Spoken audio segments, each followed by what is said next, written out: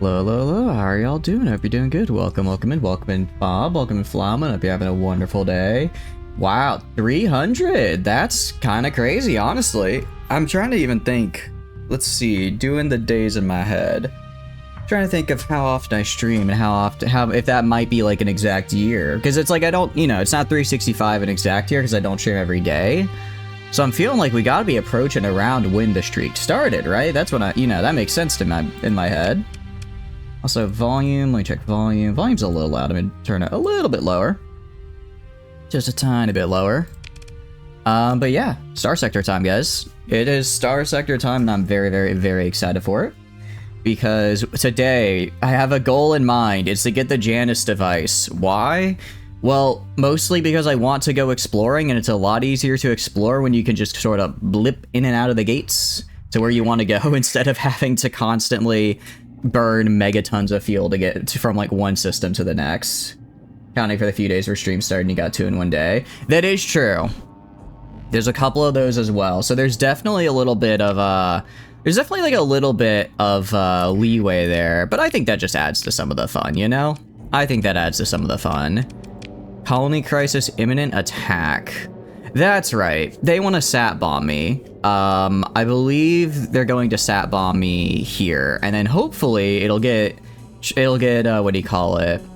Singer and Feel off my back, because again, I do not want to be sat bombed. That mean we're off to grab Sierra too? We could. I mostly want to focus on Janus device right now, just because that's like the one that I think will be the best for going for exploration. But yeah, no, definitely getting Sierra is probably good as well. We technically have to go transport this guy out here, which I completely forgot about. Actually, what we are going to do, though, is we're going to go to our fleet here, and we're going to grab from storage this guy. Reason being, I need a lot of fuel. If I want to actually go around and do stuff. So I think this guy will probably be the best way to do it. I'm also going to put these guys in storage for now. I don't really care about them all that much. That should actually get my supply cost to be roughly neutral to where it was. So now we just need to go. Oh, also, Flamen, I think you were gone by the time we did this. I made Undine a little better. I realized you had like, I think 200,000 XP, so I just built in everything, actually. I built in pretty much everything on you. We did test it in a sim battle. You were able to kill an onslaught. It was very slow. You pretty much just sat behind it the whole time and killed it. But you were able to do it. So, that was fun. You need to see that. We can run the sim. We can run the sim again. I mean, we'll see. We'll see how well it does. And then we just go right here. I will do speed up just because we did already see this before. But basically, you just go around behind it because you're really fast. And then you just shoot it in the ass a bunch. And then eventually what it'll do is it'll like drop the shield. And then you go in and do a little bit of damage. And you just kind of keep doing this over and over again. You see how it like vented right there because it thought it wouldn't take a lot of damage. Do that for 20 minutes and then the onslaught dies because it physically cannot turn fast enough to actually get you. So you're not beating it in like a, in a full-on fight. No, nothing like that. But you are beating it because the AI will be kind of weird and be like, oh, okay, we need to drop our shield for whatever reason. So you can see here. I mean, it's not like you're doing no damage. You got Omega weapons. I wish Cryoflamers were smalls, not mediums. Unfortunately, they're not. So you're kind of having to make do with mini pulsers. But yeah, eventually you will just straight up kill this guy. You see, he's like trying to like turn and get around. I will say, also that happens. When he goes all the way down for the vents, sometimes you'll throw your little Reaper torpedoes at his ass, and then he takes a lot of damage, as you can see. Yeah, so it's basically just this. What this does mean is that I can click on you, give you the harass order, and I expect you to solo any cap I throw at you. Any capital, anyone who wants to fight, you have to fight them. You are now the super ship, so good luck. Yeah, exactly, Bob. We're killing it real good. and it just zaps them. It really is that easy. You also only cost 7 points to deploy because the increase is only like 5% per S mod. So in total, it's like a 40% deployment cost increase, but you cost only like literally nothing to deploy, so it's fine. You're still only 7? Yep. Yep, indeed. We go right here. Deploy cost 7. It's a 40% higher deploy cost, but 40% of 5 doesn't really get you that far. Doesn't really get you that far. So, or, in the cost departments. So, pretty good. This is literally everything you could build in. Right now, we could. I mean, there's other stuff we can build in, but we did hit the XP limit because it gets to the point where it's like 100,000 XP for another S mod, and that's a lot. I guess eventually, after more use, you'll get more, but for right now, this is about where you're at. This is about where you're at for what we could fit in you. Also, the vents. I mean, there's others. I mean, I throw on like extra vents and stuff. Basically, you just never die isn't the right word. You never fail is probably the better word. It's gaming time. You are gaming incredibly hard. That is the best way to describe it. All right. If I buy from the open market, 25 per unit. 28 per unit. Well, this is base 25. Okay, so it's actually cheaper to buy here. Technically, if I went to Naraka, I could get it cheaper, but I couldn't get everything filled. So I'm just gonna bite it, have no income this month, and completely fill my storage. Also gonna grab like another 2k supplies, because we have got stuff to do. So we'll actually run a little bit of a deficit this month, but we are finally making money. We're making like 600k per month, so we'll probably lose like 400k because of the excess cost. But you can see, like, we're making some real good money here. And then some of our other guys, we have all these little state universities that aren't really doing anything for us right now, but we'll get there. They'll get there. They'll eventually make stuff we need. So we'll leave for now. I guess, actually, let's... Because let's check out Volturni's mine and see if there's anything I need to do there. I do kind of want to maybe do a short quest just because... But we could actually maybe find a Ludic Path cell real quick, just because the Sindrian Field Company is on their way to sat bomb us, and I would prefer if I was here to stop that. Is liminality, and why is it costing us money? It's like a random mod I installed. It adds special endgame content I haven't gotten to yet. It's like 20k a month, so it's not that big of a deal. It's not too crazy, which is good. Oh, I haven't even built Terminus on this guy yet. Damn, okay. That's right. I was wondering why I haven't upgraded this guy yet. I have to be size 6 to get the very funny upgrade for mining, but when we get it, we'll be getting like, I think 14 export. We actually are just the biggest exporter right now, thanks to a little thing called insanely high access, which is very cool. You get to find an agent. I actually did get an agent. They're going around doing agent stuff now. They are going around doing agent stuff, which is nice. They, oh, did I actually ran into a guy? Whoops. They are going around, hopefully getting rid of the cells, but, it never hurts to get a little bit more hands-on with it. I also just like fighting the Pathers, so, They were a level 3 Saboteur, if I remember correctly, which was, like, fine, I guess. It is what it is. Yeah, if I go to the energy drink factory, we have refining, blast processor unit. Refining, I need to upgrade into either crystallizer or isotope separator. And then I can also do the same thing to our other refinery, and then we can have enough of both, which is really, really nice. Because that'll still make, I believe...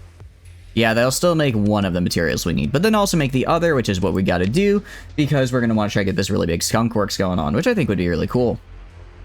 I do think that'd be really cool. But yeah, this is also colony size 5 here, which is really nice. This is mostly like just a fuel refining world, which is a pretty nice combo. We could build another industry here. I'm not quite sure what to build though, industry wise. What should we build? It's supercomputer wouldn't work because it's not cold, so we don't really want to do that. We could do, actually I do need to build a military relay. I do need to build that because I have a thing. I don't quite understand how it works, but basically if I build military relays, I get really, really, really nice bonuses to my fleet size. So we'll just build this real fast. Okay, cool. Let's head out of here. We're gonna go do that job for Sebastin, because the raid hasn't happened yet, is the thing. Ooh, and a gravitational dynamo is just hanging out there. Hell yeah, I'll do that.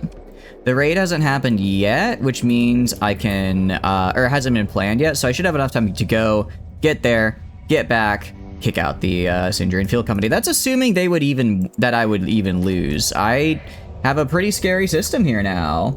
It's not a structure. Yeah, sorry, it's a structure, not an industry. That's what I mean. I just need to build it in general. Also, advanced terraforming templates. If we get our research tab here, I believe, are we able to build the stellar light manipulation? This is what I want to research, because this gives me the stellar light reflector array, which is fun because then I can build the stellar light reflectors for even more food production. You know, as one does. As one does. We'll also go to Vaults of Knowledge. Let's see. We could get consumer good. We could get the consumer industry.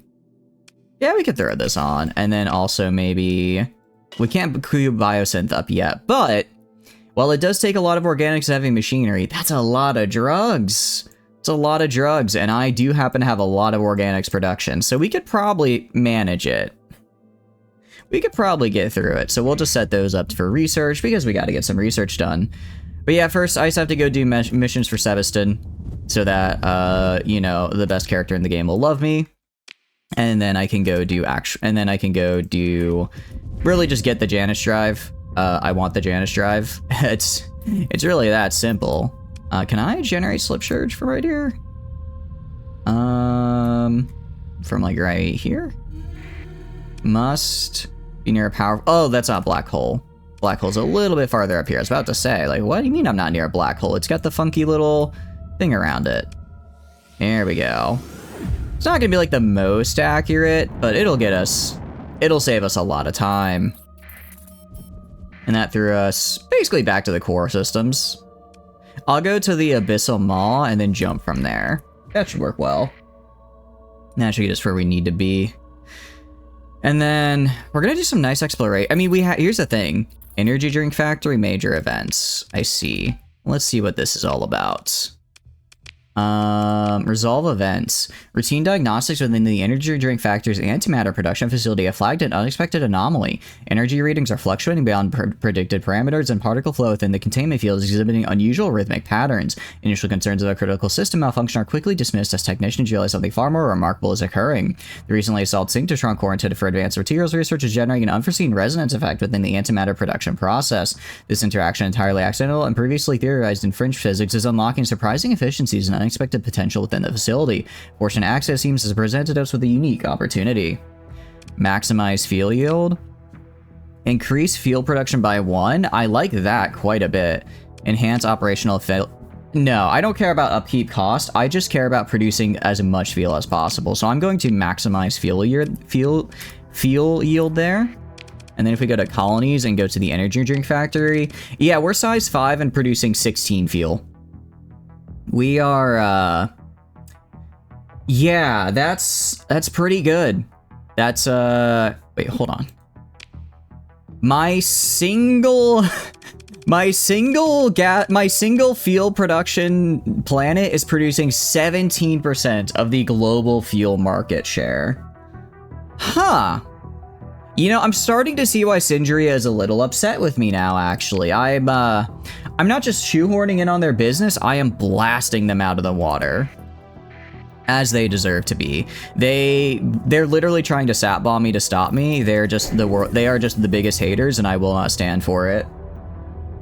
At this rate, I'm gonna get a monopoly on, well, most things, actually. Gonna get it on food, gonna get it on fuel.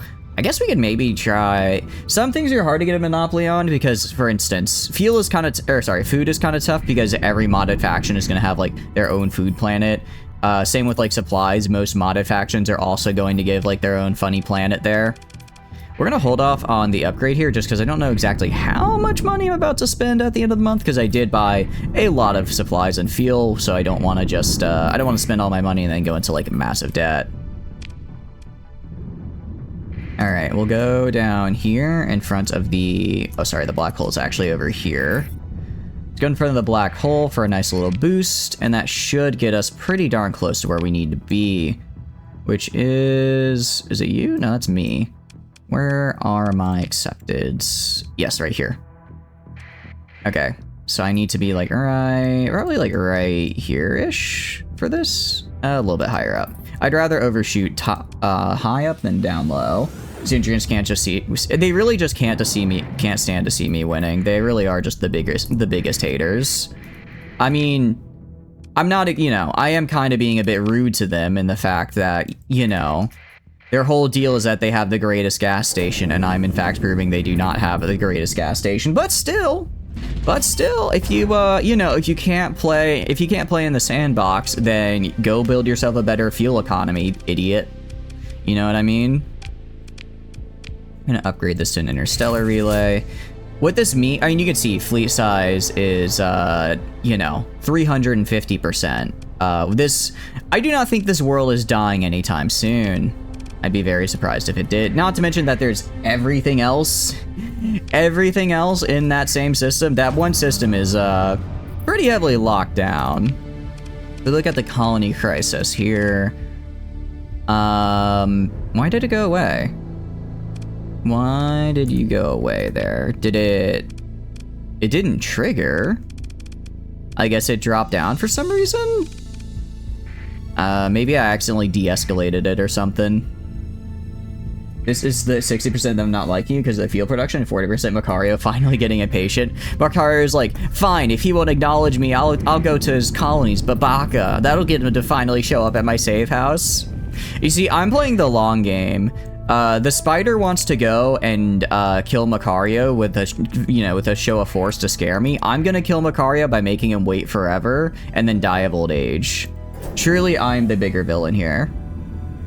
I'm the bigger menace, and they will learn to fear my might, or I guess laziness. I've already done this quest like 10 times. I don't need to do it again, even if it's like 10 minutes of dialogue. All right, Megaron. I thought this said Megatron for a second. I had to say, all right, well, where's Starscream at? I need to look for that backstabbing loser.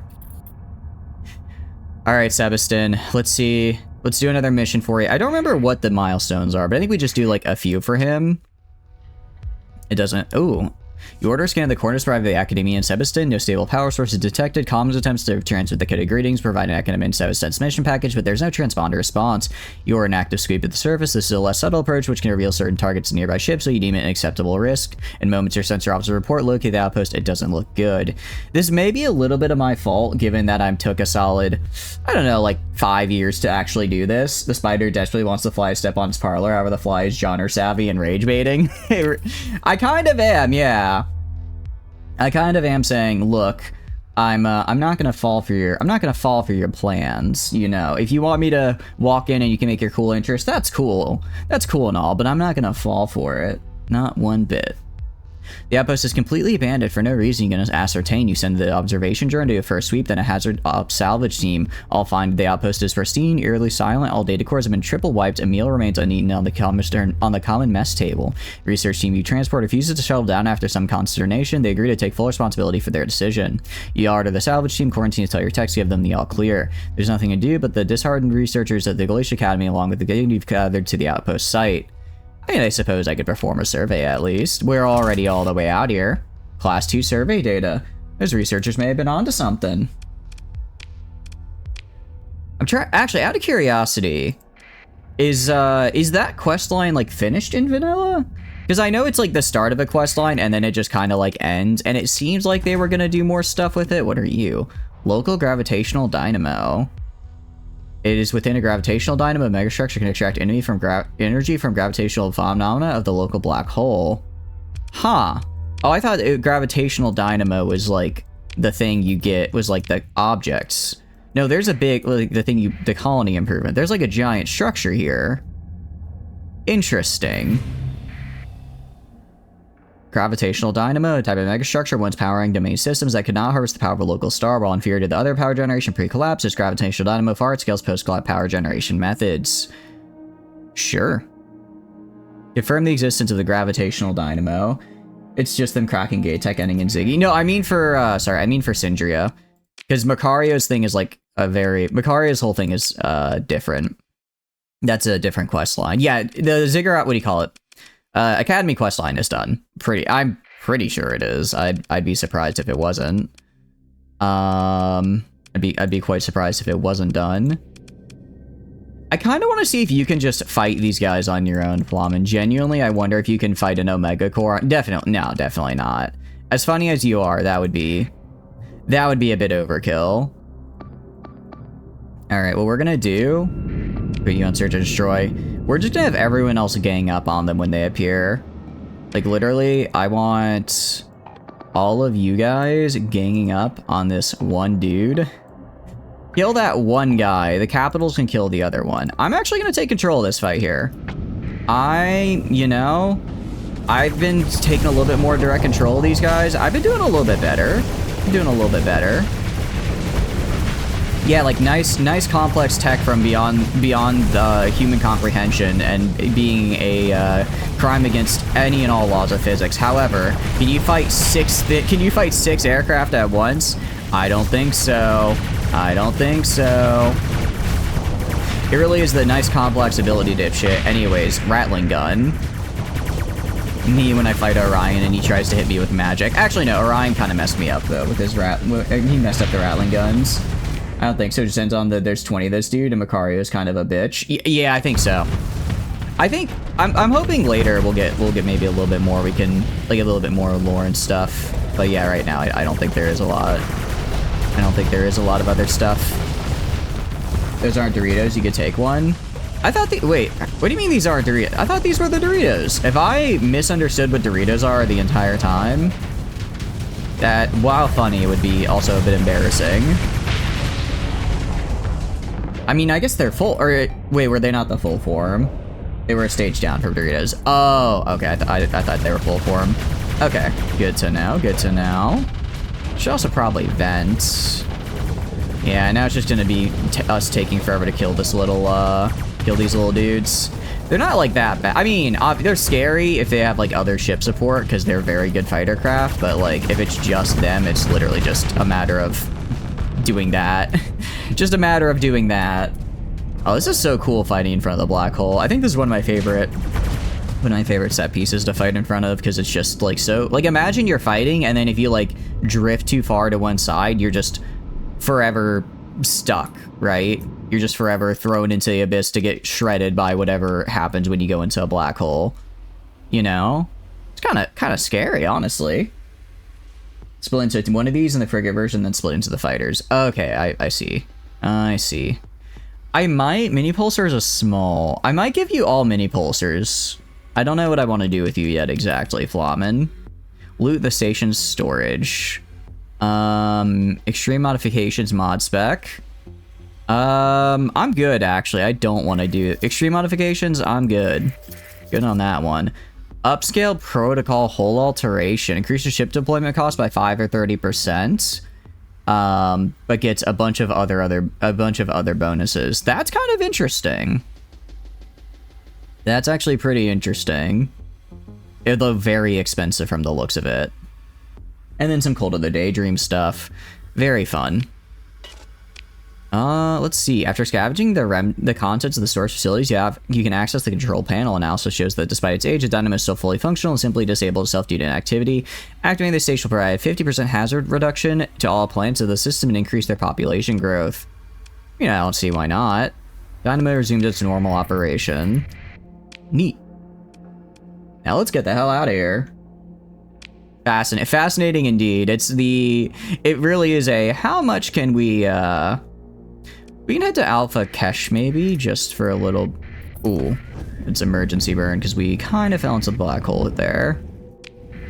Actually, no, we don't have to. We're at a black hole. We can just slip surge away. We can just slip surge all the way back to the Abyssal Maw. And we'll just kind of do a little bit of hopping here and there. Okay, so we want to be like right here, and that should, yeah, oh, that's going to be almost, okay, actually a little bit of the wrong direction. But still pretty good. Still pretty good direction-wise where we wanted to go. Would that bring you to 11? Yeah, that'd bring you to like about 11. So like not terrible, honestly. Not like the worst deployment cost, although I do like having you be really cheap. Actually, sorry, no, I'd put you at 12 because you're already at 7. It's 30% or it'd be 30% or 5, whichever is larger, so you'd be at 12. I mean, that's basically putting you in the same tier as one of our BIAs for deployment cost, which, given how good you are, I think you're a little bit of a steal right now, thanks to the, shall we say, modifications we've made on you. All those modifications do make it real easy for you to do real good. Alright, we're gonna jump to Nasaya. We're just gonna stop here, check up on the colony, because it's been a hot minute since I did so. I also kind of want to see what their fleet size looks like. And their fleet size... Yeah, that's a pretty nice patrol fleet right there. That's, yeah, I don't think anyone's gonna be fighting us anytime soon. I don't think anyone's gonna be taking this anytime soon, for sure. Yeah, fleet's 430%. Nice. That's pretty big. Oh, because we have the high command here, that's right. If I make an improvement on you, I don't really care to make an improvement on you. We do have a cheese factory here, which is good. I'm trying to think of what else I could build for this guy, right? We could build maybe a... I can't really build any industries. Yeah, no real industries. I could build dome cities if I wanted to. I lose some accessibility though, which I don't want, so we're just not gonna do that. So instead, let's just head back to Galatia. Let's head back to Galatia here. Get some more missions from Sebi Boy, and then we'll keep doing them. Let's keep getting missions from Sebastin, and then hopefully we'll get the Ziggurat. I don't actually know if we're going to use the Ziggurat. It's mostly just the Janus device is what I want, since it's a very nice thing to have. Very nice thing. All kind of while waiting for these various, what do you call it? I go to colonies, colony crises, while waiting for these various crises to resolve themselves. And by resolve themselves, I mean, I maybe accelerate them a little bit. Because I'd like to get the hegemony off my back. Who does use the Ziggy? Big paperweight. I feel like if you're gonna go, if you want to go like for I didn't realize I was fighting them, sure. If you want to go for like a full phase fleet or like a full high-tech fleet, the Ziggy can be kind of fun just from an RP perspective. But yeah, in general, it's just, it's real expensive for how good it is. Plus, everyone knows you have it, right? That's the big part, is like you don't, even if you have like good ships, you always have that like level of deniability if you pop into a system. But with the Ziggurat, it's like, okay, we know only one person has that ship and you have that ship. So like we need to, you know, you don't get to be slick anymore. We're gonna have to probably deal with you in some kind of way. Although it is a fun fight. The moats are fun. Ziggurat does get to use the moats full time, right? It's not just during the boss fight that it has it, but you aren't able to. Or do you not have the moats? Because the moats are actually pretty interesting to mess around with. Yeah? Okay. The moats are fun then. I guess that one bit's kind of neat. Pretty sure? Yeah. Okay, yeah, we're neutral with them right now. Let's head back to Galatia. And then I think, I'm trying to remember when we can start doing stuff for, I don't think we have to get all the way up to 100 rep with Sebastin, do we? That'd be kind of a lot. How's it going, Meme Extremist? Hope you're doing good. Welcome in. What are you up to? That boy's good, but you have to edit a config to have the exact same ship since it's damaged beyond repair.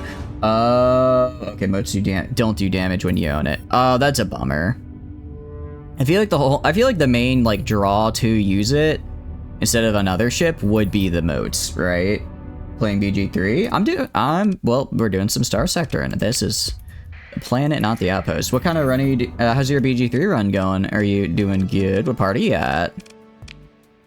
Alright, talk to you. I heard about what happened. I feel so bad for the Terran Biology Department. I'm sure they're devastated.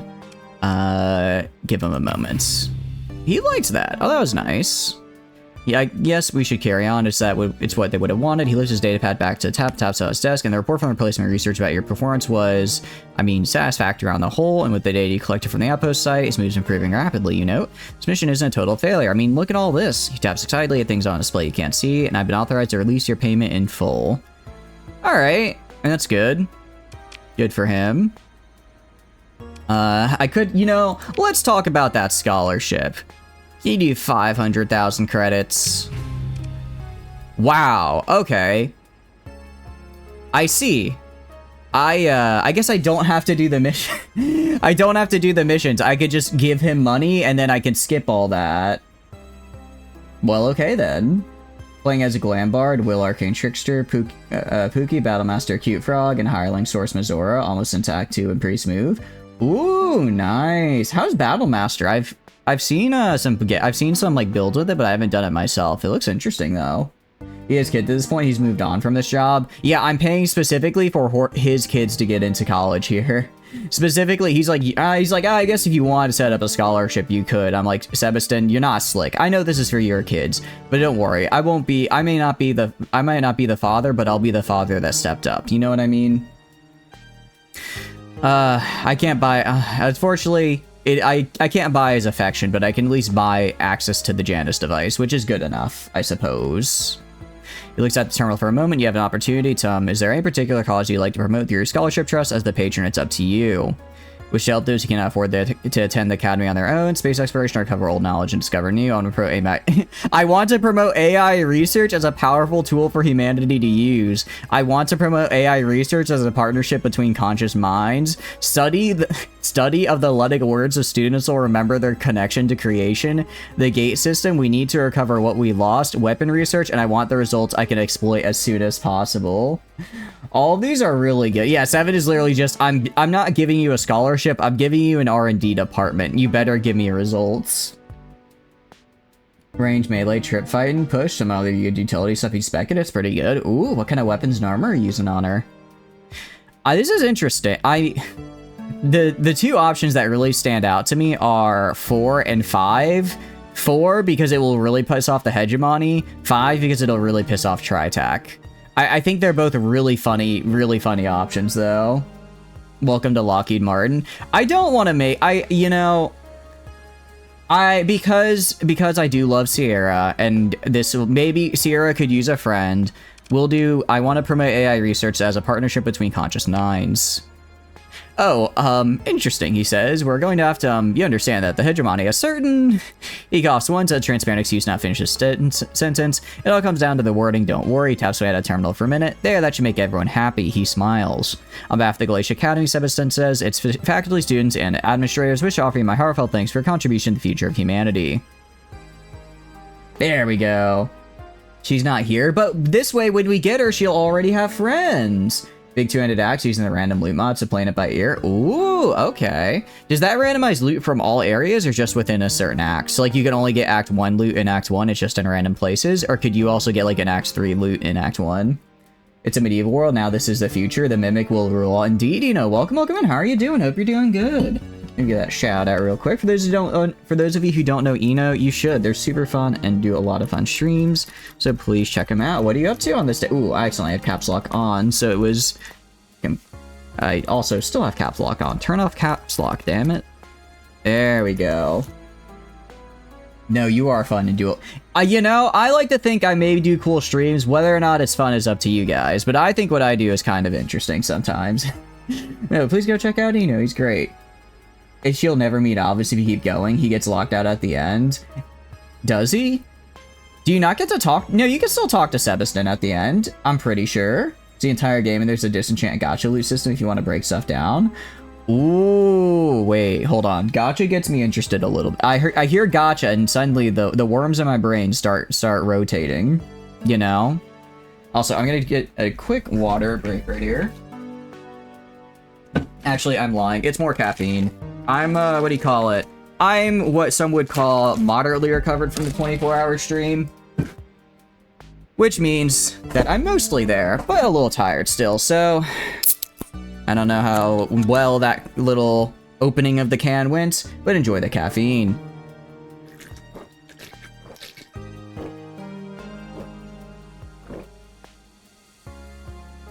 Alright, that should keep me up.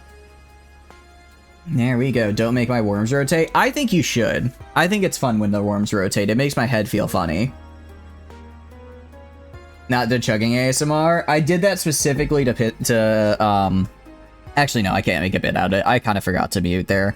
I'm a little bit more tired than I'm leaning on, but it's okay, because we are gonna do Starsector. It's a token turn-in thing, and you can buy 1 upgrade tiers. Here, the newest version of the mod removed that, but you're using some older patch, so till the bootleg is up. Makes sense. I mean, I get wanting random loot, but also I think it's kind of cool having a little gacha system in there, as long as you don't have to, excuse me, hiccup. I guess, you know, if you don't want to use the gacha system, you can just not use it, right? We're just gonna do purchasing technology from a pather. That one's, like, super in line, like, inside the chord system, so it's not bad at all. Not bad at all, and it should get us where we need to be for the, what do you call it? Should get us where we need to be to then actually do stuff for the Janus drive. I do kind of like that there is an option to just say, oh, I don't wanna have to actually do the mercy. I don't wanna have to do this whole grinding through quest things. Can I just give you money? And the game is like, yeah, sure, you can just give them money. That's required. Is Black Site required? I thought Black Site was just an extraction quest. Oh no, I think you're right, it is required. Oh, you're right. Alright, I guess we'll be back. You can use stuff you get as is. Yeah. Sounds pretty fun though. Are you doing what difficulty are you on, out of curiosity? You're on like honor mode, tactician, honor mode, but with multiple saves. We're currently doing honor mode with multiple saves for our game, which I think is probably, I really like it. The fights are really fun, but it's also nice that if you like screw up and die, you don't, you know, lose your entire save file, because that would not be great. Fuel exports increase. What? Huh? Get streaked on. Thank you so much for the streak. You know, I do appreciate it. I'll be sure not. I will be sure to never take you to a football game, because I think they don't allow streaking there anymore. But I appreciate you streaking in the stream. What have you been up to as well? You know, how's the? I know you've been doing a lot of risk raid too. Which is your favorite of the new guys yet, or heroes? I forget what they're called. Which is your favorite so far, out of curiosity? Notable events.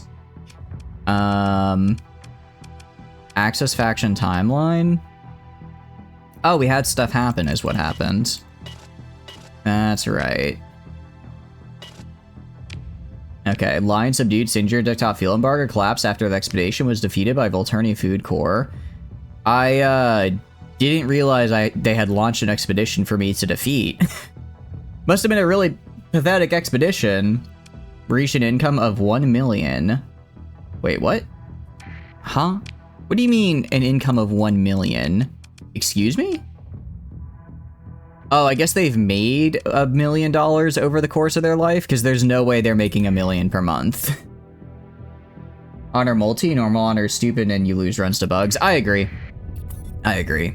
Like, I get the idea of like, oh, it's one life. You gotta be careful with it. But games are buggy, man. Games are buggy, and it would suck if you were like 30 hours into a run and then you just lost it because of a bug. Or maybe you just get some really bad rolls and it's like, you know, I get that's how that happens, but sometimes, you know, that's a lot of effort to put into something that just dies, right? Considering you discovered all the Withers exploits, I don't think True Honor would even really phase us. That's true. I mean, there's still been times when there's been a couple of times when we had to reload. There's been a couple times when we had to reload just because we couldn't do like the full, what do you call it? Yeah, ask about the piece of technology. I'll just pay 77,000, it's whatever. Where we did have to like do the full reset because we died. But yeah, now that we've got the Withers exploit, we haven't been doing it all that much. You're in a single turn Ketheric and Gortash with base bombs though. They deserve to be dunked on. We had to do that. We had to use our bombs yesterday, unfortunately, because dude, when I saw Yuta walk over to that fight and I realized what she had triggered, in my head I was like, oh no, we're not supposed to do this till after everything else. This is like the last fight we're supposed to do in the act. I was like, I don't want to tell them we should just leave because I don't want to railroad, but I'm like, man, this is... Oh, I don't think we're going to get out of this. We did get out of it, but we had to burn our rune powder bomb because we did the fight at the end of Act 2 where you have to fight all the Githyanki. You know, the level 9 Githyanki, the Githyanki you're supposed to fight after you beat Ketheric, and I'm just like, oh, this is going to be rough. Normal honor is not that hard. Maybe you just got lucky, but you use things that guarantee things. I mean, so far I haven't really found our honor mode run too hard, honestly. It's been fun. Do new maps, enemies, and everything are coolio. Haven't unlocked the second, but you like the operator, even if they're a little bit OP. I think a little bit of OP is fun, personally. I think it makes things fun. Your death got chosen, Ra. Well, I'm quartermaster. Tally's chosen by. Okay, I see. Yeah, fucked you were from the get-go. You guys couldn't have run from that fully. Yeah, they have Misty Step. She was gonna take a soul or two. Yeah, when I saw she had Misty Step, I was like, ooh. I failed. Oh, wait, that's right. Oh, I'm an idiot. We had a bounty for like $1,200 to fight Pathers. Or sorry, not 1.2 mil to kill some Pathers, and I completely forgot to do it. Whoopsie. That fight is ass if you don't get a surprise round. Yeah, it was rough. We had to do a bit of cheese, a bit of rune powder barrel exploding. But I guess it worked out in the end for us. You can also walk away. They follow you the entire time. It's a deep shadow curse, and it wipes out everything but the boss. Okay. Yeah, okay, we do have to do Black Site mission. Let's see. Rescue a researcher from a secret Tri-Tach base. All the way up there. Yeah. Oh, I do like this. I do like this when you tell him I can just already transverse jump, and he's like, huh? He's like, huh? Sylvester reads his datapad with a concerned look, then adds, there's a way to get at hyperspace without using a jump point. It might be useful. He looks up at you, perhaps wondering if you're looking insane. It's not a joke. Before the hegemony arrested so many of our top hyperspace researchers after the big incident, one of them, Academia and Scylla Coureuse, was working on this theory that we are very close to finding an application for a sort of transverse jump, which can move a ship directly to hyperspace or normal space. He puts down the datapad looking worried, theoretically. Oh, I know how to do that. You what? You what? I think this is my favorite dialogue in the game. You literally just say, okay, he's like, there's this really dangerous, insane, theoretical thing, but if you do it correctly, you might just be able to complete the mission. And I say, bro, how do you think I get out of here? The jump point's like 3 days away. I can just transverse jump quicker. It's so fun. That's a pretty chill. You should try it. She will get all her soul stacks, though, from her dead guys if you're on honor. Okay. Yeah, that makes it a little bit more tough, I think, because the 4 Eldritch Blasts. Last time you had a full-range Battlemaster with Risky Ring, just murdered them with mini target spam. I need to figure out what class I want to play. I don't know. I'm not feeling so great about Sorcerer right now. It's like, on the one hand, I was enjoying the dual hand crossbow, but it definitely felt a little broken. In the fact that I felt like I was kind of being a crutch, and I wanted to let them do some more stuff, because I was putting, like, you know, 40 to 60 damage per turn, while they were doing, like, 10 to 15, so I'm like, I gotta maybe tone it back a little, but I don't know if Sorcerer is it. I don't know, I gotta find something in between. Was it really up to 6?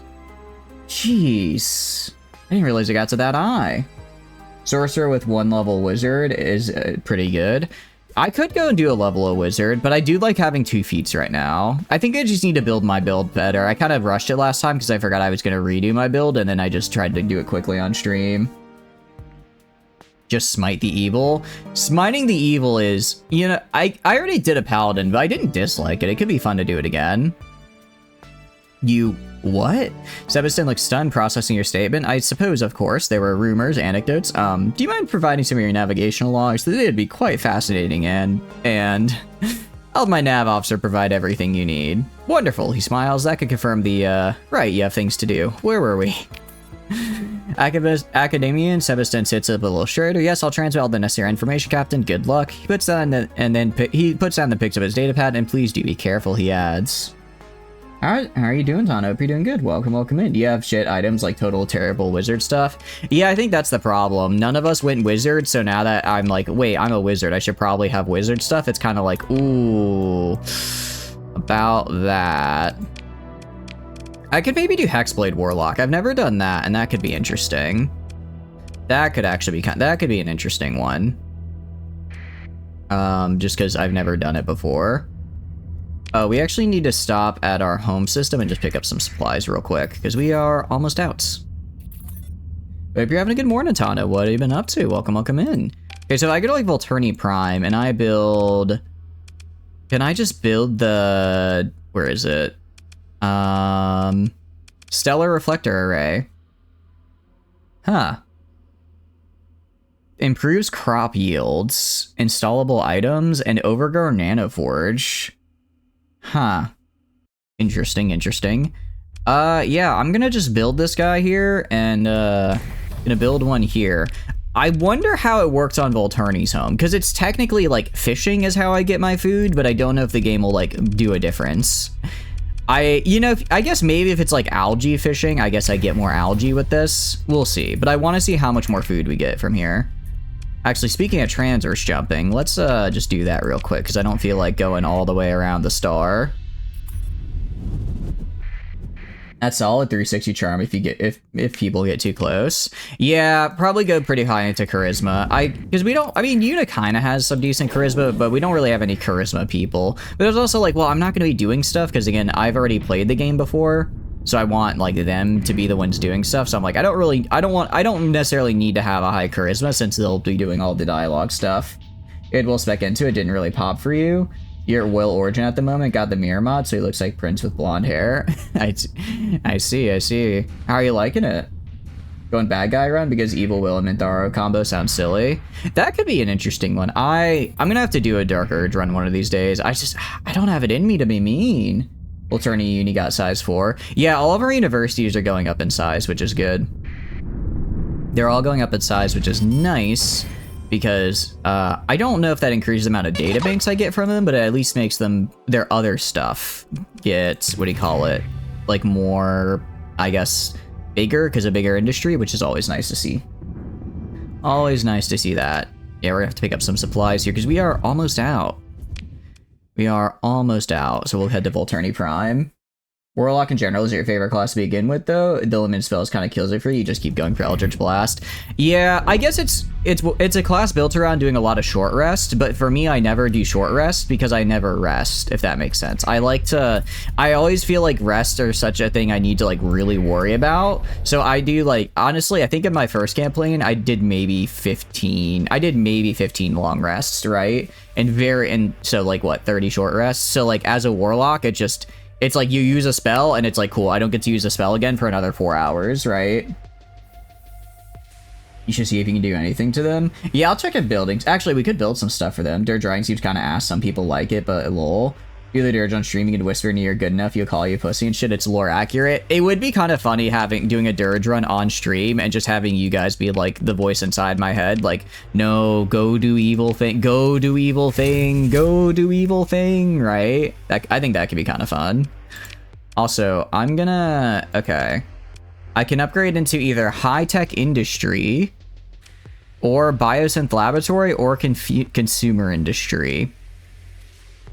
As much as I like drugs, I think we're gonna go down to consumer industry and we'll have a different planet upgrade into the drugs and thorium.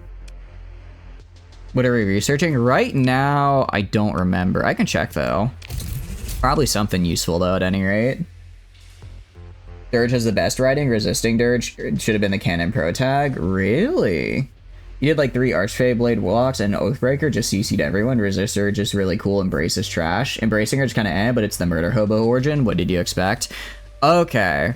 So I should do, if I do a Dark Urge, the resisting one is a bit more fun. Good to know, good to know. Yeah, that sounds pretty interesting. Just being like, oh, I'm evil, but what if I don't want to be evil, right? Right? Like, no, I don't want to torture animals, go away. It's like, no, I don't want to kill, not Arabella, what's the, I forget, what's her name? The bard that can join your camp, but if you have Dark Urge, you just like murder, kill her. I'm trying to remember what her name is. I know she's a thing.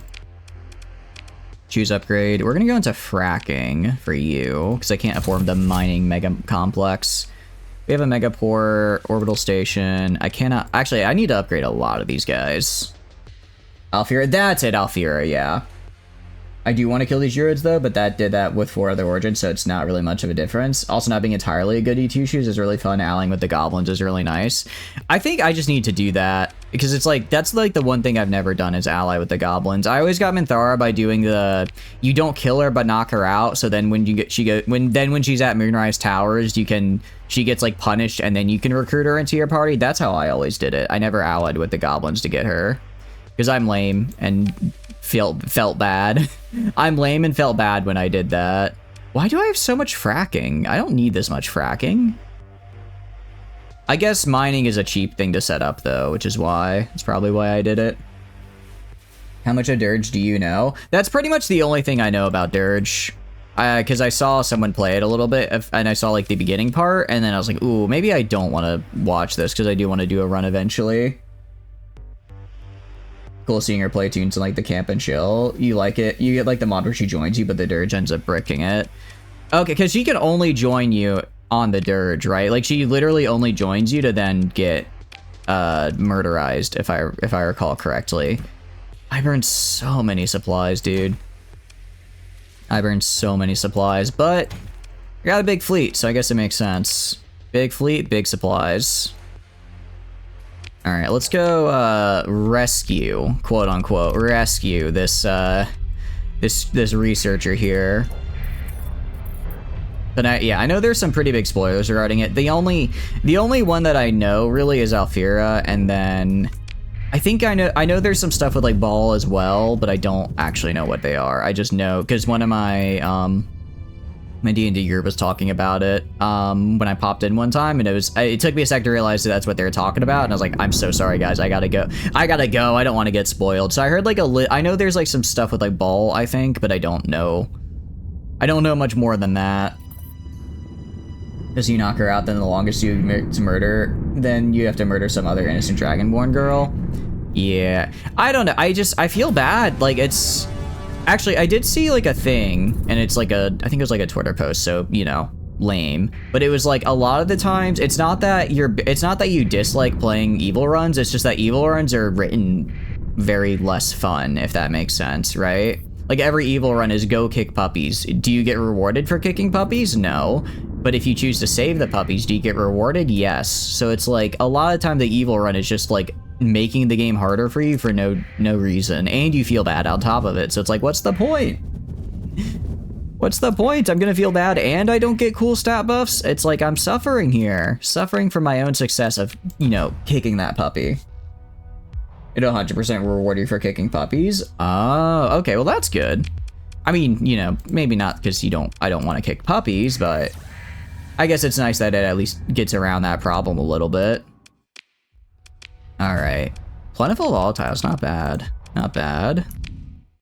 Okay, so this is the cryovolcanic world.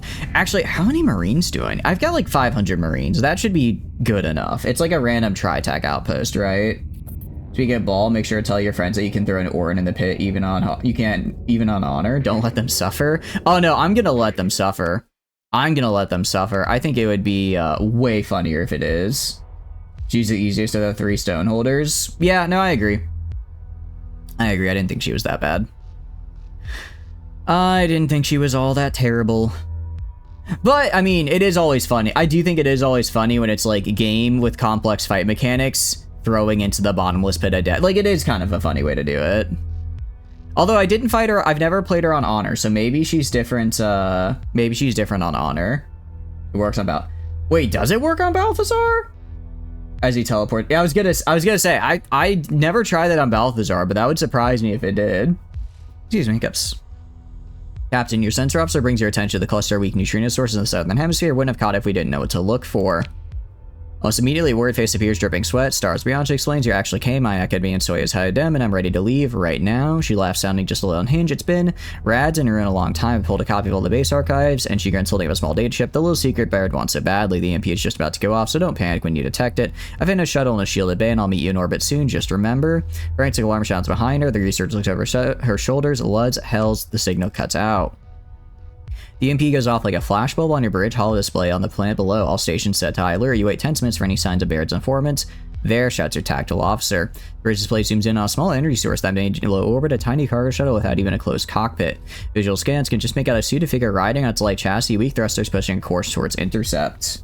That's cool. You 1v1'd with your wizard and still beat her.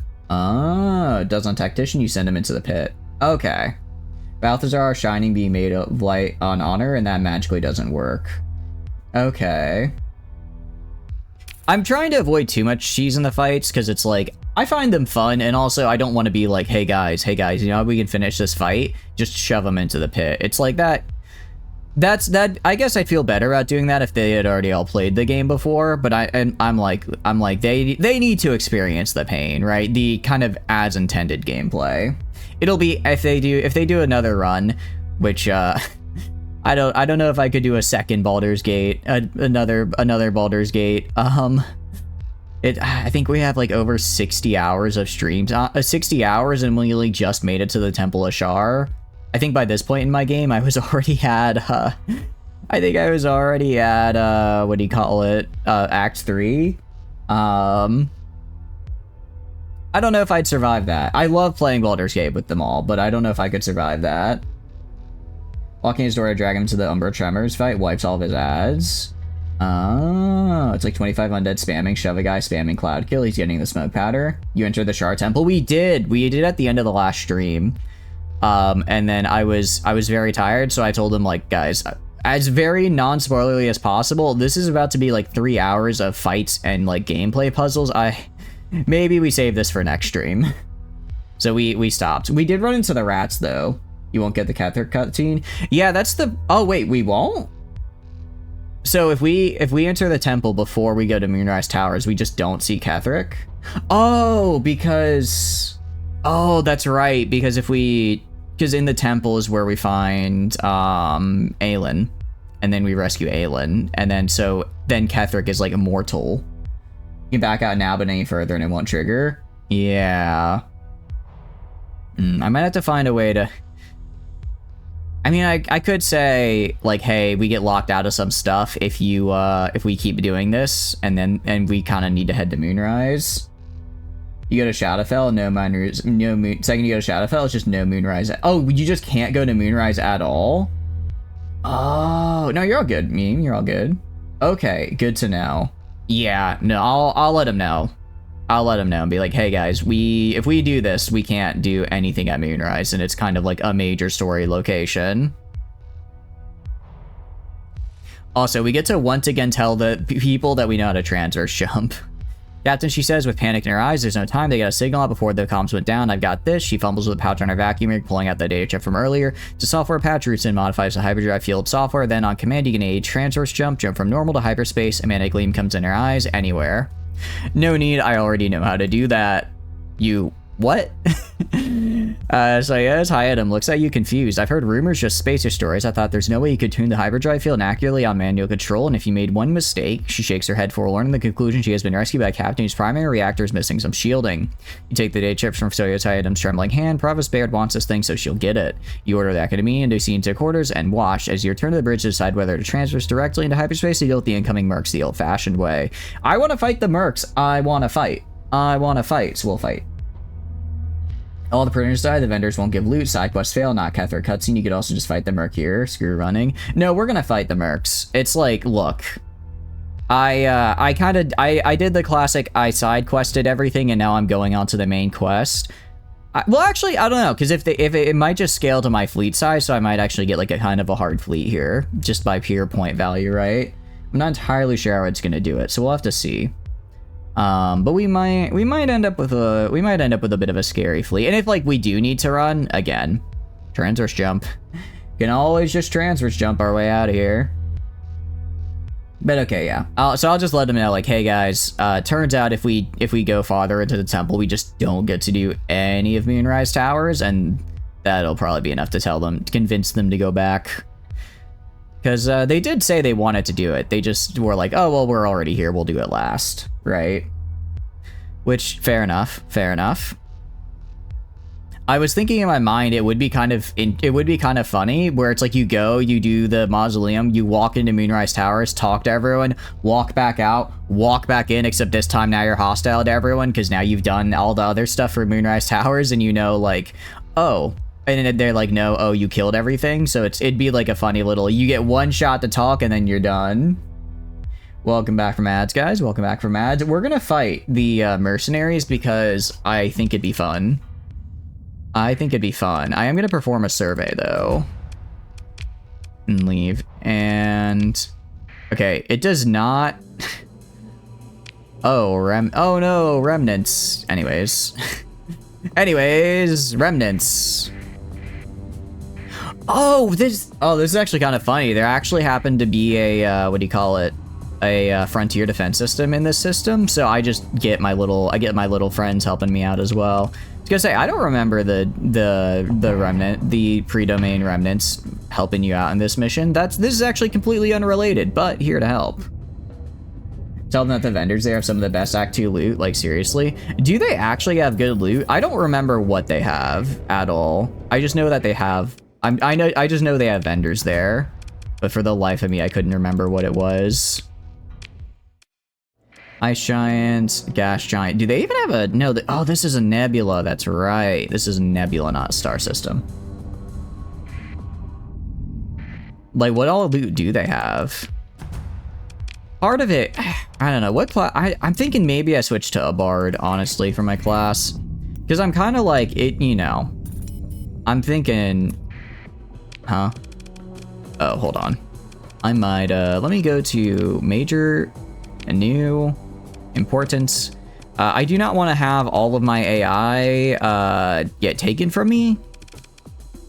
So we are going to, yeah, inspection underway.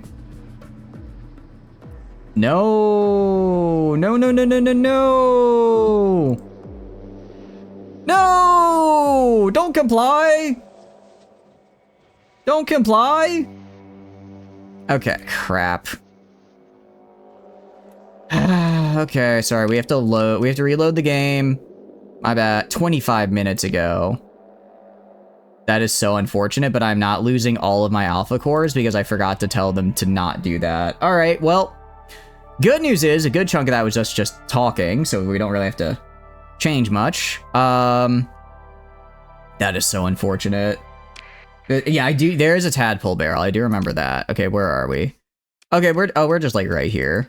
Yeah, most of this was just me spent talking to Seviston and yapping at y'all. This is like 5 minutes of content to actually finish. What we are gonna do is we're gonna go to important.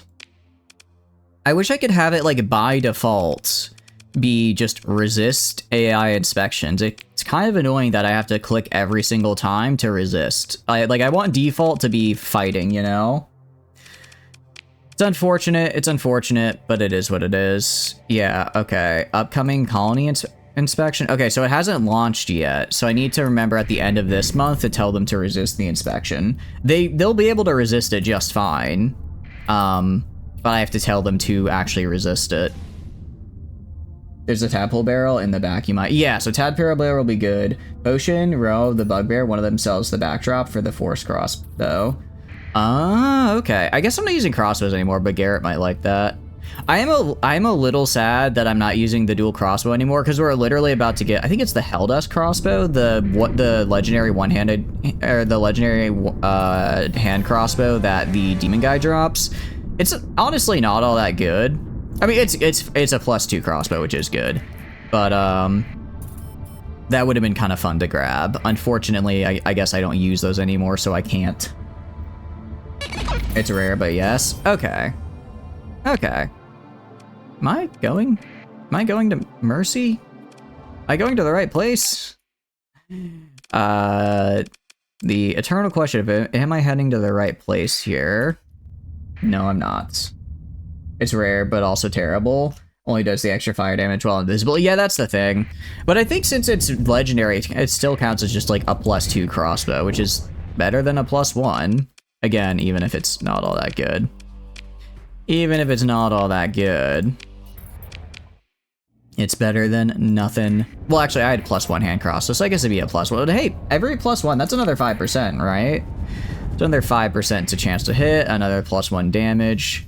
I mean, I guess if I'm doing like 20 to 30 damage per shot, that's not really that big of a deal, but again, it is what it is. But no, I need to figure out, I need to do some other builds, I guess. I need to look up like what a good magic build is, or I guess mess around till I find a good magic build, because I kind of feel like magic right now isn't, you guys said that magic builds are really good, but I'm trying to figure out how they're good. Because I feel like my current one, it's not, I guess maybe it's just not optimized right, because it doesn't feel all that strong. But then again, you guys are right, where it's like we have absolutely like 0 good items for wizardry. You got an idea? What's the idea, Tano? What do you got? Where are you? Stellar reflector arrays. Nature cleric is way better than you might think. Wizard dip, then the initial intel hum is just become a mage. Oh, interesting. Wait, so what's the actually, unfortunately the band of intelligence is already being used by another party member, so I can't just yoink that. You sure? Yeah, I was about to say. Yeah, I'm gonna decline. I'm going to auto-resolve you because you are pirates attacking me. You know, the strongest fleet in the sector. Hey, they have some UAF ships, though. That's good. It's progress at any rate. Starting to see some of those blueprints come to fruition. You have heavy armor and shields and some druid stuff. Okay. You passed up like one of the best staffs in Act 1 for your bow, for a bow you stopped using immediately. We can't go back to Act 1, can we? So I guess we are just kind of out of luck there, aren't we? Still good in general, though. Oh, yeah, I imagine it's still quite good. Just because it's, what do you call it? Most builds in the game, I think, scale pretty well. And we're already level 8 out of... Max level is 12, right? So I think we're at the point where most builds really start to, like, kick into high gear and do really well. The only one that I would say maybe... I could technically, if I went back to the crossbow build when we hit level 9, I could get 4 attacks per turn. Which would be pretty funny. That would be a pretty funny thing to do. Just because, you know, it's 4 attacks per turn. If I hit all 4, that's like almost, that's probably around 100 damage per turn. Which is pretty nice. Alright, we're gonna go to our home system, pick up new supplies there, and then we will head out to continue. And we'll just transverse jump. I'll give Sebastian a little show. To teach you the infamous spell slot exploit, but yeah, no, I'm not gonna... I don't mind good builds, but if it's like an exploit, like, no, that's not what I'm trying to do. Just equip, unequip that shield that Tally sells, no exploit needed. Wait, what shield? Is there a shield that just like gives you a... Oh, that's right, there's a... Isn't there in Light Slide In a shield that gives you like a level 1 spell slot? Is it literally just you equip it, and then unequip and it refills the spell slot? Hey, let's be nice, Flamin. No calling people names. Oh, you only get to call me names. You're cheating. Well, yeah, but it's like, that's not the intended gameplay, you know? The idea is you get like 1 extra spell slot per long rest, right? I don't want to do anything like super technical to kind of get around that. There are a couple other ways to do that. Fair enough. I mean, again, it's a single player game. It's totally fine if you guys kind of want to play it like that, but I'm leaning, I guess I like to lean more towards like a as intended type deal. That's not serious. Well, you know what I mean. Investigators looking for my fleet. Are you sure about that? Are you sure you want to look for my fleet, man? All right. We'll comply, change orders, resist. Okay. There we go. Spectres, wait, really? The Inspector Space Forces are superior to me? How? Okay. That's kind of surprising given, you know, everything I've done to make this colony a bit, shall we say, scary. The fact that they're equal. What all are they sending at me?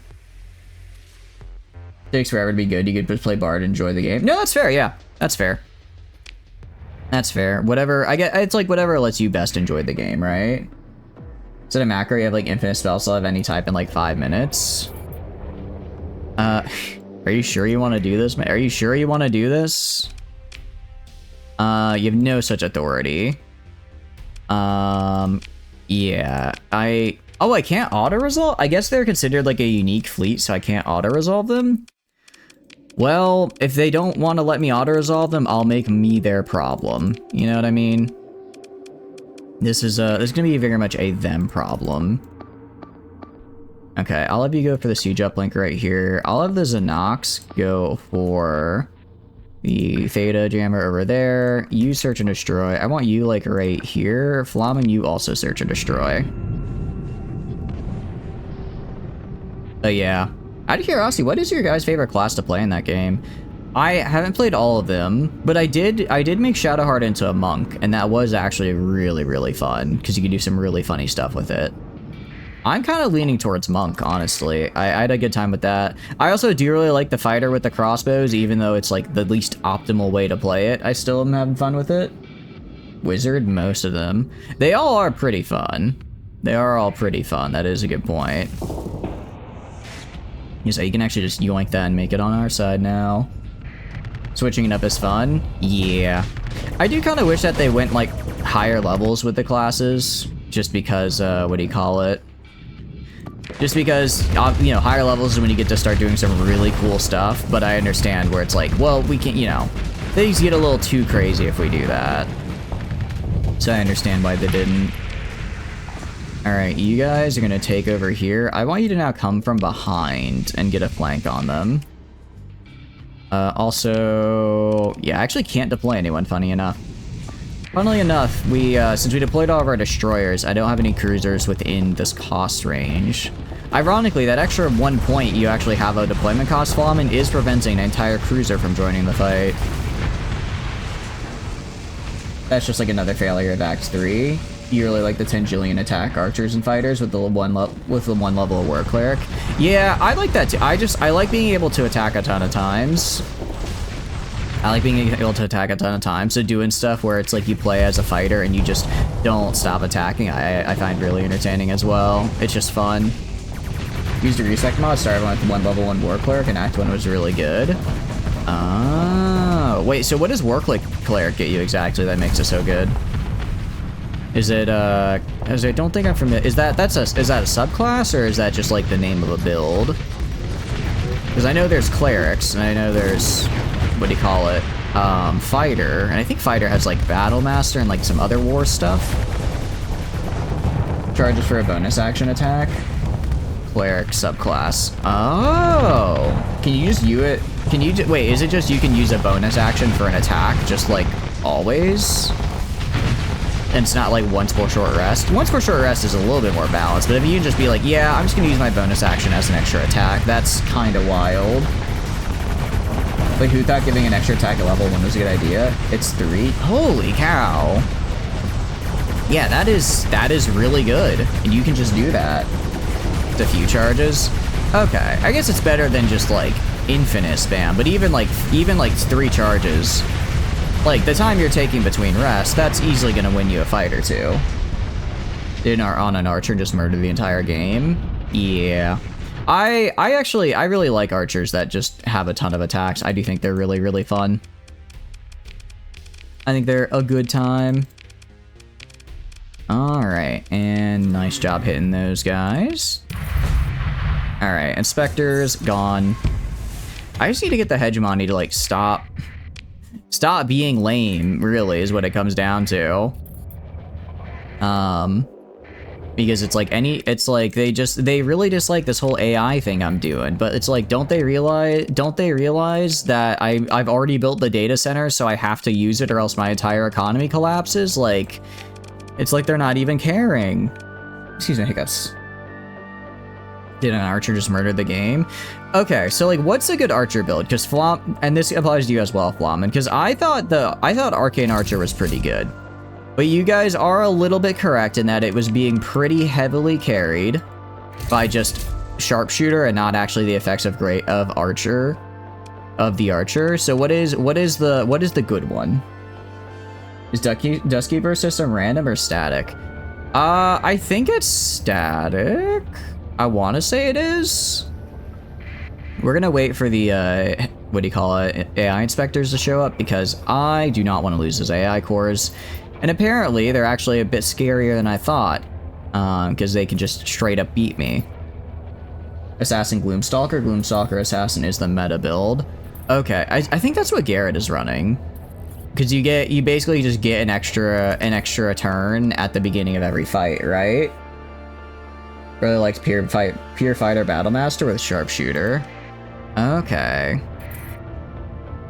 Pure Fighter Battlemaster with Sharpshooter. Conducting an inspection? Stop inspecting my guys. They're just trying to do legitimate commerce, and you come in here and slow down everything? That's really just rude. Garrett is running Gloom Thief. Oh, so slightly different. Swarm Keeper is really fun too, and not bad. That's the Barbarian bee subclass, right? Where you just have a bunch of bees and you, I assume, hit people with bees. Yeah, I mean, you can see these guys are all... what do you mean engaging my station? What do you think you're doing? Yeah, join the battle. Cabal... The Cabal is on my side? What? Why is the Cabal on my side? No, they're fighting the Cabal. Okay, I was about to say, what do you mean? I guess this is a real enemy of my enemy type moment, because they are not having a good time. Stripping like 3 guys and killing another is nice, because it's the Swarm Ranger. Hegemony is on my side. Oh, okay. Being able to clap someone and just teleport away is also really nice. Okay. So basically, it's all about... Okay, because I have been thinking about this. If I wanted to do like a solo honor mode run, I'd have saves, but everything else would be honor, like with one character. What should I do for that? Like, what would be the easiest way to do that as a run? Because I feel like I would need... Oh, that's right. I guess we're fighting, the hegemony now, because we, you know. I decided I'm not giving up my AI cores. Standing down, you really shouldn't stand down, actually. That's really a bad way for you to do this. Seems there's a system bounty here. Yep, someone, I don't know who placed it, but somebody did, which is really good, because we are about to fight a ton of the hegemony. Which is nice, because, you know, well, I mean, it's not nice I have to fight them all. I'm hoping this will finally convince them to, you know, stop attacking me. I doubt it, though. I doubt it, even though I'm gonna probably kick their butts. Are you guys go, like, right here? And I'll put the big ship, like, right here. Dwager, anything? People solo with the stuff? Dwager? Wait, Dwager's like a class, though, or like a race, though. Do they get, like, really good buffs for that? Saw a guy just roll stuff on a moon druid, even. Wait, so what makes the Dwager so good, then? Because I was thinking I might do Drow, because I know as a Drow, I think with a Drow, you can get to level 4 in Act 1 without having to do a single fight, just purely based off, just purely on exploration and dialogue that's like unique to Drow. Level 5 Invis, don't think there's a cooldown on it. Wait, they can just use invisibility as like a spell? You're like the Drow? Yeah, I thought Drow was kind of like the way to... Drow seemed to be the way to go. It seemed like Drow was the way to go for that type of deal. Alright, we'll go like around this way. Try and get... These guys are gonna hit a little bit hard, so I'm gonna come from the flanks here and hopefully do a little bit more damage to them. Yeah, especially these two. I mean, they're not like the biggest damage dealers, but they are very good at skirmishing and messing people. Yeah, they're solid to the skills. Seen people do it, never gotten Dwager far. Looks like it had no cooldown. Okay. So basically getting invisibility. Yeah, I mean, having invisibility would help a lot, just from stealing from people, because, you know, you're invisible, so you get the bonuses. Along with, what do you call it? Along with that not having cooldown means you could just use it even for, like, good positioning in fights. I feel like the reason a solo would be hard would just be because of action economy, right? Like, after a certain point, it doesn't matter how strong a single unit is, you know, if you get swarmed by 6 guys in a row, you're gonna die. So I feel like you'd have to do something like maybe monk or like fighter, something that gives you a ton of actions as well, so you can kind of keep up with everybody else, right? Because if you can't keep up with the number of actions everyone else has, then you're just gonna, I feel like you'd probably just eventually get overwhelmed and die. Okay, so let's skip a ton of fights so it doesn't look that fun for you. I feel like I'd want to do most of the fights still. I probably would like avoid them to get the first few level ups, and then once I got the level ups I needed, then I'd go back and like do the fights, because I'd be able, you know, then I could take them on. You like silly party comps, so you play a full party? Makes sense, makes sense. Yeah, it would definitely be like, it definitely wouldn't be like a run I'd be doing for, well, I mean, it's like, it's not the fun of like, I want to experience the game, it'd be a fun of like, I want to try and beat this challenge, right? Or I go and I beat the game. The challenge is I only get the one guy. Although it would kind of suck not getting to do like any of the story content, right? I mean, I guess you would like, actually no, you could just download the mod where it's like, you get to see your companion story content as you go. Got a game you want me to play? What game? What game? I mean, again, no guarantees, but I'll put it on the list. I'll check it twice, see if the game is naughty or nice, because it's almost time for the Steam Winter Sale. Technically, it's the Steam Black Friday sale right now. Actually, it might have ended. No, I think it goes till the end of the weekend at any rate. All at London? Yeah, I remember talking about during the 24-hour stream. I'm definitely down to try it out. Definitely down to try it out at some point. All right, I want all of you guys to push up to like right here. Push in there. Push in, get real aggressive on them. Sologram is like Wizardry 8. It's brutal, but you love it. Wait, is like you have a level 8 wizard that you're using, or there's a separate game you call Wizardry 8 that I don't know about?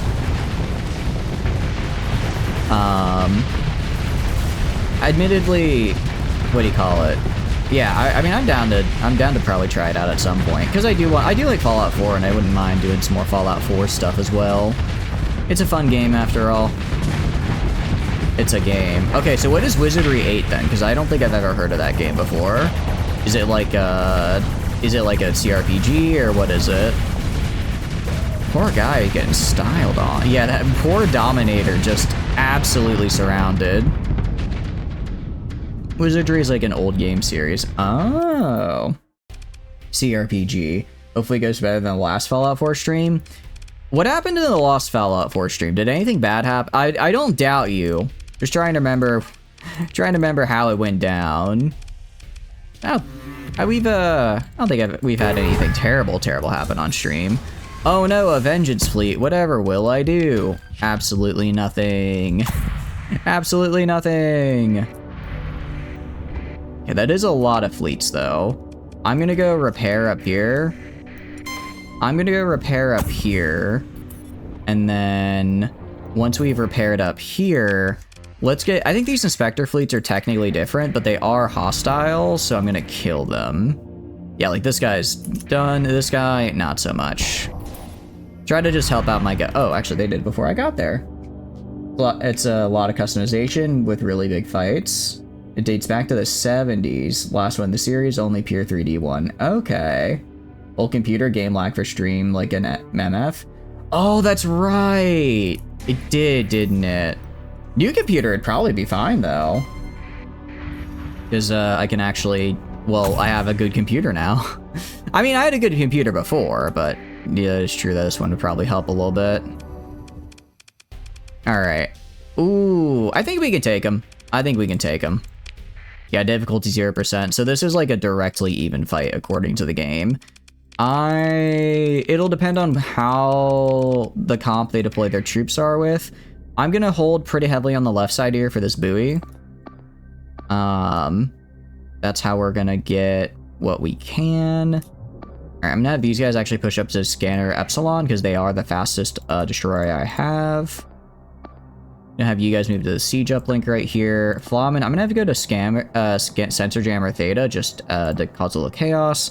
I'll put this guy like right here. We're gonna try using the siege uplink just to secure our back line while forming a pretty strong front here.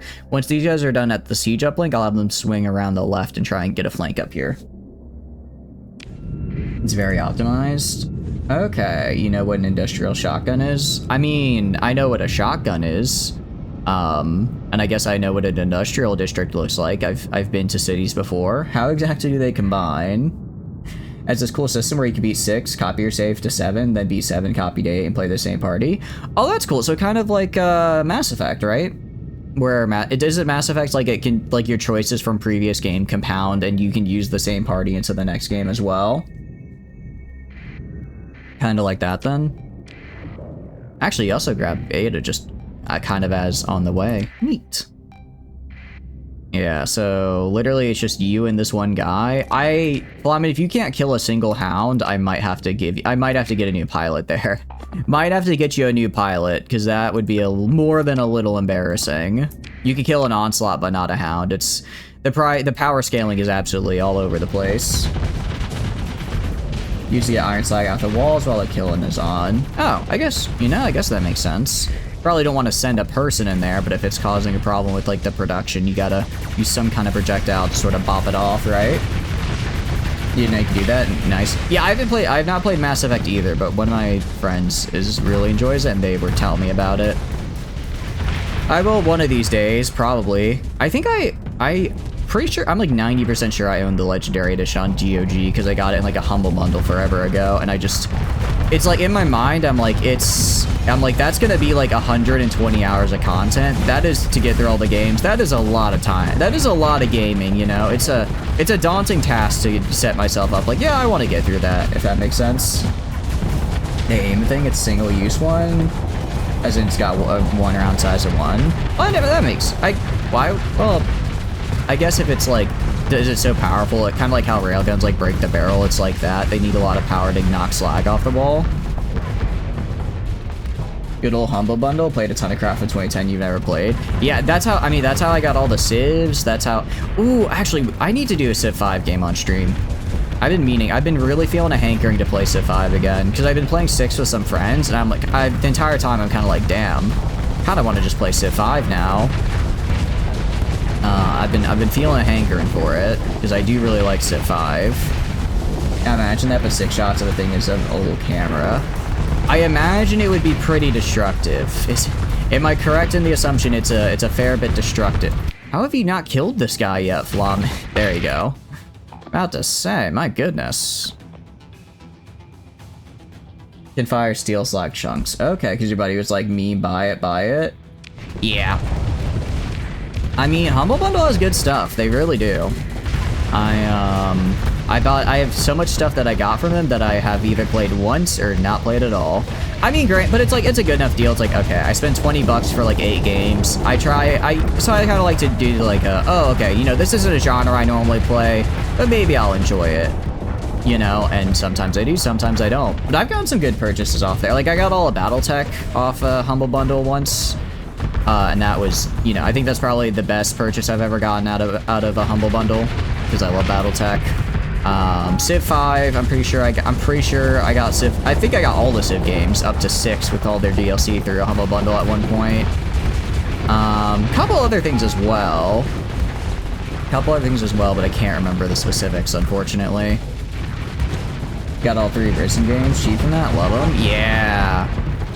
Oh, Valkhazard really needs to, you know, get back to here and repair, please. I just see it slowly getting more of the, and I'm starting to die notifications in the top left, and I'm like, please, you know, don't die, come back, save yourself. Okay, so far so good. I'm gonna have these guys be a little bit more aggressive and push more up to like right here. I'm gonna push up to like right here. Just because I want to start being a little bit mean to them. We also have them pretty nicely, like, I don't know if corralled is the right word. Bunched up might be a better word. It's like any missiles we fire, we pretty much can't miss right now if we fire into them, because even if we miss the guy we're aiming for, we'll hit, yeah, you can see like we missed and hit this guy back here, this guy back here. We'll hit something, and that's what matters. You got them packed like sardines. Yeah, this is kind of like shooting fish in a barrel right now. Actually, it's not kind of. It just flat out is shooting fish in a barrel. And the 20k is certainly a proficient marksman. Yeah, even if we don't like fully kill them, we shred their armor enough to where the next volley does, which is nice to see. But no, I need to check what Humble Bundle. I'm sure Humble Bundle is doing something for Black Friday. I need to get it there. Ooh, I think I got like my third copy of Greedfall off the Humble Bundle.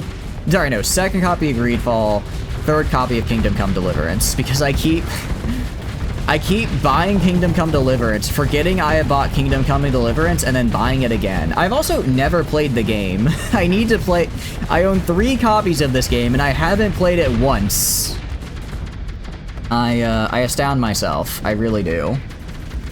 I really do. But, you know. It's a really good game. It is a really good game, so, like,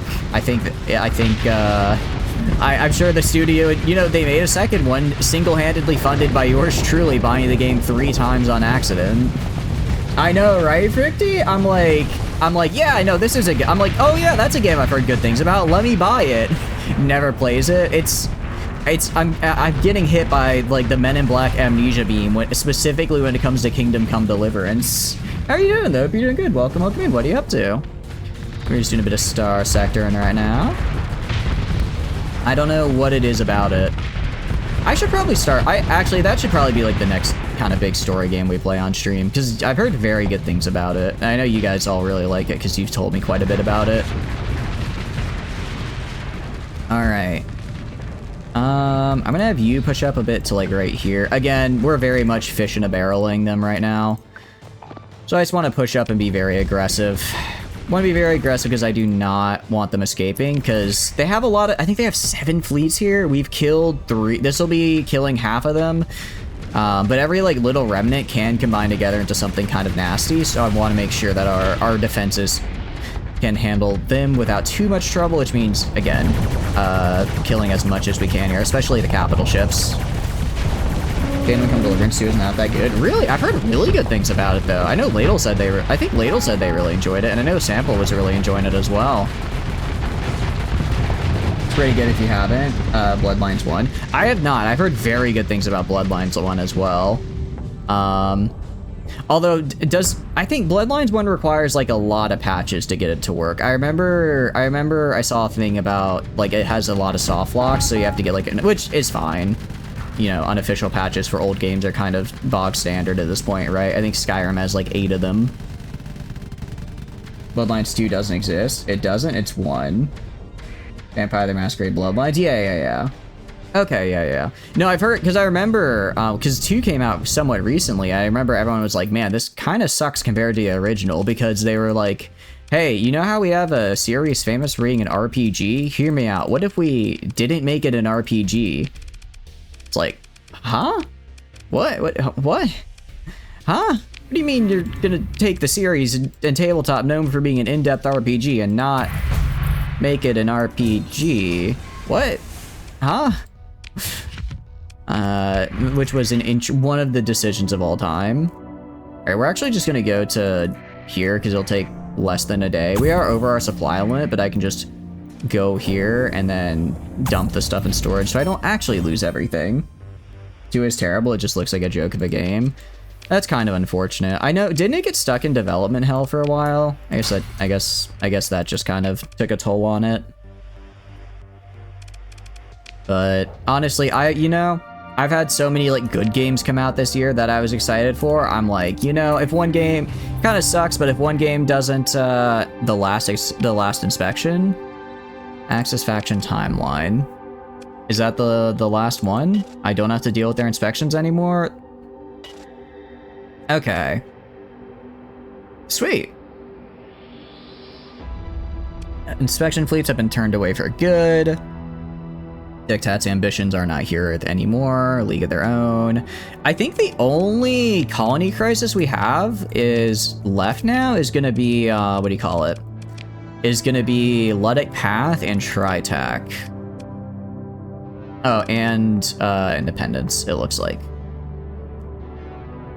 Paradox bought the license, got and fired the original dev, and then got someone else. Oh, that's not good. I knew that Paradox had the license. I didn't realize they fired the original dev. I thought it just got thrown into development hell. Pirates on barracks. Yeah, they shouldn't be. You know, the whole point of, you know, Ponta's protection here. Okay, but I at least know where the bases are, so I can go kill those. Because they're not like an actual threat, really. So we just need to go, yeah, competing exports and colonies to Freeport. We just need to escalate a little bit, but just a little bit of escalation.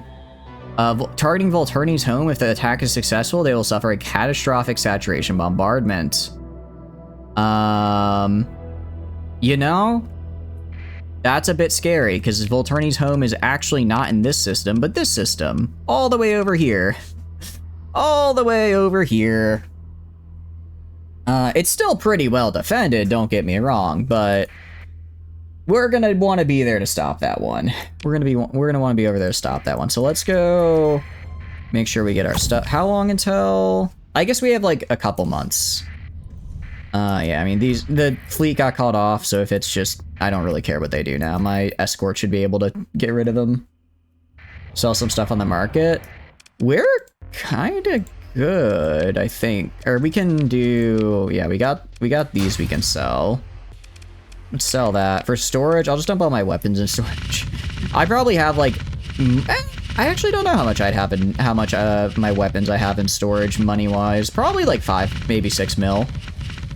5 or 6 million most likely. You know, it's a standard amount. Enough to arm a fairly large navy. Bloodlines 1 requires the unofficial patch basic that you like, or the unofficial patch plus, which adds a bunch of stuff to run well, but the 2 bigger mods, the Final Alliance and Clan Quest, accrue the basic patch, and Clan Quest adds extra story patch, which is nice if you like it belongs. Okay, I'll let you write that down. I always have a notepad. Let me pull out the notepad real quick. Okay. So you said Clan Quest patch Bloodlines 1. Got it. Should learn some plans. I'm constantly torn between whether I want to sell them to pirates or learn them myself. One day I'll make a decision. Actually, I also need to add here. Is it, what's the thing? There's not an industry, a structure I need to add that will help with the constant atmosphere processor. This planet type cannot be terraformed. Oh, that's so unfortunate. Because I was going to say, I believe I can use atmosphere processor to get rid of the extreme weather debuff, but apparently the planet type of a storm world, I guess that makes, it's a storm world, right? You shouldn't be able to remove the storms of a storm world, right? It's on ModDB. Got it. Is it on Nexus, or is it only on ModDB? On ModDB. There we go. All right, we've actually almost got this built, which will be fun. Oh yeah, I forgot. The recent trade and events means we are going to be selling a lot of ship components from here. Who could have seen that one coming? Who could have seen that coming? We have Terminus, Orbital Works. Can I upgrade you? I can, but I don't want to, because I wanted to make, what was the upgrade path I wanted to go down? I think I wanted to grab the Skunk Work facility. Yes, because this will allow all my patrol fleets to have 1 to 3S mods. Even though it doesn't have the highest production, this will make it so that my fleets are just big and very, very scary. We have Orbital Fleet Work Facility. Which one of these speeds up shipyard special projects? I don't really care about that. Blueprint standardization. Okay, this is what I want. So I need to get Skunk Work facilities and then blueprint standardization, so that way I can actually make more stuff. And Stellar Manufactura. I also would like to get this at some point, but we're gonna need that'll be a separate planet. You got the CQ from ModDB. Use the Steam version, so 1 patcher install and you're good to go. Awesome. No, I'll definitely look into it. I mean, I'm sure it's on a good sale right now, so I can probably pick it up pretty easily. Actually, we need sophisticated electronic systems more than anything. Alright, so let's grab sophisticated electronic systems for the high-tech industry. Then we'll get orbital skunk work, and then this. And I should have just enough databanks to do it. We get some station construction. Yeah, we could build up our stations. You think you paid 20 bucks like 3 years? Oh yeah, I'm sure it's cheap now. Well, you never know. They might have, maybe they raised the price because the second one came out. So they're like, ooh, you know, people are interested in the original. Now we can sell the second for a big cost. But I don't think that's going to happen. I hope that doesn't happen. We need siphoning mining and that stuff. Oh, I see what you mean, yeah. Yeah, we can work on that as well. Right, and now I want to make sure we get these, though, because if we can build colony items, that's... I mean, that's just straight up broken. It is just broken. But at this point in the game, I think being broken is fun. I think being broken is fun, so that's what we're gonna do. Trying to figure out what else the last thing. I guess I could build consumer industry on here. Build consumer industry on this place. I could either build refining here. I could build refining, have both my refinings in sector here, and then both refining types in sector, then the Scylla Manufactorum here. So this is an entirely self-reliant sector. We'll do that. And then if I want drug labs, I could move the drug lab somewhere else. Don't sell for 10 bucks. Oh, hell yeah. Okay, I'll just pick that up after the stream. We need a privateer base. Yeah, we do. Yeah, I guess we could do the... We go to Vault of Knowledge, Station Research. Orbital Colony could be interesting. Orbital Colony. Well, that's the Autonomous Battle Station. Planet Cracking. What does this do again? Interesting. But, what do you call it? Maybe getting... What do you do?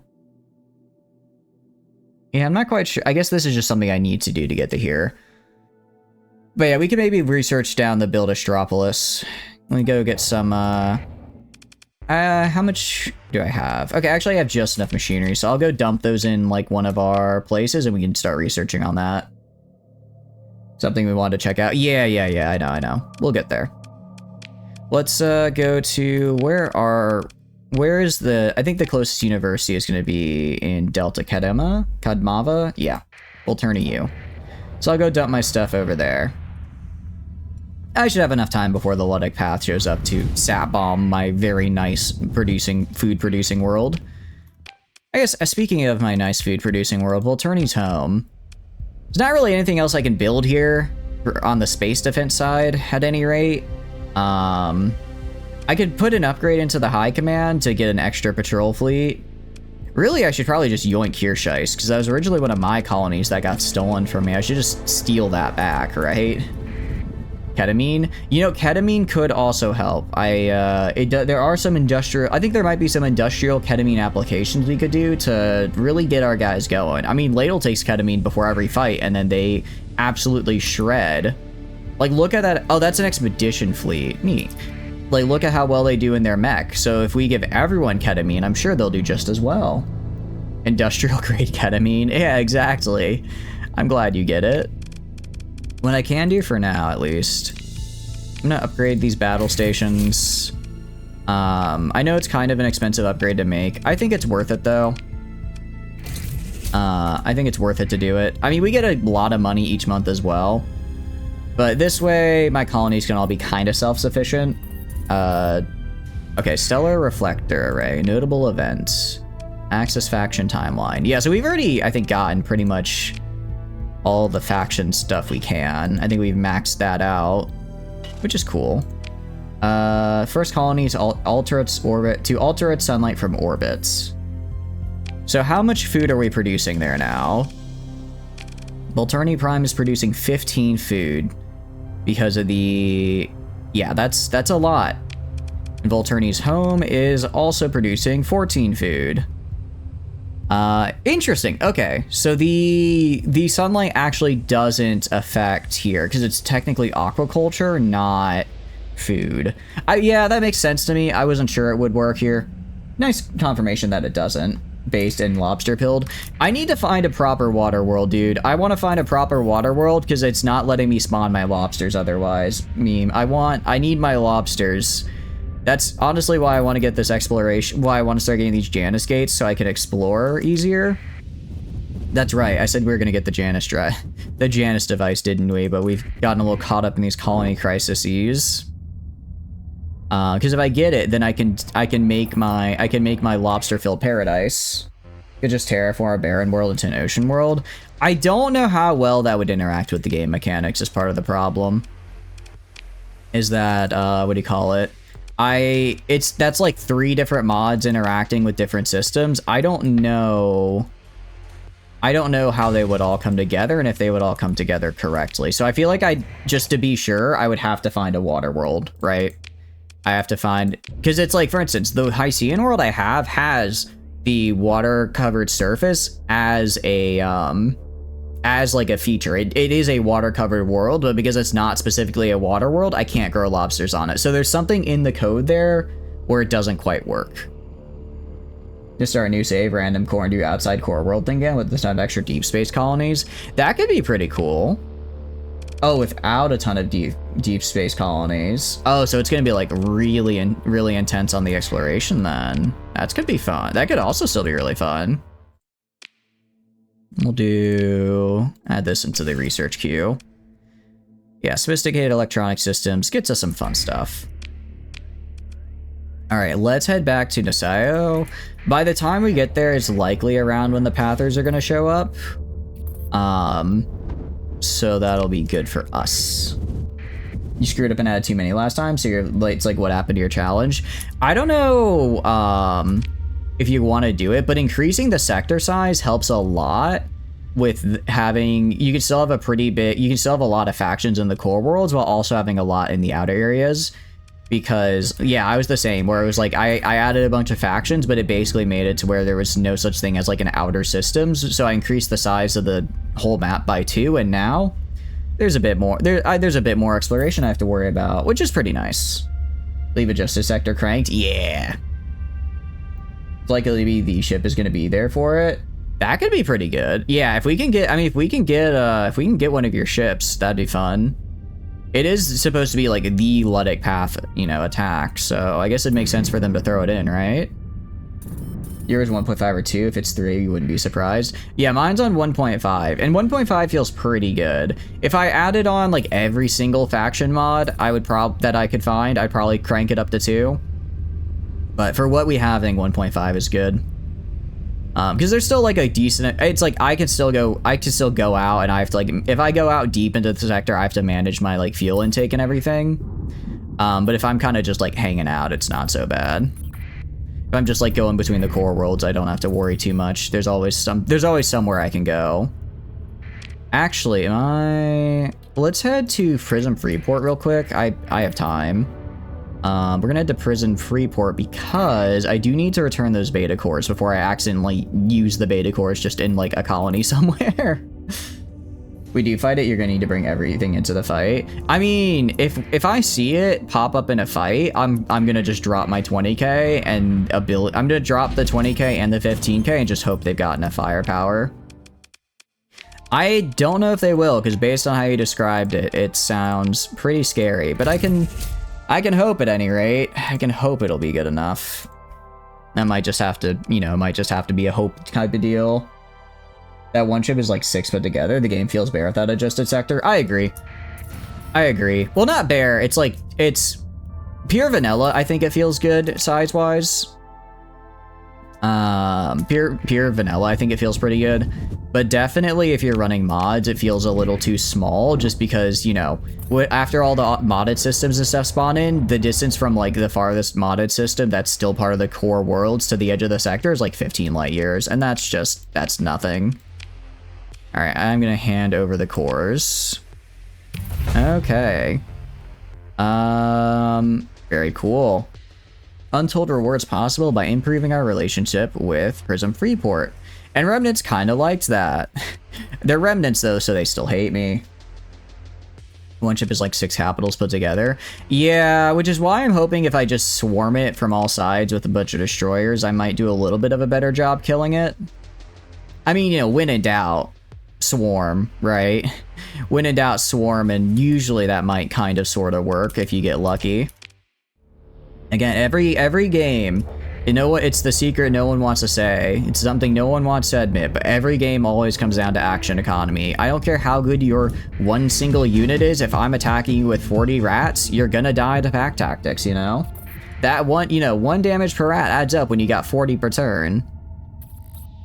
Well, I guess not every game comes down to action economy because, you know, obviously different games do action economy and AoE different. But in general, I feel like a lot of games if there's like fighting involved, it depends on, you know, like quality and stuff. But usually, if you've got more guys, you'll probably win, unless it's like, you know, there's stuff like defenses or something involved. Like for instance, Mountain Blade, you can be outnumbered like 3-1, 4-1, and still win if you have like a properly formatted army with good defenses. You can do that. That is possible. But if you're just like caught out in a field battle, it does, you know, if you're caught out in a field battle, it doesn't matter if you have, you know, a super great army, unless they're like all just recruits, you're probably gonna die. So you see an avoidance or good counters to fix that. Yeah, no, that is true. It's like, it's kind of like I guess it's the balance between having one single really good unit and then one really good unit versus a bunch of units, because you don't want either to be too powerful, because, you know, you want both playstyles to be viable because they're both fun in different ways. But it's also like, you know, if you're running like a horde army that's individually weak and you get hit with a powerful AoE, that doesn't feel great. But if you're like a single strong guy and you're like, oh, this is like supposed to be the greatest guy ever, but you can also only attack twice per turn, you're like, well, this doesn't feel good either, you know? I cannot install an item in T. That's probably for the best. Gene Lab. I think I need to get rid of the Gene Lab. Because it's not actually doing anything for me here. Because, yeah, I think it's just a glitch in how this mod interacts with the mod that gives the Hycean world. I don't actually get rid of, what do you call it? I don't actually get rid, or seed for lobsters, unfortunately. So I'm going to shut this guy down, so it's not costing me. It also opens up another slot I could build stuff on. I don't know. Are there any games you guys think that do that balance pretty well, where it's like a single person can fight a horde, or a horde can fight a single person? It just kind of depends on the skill of the player. What could we build? Well, I can't do any industry, can I? Can't do any industry. Engineering hub. That could be interesting. Yeah, I could build an engineering hub here. I could build an engineering hub. And then I could use that to get, yeah, okay, let's do that. I should probably have one of these. And then if I get like a cool ship, I can dump it in here. You have a cheese factory? I do have a cheese factory. That's right, we also don't need the stellar reflectors because we're not actually doing farming. So we'll shut those down as well. Good catch. The cheese factory, by the way, this is a very large unit of cheese. This is like an average sized person here. Is from Persean Navy, or the rats. I love the rats. They're cute little dudes. Anyway, it's a fun mod. It just adds like cheese as a thing you can make.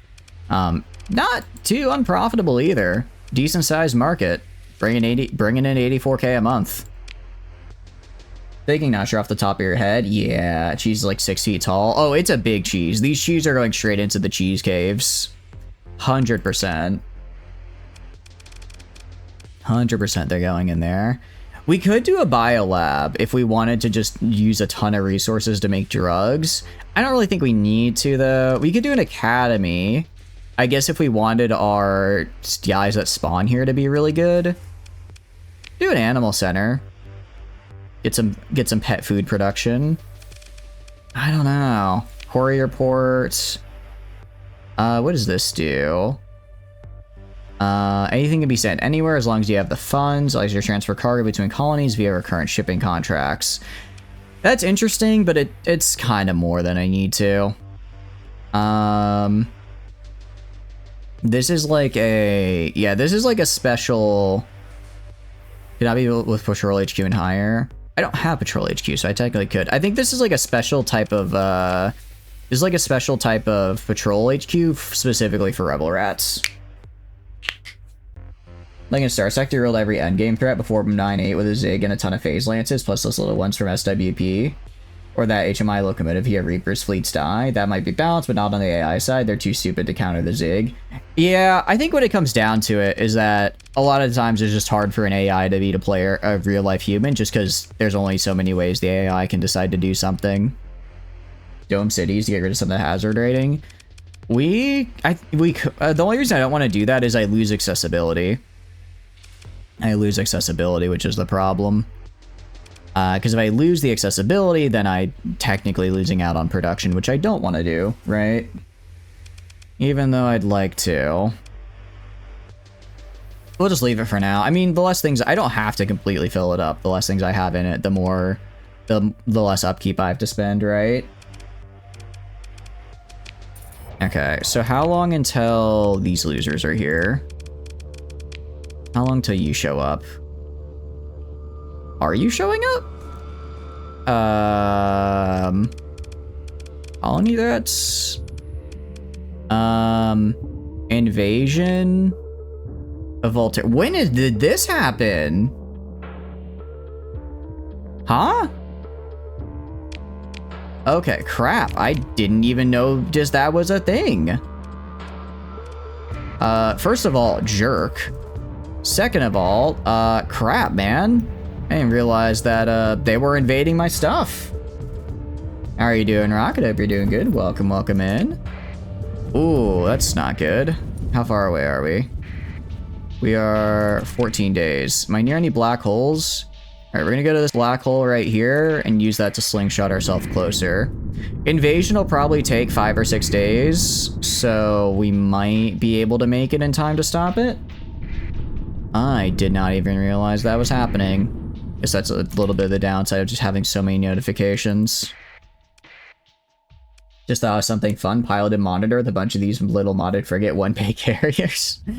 I mean, there's always the... What do you call it? There's always the wolf strat. Gradual. Okay, no, that's this system. The one I'm looking for I haven't seen yet. Invasion force arrived in system. Okay. Scylla is right there. I should, if I make this jump right, be able to just immediately jump up there.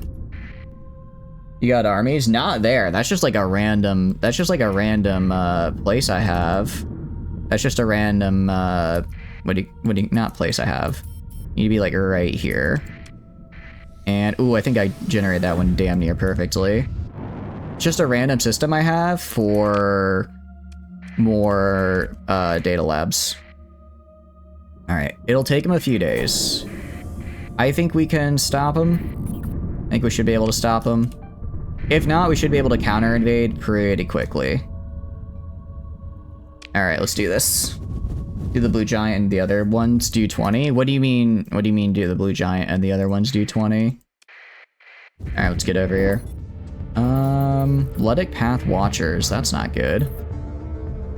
Ooh, I think they're gonna take it from me. Unless I get there quick. Because if I'm not running into them here, that means they're already there fighting. Alright, okay. Luckily, my fast pickets were able to hold them off, so we're good. Also, thank you for the first bat. Thank you, thank you. How are you doing? Hope you're doing good. Welcome, welcome in. What are you up to? Alright, do the blue giant because it does a little bit of a jump. Yeah, I think it worked out okay. We got here in time, thank goodness. Alright, I'll wait because we're technically in ads right now. I'll wait so the people in ads get to still see the very cool fight here. I mean, if we go to Volturni U, yeah, we're basically upgrading all of these space stations. I mean, I could upgrade this guy to like a megaport, I guess, if I want more output. Recent shipment lost. Ooh, yeah. I guess we're having to deal with people attacking us as well more often because the trade fleets are now a little bit of a target, aren't they? No, of course they are. Of course they are. Yeah, the station help me? Yeah, I mean, I don't need the station for this fight. Yeah, here we have another industry slot because it grew recently. We could build... What do we want to build is a good question. We could save up for a privateer base, wait until industry 3, because this takes 2 slots. Could do a privateer base here. We could do... Is it tech mining? Not tech mining. I should probably do domain archaeology. Because I do need a source of domain archaeology. And extensive ruins gives us a +1. I do need a source of domain archaeology because my solar reflectors and a couple other things need it. I mean, we can check all of our worlds here because they all have some variation of like a ruin, right? Yeah, another extensive ruins here. Another extensive ruins here, right? So that could give me what I need. Privateer base is cool. Privateer base does seem like it'd be pretty cool. I do want to get 1. I think I'll build... also, if I go right here, restore ruins. Extensive ruins. It deletes ruins from the market and industries that are using it. Okay, so I guess we'd have to get like a special guy for this. So I need to find a guy with Galactic Historian skill so that I can repair the extensive ruins and then get whatever happens there. I think that'd be cool. I think that'd be pretty neat. But yeah, luckily we made it in time to stop this invasion fleet. My patrols actually did a really good job of buying time, which is good. It looks like they were trying to just finish me off. Yeah, I'm gonna auto-resolve. No, I'm gonna kill you, actually, personally. I don't know why you thought you could take my colony from me, but I'm a little miffed that you did, so I'm gonna kill you in response. Gonna kill you in response, dude. I'll even do this I'll even fly personally in this. I will even personally fly in here and help kill your ass, pardon my French. Because I'm a little upset you thought you could get away with this. Truthfully. Truthfully, I don't know what you were thinking, but it apparently wasn't anything smart. Alright, you go over here, Flamen, and then I'll have you go, I guess, up here to Alpha. Network hub would also be good. What does the network hub do again? I'm afraid I don't remember. I apologize. I could also get I do need to find a really cold world so that I can get AI production up on it. If I get AI production up, I mean, I'm not really running out of alpha cores. I'm not like super running out of alpha cores, but it never hurts to have more on standby, right? It gives you network hub here. Yeah, sorry, I completely forgot. Yeah, I'm gonna grab these down here while the rest of my guys go other places. Yeah, getting some domain ships would be cool. Just, you know, I also like the idea of attacking them with domain ships because it's, you know, the hegemony. That's kind of their whole thing. Well, you know, hating domain ships, not using them, of course.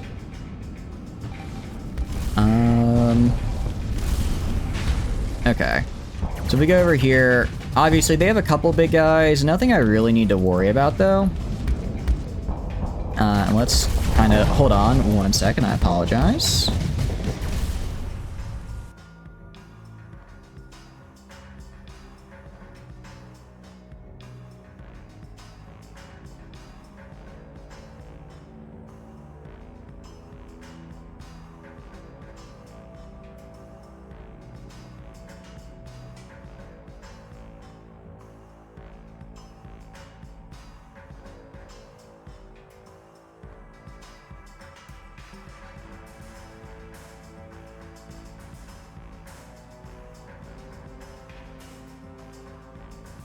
Alright, I'm back. Sorry about that. I do apologize. Let's do this. Alright. Oh, facing the wrong direction. Let's back up a little bit here. Thank you for the water break, Silver. Thank you. We're gonna back up and go around this way, because I do not want to get shot here. Luckily, our, big guys are coming in to help now. But yeah, this is a pretty decent fight, I think, for me to kind of learn, get a little bit better at piloting. Ooh, nice hit from the Vizozas. I just gotta watch my own flux here. Own flux isn't too bad. Gonna, while the autopulsar charges, vent a little bit. I always get turned around whenever I go up here. I'm gonna try to rush in and shoot this guy. Be a little aggressive. Yeah, because his shields are facing the wrong way. Ooh, wrong direction. Okay, another kill though. Pretty high on the flux though. I'm gonna back off. Get back off. Gonna kind of drop the shield, go in and out here. Luckily, my own PD kept them off me, which I love to see. It looks like they're mostly down to the Mora and their 2 caps, so we should be able to beat them. Favorite Thanksgiving meal where we have to get down to business? I mean, every Thanksgiving meal is basically just a variation of turkey, mashed potatoes, and mac and cheese, so out of all those, if you're asking what my favorite is, probably mashed potatoes. If you're asking like for a specific year or meal, it's pretty much always been the same, so I can't, I'm afraid I don't have a super good answer for that. What about you? What do you think is your favorite, Silver? I mean, those are like those are just foods that I like all, everyone likes all the time. It's just on Thanksgiving you get to have copious amounts of them, right? Oh, did I? No, we're on Stray Flock. Oh, I got, what do you call it? I got, my engine's flamed out. I didn't even realize. Favorite dish? Probably mashed potatoes. I like mashed potatoes. I'm pretty good at making mashed potatoes. Yeah, no, I'm good at it, and I'm good at making it, and I like the taste of it. Let's also switch to Full Assault, really get in there. Try to chase them off before they run away. Mashed potatoes are good? Yeah, they are. They're good, and that's what makes them fun to eat. I do also like, what do you call it? My family makes like this kind of cranberry crumble type thing. I made a couple times myself, actually. Actually, I meant to post a picture of it because I made it and I thought it looked kind of, it looks kind of funny when you're making it because it's basically just oats, sugar, flour, and then cranberry sauce dumped into a pan. And it's I mean, as you can imagine from the collection of very few ingredients and very tasty ingredients, it's not exactly the most healthy of things, but it tastes really good. But it's also kind of funny to see it actually get, like, made. Definitely go with pumpkin cupcakes with cream cheese icing. Ooh, that sounds pretty good. Out of curiosity, do you make them yourself, or do you get them? What do you do with them? Alright, I guess we can head to... I don't have field production here, do I? No.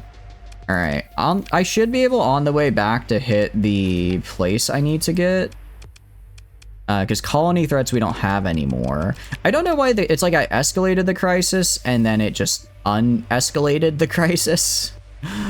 Not quite sure why that happened. I guess, I think it's because we ended up disrupting a Letic Path Cell before the crisis could fully escalate, so it like reset itself is why. Because there's our aunts or grandma or others to make them, but they always hit. Good old stuffing and giblet gravy. You know, I'm not a big gravy guy. I don't know why, I'm just not a big fan of gravy. Oh, now they're all the way over here, though. They moved them. They moved them to a different part of the map now. Okay. Before they were up here, but I guess they spawned down there this time. All right, let's head back to our main system then. I'll do another little escalation. Mostly because I want to get these colony crises. I'm trying to remember where this thing is right here. So many screens. Mostly because I want to get these colony crises locked down, so that I don't have to stop like whatever I'm currently doing in game to then deal with them. As Lead Strongest Soldiers, not opening the portal to hell is a poor choice. I'm not opening the portal to hell. Pretty sure. I mean, not intentionally. If a hell portal happens to open up due to my totally unrelated actions, I don't think you can blame me. How are you doing, though, Gentle? Hope you're doing good. Welcome in. The castle by the Northern Empire City got moved across the inland sea. Which one? Which one? That's I vaguely think I know what you're talking about, but I don't know. I didn't notice any castle in particular. Have you ever heard of the road to hell is paved with good intentions? Whew, that's a relief, because I most certainly do not have good intentions, so I will never be going to hell then. Really dodged a bullet on that one, honestly. AI algorithm analysis. Well, that sounds interesting. You're paving quickly. I did do the thing that gave me extra research, or I build extra infrastructure on my colony. That's true. Gain the ability to produce gamma and beta cores. I thought I already could. I guess not. Okay. The one that was on the little island. Do you have a name for it? I'm afraid I don't remember specifically. Did you see your message? Yeah, I mentioned I said I'm not a big turkey guy. Oh, that one. I don't like mashed potatoes. You're put in mental shock for like 3 minutes. I mean, some people just don't like potatoes. I think they're good, but I can understand not liking them, you know? You know. Now, if you don't like, what do you call it? If you don't like macaroni and cheese, then we might have a couple problems, because that's, you know, that's kind of the whole best part. No, she'll eat French fries. I mean, French fries are different than mashed potatoes, though. It's a texture thing, right? Actually, no, that's valid. If it's like a taste thing, but they eat French fries, I think that's a little odd because the taste is basically the same. But I can totally understand saying I dislike the texture of mashed potatoes. I want something crispier like a French fry. I think that is very valid. Definitely not you. Definitely not. It better not be. It better not be. This is a macaroni lover chat here, and I will in fact throw hands if you all say otherwise. I can and will ban you if you dislike macaroni and cheese. I never have, and I probably won't unless it's for like 10 seconds for a bit. I just want you to know that the thought's always in the back of my mind. She said she just doesn't know. Honestly, I bet it's the texture. I bet it's the texture. I can 100% just see being there and thinking like, why am I disliking this? I don't have anything against this. I think texture is one of those things people don't point out very often, even though it totally causes problems. How am I losing shipments? Because if I go to the mine, sorry, not the mine, if I go to the energy drink factory, I'm literally producing in system. How do you lose a shipment in system? Unless there's some like heavy piracy here I didn't know about. How are you losing in-system shipments? Oh, you don't like ground beef, it's just a texture you don't like it? Pirates? Maybe. I don't know how. Like this entire area is just pretty locked down as far as like piracy and stuff is concerned, you know? There's a bounty because the hegemony was here. We've since killed them, so I think that threat is gone. I mean, maybe they popped in and then popped out as like a little, they might just popped in and out as a little, ooh, I'm gonna get you type deal. The bounty's found prior to them? Oh. I guess maybe it's pirates. I'd be surprised given the amount of and size of fleets in this system, but... Also, wait, I literally have Kanta. I literally have Kanta's protection. That shouldn't be happening. Unless Kanta is slacking.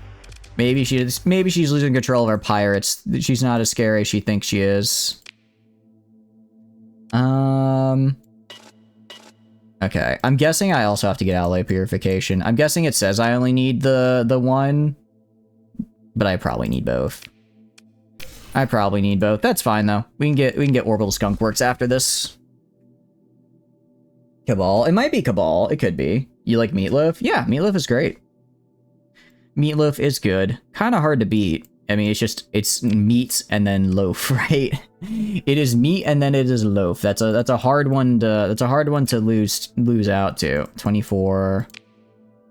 And then I have both of these actually.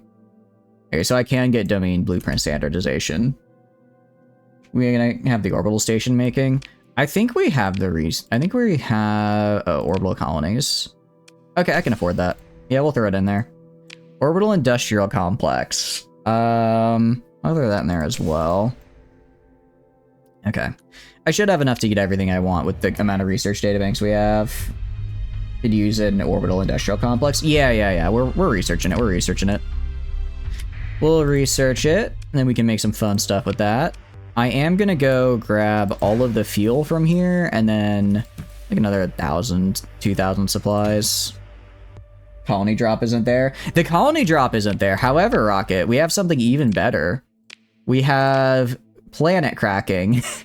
Throwing rods from the sky to cause tectonic activity that brings valuable resources closer to the surface. We have the Call of Duty Ghost MacGuffin in my star sector. More likely than you'd think. Man, I love Call of Duty. I loved Call of Duty Ghosts. I don't care. I don't care what people said. It was a good game. It was a good COD game. Can you get cloning? I think we have cloning, actually. I'm like 9. There's no way we don't have cloning, do we? Do we not have it? Research. Huh. We don't have cloning. What do you know? I guess not. Population growth and organs? Oh, I love it. It's beautiful. It's better than the Black Ops 7 campaign. I've seen the Black Ops 7 campaign gameplay, and that's gonna be real. I think calling that a campaign is being a little bit more generous than Okay, thwarting this raid will result in the faction leaving you alone, and you'll gain a reputation with the criminal factions. Okay, so basically this is like their final... This is their kind of final, hey, we're sending a dude at you, and then I don't have to worry about sectors with Freeport. So then all we have to worry about is Tri-Tach, the Ludic Path, and I guess technically Kanta. Technically Kanta, but not really, because I just need to go kill these bases that pop up occasionally. You saw people goof on it and you lolled. None more Boojum from... Yeah, dude, they literally had the Boojum from GFL2 in, like, the second mission. I was like, this is... Like, how... I'm not expecting to see, like, my GFL2 gameplay characters in Black Ops. It's supposed to be the other way around. I thought it was Black Ops modding GFL2 characters into their game. It was wild, dude. You should play GFL more. I mean, they just released a Steam client. They just released a Steam client for, what do you call it? GFL 1. I'm gonna auto-resolve these losers because I don't really care about them. I just want them dead. I'm gonna actually attack them again, because attacking them, mostly killing these guys, is just to get more progress in the special little path I have, which is to tell Tri-Tach to stop attacking me. That's nice. You hated using BlueStacks? Yeah, same. I tried using BlueStacks a little bit, and then I was like, I'm just gonna play this on my phone. Gacha games are kind of weird. I think gacha games have been weird for me in the past what do you call it? In like the past couple of years, just because I got into gacha games because I was like, I want to play games on my phone. It's literally the meme of, you got any games on your phone? And now I have games on my phone, but now all gacha games are like, sorry, this is like for computers. This is for computers. This isn't really a phone thing. So now I have no games on my phone because my phone can't run these games anymore. You still have to use it. It's not good. I tried it for GFL 1. I tried it for Arknights, and I did not like it. Reverse it said you should be castrated for not liking mac and cheese. I mean, while it may be a little bit of an overreaction, I understand where they're coming from. Mac and cheese is pretty great. Disliking it definitely shows a level of mental instability that may require institutionalization. But you know, you do you. Different person, find use for the 12 organics. We could get cloning. Yeah, we need to get a drug lab. We need to get a drug lab up and running. Because we're researching that right now. Once we get the drug lab, then I can have a use for all these organics, because I have so many organics, dude. I think I have 11 getting produced right now off of Volturni's home.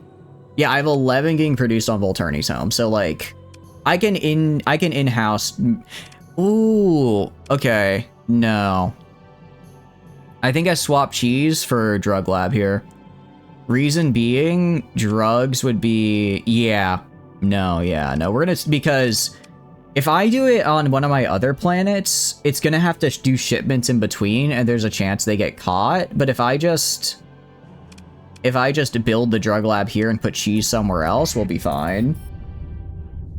Gives me hiccups. Rar hates mashed potatoes. I was like, he's English though. I mean, again, I think you can dislike mashed potatoes. I think that's honestly pretty normal. I think it's a very popular food, but also, if it doesn't hit, it doesn't hit. Especially, like I said, I think a lot of people don't like the texture of it. It's literally like mashed food. Like, I think a lot of people really dislike that. They just don't realize that's why they dislike it, right? But mac and cheese, again, same deal. I jokes aside, I understand not liking mac and cheese, but I really like mac and cheese, so that's hard for me to wrap my head around. You'd like to keep your balls? Yeah, you should probably do that then. They put cheese somewhere else. Yeah, we'll put cheese somewhere else. We'll probably move it onto... I mean, we have, like, so many planets now. Maybe a little bit more. A little bit too many. But I did establish just a bunch so I could specifically have the, what do you call it? I established a bunch of planets just so... A Volturni Prime Expedition. Huh? Interesting. Only... Yeah, I was gonna say... The, one fleet? Really? One fleet? UAF, what are you trying? UAF, are you even trying? I think I have 6 in my system alone, all of which is equivalent to one of yours. Unless they have like a Solvernia in there or something, I think we'll be fine. It's a blessing on this earth. You gotta add cheese and butter, and that it's gonna be like the best mashed potatoes ever. I don't like my mashed potatoes with cheese. I'm gonna stop you right there. I think that's too much. I think that's a little too much. I like my mashed potatoes potato-y with a little bit of spice, and that's it. It's great with just garlic and butter. I was gonna say, garlic and butter is pretty good on potatoes. Cheese, I think that's... If you're gonna have a cheese dish, just make mac and cheese. You're combining... You're like... It's like 3-in-1 shampoo, right? It's like 3-in-1 shampoo. Yeah, sure, you can have shampoo, conditioner, body wash all in one. But why? It's like there's no way you're getting the best of all 3 worlds in one single item, right? You gotta separate them so they can do their specialization correctly. The same applies to sides. Mashed potatoes are great. Cheese, sure, adds a bit of flavor, but then you're kind of getting rid of the cheese specialization that mac and cheese has, right? You're putting too much in one basket. You like red potatoes covered in ranch? That actually sounds pretty good. That sounds pretty good, Tano. I haven't considered ranch as a dressing like that before, but I see the potential. Adds cream cheese to mashed potatoes. Interesting. I'm trying to think of how that would taste. I don't hate the idea of it, but I'd have to try it myself to confirm. My initial thought is, yeah, that would be okay. But the more I think about it, the more I feel like it'd be a coin flip. Mashed potatoes are better with the skin still in it. No, I agree. I agree. That makes perfect sense to me. Oh, we're also gonna save UAF. Oof. There we go. They don't add it. It's like, now just keep doing this, correct? Wash a baked potato and eat it all. Yeah. 10 out of 10. Baked potatoes are so good, dude. Baked potatoes are very, very good. It's a shame that every baked potato is like 2,000 calories or something insane, because they're really good. It's one of those things where you see it and you're like, oh yeah, I guess a baked potato is a side. It's like, no, a baked potato is, that's the dinner. Right. They are good though. Little potato chunks? Yeah, exactly. Oh, of course you gotta have butter. You can't have baked potatoes without butter. That'd be... Dude, baked potatoes with cheese, like meat and chives. Especially chives. You can't... I think chives are like the best garnish out there. Chives are a fantastic garnish and no one ever brings it up. Well, I think I know what we're giving the pirates next. Guys. Funny little ship package there. You know, just for funsies. Just for funsies. Something for more than 2 research databanks, but I guess it's fine. No. Why not? It'd be so much funnier if the pirates start using high-tech UAF equipment. Weapons cache, interesting. You would have to try to figure out what it tastes like. Normal half-assed white onions are also great. I mean, they're good, don't get me wrong. Onions, I think, are also a top tier. And a semi-breve. Normal onions are also quite good, but I don't know. I think chives are just like the perfect, I think they're the perfect garnishment.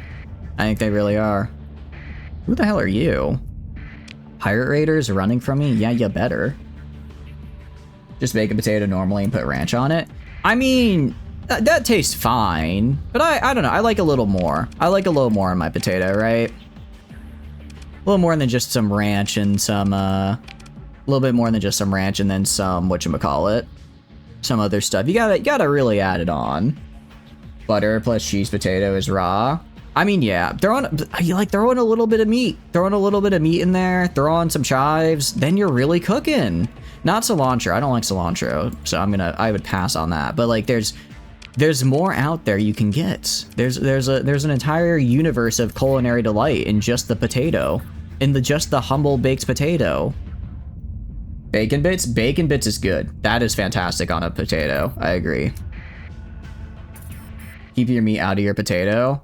Yes, of course the British person would be asking for less flavors in their food. Yeah, no, I see where you're coming from. I apologize. I forgot I was saying something entirely antithetical to your culture. Yeah, chives in your potato, you will throw it across the room. Why? Okay, I'm surrounded by Philistines and people who don't know what good cooking is. This is, I can't help your lack of taste, guys. I cannot help your lack of taste buds, genuinely.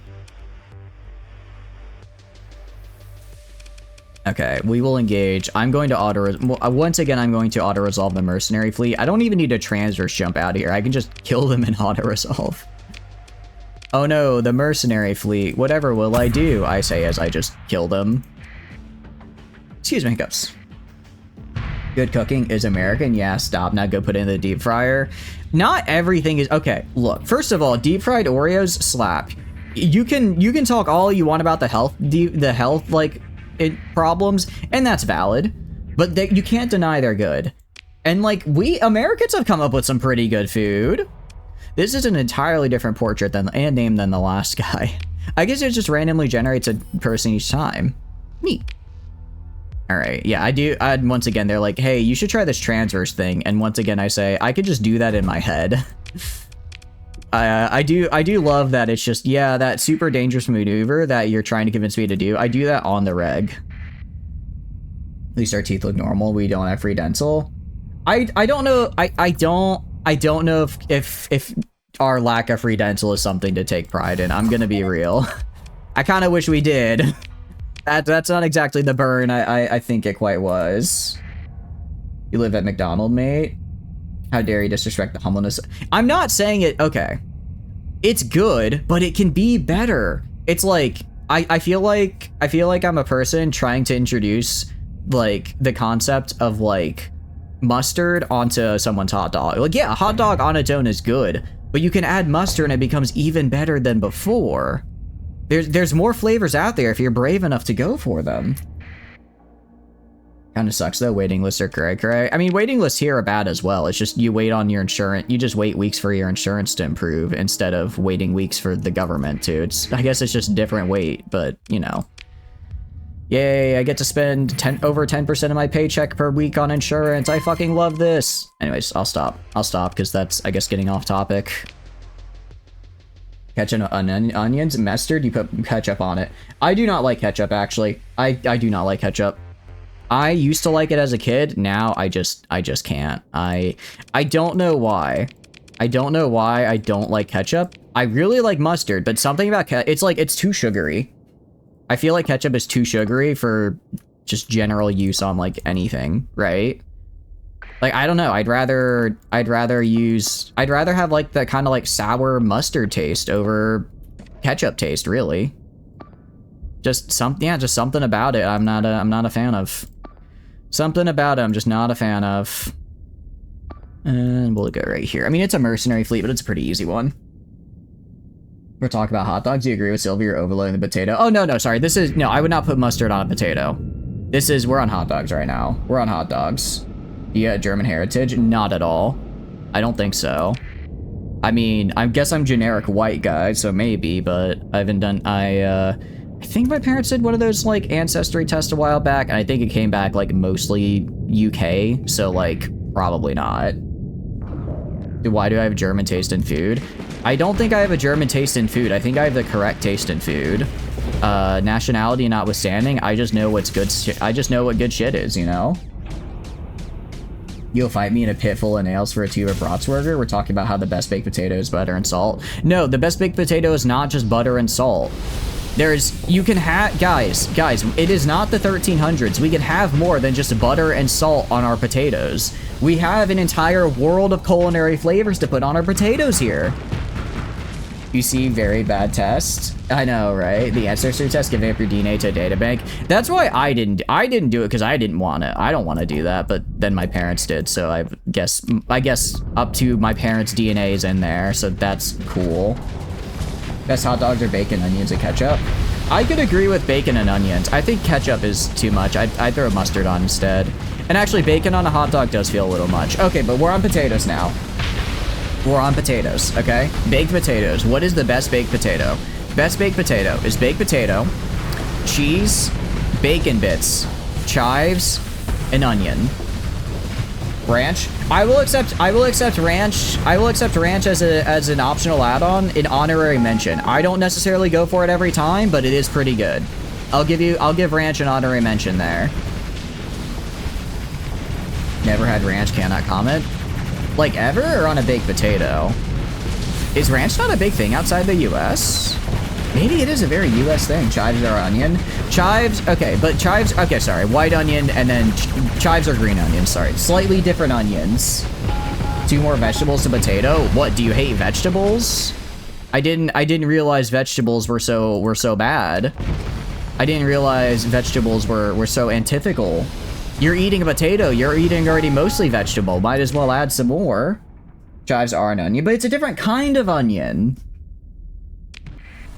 Never ever. Really? That's kind of wild. Ranch is like a little bit too overrepresented on this thing. The U.S. They kind of put it everywhere here. It's good. I understand why. It is very good.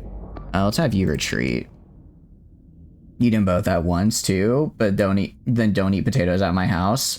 First of all, I make a killer baked potato. I put the right type of things on it. Potato on its own is not good food. That tastes like shit and needs butter and not be shit. Oh, did I not say butter? It would have, okay. I'm saying my potato would have everything your guys' potato has. It would have butter and salt, but then it has more because once again, we're not living in the 1300s. We have flavors now. Come on, you're British. You guys like colonized the whole world to get something besides, you know, beans and toast flavor, right? Like, this is, the quest for more flavor should be something you're intimately familiar with. I don't know why it's such a foreign concept. Yeah, but then you're adding meat to it. Why? Because meat and potatoes is a staple food. And it's not like a lot of meat. It's just like little sprinkles of bacon. Like little bits of bacon for a little bit of crunch. Honestly, the bacon bits isn't even so much about the flavor to me, it's just the crunch. If there was like a way to get that same kind of chewy crunchiness in there that wasn't bacon, I would still probably put it in. Bacon in a baked potato is a pure texture choice. It's a pure texture reason to go for it. Crunch? Yes, crunch. Butter and cinnamon on toast. That's pretty good. Yeah, butter and cinnamon is good on toast. Even that goofy minced garlic and olive oil, live a little. Yeah, you guys gotta have some flavor in here. You gotta have a little something, live a little. I've not lost my mind. Mamma mia, this is a good potato. I don't know if that's how the Italians would react to my potato, but I think they would at least appreciate that I'm adding more than butter and salt, okay? There's nothing wrong with the classic butter and salt, but again, we can have more. I want you to know there is more in this life than just butter and salt. They're crunchy already, but like more crunch. More crunch than there already is, you know? Like we can have a little more as a treat. As a treat. Okay, I think that was supposed to be a hard fight that scaled to my size. However, I did not pay attention for most of it and was just ranting about baked potatoes. So, yay for endgame fleets. What potatoes are you people having? Wait, are your potatoes not crunchy? I mean, it's a baked potato. How would it not be crunchy? Your ancestors would appreciate the humble butter. So would mine. But they'd probably be like, holy cow, you can have more than just butter and salt? Man, our future descendants are living the good life, you know? You know, leaving a, you know, knowing, wouldn't you, here's the thing. All right, what if like your ancestors from 500 years in the future teleported back to you right now, handed you the nacho cheese Dorito 2000, you took a bite of it and you just instantly ascended to another plane of existence for like 10 seconds while you digested it, right? And then you came back to Earth and then they were like, yeah, we just have this for like lunch now. Wouldn't you feel so much like pride in knowing that your future descendants are living such a good life. Like, you're like, yes, all of these struggles, sacrifices, everything I've done to try to make the life better for those who come after me has culminated in a fantastic culinary lifestyle. You know? That's what you're denying your ancestors right now. They're looking down at you from above with disapproval. Every time you have a baked potato with only butter and salt, your ancestors cry a little bit. How are you people preparing your potatoes with crunchy and salt ending up to being crunchy? Or are you actually putting in the deep fryer? Not like the, yeah, it's like you bake it in the oven before the toppings and then you put the toppings on afterwards. Also, I think this was the last planet here.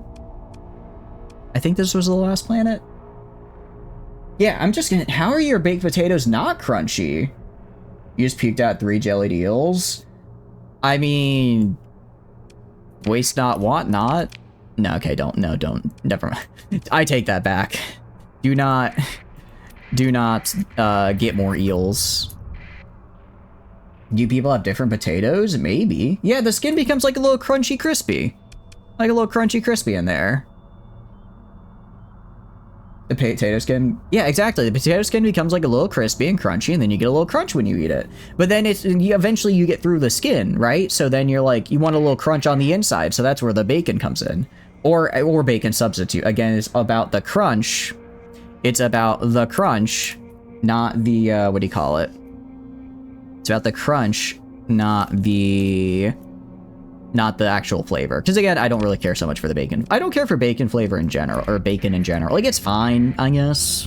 I don't hate it, don't really like it all that much. Who eats the potato skin? Oh, so now you're wasting perfectly good potato skin as well? Okay. This just gets worse and worse for you, Flamen. I can't believe you'd waste a perfectly good potato skin. Yeah, it's nutrition. It's the best part. It's like one of the best parts. Okay, so what part of the potato are you eating then if you're not eating the potato skin? Does it taste terrible? Have you considered maybe adding more things to your cooking so that the potato skin doesn't taste terrible? The innards? Okay, well, yeah, but then you can eat the outards, right? Then you can eat the inside and the outside. There's multiple, you know, multiple things we can do here. Also, let's upgrade all this to fracking real quick. We are going to be blasting this planet's crust with so much water or something, I think. I'm not entirely sure what fracking actually is, but I think that's something like it. Okay, I'm also gonna go to right here and build a cheese factory. And then I think I have the research for... I do not yet have the research for drugs. I will soon, though. Butter and salt in the skin. Yeah, exactly. The skin is great. Okay, but how hot are you people cooking the skin to make it crunchy? I don't know. Like, normal heat, I get? I don't know, like 400, 425?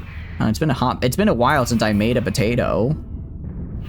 Hey, okay. I'm sensor bursting you. Why are you not going? Oh no. Oh no. Oh, I'm never gonna make it back. Stop. Stop doing this to me. Stop. I'm trying to sensor burst them away, but they're not going away. Oh, we're gonna die out here. We're gonna die out here. Probably like 400, 350 for an hour and it'll be good. 350 is weak. Yeah, 350 is a little low. I think I'd do like around 400, 425. Interdiction pulse, T. Oh, am I pressing the wrong one? Oh, wait, I'm doing active sensor burst. You're right. This is the one I want. Thank you. Okay, I got the right one now. Yeah, okay, there we go. Good, got the right one now. But yeah, I feel like this is just interesting. I'm learning so much about like how you guys prepare potatoes over there now. Now I want to try one of your guys' baked potatoes. Like, is it like mushy? That it's not like mushy. You're not like it's not like mashed potatoes type of like it's a baked potato inside. It's different from mashed potatoes. It's a bit heartier, right? A bit crunchier. They make the potatoes. I mean, potatoes are pretty easy to make. It could be a good thing to learn. Damn, here's gonna make me make. I'm gonna have to get like the stuff to make a baked potato when I go to the store tomorrow, just to show you how it's done. Cooking stream would unfortunately not work for me. Maybe I could do like a video, I guess, and then I guess I could just play it on stream, and then we could all laugh at me attempting to cook together. But no, I share a very communal kitchen, so I would not be able to do it without doxing myself and or my roommates. I guess if I did it, what do you call it? I could probably dig a video and then just edit out the parts that are I dox myself on accident, right? That could be kind of fun, actually. I've seen some VTubers do that. You mash it a little bit so that the butter seeps in. Okay, well, yeah, but not like. Okay, I'm trying to get on a scale of like soup to like hardtack. Where would you say the consistency falls in? Oh, thank you for the follow, escapism. I appreciate it. Thank you. I'm glad you're enjoying the stream. Welcome in. What are you up to? We're doing a little bit of a baked potato discussion right now. I think these people are raw eating a potato like an orange. We're not eating a potato raw like an orange. It's very much cooked. I thought you guys were, well, no, you're not eating it raw because you said it's like soft. I think we're just it's like we're cooking to the same level, but then you stop before we do, right? Gotta mash it with the fork that's got the butter on. Yeah. No, I know. I know that much. You're right, we don't have ovens in the US. Guys, wait, are you telling me my oven I have right now is like, it's like a relic of the lost times from the dark age of technology? We are cavemen. Me with my oven, I have an oven STC, so I'm in fact now going to become governor of the planet. Truthfully, this is our Warhammer 40k. Alright, and then... Inquire about available jobs. How about a mission? Okay, I think we finally get the Janus device. Let's see. Do you use gas oven or electric? We have gas here, but I know a lot of people are moving to electric. I think it's cheaper, isn't it? You're tapping binary on 2 rocks so you can read this. I'm literally putting the zeros and ones into a telegram so that it can go to the Twitch servers and get turned into text, actually. Every message is delayed by like 30 seconds because I'm just typing like right? How small are your potatoes that you use a fork to mash? I mean, they're like normal potato size, I think. Wait, what are you using to mash then if not a fork, right? A fork is like the perfect thing to mash. Or do you guys just have really big forks? You can get gas, just isn't super common. Texas is like all gas, you have electric here in the Carolinas. Okay, cool. Very cool. I think a lot of people are starting to switch to electric because I think it is a fair bit more like energy efficient, which is nice for like energy bills. Although I don't really use my oven or stove too much. I use a toaster. Well, actually, does a toaster oven count as an oven? I feel like it's like, because it's between a toaster and an oven, right? I think if it's a toaster oven that can make a pizza, I think it counts as an oven. But if it's too small for a pizza, then it counts as a toaster, right? I think that's where I think that's where they come together. Because most of what I make is either. Actually, no, that's not true. I've been using my stove more because I've been meal prepping. So I've been making what do you call it? Beans, rice, and sausage. Although I think I'm gonna stop using the beans because they're like I just buy them for like a pre-made pack and they're so salty. It's kind of it's painful to eat sometimes. Potato masher. Okay, what is a potato masher then? Also, welcome in, UNSC. Hope you're doing good. Like just like the mash, like the big mash thing, because that's huge for a potato. That's so huge. Called Poundy Bounty's fork. You can trade to mash the innards with a fork. I feel like a fork is the way to go. Put a square of butter on the top of the ranch. You put on your potatoes. Interesting. I feel like I'd put the butter on first, let it melt, and then the ranch on top. Because if the ranch is the layer between I guess, is the ranch hot ranch or cold ranch? If it's cold ranch, then the butter won't melt, will it? Poundy Bounties, what are you, an Aussie? I don't know if that's what Aussies call them, but that's an interesting name to say the least. Your potato is like the size of your hand, like comfortably fits, but the width is larger. I'd say so, yeah. I'd say that's like about the right size. Don't worry about it now, you're all good. You don't know what... I know what a potato masher is, but I'm imagining a potato masher, and that seems like way too big for what you'd use for a baked, because that like... destroys the whole potato, right? I feel like a potato masher would be too big for like a baked potato, right? You gotta get something a little smaller, a little bit more precise. Okay. I guess we talk to the provost now. We have done all this before, so I'm kind of speeding through it. I'm just kind of reading to see if there's anything new here. Yeah, if there's anything new here, I'll... Huh? What's going on here? Oh, right, it's a physical presence, so I have to go to the... I have to go, I guess, to meet the provost in person, that's right. You have these smaller mashers for small mashing, so you cut the potato open after cooking, mash it a little, pour butter and shit, and then eat the innards. Interesting, okay. I'm sure we have small mashers as well, I guess I just don't have one. Why don't I eat the skin? But the skin is good! Do you not cut open your baked potatoes and mix their insides up with the ingredients, or you just bite into it like an apple? No, I mix it, I cut open the inside and mix up the ingredients. I just don't have, like, I guess because in mine, like, the potato masher is, like, the size of a singular potato for me, right? That's, like, the surface area is the whole potato. So I'm like, how, you can't, like, mix up the innards with that, because then you're just crushing the whole potato. So, which is why I use, like, a fork. But if you have, like, a smaller one, that makes sense to me.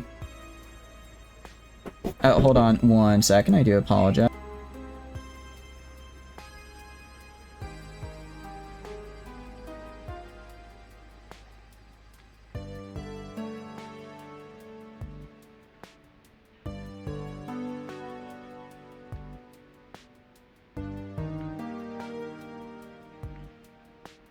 I do apologize, everybody. I do need to help out my roommate with something. This might take like 15-20 minutes. I'm going to keep stream running. Feel free to have the potato discussion without me. I really appreciate it, but I do apologize. It's going to be like 15-20 minutes AFK. I will be back, though. Do not worry. And you get to see a cool BRB screen and listen to this nice, relaxing music. All right, hold on. I will be back. Do not worry.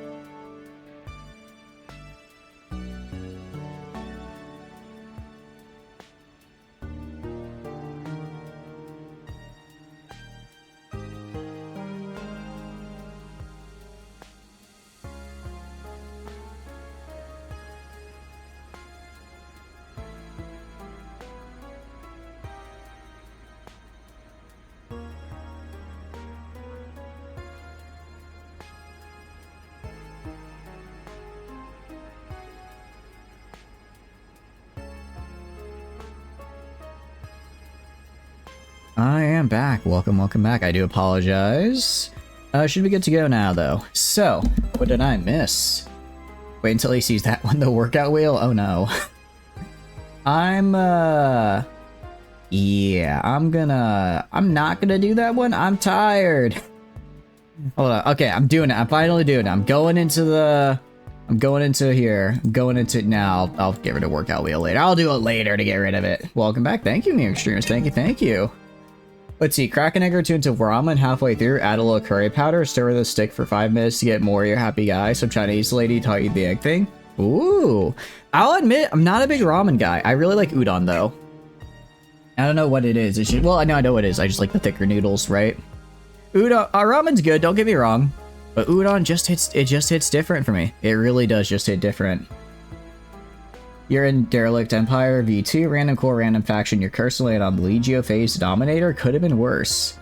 Interesting. I'll admit, phase ships are not something I have a lot of experience in. Mostly just because they're so different playstyle-wise. I always am kind of just like, I don't want to, like, use them, right? I'm always like, I'll just stick with what I know. But now that I've gone a little bit into shield shunting, and maybe I should go a little bit into phase as well, just to kind of see what I can do with them, right?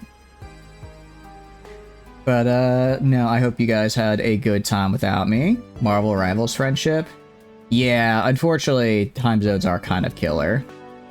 Maybe one day I'll reinstall Rivals. I don't know, though. I think hero shooters, I don't know if they're my thing. I guess I could try it at some point, though. What's up, Tano? Seen 2 guys beat full 3 Fabricator threat fleets with Afflictors? I can believe it. I mean, the concept of a phase ship is incredibly powerful. You just ignore all damage, right? I imagine it takes a lot of timing and properly tuned builds, but I can totally see how you could do that. Excuse me, hiccups. Well, not hiccups, actually, just like something in my throat. I don't know what that would be called.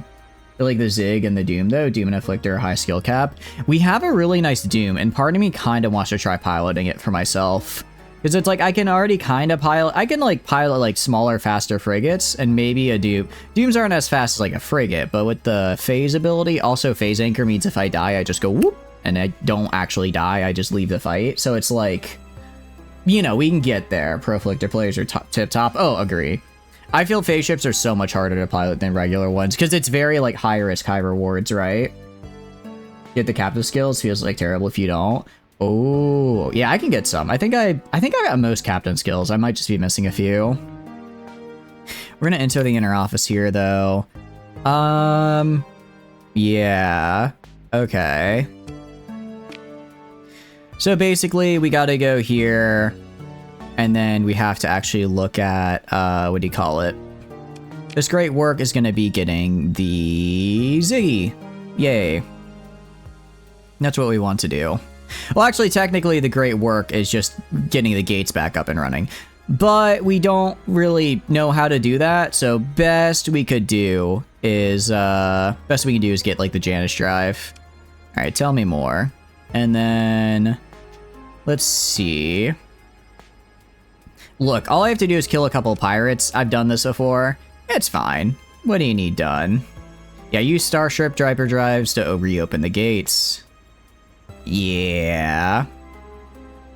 Here's some Yahoo found a way to cross unstable jump points and act well beyond irresponsible considering the chance of cascading residence. I apologize, that is irrelevant. Hey guys, this is what we did. I know, Greywind, finally, Galatia quest line. We're gonna get, I want the Janus drive. How are you doing though? Hope you're doing good. Welcome in. What are you up to? You found your ship, GF? Not yet. We're gonna do Galatia quest line, and then we'll pick up Sierra. I do find it funny, that they, like, I like that they bring this back here, where they're like, oh yeah, by the way, some idiot tried to, like, do resonance with the jump points and get out of here, but that's not relevant. It's like, ooh, you're kind of speaking to that idiot right here. We need to find our ship, GF. I'm trying to remember where she is. I know where she is, because I have the quest for her. Yeah. You know, how do I put it? The hegemony wasn't so happy that we were doing some sort of experimentation. Alright. And then Coureuse here. We just have to find her. We'll take the diplomatic path. I think we can probably talk through this. After all, I have a lot of story points. But we do need to find her. Your GF gives you a ship. Oh, yeah, yeah. Dude, my GF literally turns into a cruiser. Craziest shit I've ever seen. God, I love her. The only thing I love more than her are Volturnian lobster plushies, but she also likes Volturnian lobster plushies more than me, so, like, I guess, like, we're both each other's number 2, and our number 1s are the same, so it's kind of like we're both each other's number 1s in a way. You know what I mean? Because she's turned into a capital ship. She can, but not under your control. Not under your... She gets turned... If you decide to hand her over to Queen, I believe, Greywind could confirm this. You can in fact give, what do you call it? I believe if you give her over to Queen, Queen turns her and she does a little AI lobotomy and sticks her inside. I don't actually know what, just something. That's a capital. Yeah. Graham give you your GF, so thank you. Wait, who is your... Oh, your GF is Queen? Yeah. Don't worry about it. Depending on how fast that questline is, I might just do a little quick save, hand her over, do the fight, and then go use my powers of time and stream to go back like it never happened. Because I am kind of interested in the fight, but I don't want to get rid of her. I think she's very cool after all. I'm not worrying about it. I'm not even thinking about it. I think, what am I worrying about? I don't know. Definitely nothing at all. Okay. I'm sure it will. And then we can talk to the guy. Got it. Alright, and that's all. Well, so far we've kind of done, I don't think there's been anything different from the base game, how this goes.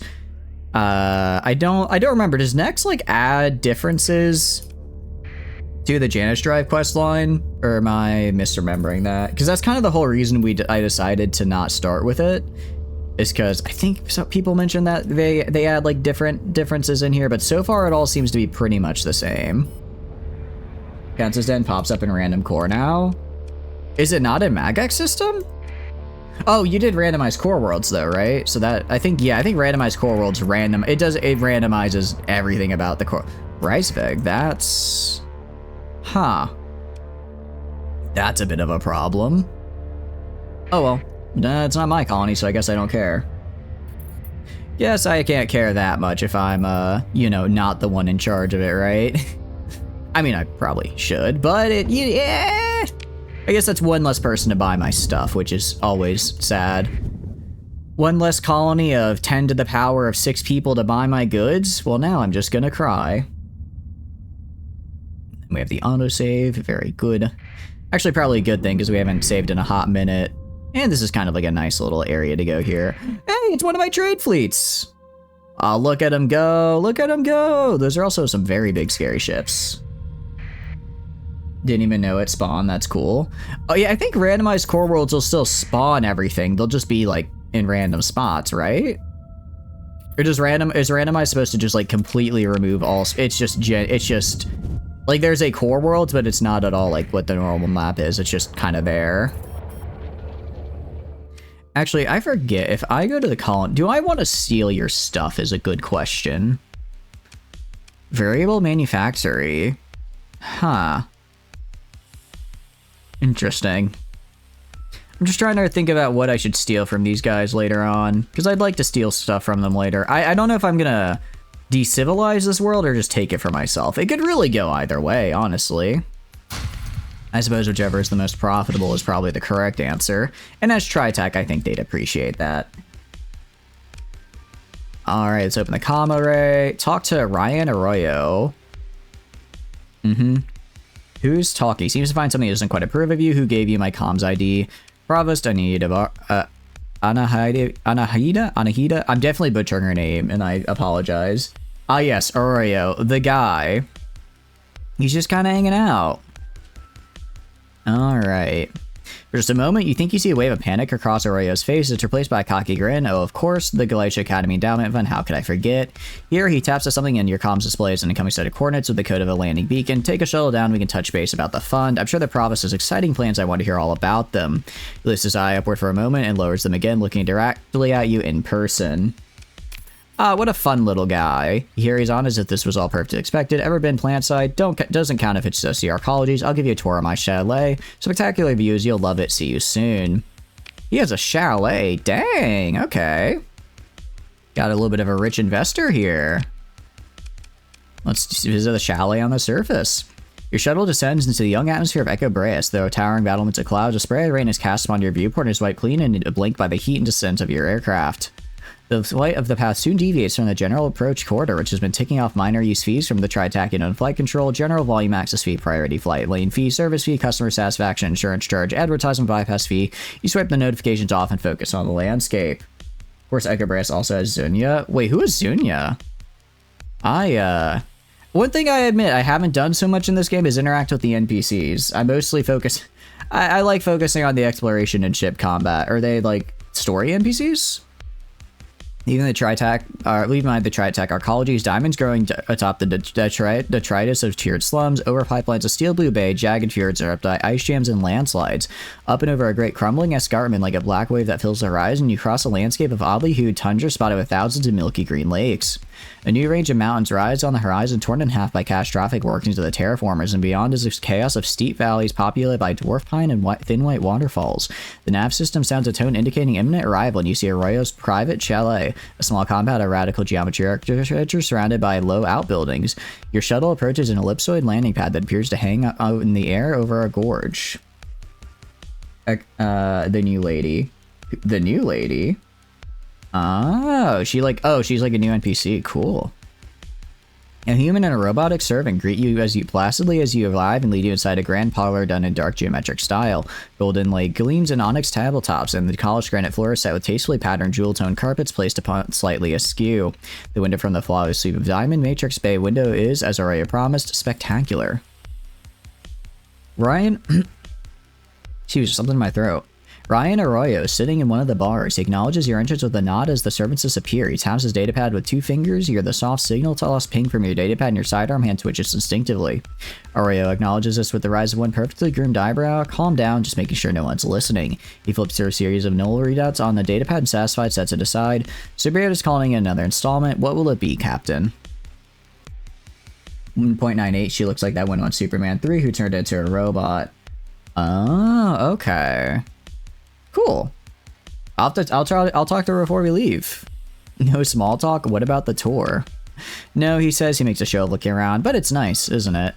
Now I could be doing anything other than talking to you right now, so let's make it quick. You know you're getting something thanks to our mutual friend. What is it?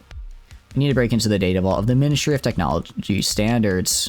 As soon as you say it, a smile grows on Arroyo's face. He starts laughing and takes his time as it builds and falls. He looks like he stopped into a man's rack with no escape, so why not enjoy the ride?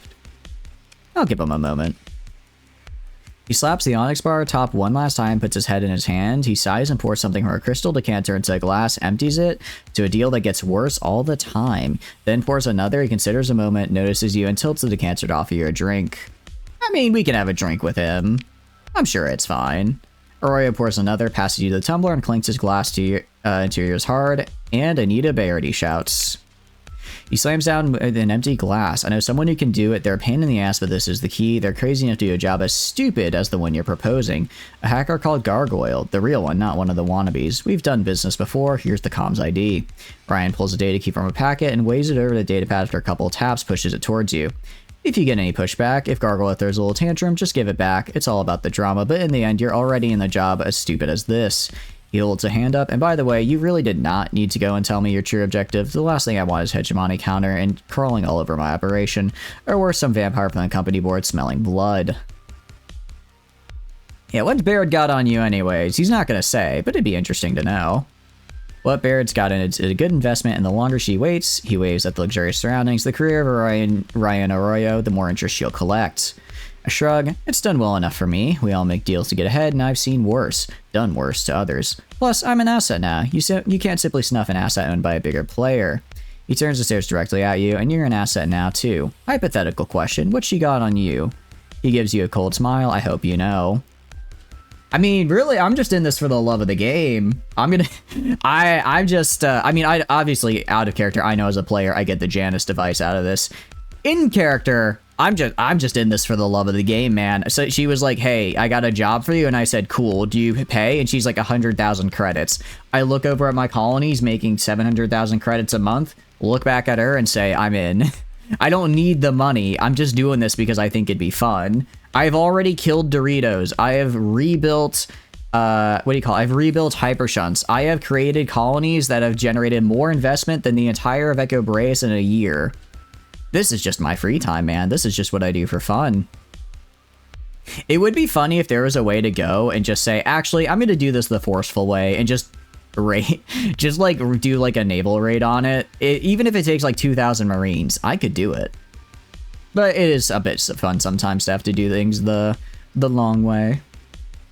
Bro helped his step roommate get unstuck. He must have. You got like 10k Marines. I think I exactly have 6k Marines if I remember correctly, because I have 55k in storage, or 5,500 in storage, I believe, and then like 500 on my ship. Maybe in the future. I mean, I kind of like you can't just speed run through it. I like that you actually have to go interact with the world and stuff. I just think it would be funny as an option. It would be funny if as an option you could do just like a ludicrously heavy-handed assault, and it really should have like repercussions within the story future as well. But I do like that there are all these. It's a nice way to like show the world and the lore. You tell me more about this gargoyle. Gives you a look. No, who cares? Doesn't matter. Most of anything you'll hear about gargoyle is made up, and half of that is true, so don't bother trying. He leans back looking elsewhere, content to talk to himself some more. What's important is that gargoyle always gets the job done. My theory is it's some kind of obsessive brain thing. He twirls his hand in motion to demonstrate. Probably implants a cybermod the wrong way, and you got an AI instead of a frontal lobe. Have fun with that one. Yeah, like a ludicrous suicide mission, but if you pull it off, I guess you get to skip all the... Oh, and we get a contact out of him. It's actually quite nice. You've got what you need from Ryan Arroyo, and with no signal on his part that you can discern, his human and robot servants appear once more. I won't say it's been a pleasure, but if you ever have more credits than you know what to do with, or a truly exceptional business opportunity, let's trade crypto keys now, so you don't have to go to the track space dust on my carpet again. He taps his data pad and offers it, and you perform the mundane ritual, which will ensure that anyone who wants to crack your mutual comms will at least have to put some effort into the task. Shuttle reverses the previous route down from the highlands across the plateau of lakes. You spot factory crawlers disgorging pipe and monorail pylons across the landscape, leaving tracked trails of torn red dirt. Across the rocky chaos and small cold sea and over the mountainous slums crowned by glittering spires, navigation pings and comms noise grow to a small roar over the heart of the Tri-Tachyon, and your shuttle returns to orbit. Neat. That made you think of that Goofy video where he had his head on a dog? Wait, what? What happened with Goofy? Like if I... what is it this time?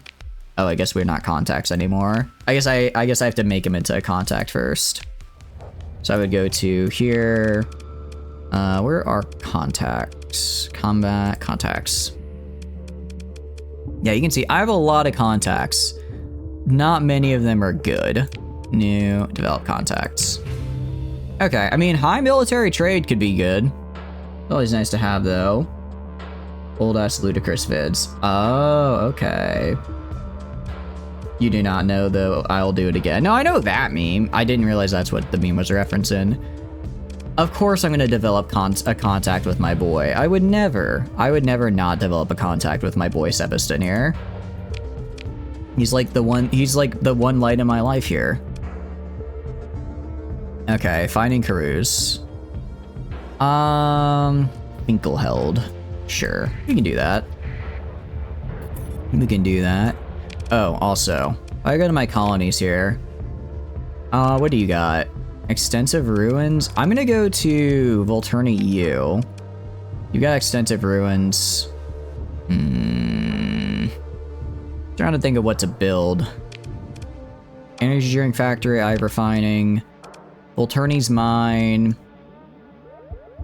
I guess I'll build refining of Volturni's mine as well. Let's also upgrade you to a terminus. Should have done that a while ago, actually. Kinda forgot to. As far as anything else is concerned, we could build a... What could I build? I can build ground defenses, I guess, if we really want to. I mean, I think we're pretty safe here, though. I don't really think we need anything else here. I don't think we need anything else here.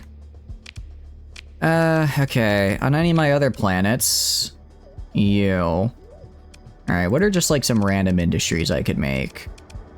Anything for fun. Mesozoic Park is not habitable, so I can't. Oh, okay, no. Oh, I remember. We're gonna do Volturni's home, get rid of the cheese factory, and then we're gonna build the drug lab. We build the drug lab here because then it could just pull directly from the local production of organics. So we want to find, where is it? There's so many things here. I'm 100% going by it. Yeah, light production. Build light production, and then we'll just build all the way up to drugs. Once we build all the way up to drugs, well, I guess we'll have a lot of drug production, which is always nice. It's always nice to have a lot of drug production. You know, because it's very profitable. You know, right now we're making some good money, which I like. I'll probably start using it to maybe build some supplementary fleets, because we're going to be going after some pretty heavy hitters here soon. We're going to be going after some pretty heavy hitters.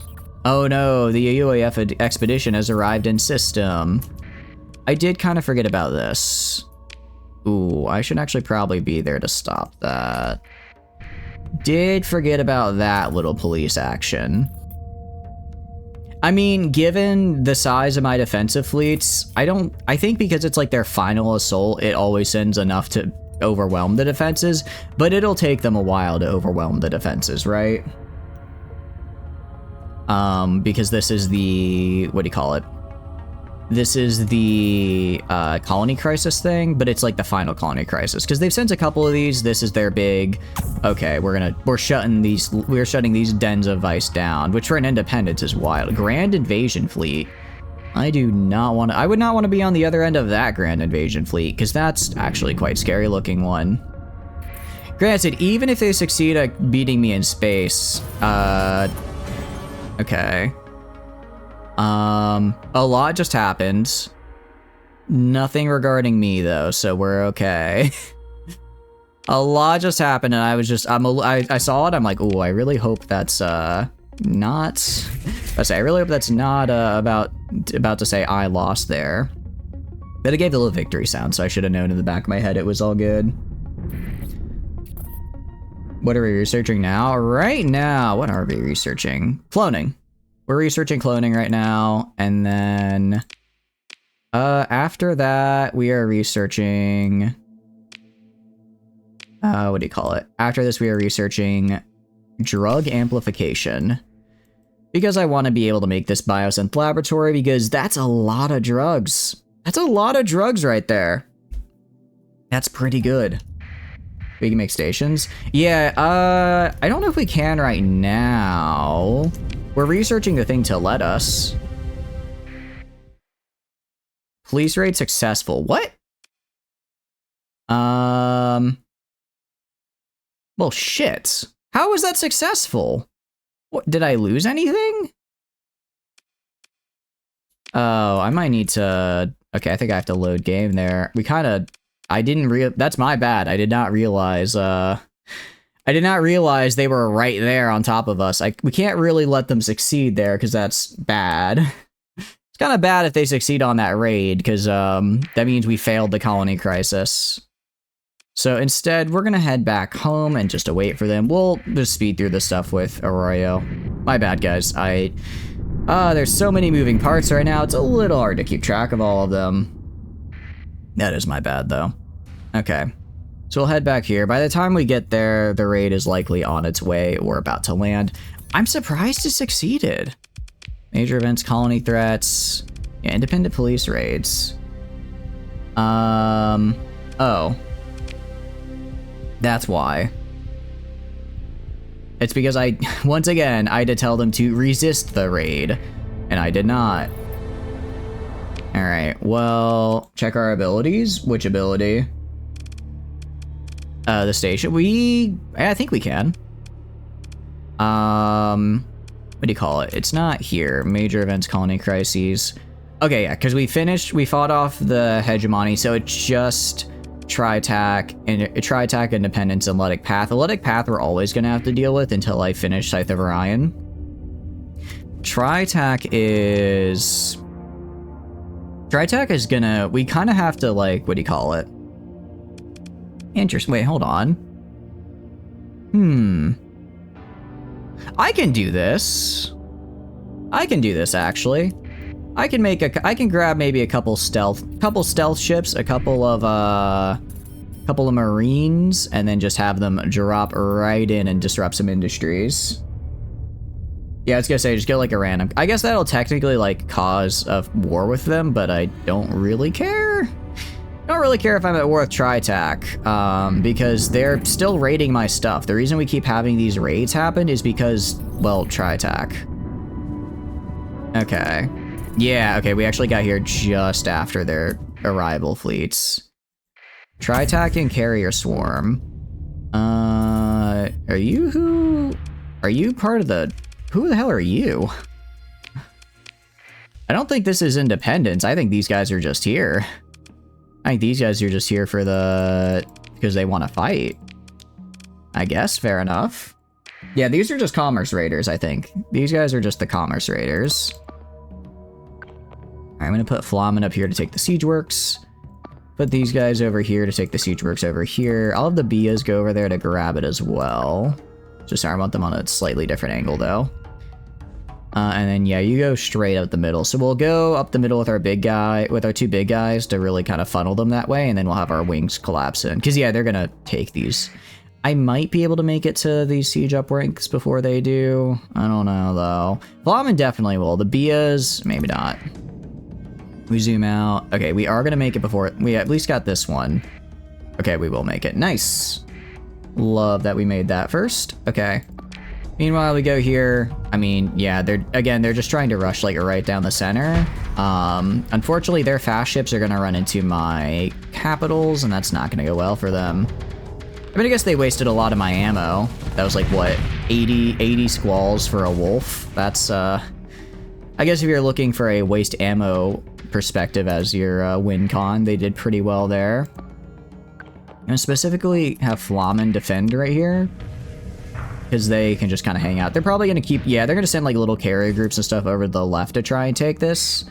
I'll just have Flamen stay over here to make sure that they don't. This wolf is kind of getting away, but it's whatever. I'm a little worried about Genzel here, just because these are high-tech ships that are gonna be teleporting all over the place. But if we focus on the ASs, he should be fine. If we focus on the AS, they should be able to, because they're very just go getting close and ram things. Yeah, so as long as they actually get close to the carriers like this, then they'll do fantastic. It's just a matter of getting close and staying close. Meanwhile, you are over here. Yeah, that's fine. Yeah, a little bit. When it comes to maneuverability, a Legion isn't exactly the best for that. But if it can get in close enough to start using its weapons, the Undine died. Did Undine die? Oh, whoops. That's not good. Ah, well, it happens. I think it ran into too many. I think it just ran into too many fighters and got zapped. You can see here. I mean, like, ASs have pretty okay shields for a carrier, but there's just only so much they can do under concentrated fire like that. All right, let's get this guy, and come on, mess him up. There we go. And yeah, that guy's a goner. I think that's all of them. Is that all of them? Yeah, it is. Okay. Lost one ship, the Undine. It happens, though. It happens sometimes. All right, we'll finish them off. Make sure we recover Undine. Really want to make sure we always recover Undine, because I put, you know, a lot of effort and time and resources into it. Other ships, not so big of a deal. Okay, so we'll head to Volturni Prime, I guess, because it's like right here. Aroyan Royal Battle. Oh, that's right. I forgot the UAF also sent a thing up here at the same time. Yeah, their expedition failed, so they're like a little upset with me, but not that upset because they were, you know, hostilely attacking me, right? I guess we can go up to Volturni's mine. Maybe that's where the expedition, where the sector pole group is. Because I didn't see him down here. Food, gendarmes. Okay, so that's... Okay, so I think these are the sector pole groups. The police actions, if you will. Not very scary, if you ask me. Join the battle, second in command. Yeah, I'll just auto-resolve them. I'll auto-resolve them. If they had some capitals, I might fight it out, but no capitals, you don't get more than an auto-resolve. Oh, we actually defeated him. Cool, okay. And the Ludic Path quite liked that. They're actually a big fan of us doing that. Yeah, if we go over here, oh, all the way over here. A little bit more. Yeah, unbound and unwatched. Sector pole forces withdrew after a failed attempt to impose controls on Volturni Food Corps Free Court. In other words, oh, we've also maxed out all these, which is kind of fun. Which I believe is probably gonna... All of these actually give us interesting bonuses once they're, like, done. Once we, like, achieve... Like, we got a better fuel cost production for the Syndrome Fuel one. I wonder if this one gives us, like, more accessibility or something? It only popped up for a second last time, and I missed it, so I guess we missed it this time as well. Alright, so now we can go to... What is it? Colony threats. We can escalate the crisis. And then... I don't actually know who the crisis can be now, because again, Ludic Path is a separate thing. I guess Tri-Attack, maybe? Although it looks like, according to this, it doesn't look like there is a crisis anymore. We might have, I mean, the bar is still there, but we might have done everything we can, because again, I think Tri-Attack is like its own separate thing. Tri-Attack is its own separate little bar here. Last time, though, I mean, we had a Tri-Attack thing happen, and then that fixed it. Yeah. No, I think these are all just, they're like own separate things, so we don't actually have to worry anymore. That's good. Let's go to Hybrasil. Let's have our conversation with Arroyo again, and then while we're there, lies and slander, the Undie never dies, you are immortal. You're immortal! The rest of the crew! Well, they're trying their best. We're just gonna grab, I'm just gonna grab another 5,000 soldiers for no discernible reason while I'm in the vicinity of Echobraeus. Don't worry about it. Don't worry about it. I assure you, everything is fine and on the up and up. In other related news, I'm about to take a much larger share of the global food of the sector-wide food imports, because Echobraeus is about to lose a lot of their sector-wide food exporting ability. I'm also gonna steal their light industry thing because I want to plug it into my soon-to-be-made drug lab.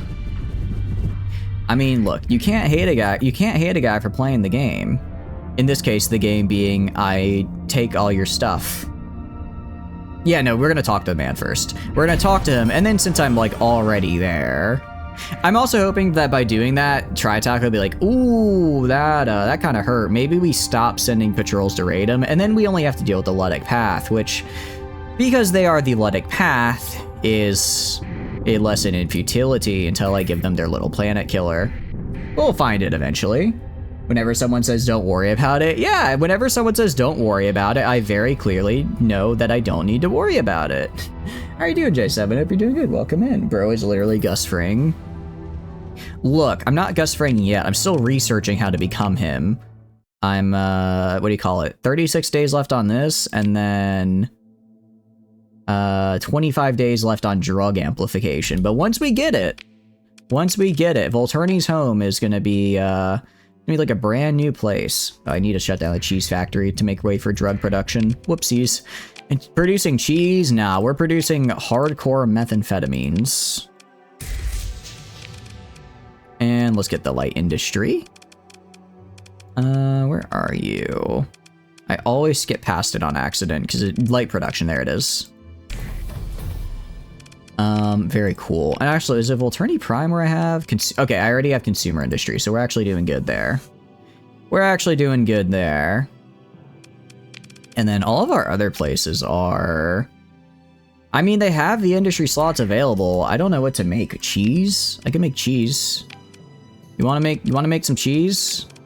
You can make some cheese. Enjoy the cheese.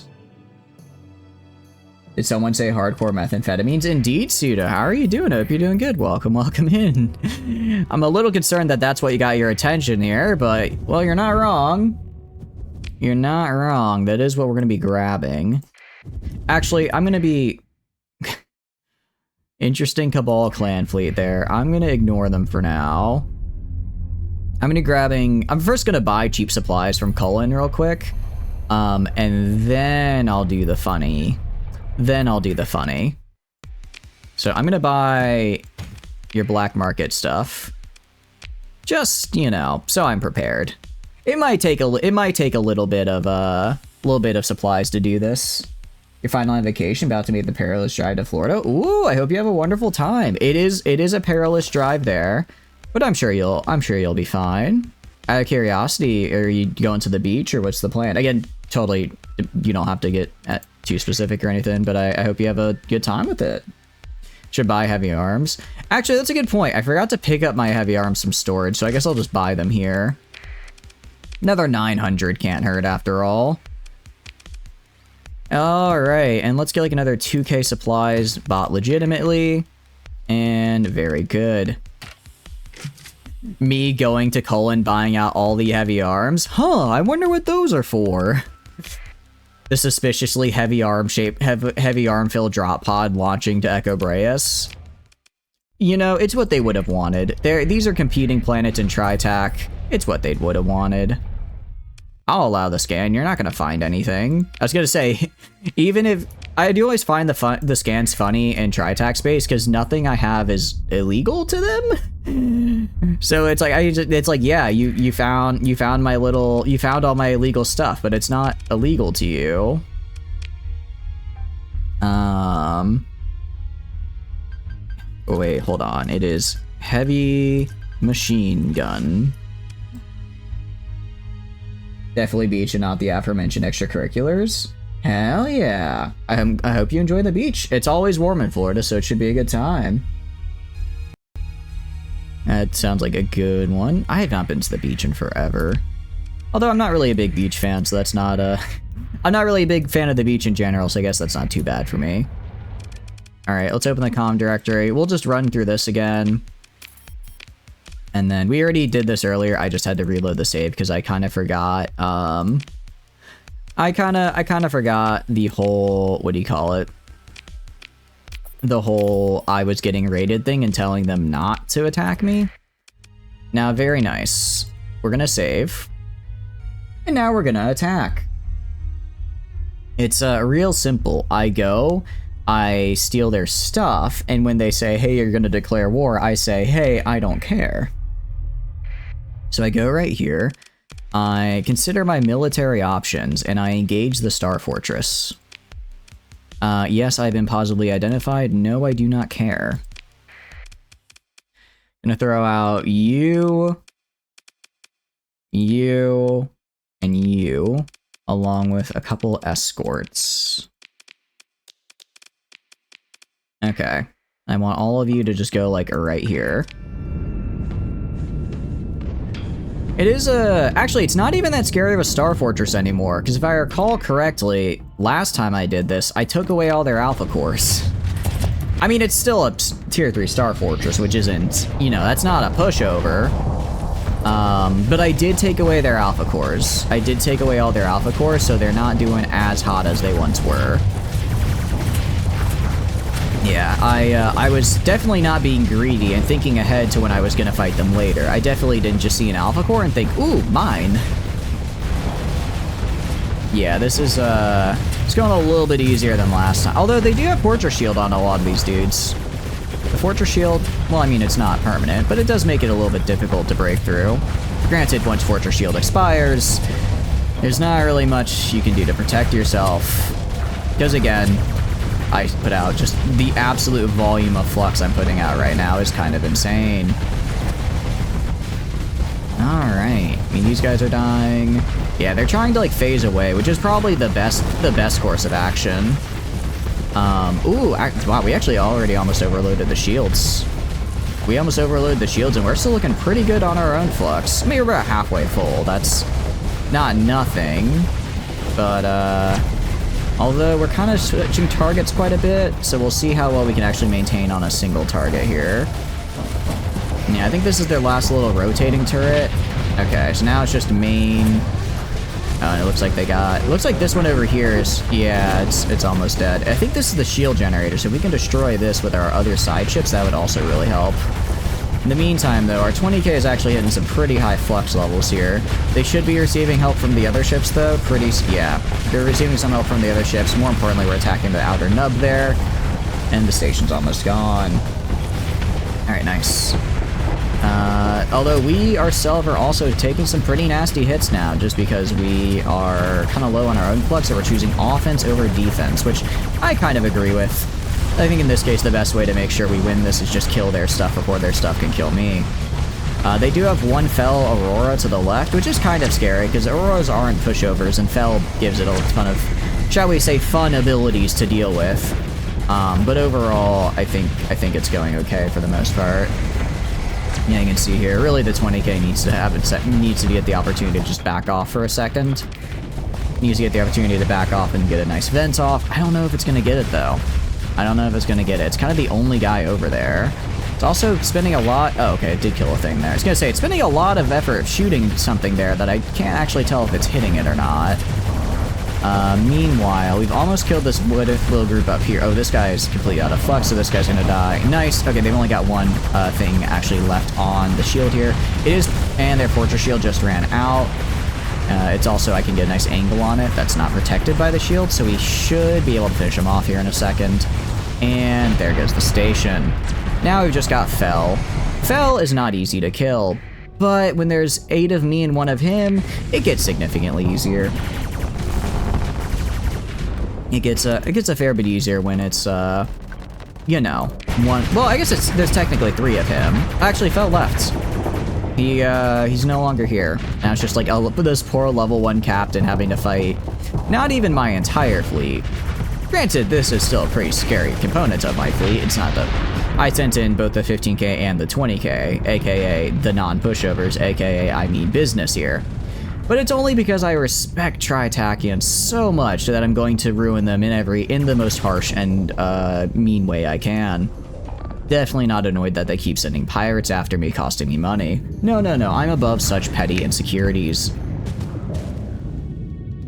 And they are running.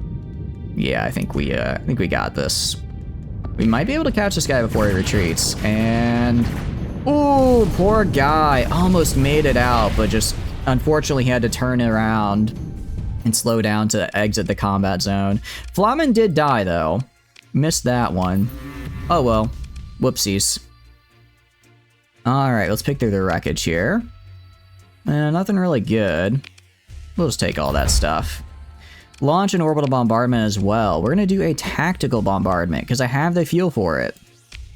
Gonna launch that. And now their stability has been decreased. And now we get to do the fun military options. Let's launch a raid and steal some stuff. First things first. Biofactory. Wow. Actually, I'm kind of surprised it's that hard to get, even with me pretty much disrupting everything they had. Yeah, Undine died again, unfortunately. I'll also grab, I guess, some, this. Just grab a couple extra supplies, make it a little easier so these raids pay for themselves. Let's launch the raid. Yeah, 136 guys out of damn near 5,000. That's what I call minimal casualties. Sucks for those guys, but for me, I'm fine. Alright, and then we can do this to salvage. Very cool.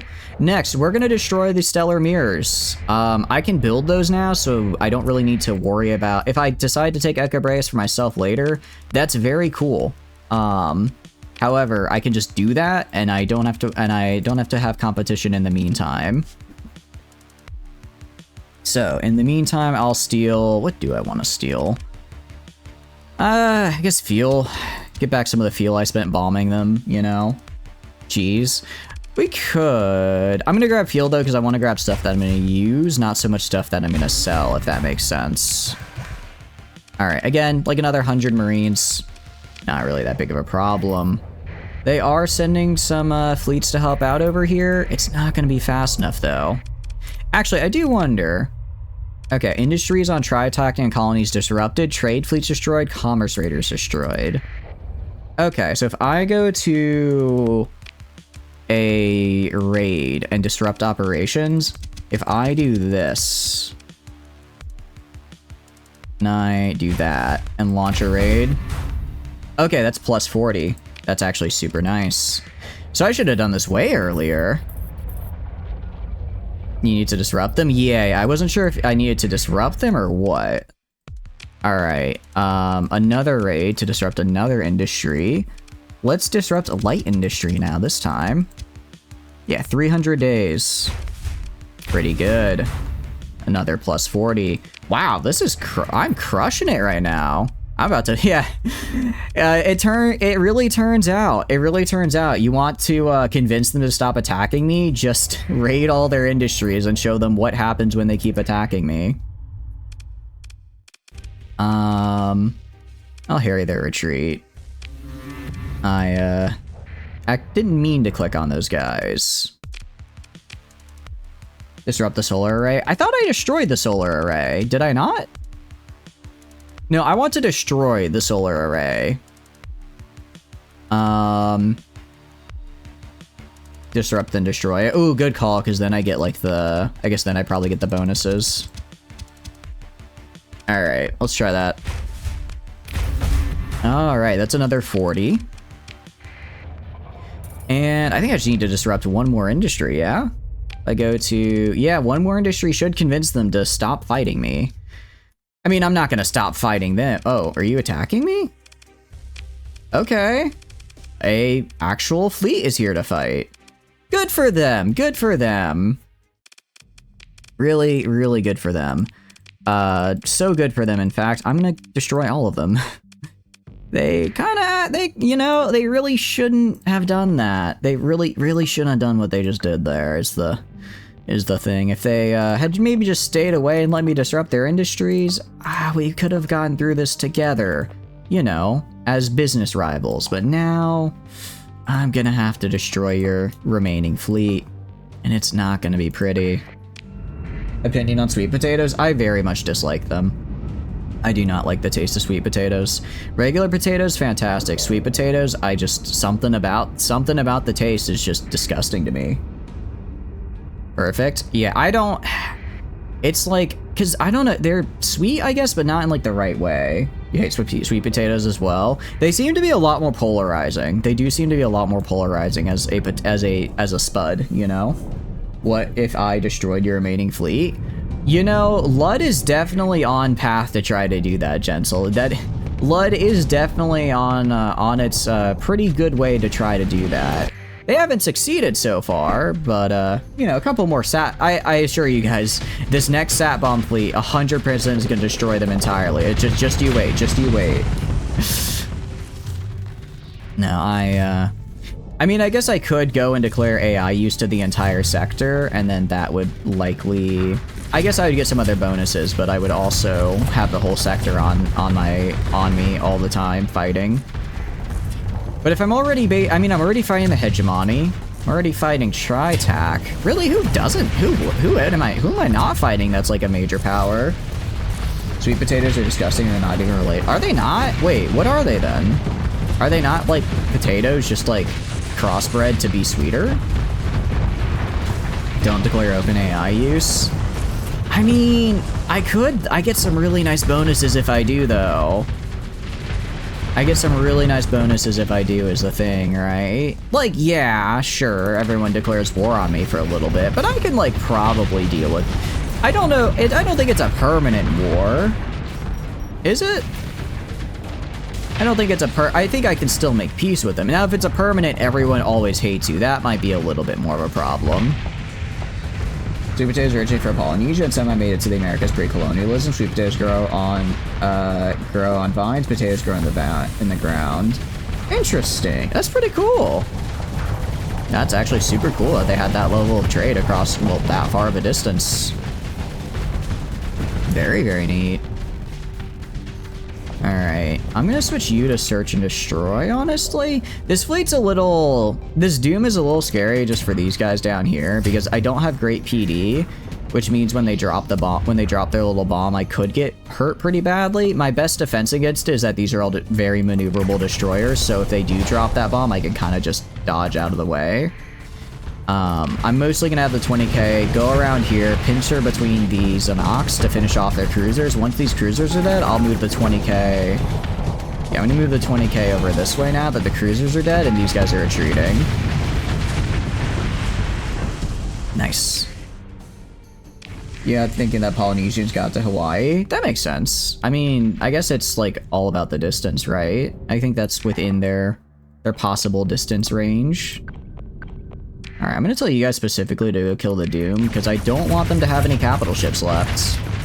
Also, ooh, that's... Tano, no! Tano, no! Oh, that's so many mine strikes. Oh, try and get out of there, Tano. Try and get out of there. Ah! Alright, we'll avenge you. We'll avenge you, don't worry. They can't stay hidden forever. They got to Y by 980. That's super cool. That's just insane to me. Like, I know they had, like, I guess they, like, knew the ocean really well and knew, like, tricks of how to, like, find islands in the middle of, like, the ocean and all that, but that's still crazy that you could just, like, go get on a boat and assume, like, yeah, I think there's probably another island out there. I don't know exactly where, but I think I'll find it. And then they actually found it. I don't know, that's just so cool. I think that's really cool. They killed him. They did indeed kill him. I killed them back, though. It's okay. Most of them got very, very killed back. Yeah, so now they only have these small little fleets. You know, in Retribution, I'm gonna raid Echo Boreas again. I was already gonna do it, but now I'm gonna do it again. Is the last islands to get inhabited? Oh. I guess, okay, yeah, I guess that I don't know why I always assumed that Hawaii was inhabited from, like, North America going west, but no, it makes way more sense that it was from Polynesians going east. Because that's, like, their culture's a lot closer and everything, right? I guess I never really thought about it too much. So ship with a lot of sweet potatoes going from one island to another could have been blown off course and find its way to California. And then I guess somebody liked them because they decided to cultivate them, right? They decided to cultivate them, and now we've got sweet potatoes today. Well, we can't, you know. Sometimes people make mistakes. The cultivation of sweet potatoes is amongst those. Alright, we will disrupt... I guess we could disrupt the megaport. There we go. Only 100 days? Let's do the variable manufactory then. Launch the raid. Alright, you've convinced Tri-Tachyon to stop attacking your interests. Well, that's cool and all. They haven't convinced me to stop attacking their interests. Commerce war repelled? Yeah. The problem is that they have not given me a good reason why I shouldn't keep fighting them, because I'm taking all their stuff that I like, right? So until they convince me otherwise, we're gonna have to start our little... Same with Iron Shell here, actually. Okay, Special Task Force Lagrange. You're a little scary looking. You're a little... Can I beat... how's my fleet looking? Yeah, we'd win. I'd win. Yeah, I'd win, actually. Alright, once we kill Lagrange, we should be able to move into Cullen and just start doing some fun stuff there. By 100 BC, every island besides Hawaii was inhabited? Really? Huh. I didn't realize it was that, much. I mean, I guess I assumed it took place kind of over a little bit of a longer period of time. That's cool, though. Very cool. Alright, we'll do this. Oh, ad break, actually, so I'll wait before starting this fight here, because I don't want anyone to miss this. It is kind of funny, I went, talked to this guy, and then immediately started bombarding his home. Like, I like to imagine I was kind of nice, and I bombarded everywhere on the planet except his very, very nice chateau because he offered me a drink. Which, you know, upon later inspection... Tri-Tach may be like, hey, how come this one guy didn't get bombarded? We should probably, like, investigate that. And then that leads to, you know, his whole deal getting, shall we say, exposed. But at least for now, he's safe. Probably. Here, Colin. Yeah, Colin does have a minefield around it. It shouldn't be too much of a problem. I'll heal up fully before going back in. I mean, I guess I guess we're starting our market manipulation, honestly. Echo Brace is one of the biggest food producers, and I'm basically taking it off the board for the next in-game year. If I can do that for, you know, also the Hegemony's big food producers, because I'm also at war with them, thanks to the whole, what do you call it? Thanks to their whole sending an inspection fleet, and I said, well, I don't want to be inspected fleet, right? We could also hit Jongala. I believe Jongala and Ragavan Complex, or the L4 Complex, are their two big food producers. Which is a little scary because they are defended by Iron Shell, which is doing a fair bit better than Tri-Tach, just because I haven't really fought Iron Shell at all. Like, I already sold Tri-Tach's Nano Forge earlier. I already saw their Alpha Cores. Like, this is a weakened Tri-Tach. Hegemony is at full strength, so that's a bit more to contend with. Doable, just a bit more. But we can probably, we should be fine to do that. Okay, Nabui, Epsilon, Beta. Just trying to figure out where we want to go. Yeah, so I guess we'll just grab everything from them, honestly. We'll grab what we can from Tri-Tach here. I don't know if I'm gonna do like a full, whatchamacallit. How are you doing, Alex? Hope you're doing good. Welcome in. I don't know if we're gonna do like the full, like, de-civing of them. Like, we could de-civ them. We could de-civ them, but I don't know if I want to, because that's like, I don't know. That feels a little mean. Maybe I just de-civ the population, the food production centers, right? Because, like, I'm gonna go, what do you call it? I am gonna go and fight I'm gonna go take all the rest of Tri-Tach stuff, right? I'm gonna steal all the rest of their stuff. But I don't need to actually, like, de-civ all their stuff, because then there's no one to buy my stuff. I need people to buy my stuff, after all. You love to get Twitch buffering as soon as you said. I'm so sorry, Alex. I'm so sorry. It's just one of those. It's just one of those days, unfortunately. All right. Well, the community is back. Welcome back from ads. Don't worry, I waited on the fight just for you guys. Interesting. I didn't realize that was I did not realize that the middle mouse button was bound to that. I did not mean to press that. All right. I'm gonna send. Keep pressing the wrong button. I'm gonna send these guys to Gamma. Flamen is gonna get Epsilon, then Beta. I'm gonna put these two kind of over to Theta for a flank. Actually, I'm gonna send them, and then I'll have Flamen go up to Theta with them. I'm gonna have you go here. I'm gonna have you kind of go with them, and then I'll switch Gensel onto Search and Destroy once we get a better idea of where they're actually moving. But what have you been up to, Alex? I hope you're doing good. We're just doing some Starsector right now. Pretty good Starsector, if you ask me. Pretty good Starsector. I'm enjoying it at any rate. Having a good time with it. Yeah, we're gonna grab this guy. Very nice. Okay, so these comm relays, I'm gonna move up to Jammer Alpha here to make sure I at least get somebody on it. Yeah, okay, so Flamen, you can help out up here with these three guys. Actually looks like they might be going a little bit more to the right than to the left. I kind of assumed they'd be going the left because it's a little closer to them, but maybe they went right. Ooh, okay, hold on. Alright, I'm gonna send you to go escort this guy, Flamen, because this guy's about to get severely messed up. Meanwhile, this guy should be able to take up here with no problems. Okay, no, they went left. Good. Called that right. Just switch Gensel to Search and Destroy since they can just run in there now. Yeah, this ship right here had a pretty high flux cap, and these, what do you call it? This, the 1500, it's not a bad ship, but I'm mostly using it as a support craft. Which means, it's not the best brawler. It really can't, it can take on, like, it can take on Forget Stall Destroyers, but loses to cruisers of a similar size, right? Finally stopped. I'm glad that your buffering stopped. How are you? What are you up to? Interesting that Fel took an AS instead of any of the other ships here. I wonder if AS just happens to have a really high cost comparatively and I missed it. But no, we're mostly fighting on the left side here. Right side's a little bit more intense, a little scary. This guy's actually not looking so hot. I'm gonna send Flamen up here to help. I'll also send one of those Anox over as well.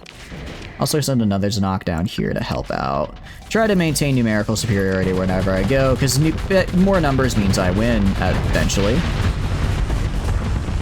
Taking a break from your Starsector mod, use some XCOM 2 voice packs. One's already complete and works with DLC. Ooh, very cool. What kind of voice packs are you making? Are you grabbing clips from like shows and stuff and putting them in voice packs? How are you doing it?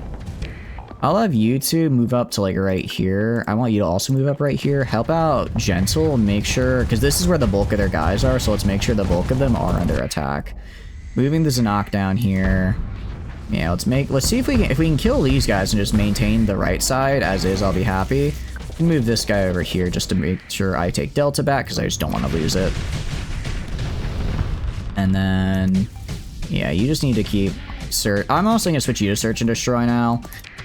You're close enough to them that you'll probably go up this way where I want you to go. Grab the character's in-game voice and data changes to get them working there. Okay. Oh, wait. Wait, are you making voice packs for use in XCOM 2, or are you taking XCOM 2 voice packs and putting them in Starsector, or a different game? I apologize, I think I confused myself a little bit. Alright, you guys switch to Search and Destroy. You guys switch to Search and Destroy. Just kill these, like, they got a ton of the little Harbingers. I mean, they're Tri-Tach, of course, they're gonna have a ton of phase shifts. Which just means I need to be a little bit more... They're very fast, they're very maneuverable, so I gotta be a little bit more aggressive when it comes to killing them. Did you ever fight the fleet with the blazes? I completely forgot to, Gentle, and I'm so sorry. It was literally at the... I was like, we'll start stream with that. I forgot to do it because it'd been a week, and then 5 minutes into the stream, it hit me with the, by the way, you forgot to do a bounty, and now your contact is kind of pissed with you. Which was unfortunate. You're not doing XCOM Starsector stuff, just other things to XCOM. Cool, very cool. Sounds like a good time. But no, I will get us a fight against the blazes, I promise. I'll find a way. Streamer will never see the blaze. I want to see it one of these days. You made it sound really cool. I guess full assault. Just kill that. Kill this one guy that's like off the map. I don't know why they're just letting him escape, but sure. One day I'll see it, likely get my butt kicked by it, and then I'll be like, damn, kind of glad I actually didn't do that contract, because there was like 3 of them and they would have kicked me in the rear for sure. All right, we're gonna pursue. Just do a nice little pursuit on them. Any ships to recover? None of mine at any rate. So we're gonna just pick through the wreckage, grab that. Very nice. Okay, Tri-Tachyon. Where are you launching from? Unknown location. Very interesting. Well, I do need to do a little bit of a raid here to disrupt your final thing, the Megaport. 100 days. Launch the raid. Okay, that's actually kind of a decent amount of Marines. Still though, Echo Breas, if we take a look at it, I'm guessing. View colony info. Yeah, it's not doing so hot. Not doing so great here. Everything is disrupted, actually. Everything is disrupted. So I guess now it's time to go to the colon expansion AQ. I don't know why there's like 2 colons, but I'll attack both. Minus 17 stability, yeah. Yeah, pretty much. Volturni's home, go to light production. I believe I go to light industry, and then after light industry, I go to drug lab. Oh, I'm actually over cargo cap. Whoopsies. Got a little too crazy with it, and I have a bunch of extra ship components in my inventory. Yes, I think they're gonna be running for me for the most part. I mean, I can just attack them here and see what happens. I don't actually know what's in the colon expansion HQ. Nothing, really? Yeah, nothing. I guess I could hurt their refining if we wanted to. Kinda would rather just go into colon proper, though. And get... Ooh, this is actually good time. I don't know who they're fighting, but if they're fighting someone else, that gives me time to go in here. I'm gonna hit some mines a little bit. We're going to consider the military options. We're gonna get rid of the battle station now. We could hit their orbital works. We'll probably... Although I think they have one on colon here. We're gonna fight the battle station now. Reason being, we'll just do this. Reason being, if their main fleet is busy elsewhere, then I don't have to fight the main fleet with the battle station. This one I have not taken their stuff from. Yeah, we're gonna raid this guy to take the AI out of the battle station as soon as we can. Yeah, because this guy does still have the AI. I don't know who, I think they're attacking that Cabal fleet we saw earlier, so the Cabal kind of coming in to save my butt here. Cabal kind of saving me. I'll have you on search and destroy, because really I need to... Is Undine dying? Undine is almost dead. Undine, please retreat. Please retreat, Undine. Because yeah, we need to kill this station as fast as we can with as much efficiency. Luckily, I think it's only a tier 2 station. I believe this is only a tier 2, not a tier 3 like a Coureuse, so it's a little bit easier to get rid of. But it still has the alpha cores, which is the scary bit. Could have raided first. We could have, but we would take really big casualties in the process. And since we're gonna have to raid a lot of people after this, I'd rather just take the station. I'd rather just take the station and then raid for like 100 casualties in total instead of like each raid costing like 500, right? Because if each raid costs like 500, then we are very limited in how many raids we're able to actually logistically do, right? Since it's a tier 2 with a minimal garrison, I'm not too worried. Not too worried. The AI makes it difficult, but not impossible after all. Yeah, you can see they're already just about getting overloaded and melted down, mostly by Gentle. Who knew that, you know, 3 plasma streamers and as many guns as I can fit on a ship there would do really good at killing a station. Couldn't be me. Got railgunned. Yeah, it's getting railgunned here by the Rebel Rat ship, which is nice. Surprisingly, this, I'm surprised by this Doom here trying to face us down. Doing a pretty good job, actually, from Prepper and the Nodos. Yeah, and then it phased out of there. I was a little concerned putting Prepper in just because they're a bully. They're not, like, a guy meant to, like, really take on the beef of a station. But they've done a fair enough job. They've still got Junos on there. Oh, hold on. Oh, you might die. Oh, I didn't realize how low they'd gotten. Yeah, I think unless we manage to kill the station really quick here, I think Prepper might be a goner. Although we might be able to do it. We might be able to do it. It's Fel. Oh, did Fel railgun me? Oh, my bad. I know I have a built-in railgun on one of my guys. Alright, Gentle actually managed to survive somehow. Good for him. Good for him. Yeah, we're just gonna claim victory here. Alright, I don't really need to consider ship recovery, so we'll just pick through our wreckage and get an alpha core out of it. So now we're gonna do an orbital bombardment with a nice 11,000 fuel. Yeah, so that's the ground offensive strength, and that's before... That is before I had the station gone. I don't think... Yeah, this would not have worked otherwise. Somehow, as if you're not a flying single greatest starship ever conceived by man. Yeah. No, Fel was on the Doom. No, I know Fel... Oh, Fel was on the Doom. I see, I see. I know Fel has... I'm pretty sure Fel has a railgun attack as well.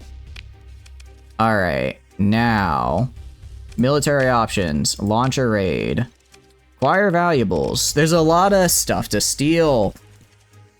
Holy cow, they have a lot of stuff to steal. Catalytic core is probably the one I want the most. No.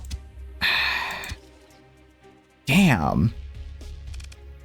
What is their strength? Ground defense strength? Stability, alpha core from planetary defense to planetary defense. Can I disrupt the operations of the planetary defense force? I can. Okay, I think we honestly disrupt it for like 30 days. We're not going to be here that long. Disrupt it for 30 days and then steal their alpha core.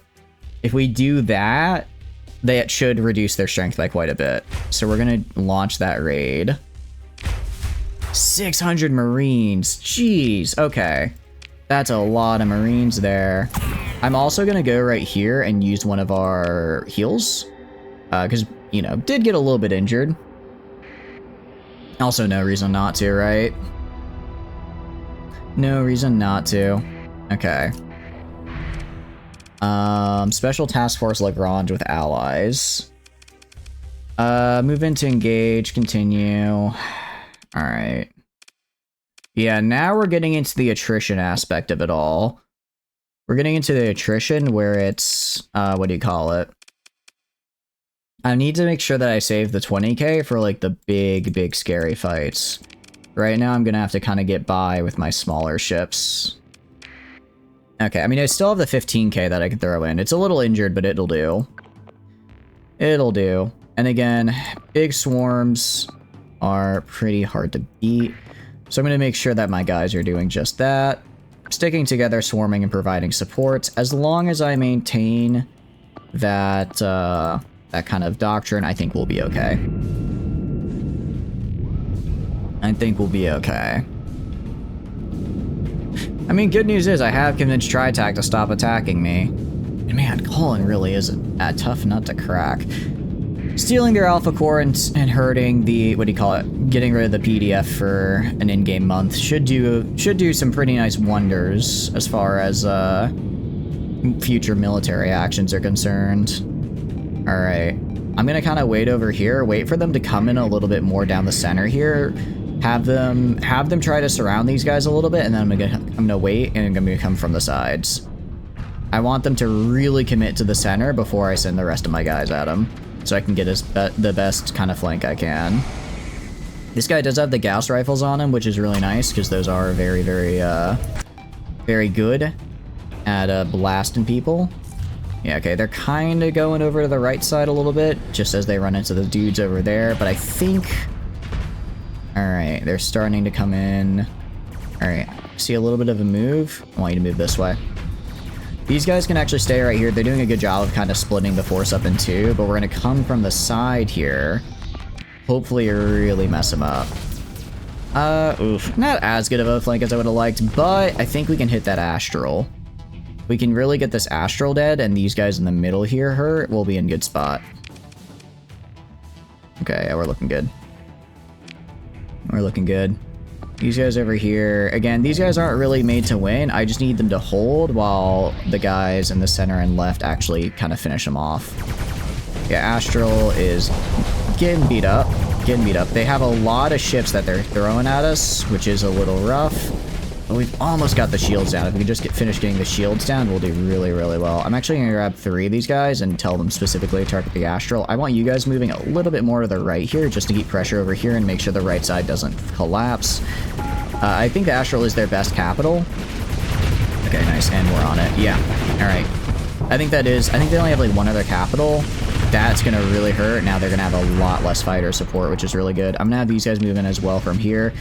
Again, just continue trying to get the flank. They don't have like that many ships here. This is definitely a bit of a smaller fleet engagement compared to what we just did previously. But again, the main focus is just to get rid of them without having to use our 20k, because that's like our ace in the hole, right? 20k is an absolute beast of a ship that it can't solo. It can't solo a big fleet, but it can put a pretty nasty dent in one, right? And because it can put a pretty nasty dent in one, I want to make sure I can have it available for when I need to put that dent, right? So this is like a support fleet. This isn't their full big fleet. Their full big fleet is, I'm pretty sure, still fighting the Cabal down there, which is nice. Just because they're not dealing with me. I am a little concerned though, just because we're using a lot more CR kind of in these smaller engagements than I'd like to, that I will eventually need for the big fleet. I don't think I can join that fight either. All right, we'll do full assault. They're retreating. I don't think I could join that fight either, just because it's considered like 2 enemy factions fighting. I can't just come and third party them. So I'll just have to wait. Cabal is going to lose because they're a pirate fighting a very scary planetary defense fleet. But they might do some damage in the meantime that hopefully, if since I'll be disrupting their stuff here, they won't actually be able to repair. At least not before I engage them. Okay, nice. Yeah, nobody died. I'm gonna pursue. I'm gonna throw these guys on it.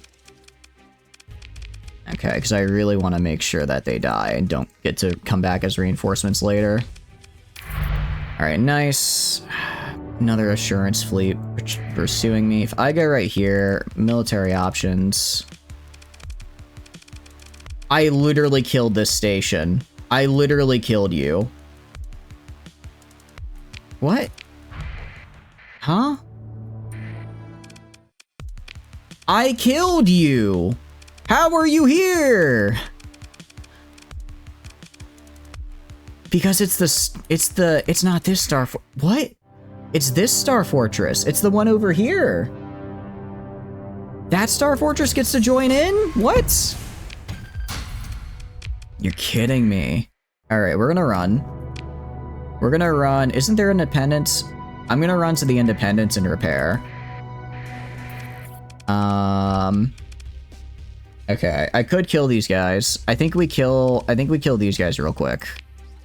I'm gonna just auto-resolve them into oblivion, and then if the other guys catch up, I'm gonna run with a story point.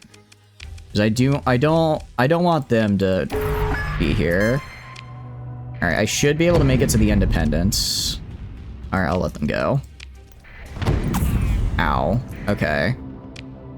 Let me get up here to repair. I should be able to make it back before they spawn a new defense fleet as well. Stop interdicting me, you losers. I hate you. Heard no bell? It's not a bell, it's a strategic retreat for repairs.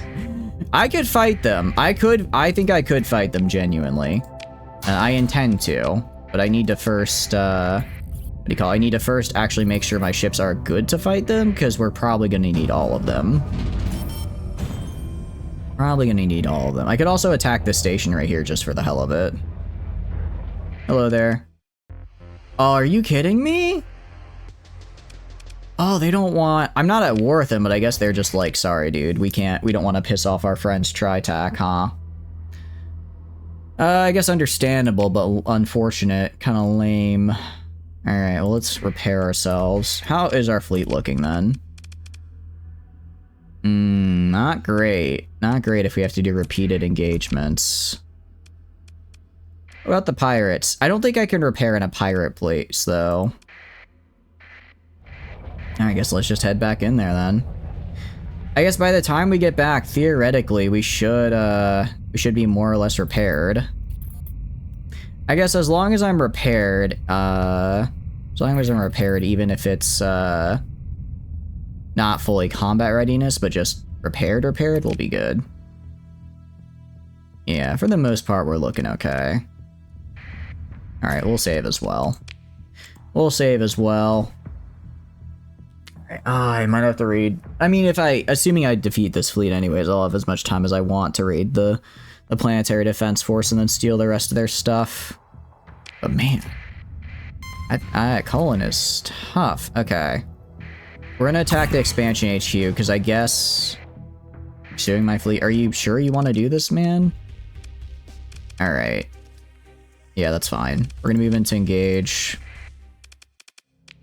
Do this, and then do this, and then all these guys on the right. Okay, and also throw this guy here. Holy cow, we actually have a lot of deployment points compared to them. Alright, left side is going to be the 20k, entirely the 20k, plus these two dudes. Right side is going to be everybody else. Everybody else going on the right side here. We're gonna kill the incoming fleet reinforcements while just kind of taking pot shots at the station. Then once those reinforcements are dead, we kill the station. Simple as. Actually, I'm probably gonna have to move up to more like right here. Move more like right here, and then you guys move more up to like right here. They should be able to hold. Holy cow, you have almost as many S-mods as I do. Yeah, it is a station battle, so it's a little much. I think it's just a tier 1 station though. Oh no, that's a tier 3. Holy cow, why the hell does this random ass place have a tier 3 station? No clue. No clue why. That makes my life a bit more difficult, doesn't it? Doesn't it? Alright, well these guys are coming in. The Fortress Shield, again, makes life painful. But we can manage it. Once the Fortress Shield goes down, they die. Once we get rid of his little floating dudes here, the rest gets much easier. Again, big thing, try to just kill their fleet and then focus on the station. We're kind of focusing on the station a little bit, I guess, just because their fleet hasn't really pushed in all that far. It actually went pretty hard right on the fleet, so the left side is mostly just firing at the station, which is fine. I don't mind having someone focusing heavily on the station, just as long as we're not getting surrounded by their fleet too much, which we kind of are here. These guys are supposed to be supporting, but they're not doing what I'd call the best job of it right now. Alright, finish melting that guy. That guy got melted. Very good. Alright, yeah, a lot of flux buildup here, which I don't like to see. A lot of flux buildup. How are we doing over here? Kinda same deal. Sorta just pushing in on these guys. They're flanking around a little bit down to the south, below, bottom. I don't really... I guess I kind of mix between direction and, like, compass points on this map, because it's kind of hard to... You can really use both. Honestly, this guy is almost dead. I'm gonna retreat this guy and bring in someone a bit more useful. These 1500s, I don't know how I feel about them. I don't know how I feel about them. All things considered. They seem a little... How do I put it? They're not bad. I just think I haven't built them correctly. I just haven't built them correctly because they're not giving the damage output I'd like to see. Yeah, it is a station battle. Like I said, I'm mostly focusing on killing the, killing the fleet first and then the station. I want you to move up more right here. You're like my main DPS and you're hiding in the back. That is not where you need to be, dude. If you're my main DPS, I'm also gonna grab you two. I want you two. This guy's out of position. I want you to go kill that guy. You should get different shifter plates at 15k. Probably, yeah. Let's get rid of that eliminate order then. You guys go back to right here. Alright, how are we doing over here? Again, he keeps spawning these little dudes. It's like every time I kill one, he spawns another one. Alright, I can throw in another ship. I'm gonna throw in Valkhazard. I'm actually gonna tell Valkhazard to start killing their little dudes. I'm gonna have him specifically on these eliminate orders, just for all these like little annoying phase frigates that keep popping in and out of my way. That's kind of what the Valkhazard's good for, right? 1500s? Or 1500, right, yeah. Okay. Despite literally me telling the 1500 to move up, you know what it's... Alright, you go like this way. You swing around from the north and pincer these guys. Once we pincer these guys, yeah, we are right here. Yeah, you can literally see. Once I assign the Valkhazard to just kill that guy, suddenly he's not harassing me anymore. Well, I mean, he is, but not very well. Because again, now I'm putting a ton of pressure on him. I'm gonna switch you to escorting this guy specifically. You go to search and destroy. Okay, we've got like 3 ships left, guys. All right, you guys move to like right here. Push in, kill these dudes. Can't have the 20k doing literally all the work. 15k, you gotta pump it up a little. Yeah, especially can't have the 20k doing all the work. 20k is about to die. Gonna have 20k back the hell off. And so I'm gonna give them the retreat order because they're not gonna actually leave otherwise. I need to physically tell them to retreat. Even then, even with the physical retreat immediately order, might I add, they aren't. You're kidding me. Oh, we can't lose the 20k right now. We really can't lose the 20k. Alright, fine. Try to retreat in this direction. Oh, my other ships. Why are my other ships? You literally have an escort order. You have an escort order to protect this guy. Why are you not protecting this guy? How are you losing to like a freaking Aurora and an Eagle? You are incompetent, I say! Incompetent! We just make Myasura cruises. I don't want to do Myasura. We've already done a Myasura run. I don't want to make Myasura cruises when I've already done a run with Myasura. I just need to get the 20k out of here so that it can unflux. Alright, I want all of you guys killing Fel. I don't care what else you do, just go kill Fel. Just go do it. You kill the station. I know Fel is scary, but if everyone focuses on them, he will die. Oh, jeez. I was really hoping I would come out a lot better than this after this. Alright, I'm gonna get rid of this order here because you are kind of gonna get yourself killed otherwise. You go here. Is the 20k dead? 20k died. Shit. Alright, fine. Throw these two in here. The station mines? Yeah, they're kind of a pain. Alright, at the very least I'm taking this guy's alpha cores. Queen. You know, Queen is not going to be happy about this, that's for sure. Alright, rest of you guys, go like right here. Go like right here. Okay. No, I gotta get some better cruisers. Right now, it's like, I rely too heavily on... I use my destroyers just to, like, buy time until my capitals actually do stuff. But that doesn't work in fights like this, where my capitals are busy with other stuff and can't come in. I'll check the after battle report, but genuinely I think almost everything was done by the 20k up to this point. Which isn't really what you want to see. It's not really what you want to see in your fleet that's supposed to be well balanced. 15k, I'll have to see, maybe it did more than I thought, but it spent most of the fight just in the back, not attacking? For some reason? Universe and therapy, what a bad day. Uni is probably getting a lot of therapy right now. I would imagine she is. There's no other way for her to salvage this other than salvage her sanity other than a crap load of therapy. Oh, and Fortress Shield. Stop hitting me with Fortress Shield, man. It's like every time I feel like I'm about to kill something, then bam, Fortress Shield. Okay, I have one other ship left. Holy cow, alright. I mean, I guess stations stay disrupted for a couple hundred days, for like 90 days, so I'll have to do this, transverse jump out, repair, and then come back. Oh, no, this is rough though, dude. This is rough. Maybe I should have taken over that, like, random Tri-Tach. I guess, well, you know, we can head back and take over that, like, random Tri-Tach settlement above us. Get a little foothold here. She's a pure cinnamon roll. She really is, which it is kind of funny that she's a pure cinnamon roll. You put her in the 20k and she just murders the entire sector. It's like there's an anger behind those eyes that only the 20k can truly bring out of her. Oh, thank goodness you died. Yeah, but my destroyers just performed horribly there.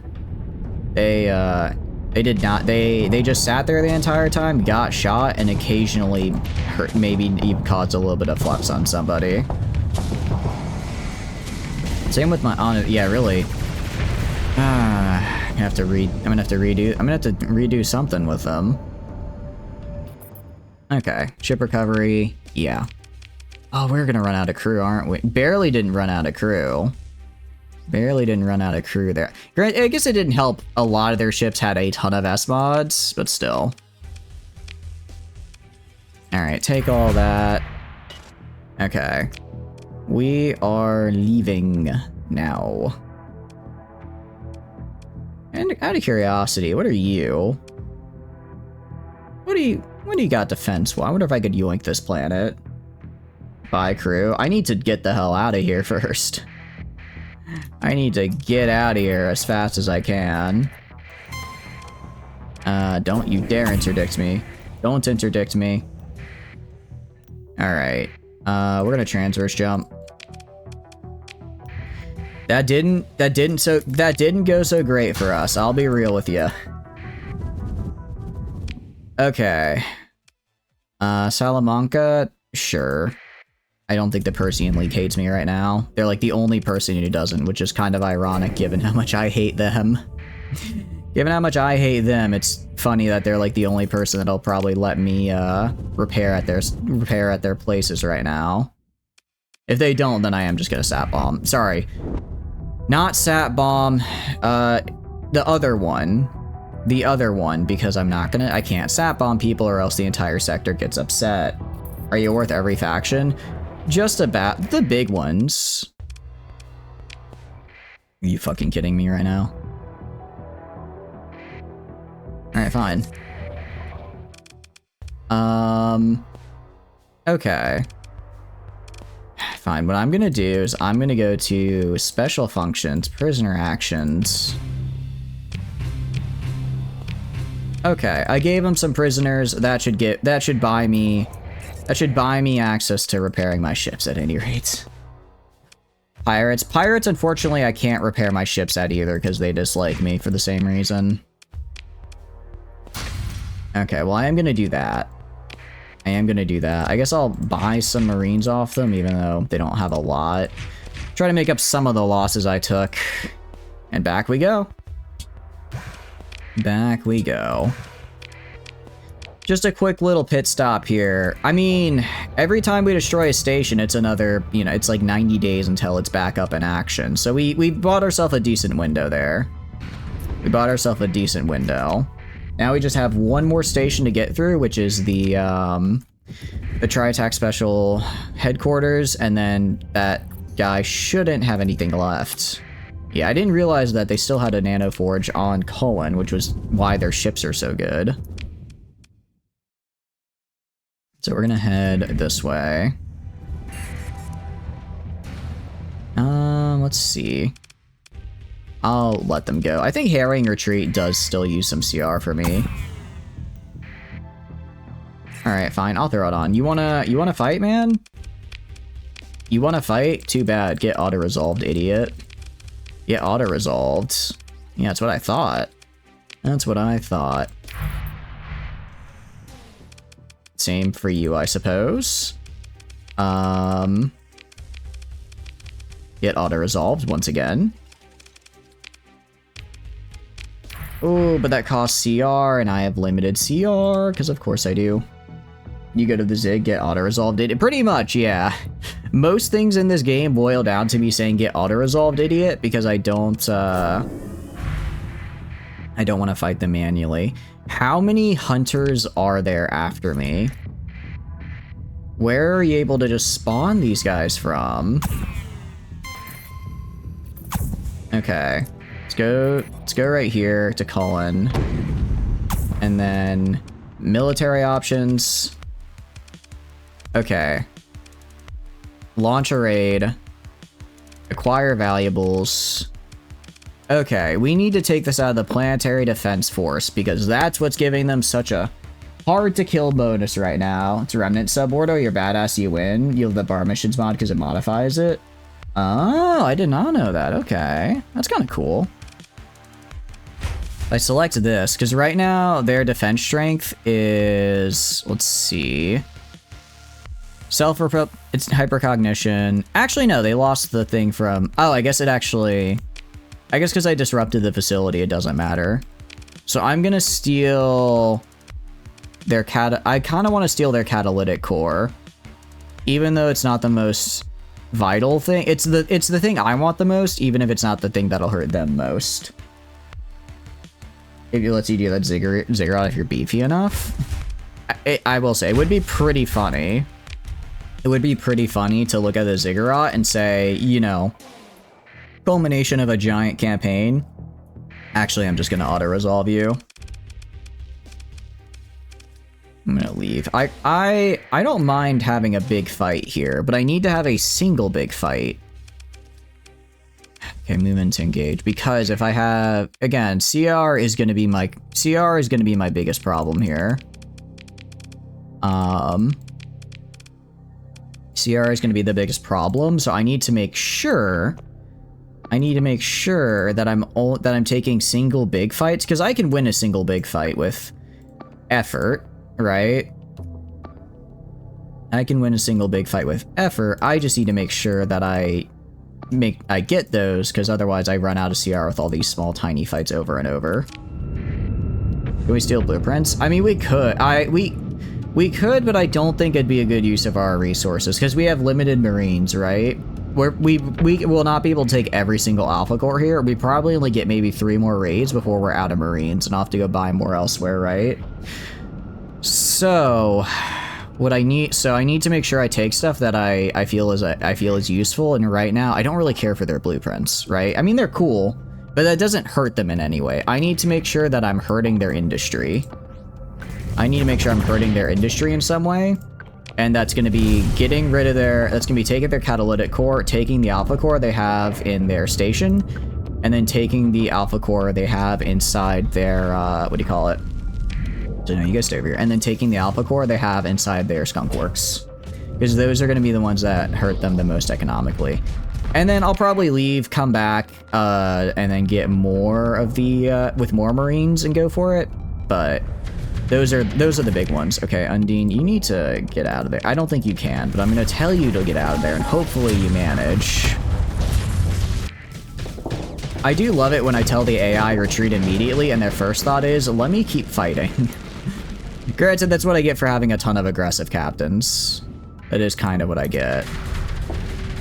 Alright, I'm gonna need I need these guys to very quickly kill this little center group so that they can sweep right and help out the other guys.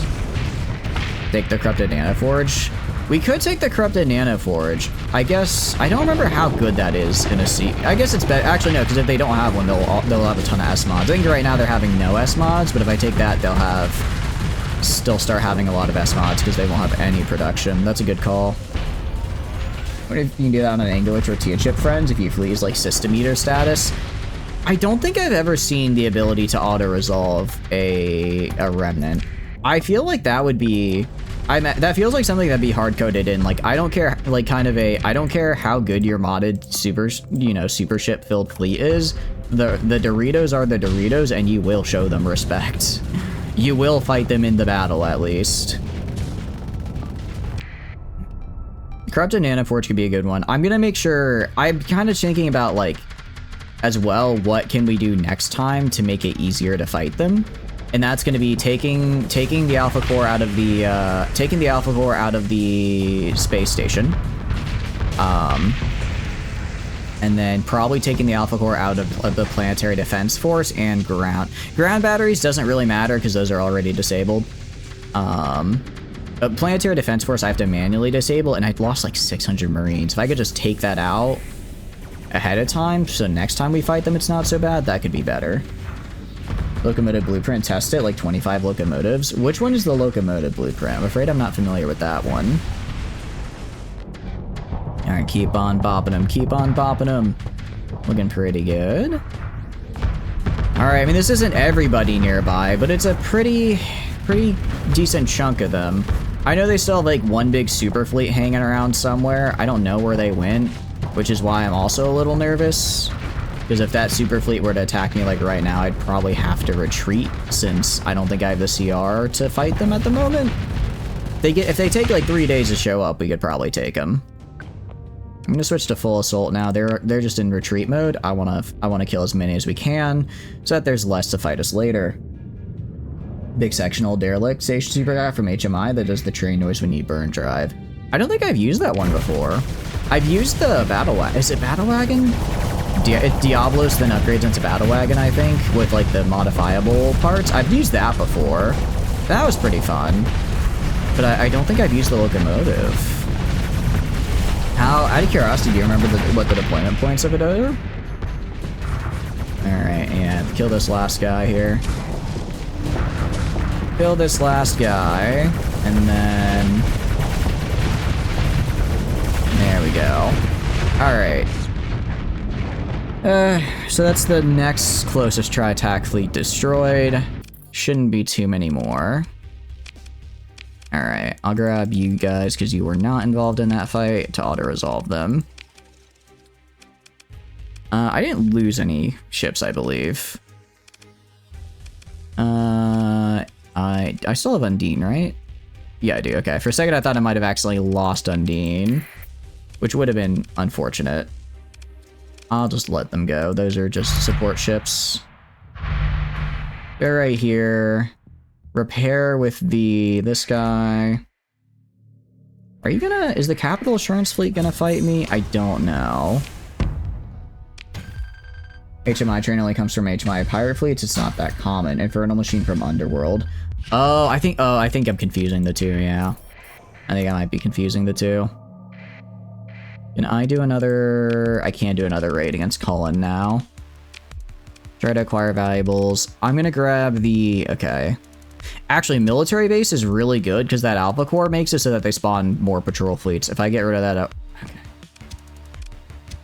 I'm kind of thinking more long term, right? I'm gonna try to take the stuff gonna try and take these alpha cores that are making it really defensible. So that means next time I show up, they won't be as hard to actually break through them. Attack, no, gentle, no. Pearly upgraded Infernal Machine is absolute unit though, as you probably know. Yeah, I remember it being pretty scary. In a good way, in a good way. Even though Minefield is better in actual battles. Yeah. It's been a hot minute since I played it though. I need to mess around with it again. Alright, we're gonna grab this. Nice heavy casualties. Ooh, a lot of Marines are dead. Alright, we probably get like one more. Probably got like one more before we need to go get more Marines. Alright, launch a raid. Oh, we can't anymore. We can get the Corrupted Nanoforge still. But we can't get the PDF one? Okay, we'll grab the Corrupted Nanoforge and then we'll leave. Imagine if that worked in Starsector. I know there was, I know there's people looking into making something like that, but I think it ended up not working out, unfortunately. It would be pretty funny if that worked, so if you guys just had like a little fleet that could pop in and it's like, oh no, we're dead. Fully internal, but yeah. Alright, we're gonna grab the Skunk Works, launch the raid. Yeah, literally all of our Marines are dead. And we're getting out of here. And we're getting the hell out of here. Ow. Ow. Okay. We'll go buy more Marines. I don't know where to buy them from. Horacia, I think I might actually just go to my own system and just take them out of storage. Or take them out of stockpile, sorry. Because I have quite a few, I already got the ones from storage, but if I go to stockpile, it might be better.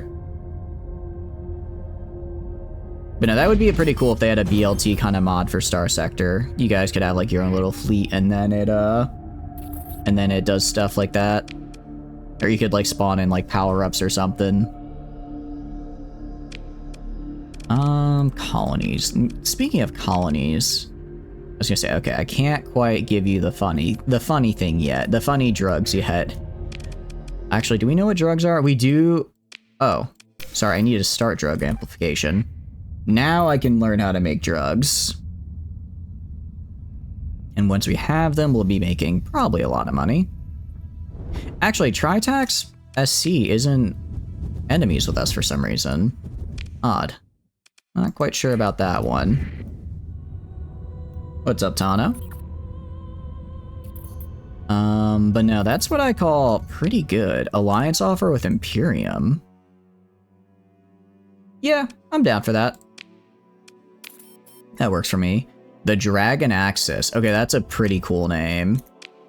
That's actually literally dragon? That's sick as hell. We can make stations? I think so. I believe so. Also, Blaturni's mine is... Okay, you're like, what, an in-game year from getting up to size 6? I just need this guy to hit size 6 so he can do the funny thing. The funny thing, which is get the fracking, and then suddenly... Or not fracking, the other one I want. And he's gonna... Then suddenly he'll be very, very good. Mining, siphon, and habitats. Yeah. I think we got the research. I queued it up at some point in there, and I think our research queue is empty right now, so we're pretty sure we got it. Right now, we're mostly focusing on Tri-Tac, though. Because siphon stations are for gas giants, right? I'm mostly building up our one system, though. I don't know how well we are on gas giants. I can check, though. I don't remember if it has any. Alright. Yeah, I hope that I've convinced Tri-Tac to stop fighting me. I hope that I've shown them the error of trying to fight me. Or raid me. Okay, repair, manage the colony. Storage. Oh. I actually had like another 5k in storage that I didn't know about. Neat. I grab that as well. Grab that as well. I should make a planetary defense force for these guys, probably. That's what I should do. Also, these are ship holes. I do wish I knew how to use the ship holes to build the Guardian ship, because I think that'd be kind of cool to grab. Excuse me, hiccups. Go to you also. If I go to research and production, did I research? Okay. After this, let's get Orbital Skunkwork Facility, because I want to, yeah, Patrol Fleets having 1 to 3 S mods would be very, very good. It may not be the most productive. Actually, it produces a pretty good amount of stuff. It does produce a good amount of stuff still. And then Domain Blueprint Standardization. I'll have to grab my Synchrotron core, unfortunately, but then I guess I get the, let's see. Requires obtaining hyperdimensional processor and installing it in a research facility. Huh. I don't actually know what that is. That sounds a bit interesting. I'm assuming when I get Orbital Skunkwork, it'll probably open that up. Core Engineering Directive. What does this do? Oh, I can restore corrupted nanoforges. That's actually pretty cool. And then Orbital Fleet Work is like faction-wide bonus fleets. Interesting. I guess that maybe gets me bigger fleet sizes, but it says 0%, so it might not work. Habitat Station could give you more defense. I don't hate the idea of more defense. Janus Drive Analysis. I do need a Janus Drive for that. Megastructure Analysis. I can claim the Megastructure. I can construct a Hypershunt. Can make them cheaper. Bifrost Gate is lets us make the gates. Scylla Manufactorum is also pretty cool. But I don't really care about it right now. Mostly I care about Orbital Skunkworks, which does require the, I think, what do you call it? The sophisticated electronics, so I gotta get that up and running. Do you not have the Janus thing? I'm working on it. I got a little sidetracked. I'm working, hold on, I'm working on it. I got a little sidetracked here. I went on a little bit of a side quest, but we're gonna get it. I assure you, I promise you. We'll have it. I'm not a liar. I'm not a liar. We're gonna choose upgrade into isotope separator, actually. I'm gonna do this so that I can build the Stella Manufactorum. Oh, I can also build another industry here. I didn't even realize. Oh, right. I think I was gonna also build a drug lab here, actually. I think I was also gonna build a drug lab here. I don't need 2 drug labs. Well, or do I? No, I could build a, actually, I could build a, what do you call it? I could build commerce. Because we make okay money from this place. Pretty good access, actually. Producing, you know, 16% of everybody's fuel here. There's definitely some nice potential. Definitely some nice potential for commerce on this planet. Yeah, I think I'll build a commerce industry here, actually. I mean, 40% bonus on a place like this, pretty good. Oh, wait, let's see. Ground defense. Oh, but this makes ground defense basically non-existent. Okay. I mean, ground defense is already pretty much non-existent here. Same with the mine. Yeah, I think I'll do it for the population growth. The dome cities. Yeah. Mostly just want to get the... Yeah, I'll just get the population growth. Once the population growth is done, I'll, because I just kind of want to artificially get them to be really big. Or to the size 6. And then once they hit that final size 6, I'll just get rid of them. No longer will you live in domed cities. You will live, I don't know, wherever else you live when there's not an atmosphere. Haven't really figured that one out. We also can go to manage the colony, open market. Oh, actually, I have too much crew. Oh. This is kind of cutting it close. If I get into a fight, I'll be understaffed. Do I have any cruise ships? Make a mining station in the asteroid belt? We could. Probably will. Do I have like a Valkyrie liner at all? I don't have a Valkyrie liner. Open market. If I wanted to buy a super freighter, what are you? It's a lot of crew. A lot of cargo. Where's this even from? What about you? Crew. Starliner civilian, I think is what I want. Yeah, 1500 crew. I think I grabbed this guy. Why not just build 2 new cruisers? We could. I'm gonna grab this guy real quick though, just because I want to get the extra crew. I need the extra crew size. I'll go to you, add on additional berthing. And then I'll throw on, I guess, augmented drive field, increase your max burn level. I think that's the last one I can get. Why are we getting a Starliner? Because I can't fit all of my... I cannot fit all of my crew and Marines in at the same time. So we're going to get the Starliner to... too many keybinds. We're going to get the Starliner to offset that problem. Because I can have 6,000 Marines, but if I do that, then I just barely have enough of regular crew. That's not really what I want to have. I want to have like 2k in reserve, so we'll do that. Can build 3. Well, yeah, but I just want it. We're just gonna get it now because I want to hit the. I want to go back and hit them before they have the chance to recover too much. We pretty much just kind of had to fall back there because we ran out of Marines to actually do the raiding with. Go to ship weapons. I can just dump all this away.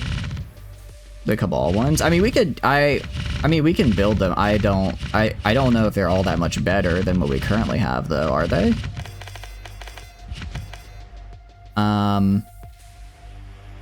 You know, I wasn't planning. I meant to put this in storage, not sell. But sure, why not? I'll sell a bunch of weapons here. Who doesn't love selling weaponry after all? Oh, I also needed to go and actually re-up on fuel. Yeah, we're not exactly making a profit this month because I bought all my stuff. But it's okay. We're on the warpath. Sometimes money has to be spent. I'm selling? Yeah, that's okay. Yeah, it's okay. I probably need it a little bit anyways. Cullen is launching a... Oh, they're launching a relief fleet too, Cullen. Ooh. Wait, my fleet is over crew capacity? 0.4 supplies per day. That's unfortunate. The poor 4 guys. Into the void you go. My bad, dudes. Someone will pick you up probably. Sorry, I can't be over my crew limit. You're not worth the 0.4 supplies per day. I apologize. You could do some other stuff. I mean, it's money. There's no reason not to. I have so many weapons already. There's no reason not to sell them, right? Sat bomb on Volturni State by Tri-Tach. Huh? When did that happen?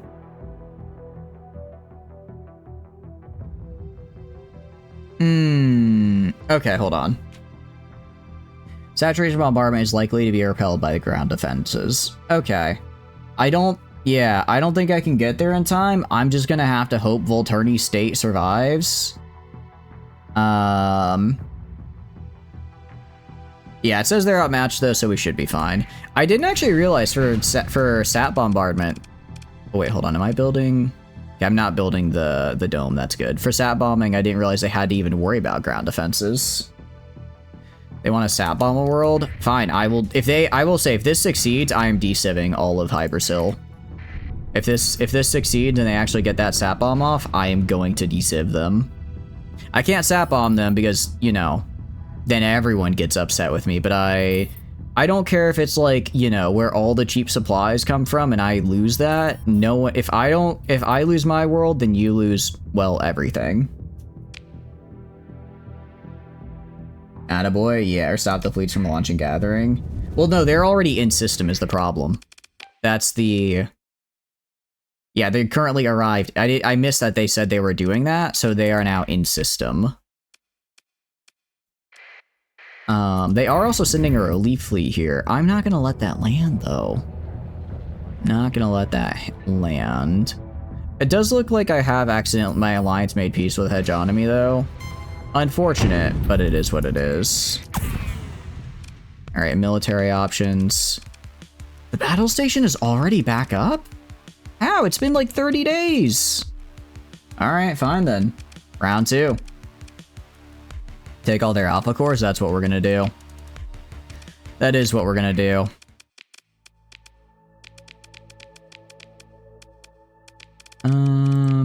Okay.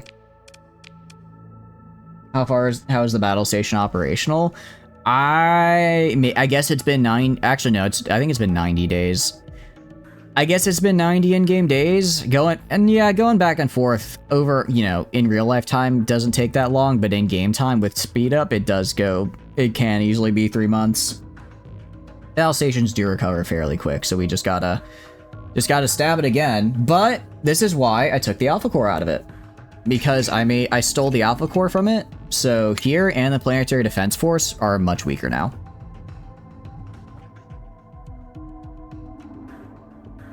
They are much weaker, which means... Sorry, I was drinking some water. It shouldn't be as hard to get through it. I mean, it's still a tier 3, obviously, and tier 3s are kind of scary. But once I get rid of this, I have, like, what, 6,000 Marines now? 2,000 heavy arms? That's a lot of strength I have. So I'm going to steal all their alpha cores. I'm then going to disrupt as many of their industries for as long as I can. And then I'll just camp here. Any relief fleet they send is getting killed by me.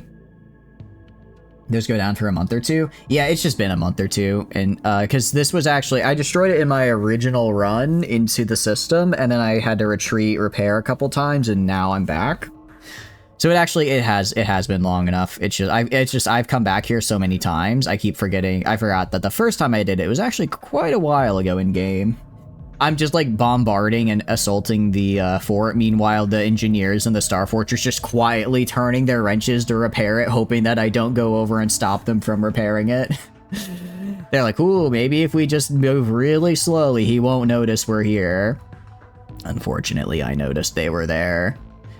It is kind of interesting that there's not an option to like disrupt the Star Fortress, if that makes sense, like while you're raiding. It's probably a balance thing, so like if you go destroy the Star Fortress, you can't just disrupt it for like three in-game years and then just have free reign on the planet for forever. It's probably to have it so like if you destroy a planet, you kind of have to do everything you want then, and coming back later, otherwise coming back later requires a new challenge. That'd be my guess. Solar relief fleets are cute until their faction messes with me. Pretty much, yeah, pretty much. Welcome back from ads, guys. I was just waiting right here to hit deploy.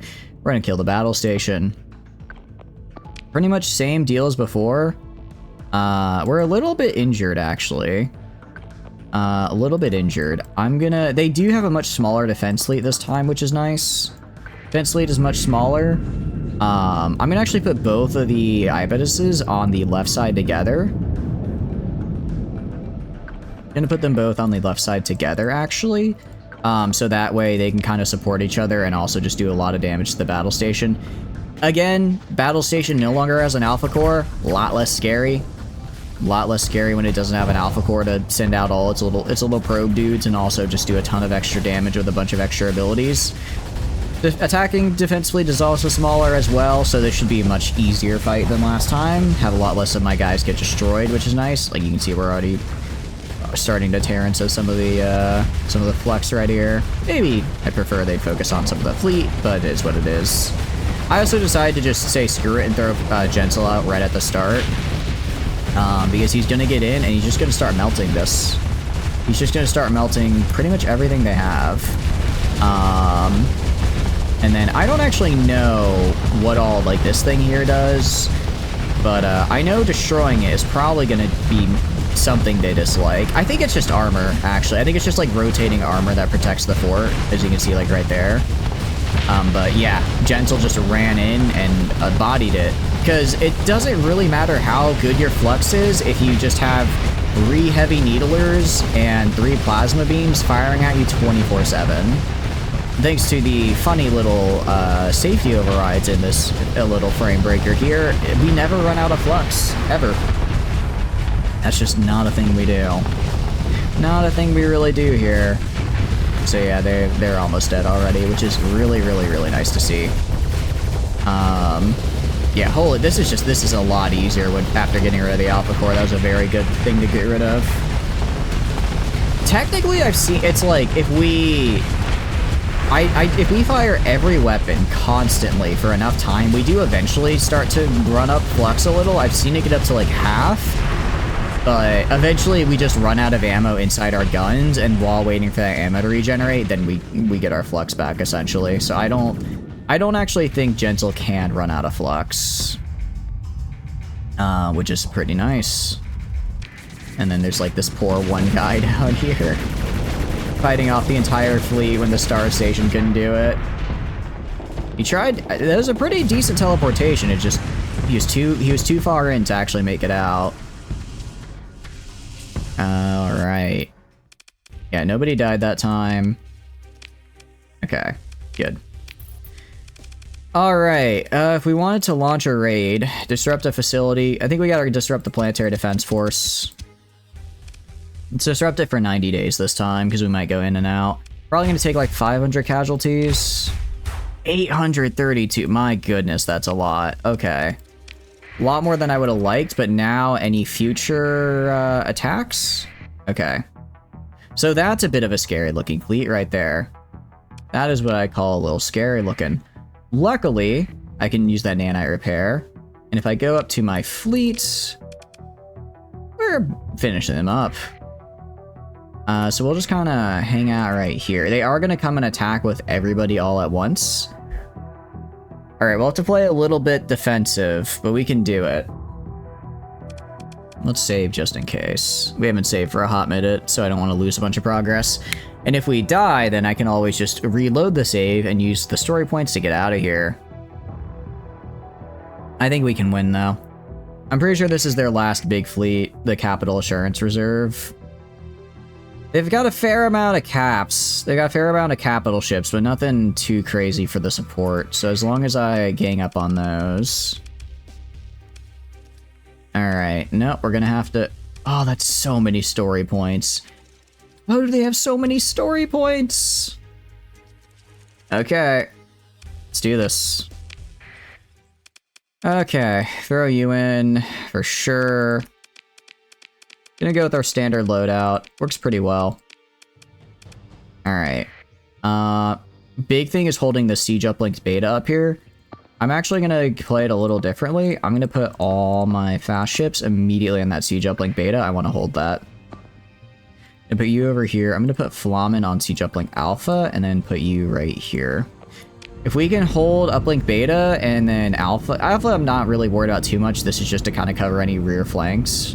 But if we can get capture and hold beta before they get to it, that helps a lot.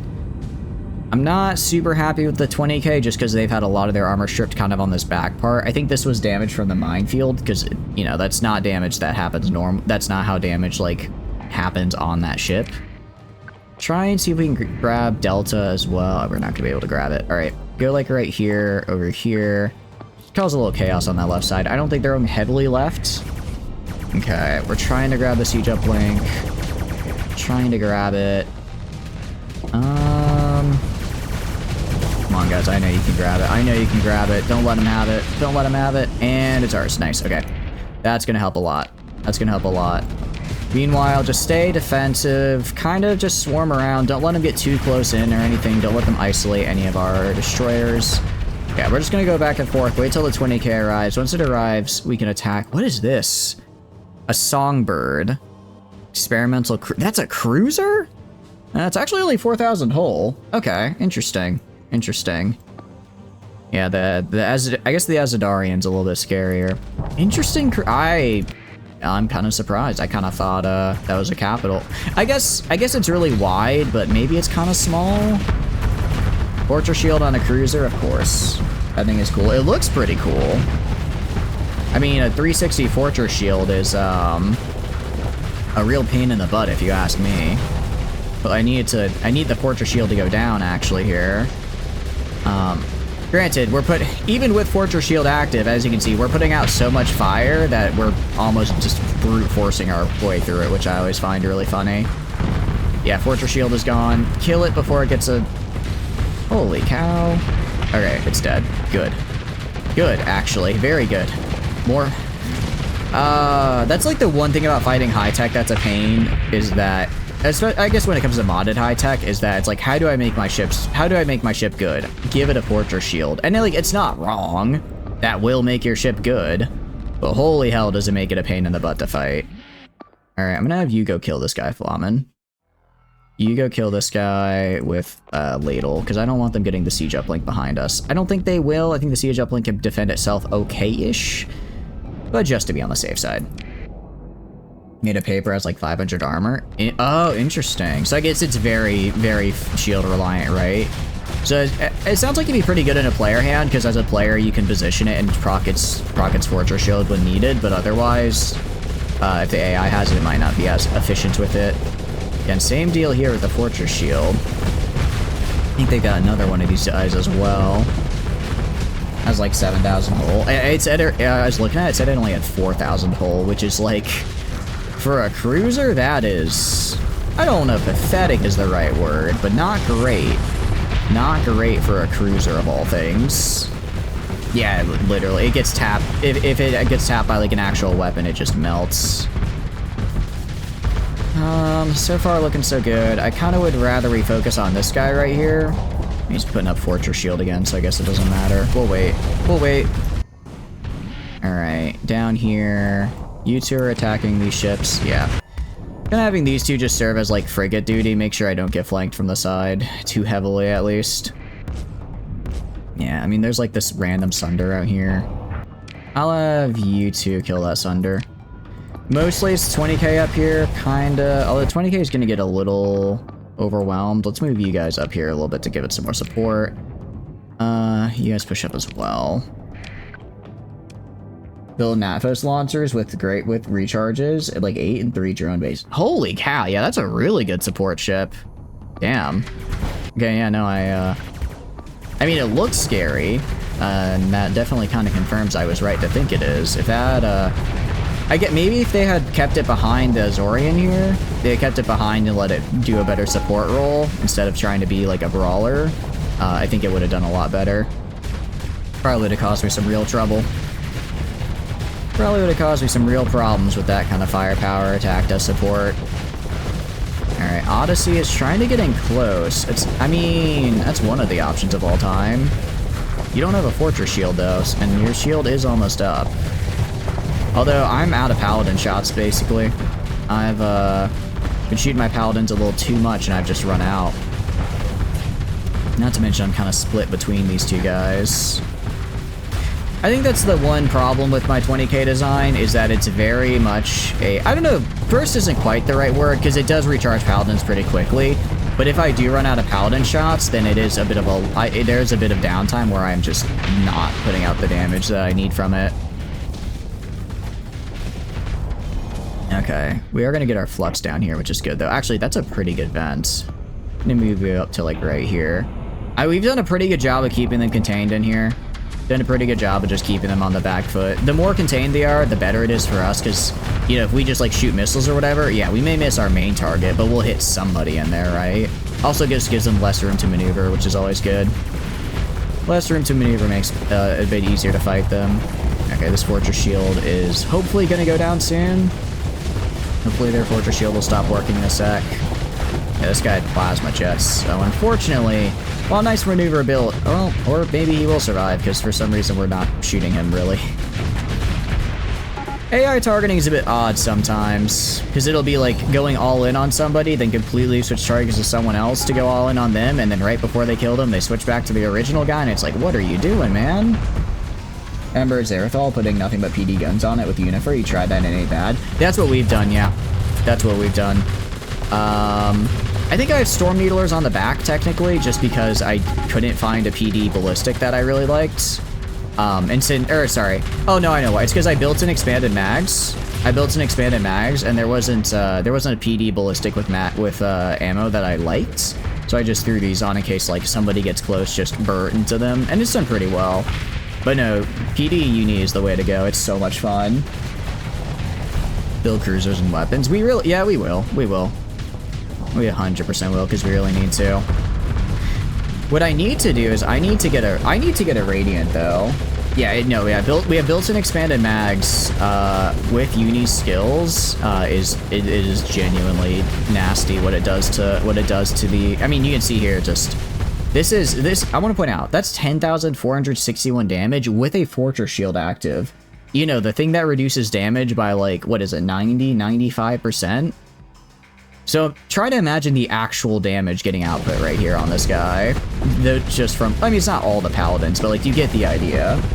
This is with Fortress Shield active, and we are, you don't cause flux to rise when someone has Fortress Shield active, and yet here we are.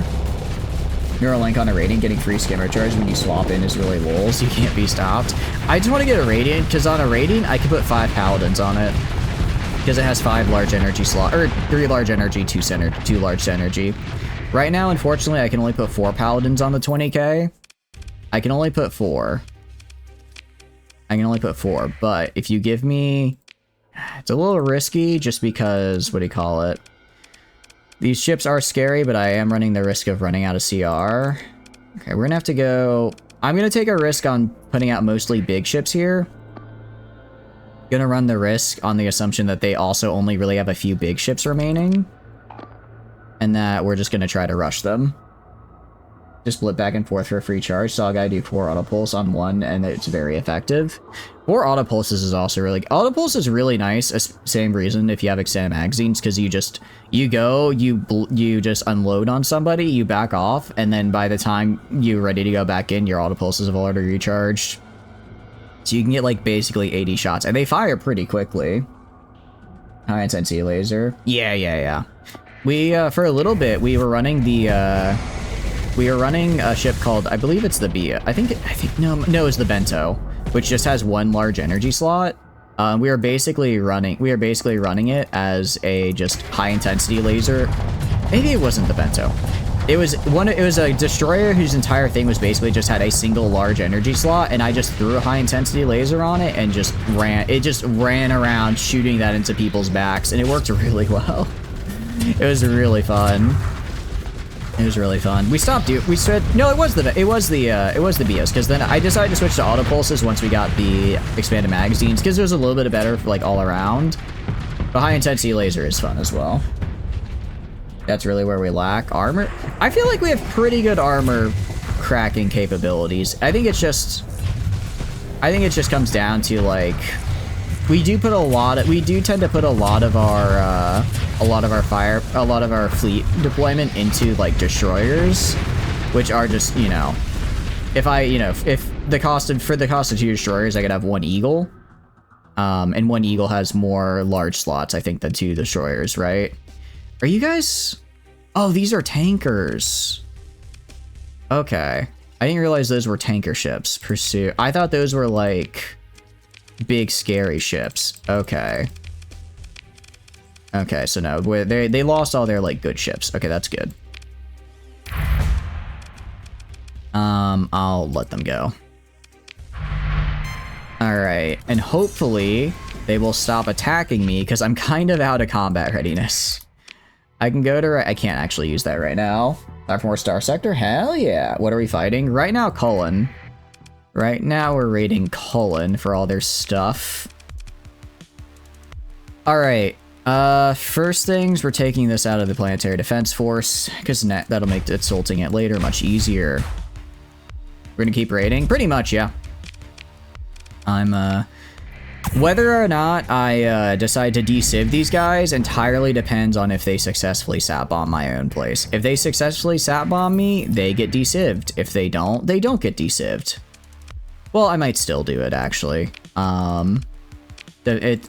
We'll see. I mean, they are producing a lot of stuff. The fact that they have the skunk works here really makes my life a bit of a pain in the butt. You know, because of the whole... their ships get just an absolute crap load of S mods because of it. So I might have to de-civ here. And also, Echo Boreas is kind of a competitor for food production, so I don't want them to have that either. I haven't decided yet, but we have destroyed most of their big fleets. We have destroyed most of them. Military options, launch another raid. Grab an alpha core and a beta core. Okay, so that's all their stuff. That's all their AI cores. Make sure to bomb Xenia-chan.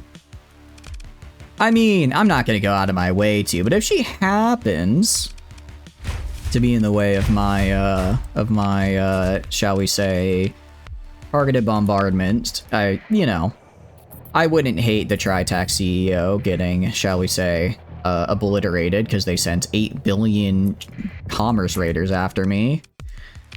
They really shouldn't have entered a business they had no intention of, finishing.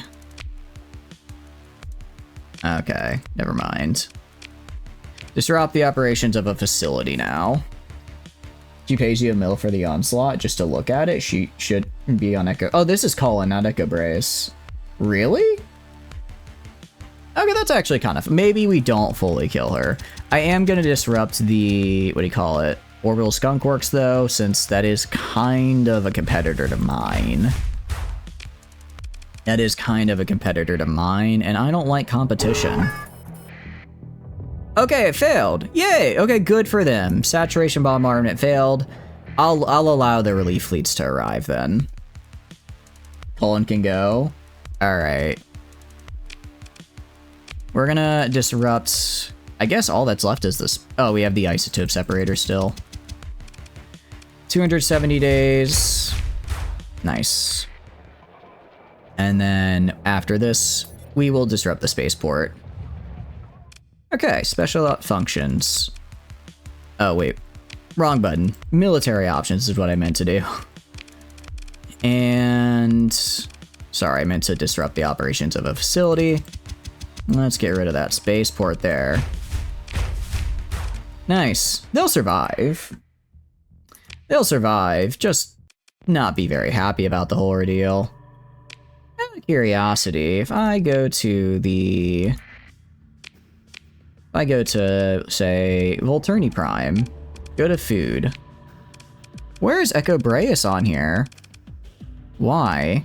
It seems Echo Braeus is not on here anymore. Nowhere near the top at any rate. Very nice. Very nice indeed. It is interesting. How do we control the same market share but have such differences in... Oh, because of, probably because of operating costs for the planet. Alright. Well, that worked out quite well for me. I'm gonna go to here. What do I need for a planetary defense force again? What do I need for you? Stuff I'm already producing here. Alright, yeah, I'll build a planetary defense force here, because then I can get Marines here as well. This colony isn't going to be the most profitable just because it has a lot of money, or because it has a lot of upkeep that's required, but it's producing a lot of stuff, which is mostly what I'm going for. I mostly just want to make things. Alright. Well, now that that business is done, I suppose we could go back to Coureuse, wherever she is. There she is. Me rocking up to Coureuse after she hears me destroy Tri-Tach. Like, I am on the run from them, but maybe this guy could actually help me out. Stop interdicting pulsing me, you jerks. You have no reason to do that. I've hardly done anything to you. All I did was show you how weak you currently are. Alright, yep. I let the trade fleet go. There's a lot going on here. Well, none of my business. None of my business. Alright. And then... Actually, it's a pretty good thing I built the... Oh, actually, the station still got disrupted, though. Interesting. So I guess we lost on the ground. We lost in space, but we won on the ground. That works for me. Works for me at any rate. Oh, also, is it the energy drink factory? No, it's Volturni's home. Choose upgrade. Yeah. Oh, I don't have enough money. Okay, I'll get that in this. We'll get that next month. We'll get that next month. Oh, I can even put my drug producer thing in it because I have the what do you call it? I have the embryo thing that I stole from Tri-Tach. Actually, I don't know if that can go into drugs or not. I guess we'll find out when we get there. Yes, we'll find out when we get there. Let's see. They kind of... Tri-Tach launched a vengeance fleet. Again, oh no, but anyways. Oh no, but anyways.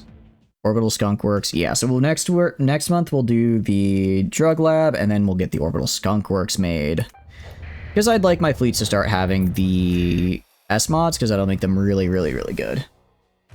Alright. Very cool. Honestly, I love all the art as well for all the different systems. They're very cool. Alright. Who am I supposed to talk to again? Is it... Let's see. Oh yeah, shuttle to the surface to pursue the list of Coureuse associates. Sending through pillars of storm cloud over sparkling seas, your shuttle glides towards K Arca, the cosmopolitan metropolis arcology of Finkelheld. Dampers dull the shock of the atmospheric entry to a whisper as you review Baird's list of Coureuse associates, starting with the first entry. Adania Coureuse is known as a surviving parent and lives in a pensioner's quarter. It seems reasonable to start with her. You stand for a moment at the transport hub, considering your options. Might as well pay her a visit. You stand for a moment, taking in the bewildering signage of the K-Arco transport matrix before you shrug and allow your tripod to select the best route to the home of Adania Coureuse. Cyclopean arcology substructure flashes by as you ride the primary ring tube to a far section of the Metroplex. A small passenger lift fills with the smell of sweat and machine oil of a shift of undersea laborers returning home. Glimpses of the towering arms of K-Arca flash by, glittering with thousands of windows. I'm realizing this is a water world. What that means, I want it. You find yourself guided through the heart of a residential stack, through quiet plaza filled with retirees and well-tended foliage. Then before you is the door of Adania Coureuse. You press the door chime and barely get out your excuse for a visit before being invited in. Adania is more than pleased to have a visitor, and despite your protest, has a cup of tea cooling in her hand before you quite know what's happening. Yeah, I think I found my new lobster home.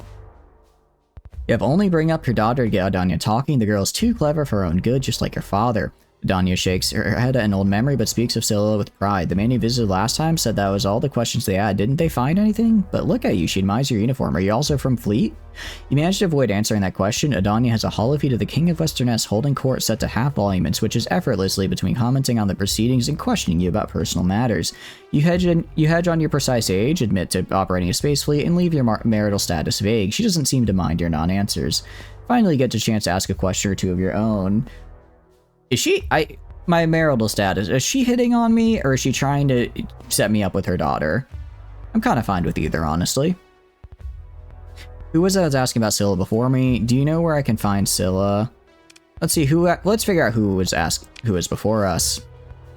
Adania continues watching from Scandal involving the King of Western S. That man from League Fleet, or was it Munisec? Oh, you people can never get your record straight. It's that new king, so impressive at first, but if you only play to the locals, the big woods on Kazaron will take you by the so-and-so, and that's what I say. Give the Scandal their week and everyone will say, Adania, are you right about everything? Anyways, what was his name? Finley something? He left a comm ship in case I had more questions, and I called, but it was an automated response. Can you believe that? So I threw it away. Let him apologize in person. She smiles. I like you much better. You nod agreeably, an agent named Finlay, probably working for the Persean League's intelligence service. It's interesting. We got the drive? No, we're working on it. This is the quest line for it. Having completed what you came here for, and you make your apologies to Adania Coureuse as you move to leave, assuring you that you'll find Scylla and see that she is safe, and yes, will absolutely calm if any new information comes up. The door softly closes behind you, leaving your ears free of the hull of its incessant murmur and the endless probing questions from Adania. Reaching your data tab, you discover you're still holding a cup of cold tea. You carefully set in front of the door before leaving. What systems have gates and should look for worlds with highest tier stuff?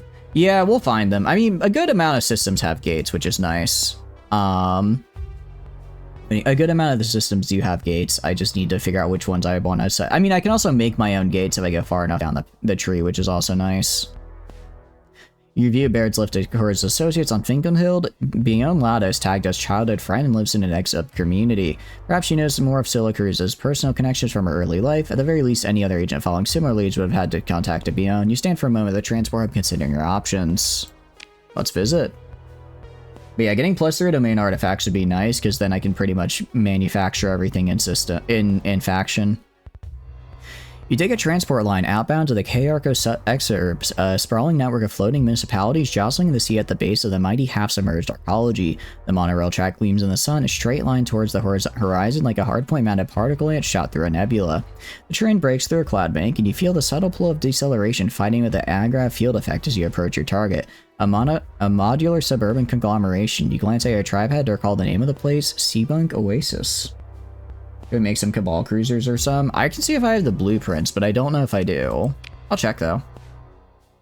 You buzz at the doorway to one of your outer compounds, the green hints of lawn showing through the translucent vitreous strip at the top of the wall. After a short delay, a consulate activates and a tired-looking woman appears in hollow. You ask if you're speaking with the Almada and would she mind answering some questions about Scylla Coureuse. She looks behind her, then lowers her voice to reply, "Yes, didn't somebody come by to ask about her? I haven't seen Scylla in years. Like I said, look, I don't have much time for this." Tell me about this agent Finlay who spoke with you. Oh, that was a couple weeks ago. He was very nice, well-dressed. She smiles and tries to hide it. Agent Finlay Sayavung. He was with Fleet Intelligence. You're from Fleet 2, right? You make a non-committal motion that can be interpreted quite broadly. He asked a lot of questions. Can't you just ask him? I really am right in the middle of. You hear the thin wail of an infant from both the consulate and over the compound wall. I have to go now. Sorry, Agent. Bye.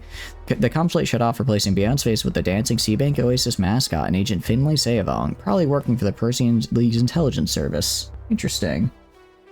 They get a free S mod. Ooh, do they really? That's actually pretty sick. You turn back toward the monorail line, sub-vocalizing an update on your mission notes. A fog bank rolls in, dimming the bright sun. You review Baird's list of Coureuse associates on Finkelhood. Kevin Farrow's files an attached file about an event at some kind of art co-op operated by undercity radicals. He seems like the sort that is used to hiding from the authorities. Maybe he, or someone he knows, is helping Coureuse. You scroll through some hollows of what passes for artwork in Kevin's association, and judging by the content, you feel that local Munisec probably has Kevin on a list. Stand for a moment at the transport hub, considering your options. Transport lift descends into the subsurface districts of K-Arco. The air thickens with mildew and century-old machine lubricant. You pass through structural tunnels filled with cheap tenements, gray marker retailers, and fringe ideologies. Your tripod's directions lead you to an address where Kevin Farrow has held what the event notice called a militant conscious happening. Along an anonymous stretch of shuttered depot fronts, you discovered a secure door flanked by decaying polymer agitation prints. Chemmed out sleepers lying in entryways. It feels like the right place. The damaged consulate by the door speaks with a crackle. You're Munisec? We do not consent to a search, not without. Then some other muffled words. A second voice interrupts. Shut up, I'll handle it. Hidden bolts withdrawn, a man steps out. He's put on a sour scalafrine and dressed with a mix of the Dirt Strider approximation of space gear mixed with the accruement of some local counterculture fashion. He pulls the door closed and a lowered voice says, "Ignore that. Is she in more trouble? This is about the whole Galatia thing, isn't it?" It is. I assume you're Kevin Farrow. Yeah, obviously. He looks you over. You're not Munisec or Fleet. You a merc or some kind of spy. Your friend was already sniffing around here. We told him to go lick boots on Kazaron. Kevin crosses his arms and patiently looks off into the Arco tube, making every effort to show he doesn't want you to talk. He doesn't want to talk. Well, I want to help Scylla. You know where she is? Kevin raises his edge in defiance. I'd like to believe that. I told Scylla she couldn't sell out to the Galatia Academy without making compromises. He says the word like it's a curse. They either get in her head or his jaw clenches. He takes a breath, looks down, then continues quietly. She thought she was onto something bigger than all this, you know. Change the world, get us out of the closing trap. Persean sector, I mean, and all the wars and ruin. I don't know if I believe it, but if anyone could come up with something, I don't know what, it'd be Scylla. I gotta go. You shouldn't be talking to me. If anyone knows where she is, maybe it's Alyssa. He looks around and puts his body between you and the comms plate and holds out a knockoff datapad displaying a comms ID glyph. You stay silent, but his look is almost pleading. You quickly scan the glyph with your tripod, which makes a satisfied chime. Okay. It's not my place to say, but Alyssa might know something. Ask her. Just don't come back here. Kevin slaps the comms plate, unlatching the door bolts. He turns back to you for a moment, but thinks better of it and disappears into the structure. And you turn from the dismal portico, considering your last option. Alyssa Zoll is the closest to Scylla, it seems, and has made herself very difficult to find. It's time to make a call. Your bodyguards silently take flanking positions 4 meters behind you, one to each side as you walk back through the moldering undercity towards the civic lift. It's our bodyguards, to be useless once again, because they never do anything. You review Baird's lift of Coureuse associates. It looks like you cleared the best hits, and besides you got a strong new lead to follow up on. You stand for a moment at the transport hub considering your options. Okay, I'm guessing calling her is a separate thing. Sorry, wrong button. Oh, I could just ask about her in the bar. If I go to the colony info, water-covered surface water world, they have aquaculture, but I could make it better. Limelight network, what is this? Interesting. Huh. That's certainly something. I mean, it's not, I mean, it's a size 6. It's a size 6 with a built-in academy and spaceport. Pollution is kind of whatever. I can work with it. It's not the worst world I've ever seen. Not the worst one I've ever seen. I wanted to look at the Western S. What do we got? I want to see colony info, or system info. All right. Acid world, really nice ultra rich, moderate or extreme heat. High gravity is kind of sucks, but if we're just looking for production in system, this could work. You surprisingly have like organics and an underground network, hazard rating fixed to 100%. Interesting for a barren desert, but pretty low population growth. Still not terrible for a mining world. Thin atmosphere, toxic atmosphere. Vinkelheld is the water world. Born, no atmosphere is nice. Some of these other ones, a lot of high gravity, which kind of sucks. Looking at worlds with stuff. Yeah, because this is a water world, and I kind of want to... It's also already size 6. I kind of just want to take it for myself. We can make atmospheres on them. No, I want them to have no atmosphere. I need them to have no atmosphere, because I need no atmosphere for the catalytic core to work for refining industries. This actually is a decivilized. Widespread ruins, rich ore. Ooh, okay. This would be a very nice world to have. Yeah, that's a water world. This is a thin atmosphere, habitable. It's kind of just here, but it's a size 6 world. I could do something with that. Tundra world with poor farming. I mean, we could get... Yeah, right, not bad. Not the worst system. Western S isn't the worst system I've ever seen. It's also smack in the middle of the core worlds. Yeah, I think I'm gonna steal this. I think I'm gonna steal this, actually. We'll do the stuff first, though. We'll do the stuff first. We're taking the system. Oh yeah, we're gonna take this for sure. You ask around about the missing academia and buying moderately priced drinks to lubricate the flow of information. There's a spacer bar, and those spacers try to look out for one another. You're finding little in the way of leads, mostly just shrugs and apologies. One graying space dog, except your drink says academia, eh? If you're digging into the trouble I went down to Galatia not too long ago, I suggest you make well clear. Hedgy boats come down hard and fast. Nodding the jump points is one thing, but what I hear is there was some business with one of the AIs behind it, masterminding like. Too pristine. Oh yeah, no, for sure. We have more than enough pristine nanoforges to make these very nice worlds. Secret AI masterminding an invasion of the core world. Spacer winks, takes to eat, drink, and drinks speaks more quietly. You see if they can close down the jump ports, or they're gonna open up the gates right up and pow. This slams on the table, rattling a couple empties. The invasion fleet, the one they've been setting for the past 200 cycles. See, it all adds up. The Lud figure disappears the exact moments this gates get shut down. You see what it means? Luds and the AI were working together. Gentle, what do you have to say to this? I have it on good authority from my new friend here that Lud and the AIs are working together. That, you know, he raises a good point. You're telling me the second Lud disappears, the gates also shut down, and then we get thrown into an AI war? Very suspicious. Another true industry, would you be up for that? I mean, that's probably what we're gonna do. I mean, I would like to have a place in the core world, specifically just like one system that I build up as like my main system. I kind of built up my main system in Hasson, but I mean, this is a water world. I didn't realize there's a water world in the core systems. It's already size 6. I can go build the, I can give it the thing for the colony growth. Like, we can do good with it. Saw some guys talking about that, and dude's like, Lud's Omega. Lud as an Omega core would be like the biggest twist of all time. That would actually be some insane lore dropping. It would also be insane if like Lud was an Omega that was like, actually, I'm gonna go and I'm gonna try and eliminate all the other AIs, right? Like, the thought process, it's not that he believes AI is bad, but the Omega Lud is like, I want to be the only one around, so I need to, like, create this entire movement around eliminating AI to get rid of the competition. I hope they don't take the lore that way, because I don't think that'd be a good direction to take it, but I think it is an interesting way to think about it. I think it's kind of fun to think about it. Learn the ones that aren't Aurorian. We could, yeah. We could, in a minute here. Again, I'm like not sure, like, who do I want to give blueprints to, though? That's like the constant thing I'm thinking about. But yeah. Because you just want the pirate staff that... No, I know I wanted the pirate staff, just that stuff. I might just sell it on, like, the regular market, though, for money. I haven't decided. Because if we're going to be building up these colonies like I want to, that's going to be a pretty big income sink. Excuse me, hiccups. Hopefully they don't go all Neon Genesis Evangelion and be like, Lud got absorbed by that spicy manta ray. Yeah, like, honestly, I kind of hope there isn't a Lud, if that makes sense. I as much as I like to meet a, you know, meme about, like, it's John Lud himself, I gotta hope there isn't one. I think the idea of, like, you know, there's just, like, this nebulous figure who's, like, in charge of stuff, but it's really just, like, everyone kind of had... I think having an actual character as Lud would... I don't think that'd be very... I would not like that. I like the idea, not the character. If that, like...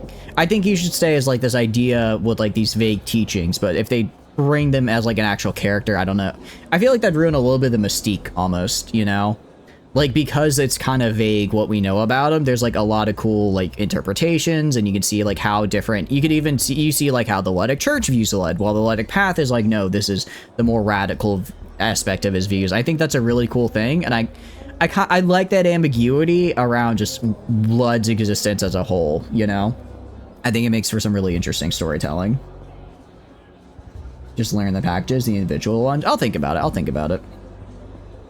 Anyways, I'm learning about what Lud is with the music and phase stuff. Yeah, same. No, I agree. The whole thing with, like, the music and the phase stuff, like, it seems like they're going a bit more Eldritch-y, which isn't really where I thought they would go, but I do like it. I think it's an interesting direction. I'm very excited for one... I mean, I don't know if they've announced when 9.9 is coming out. I mean, it's usually, like, what, once a year? And they released 9.8 in, like, what, February? So, what, 3 months from now, they'll probably have 9.9 out around us that time. But I'm excited to see what they do story-wise for the next update and then 1.0. Or maybe they'll just step straight. Maybe next one's 1.0. Maybe they've got all that they want. Or maybe it'll be like 9.8.5 and there's a couple more years of update before they finish it, right? I want to know what Lud is. I want you to show me. I can't sing it right. I can't sing it. But no, it's interesting. Because, I mean, like, you can still keep updating the game after 1.0, right? So I do kind of wonder... Because it seems like they have a lot of ideas. And I do wonder if they're going to, like, be like, no, we can't... You know, even if it takes 4 more years, we're going to keep it at... We're not going to go to 1.0 yet. Or if they're going to be like... We've got the core mechanics down, and now story stuff, we'll do, like, 1.0 release, and then we'll do story after that. I do wonder how they're going to do it. Which I know sounds crazy, but it's like, I guess the latter kind of seems to be how a lot of people are doing stuff nowadays. Regardless, though, it's a fantastic game, and I very much enjoy it. He did jump from 9.1 to 9. Did he really? Interesting. I'll have to go back and reread what the 9.8 blog is, because I'm trying to remember, like, what they said they were working on next, right? Trying to remember what they said they're gonna work on next, because it seemed, if, like, aside from, like, some story quest content, the game feels very well put together. And obviously, like, you know, we're playing a modded run right now, which, so I guess I'm a little out of date with what is pure vanilla, but the game, from what I recall, and looking just through the patch notes, is pretty solid for vanilla. Star 9.1, and that was like 2018. Oh, 29. Holy cow. Okay, actually, I guess it maybe comes out like every 2 years then, maybe. Because I started on 9.6. Actually, no, wait, that's right. Because I started on... No, I started on 9... No, I guess I started on 9.6. Because I started on 9.6 in 2023. So I guess it's the... Let's see, 9.6, then 9.7. I guess recently it's been like about every year. But maybe before that it wasn't as frequent. Speed up adjusted sector and a couple more weapons and factions. I mean, I think vanilla, for what vanilla is trying to accomplish, I think it's pretty much there. you know? I think at this point, it seems like they're just kind of waiting to add story content, or it seems like most updates from here on, I'm guessing, are going to be like well, I don't know, because they did kind of do an overhaul like with the crisis system for what do you call it, settled planets. It does kind of seem like they're working on that a lot now, because it's kind of like, okay, you settle a planet, you get an industry up, now what do you do, right? I think it does kind of seem like they're working on that part of the game, which is cool. 9.1 was the newest in 2018, definitely. Okay, I started on 9.6 in 2023, but I don't know. I don't know if 9.6 had just been released. I just know that's what I started playing on, if that makes sense. And that makes sense. You didn't play the old. I did 9.6's colony system. I did it before. I played before the crisis system was a thing, if that makes sense. Back when it would just randomly be like, okay, here's a fleet, now go fight it. But I didn't play the 9.1 one. No. Also, the Spacer takes another drink, continuing. Indeed, timing's too perfect to see. That's what led starting up the whole lot with them all preaching that we should throw out our technology away. Don't you see? Spacer looks around a little steadily, lowers their head to almost a whisper. They was preparing us for the invasion. We shut them down factories and shipped some weapon factories. His finger spins, showing you the whole terrible cycle of betrayal. You see? Because if you look close, they say Lud was never caught on all of it, but I've seen things. Lud was one of them, a cyborg AI robot. What's it? And there are others left behind to be leading us astray. You know what it means? Our leaders are actually robots. Spacer takes another swig, emptying the glass, and looks at you expectantly. Alright, you can have another round. I think it was just Pirates, Pathers, and... Yeah, back then it was just Pirates, Pathers, and Hedge. The new, like, Independence and Persean League, that's new. That's new. I'm surprised, actually, the church never messed with us. I guess the church is... I guess because it's, like, the Pathers there, but it'd be interesting if the church was, like... I don't know, had a reason to dislike us for whatever reason. I guess they're... You know, the church, honestly, is pretty chill in this game. Like, I mean, sure, they're, like, low-key funneling the entire idea of the Ludic path, but, like, on the surface, they're pretty chill. You know, they're, like, the only person that didn't try to sap bomb me so far, which is... That goes a long way to making me like your faction. They only really mess with you in Exarillin. Okay. Bartender notices and rolls his eyes. You're getting a real story, I bet. Then turns to the Spacer. I told you no credits, no drink. I want you to be bumming around, disturbing paying customers with more crazy stories. Out. Grinning Spacer gives you an apologetic smile, salutes and slips away unsteadily. Yeah. Looks like we didn't find anything out about her, but got some funny lore. And then... Alyssa's all... Yeah, okay, so we have to talk to her now. So, what's up? The line opens only begrudgingly after several frame resets and as several automated forwarding services connected and encryption protocol settles. Captain Zol says when the feed finally stabilizes, Captain told me to expect you. Speech and not video are out of sync, and Patchy, you wonder if she's even the volume of Finkelhood, or if she's got some kind of jerry-rigged hyperwave comm set up, or if this is some kind of generated persona. You have a very interesting comm system. Do you like it? Zal smiles and begins speaking before the image catches up. It's one of my little projects.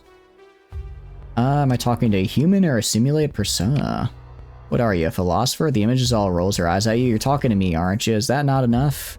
She holds up her finger. You'll get no details from me. It's important to practice good infosec, you know? Speaking of bad infosec, Kevin Farrow, he trusted you for some reason. I don't see why. Do we get any cruiser upgrades? Yeah, probably. I'll just have to look at what I want to get. Because I'm not working for Munisec or Fleet. I think it's because of what I see in you as well. Zell rubs her chin of contemplating. I think Kevin saw disruption. Not chaos exactly, but change. Yeah. The image of Zal flickers slightly. Captain, I've decided that it will help you. Now, I did make a promise to Scylla, so let's just say that if I were you, I'd follow in the path of Leonis. Warlord Leonis, you mean the Osiris system? Her smiles mysteriously. I didn't say it. Oh, one more thing. When you find her, be sure to bring her a block of sub-K brand alamang. Make sure it's blue bar, the good stuff. You can only really get it on Finkelheld. She says everything else belongs in her recycling tank. Osiris system and a block of krill paste, that's all I get. Yep. Her image smiles, delighted to give you such a poor answer. Look, she doesn't tell me her exact location, and besides, it changes. I just make sure she can get a signal out of the system for, well, that's her side to tell you if she wants. Good luck sowing chaos, Captain. The images of Eliza's out flickers and degenerates into a mosaic of corrupted compression algorithm artifacts. Involve ignite stuff. Yeah, we can check that as well. Alright, well, how many Marines I got? 2,000? What do your defenses look like? Oh, not you, sorry. Not you. You. What kind of defenses am I going to be looking at here? The kind I can contend with, or the kind I need to... Let's see. It's trade, colony info, 990. Oh yeah, you're cooked. You're cooked, as the kids say. Especially because your faction doesn't have what's known as a nanoforge anymore. Well, it's time to do a special little thing here. Let's just save just in case. I don't think this should mess with the quest content now because I kind of moved on to the Osiris system, but I'm gonna save just in case. We try going to Osiris and things are broken. What are we doing? Oh, I'm gonna take Finkelheld. Kind of a dumb name. I will be changing it to, I don't know, Volturni's land. I don't know. I'll think of something appropriate for our wonderful Volturni. Planets. Yeah. I mean, I could go by type. Okay, let's go by type, go all the way down here. See if we have any water worlds. Be a lot of yellow stars. See if we have any other water worlds we know of. If we do, we'll see if they're closer and or better. Okay, we have Volturn. We have Chipatuga. Ooh! Ooh, I didn't realize that. And Naraka. Interesting. Finkelheld. Chesapeake. Okay. Enigma 4. Dense atmosphere. Cold. High gravity. I don't like that. Sapphire. Water-covered surface. Inimical biosphere. Interesting. Mild climate, toxic atmosphere. What is this? Toxic algae? Oh, that's a bomb. I was about to say, increases drug production is interesting, but reducing food production, kind of bad. I mean, I'm leaning towards Finkelheld just because the rest of the system is pretty nice for the stuff I want to do. Additionally, what do you call it? I mean, the pollution kind of sucks. It's not that bad. I mean, we're going to be putting industries that cause pollution on here anyways. Actually, I could get rid of it. I could get rid of pollution and then put those industries elsewhere. It kind of just comes down to fighting Iron Shell and all of the hegemony for this world is not worth it for, like, the chance of +1 organic mining. Like, I have that elsewhere. I don't need to worry about that. I'm gonna steal you. So we're gonna go, do engage, yes. Let's take command of the action. So I'm gonna go in here. Not too worried about it. Yeah, not too worried about this one. I'm gonna put both of you on search and destroy. You guys go right, you guys go left. I know it's kind of lax on the sides, but this is a pretty weak defensive fleet. I want mostly to focus on stopping this fella. Mostly want to focus on killing the base here. I think it's like a tier. What are you? Yeah, it's like a tier. Oh, that might be, I think that's a tier 1 station. That's a tier 1. It might be a tier 2. I kind of have trouble telling with the mid lines. Regardless, it's not a hard fight. It's not at all what I would call a hard fight. Which means I can just kind of go in there and kill it. Tier 1, yeah. Yeah, I mean, it's not a problem. I don't know why we're blasting the little nubs here. Still don't really get them. I think it's just supposed to be like armor or something. Kind of a weird thing to blast, but it is what it is. Yeah, we will be rebuilding this entire planet to suit our taste a little better. Tier 2 has one of the side things. Okay, okay. Oh, you're right, it does, and then Tier 3 has the second side thing. Yeah, so this is a Tier 1 station. Yeah, Persean League, they're not going to be happy with me, but they're also not going to really be able to stop me. Because pretty much everywhere I currently own is very, very, very well protected. Midline are not that good of stations. It's a shame because I love the look of the midline stations, but yeah, pretty much. Pretty much. It's like, I mean, midline in general I like. I do feel they get in a bit of a weird, awkward part though, where it's like... oh, actually no. Oh, I should not have done that. Actually, let's have you stay like right here. You move up here. You guys stay like right here. You move up here. This is actually a little bit of a bigger fleet than I thought here. Hold on. Maybe I don't do full assault just yet. But yeah, it's like the high tech have the fortress shields, and high tech have fortress shields, low tech have lots of armor. Midline is kind of a middle ground, and sometimes that middle ground is nice because you can get it to mix a ballistic and energy weapons for some fun combos. But in general, it feels a little right? I mean, it's not like I'm ragging on midline. I adore midline. But when it comes to stations, I like to prefer just the high tech. Although low tech, honestly, have been kind of winning me over. Out of all the stations we fought, I think we've had the most trouble with the low tech one. All right, and we'll do a full assault now. They're retreating us. We'll full assault and engage speed up. Yeah, given the defenses here and also on the other planet, I'm not quite sure how the cryo sleeper works. I will say I don't know if I only get to use it once to upgrade the population to be a certain size. I'm assuming yes, because that's how it was last time I used it, but that was also like over a year ago. Yeah, so we'll see. Continue. Vote. I like how it's like vote pass. Like, dude, this isn't a vote of declaring war. I'm just doing it. All right, we're gonna invade. Proceed. They have like a little bit. Hold on. 7,000, you know, it's fine. Proceed with invasion. Go to auto move at turn end. Yeah, we've got this. We taking the Persean planet? Yeah, we are. We are. I'm gonna go for. I don't want to. Here's the thing. I don't want to lose. Yeah, we're gonna take some damage. I don't want to. I don't want to. We're gonna actually drop these guys here to really grab that. I don't want to do the thing to get rid of their defenses early, because then they'll be gone for like 2 in-game years. When I'd like to have them back. I'd like to have them under my control, you know, relatively quickly. Which means I'll just have to fight through them normally, and then. When I, what do you call it? And then we just take it normally, even if it's a little bit of a pain. Sure, we'll take the pet center. We'll take the pet center. And then deploy here.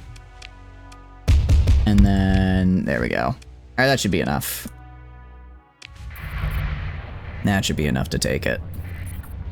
Yeah, we are going to use a lot of supplies here, but it's fine. Open the ground battle. Yeah, they have auto move at turn end. I don't know why they would have moved so far away, so many guys off here. But I guess it is what it is. Alright, I guess they're concentrating their forces. Let's do abilities, inspire. Yeah. We're gonna do that. Because right now, we're pretty low. That'll get us where we need to be to actually crush these guys. Alright, oh, how are you doing, Abenika? I hope you're doing good. Welcome in. How are we doing? Got a question about Coureuse. Sleep, you haven't played Vanilla in a while, but you know about it from Ash's domain. Hit me with it. What's up? I apologize. I got a little locked in on the game here, so I'm sorry I took a second to read out, but I hope you're having a wonderful day.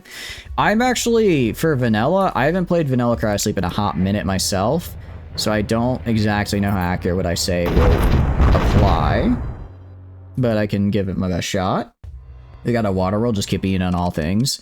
Pretty much. I mean, yeah, so we took really, holy cow. It's like they are just, I guess they're trying to take everything except this last for whatever reason. And I guess they'll move in here. Kind of weird how they're doing it. I specifically put all my guys on the ground defenses because I wanted them to take the ground defenses. But it's fine. All right. Do we almost have it? I think almost have it. And they're being a little odd. Fire support. Let's see. 72 damage. I can activate on this guy. Let's activate on this guy. Let's inflict 90 damage to them. Okay, so they're all basically in the mega port right now, so we just need to get rid of that. Did we grab it? Oh, no. Someone else grabbed a different market, but not me. Not me. Alright, come on guys. I know you can win this. I know you can win this. What's left? Not much. Alright, they got this. A little bit more waiting, but it could have been worse. Alright. There we go. Okay, so it looks like a couple things. One, I got this, very cool. Two, it looks like Tri-Tach is trying to sat bomb me. Let's see how successful they're likely to be. Let's see, saturation versus local defense is outmatched. Ground forces are evenly matched. It's uncertain. Interesting. I don't like that. Where is it being planned? On Lilac? Where is Lilac? I might have to go deal with that.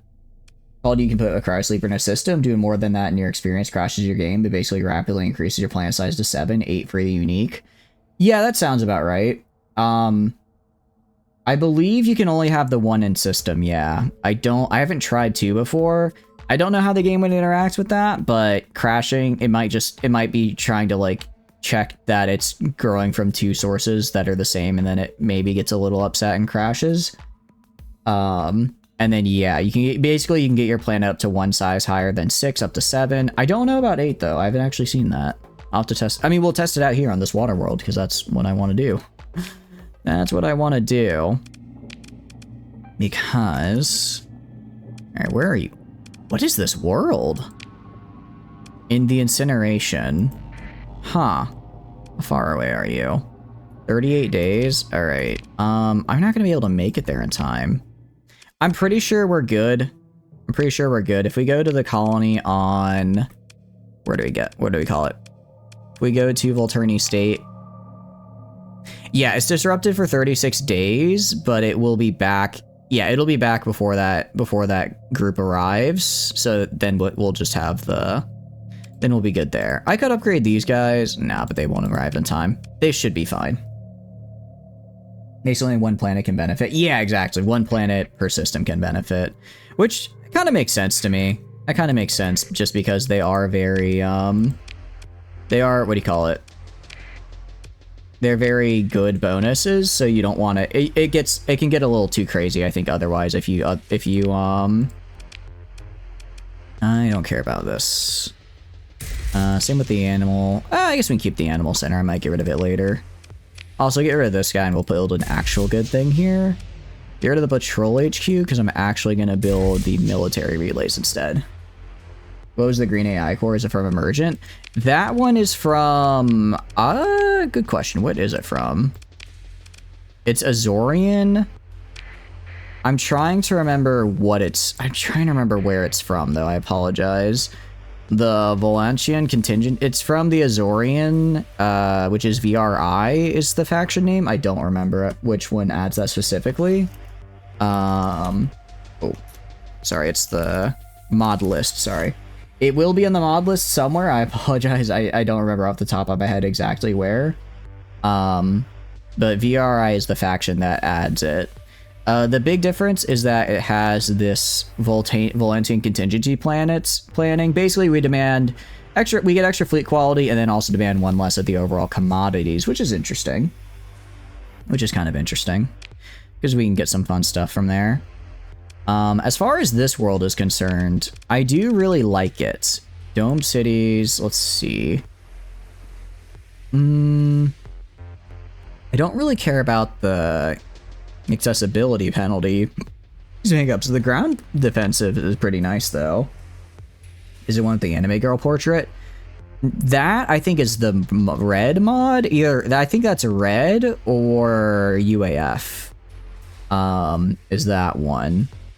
It might, actually. I haven't really interacted with them too much. I really need to. I need to interact with them more to see, like, what all we can do with it. Because I think we can, I think there is some cool stuff with it, and I just haven't found it yet. I'm also gonna upgrade this guy. But no, I'm sorry I can't be more of a help. I haven't gone too much into it myself, unfortunately. But we'll get there, we'll get there. And then upgrade you to a megaport as well. I'll also assign an alpha core here for the accessibility increase, along with the fullerene spool for another accessibility increase. Why is my accessibility so low? Oh, I guess because Freeport hasn't kicked in. Oh, and I haven't built Terminus or anything yet either, have I? Once we build that, that should help a bit. Because if I look at, like, Volturni's home, accessibility 282, colony size, hypercognition, alpha, okay, that's right. Megaport term. Oh, Megaport is also a huge, yeah. We'll get a lot of bonuses. We'll get a lot of bonuses, in other words, to help with that. Oh, I can't upgrade you, can I? Completely forgot. Kinda forgot about that one. Recommendations, I'll use story points on Spaceport Megaport and Waystation increase accessibility. Yeah, same. Although, at least with the mod, we're running actually, story points on Waystation don't improve accessibility, unfortunately. They just increase stockpile reserves, which is still pretty good, especially if, you know, if it's a world that you find is, like, getting sieged all the time. If it's a world you find is getting sieged pretty constantly, having the extra reserves can make it so that you last, you know, you get less debuffs if like a trade shipment gets delayed or something. But unfortunately, that mod we're running kind of hurts that. But we are going to do that for the 20% accessibility. Also going to assign an AI core here, while also just making improvement here, because this is going to be our water world. Our very cool water world where we're going to be having a ton of lobster. I'm going to get so much lobster out of this bad boy, I'm telling you. We can't really build anything anymore because I just spent all my money. Yeah, already we have a Ludic Path spell active. Who the hell are you? Oh, wait, I can... Oh, I can't repair my ships yet because... Oh, no, we don't require repairs. Oh, that's right, the Tri-Tachyon Revenge Fleet. Oh, I have to fight them because they have this Artificer class. That's kind of scary. Which Terraform mods do you use? You're called there's two. I'm using Ashes of the Domain. I know there's another one. I think it's called like it's something and terraforming. I decided not to get it because I find terraforming in general to be a little broken, so I'm not really going into it. I'm not really going to use it for the most part anyways. I don't know. I really like the exploration aspect of the game. So for me, I'm like, if I could just terraform the world I want into existence, then like why would I explore? So Ashes of the Domain does come with like an inbuilt terraforming tech tree, and I'm kind of using that because there are some like fun colony items and stuff that you can grab there. But for the most part, I'm kind of been avoiding it. Yeah, terraforming and station construction, that's the one. I'm not using that one, sorry. That's the one I'm not using because Ashes of the Domain has I don't believe I'm using it. Ashes of the Domain already has the, like, stuff that you can do with terraforming. Along with Industrial Evolution, I think it has some integrations with it. Prepper, no, you can't attack me. That's so mean. Hope you're doing good there, Prepper. What are you up to? You got a planet that generates 5 mil per month and you agree it's pretty broken. Use the easy terraforming one instead. Yeah. You can just get like so many buffs from all the terraforming stuff. It's kind of like, all right, there's absurd and then there's whatever this is, right? There's absurd and then whatever you're doing to me. So I'm pretty certain we'll be okay as far as like income. Like I know we could like look for better worlds or we could stop looking for better worlds and terraforming, but I think we'll be okay without doing that, you know? Area Sector and Stars. We are actually. We're doing really good at Sector and Stars. We just stole. I've been looking for a water world, and I didn't realize these guys that I hate are actually in control of a water world. So I decided to take the more direct approach and just take theirs. Worked pretty well so far. All right, I'm gonna have you guys just straight up kill Fel. Fel is kind of a pain, but if I just have you all go kill him and group up on him instead of these these little probing attacks one by one, I just have you go kill him. I hope they can do it. Hopefully they can do it. I don't know though. It's actually looking kind of rough for him. Watch out for Kevin Costner. Who is Kevin Costner? I recognize the name, but who is he and why do I need to watch out for him? What did he do? What did he do? Why should I fear him? The guy in Waterworld? Oh, okay. I see. Okay.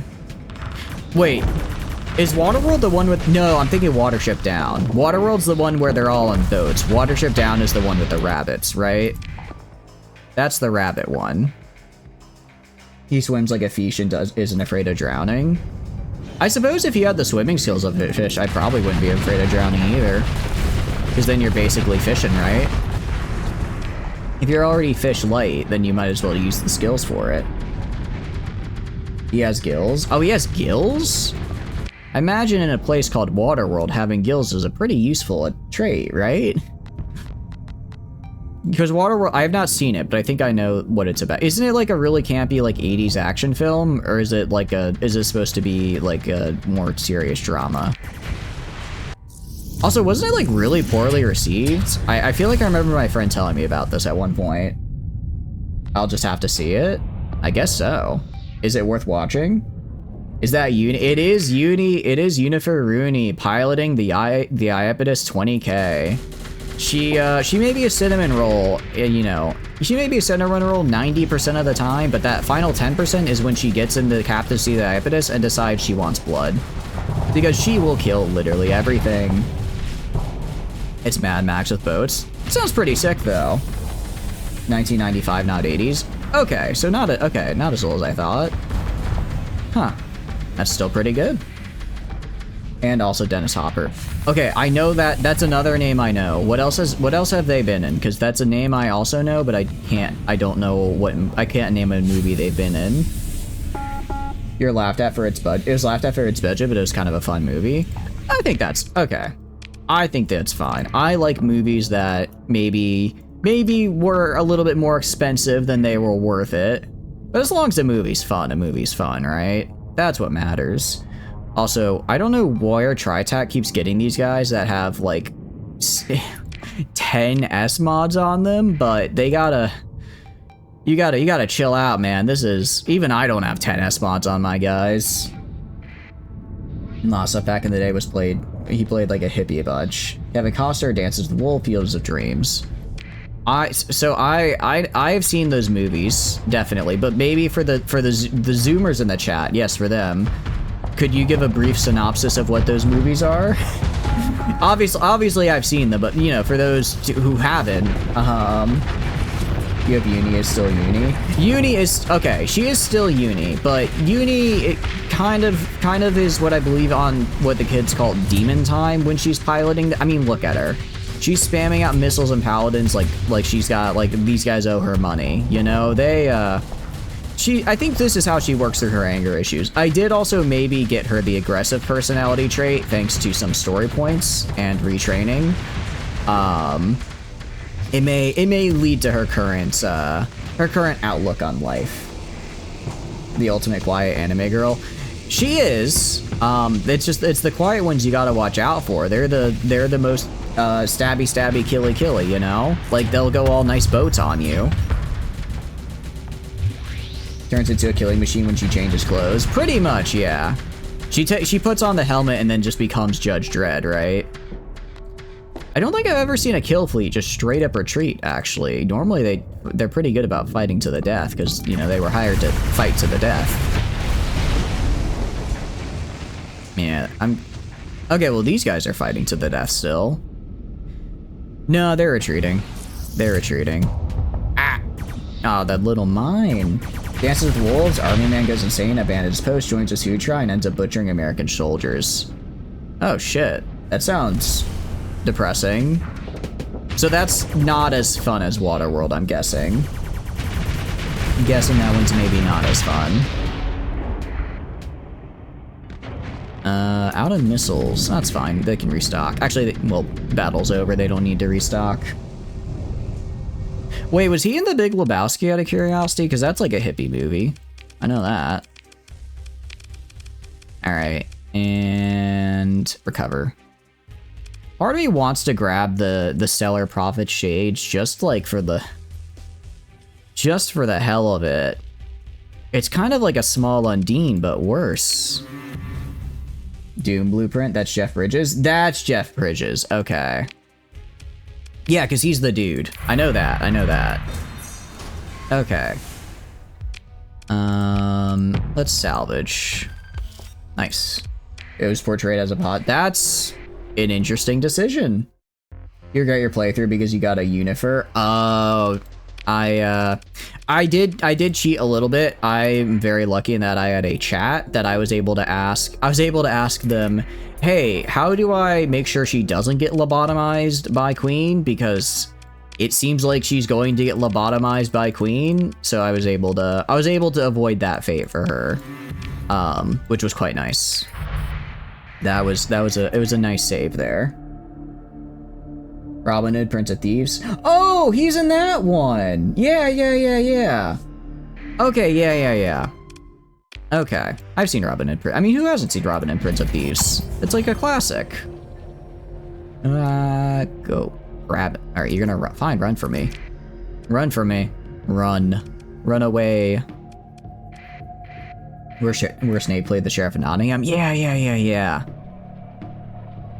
Okay, I remember now.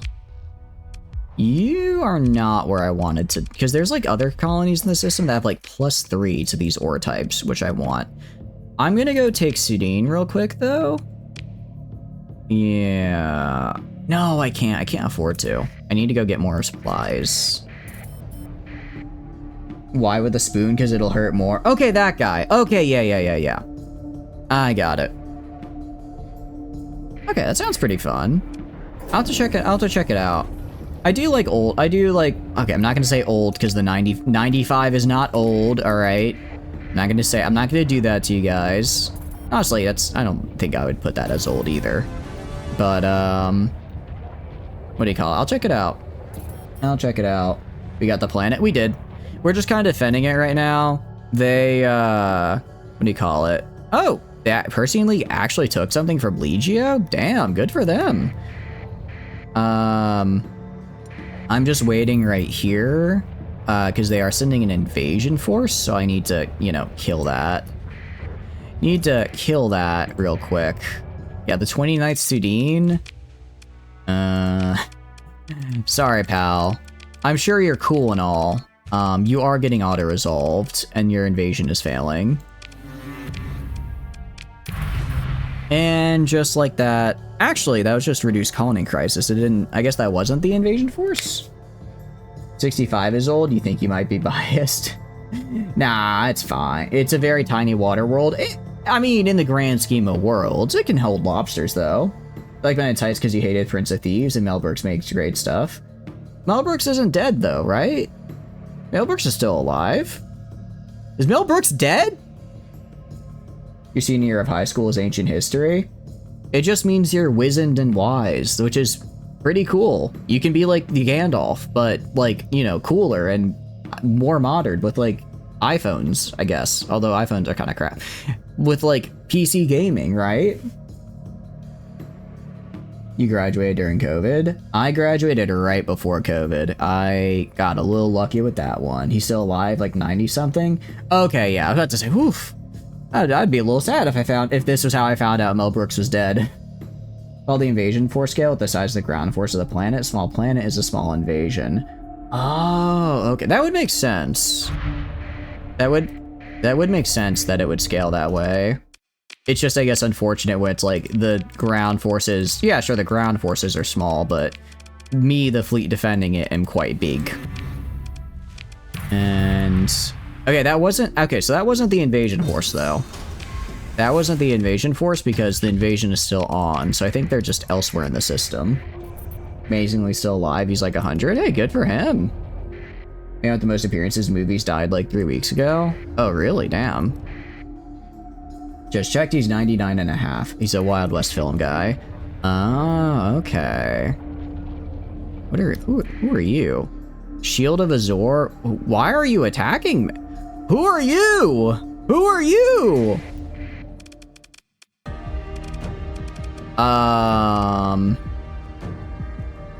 Special Task Force Spear of Ontos is joining the enemy? Who are you? Where did you come from? New friends? It looks like it. What is this? What is a Radiant converted battleship? Oh, chat, we may be cooked. Voltanian Remnant conversion. Oh, I might be straight up dead. What's the cost? 60 deployment. That's gonna be the only thing that saves me. Oh, ooh, okay. We're good to go at least, right? Yeah, for the most part. Okay. Now I'm gonna disengage. I'm gonna disengage and go to here. And I'm gonna repair. Okay, yeah, we actually weren't quite fully repaired. Let's kill this guy. Let's kill this guy, hopefully when he's far enough away from his friends. I don't know who this is. But I think we got it. I should have saved right before this. Watch them be able to deploy like 50,000. I'm a little I mean, I think this is just like an overtuned remnant fleet, essentially. I can handle that. You're called this mod, isn't that the Radiant that someone cloned after a phase skipped? The what? It did what? Excuse me? Hold on. Resulting in a brief superposition. Oh yeah, no, you're right, it does. It just gets to clone itself. Oh, I'm finished. I'm finished. I'm finished. All right, now we just gotta lock in. All right, hold on. We got this. All right, I'm gonna disengage. I'm gonna save because we're probably gonna lose, and then we're gonna lock the hell in. Time for yeah, sorry guys, we're switching to Bannerlord now. Repair thy exit port. It's not looking good, especially because I'm kind of starting to run low on supplies right now. All right. Jeez, the harassment. Okay, do I have like anything I have no supplies. Okay, we're just gonna have to kill this guy. All right, let's do this. Let's do this. I believe. Do you think Unit can beat that? Do you have Ruka too? I do. I have both of them. I am gonna bring in both of them here. All right, siege uplinks on the left. We're gonna go all in on the left side with those siege uplinks. Use our Iapetuses as a pretty handy core, and then I'll have the destroyers form kind of like a swarm group that I just have go and get people that I pick off. You believe in Unichan? I will do my... you know what? I'll believe in her too. I believe in her. Alright, we're just gonna hold right here. How this is gonna work... Gonna put 20k up here, 20k and 15k up here, holding the top. On the bottom, I'm gonna put all of my destroyers kind of like right here. Essentially, I'm gonna have them come in from here, kind of work their way around here to try to encircle me, and then all of these guys come up from the side and pick them off one by one. That's the goal. Can we keep it? If we can, I'm going to. Kind of a high deployment cost, but I could throw on 5 paladins on it, and then it'll be really funny. Okay. We can do this. We can do this. I mean, we have a very good fleet, is the thing. As good as their fleet is, ours is also pretty damn good. I'm really just worried about the rate. Depending on how long that Radiant clone stands around is gonna be the problem. If it can phase skip, and they just drop like a ton of, and they drop like 3 of them in, so I'm fighting 6 Radiants at once, that's a problem. Okay, I was kind of hoping they wouldn't already be down here. It's a little concerning. But we did get the siege uplink, which is nice. Hey, what was that? What are you doing? What are you doing? What are you doing there, pal? What is that weapon noise? That weapon noise sounds a little scary, actually. What are you doing, man? What are you... I don't know if I like the sound of that one. I don't know if I like the sound of what you're doing right now, actually. Alright, well, can we kill this guy at least? Maybe? I don't know what we're doing. Okay, I guess we're focusing on the guys up here. Alright. This is a little scary down here. I'm actually gonna grab all my... I'm gonna grab all... Alright, it's time to swarm. I'm gonna grab all these guys right here. Genuinely, I want you to swarm Fel. Fel is going to be a capital P problem if we do not kill him. I'm probably gonna lose a few destroyers to do this. I don't care. I'm gonna have to just go all action economy is Trump's how good you are here, because I need Fel dead. Fel is such an a-hole. He makes things fun. Unfortunately, his version of fun is repeatedly slamming me into a signpost that says stop and not actually stopping himself. You're kidding me. No, alright. Don't take that back. Also, I'm gonna have you specifically target Fel. I'm actually gonna have you go in here. It looks like they, what do you call it?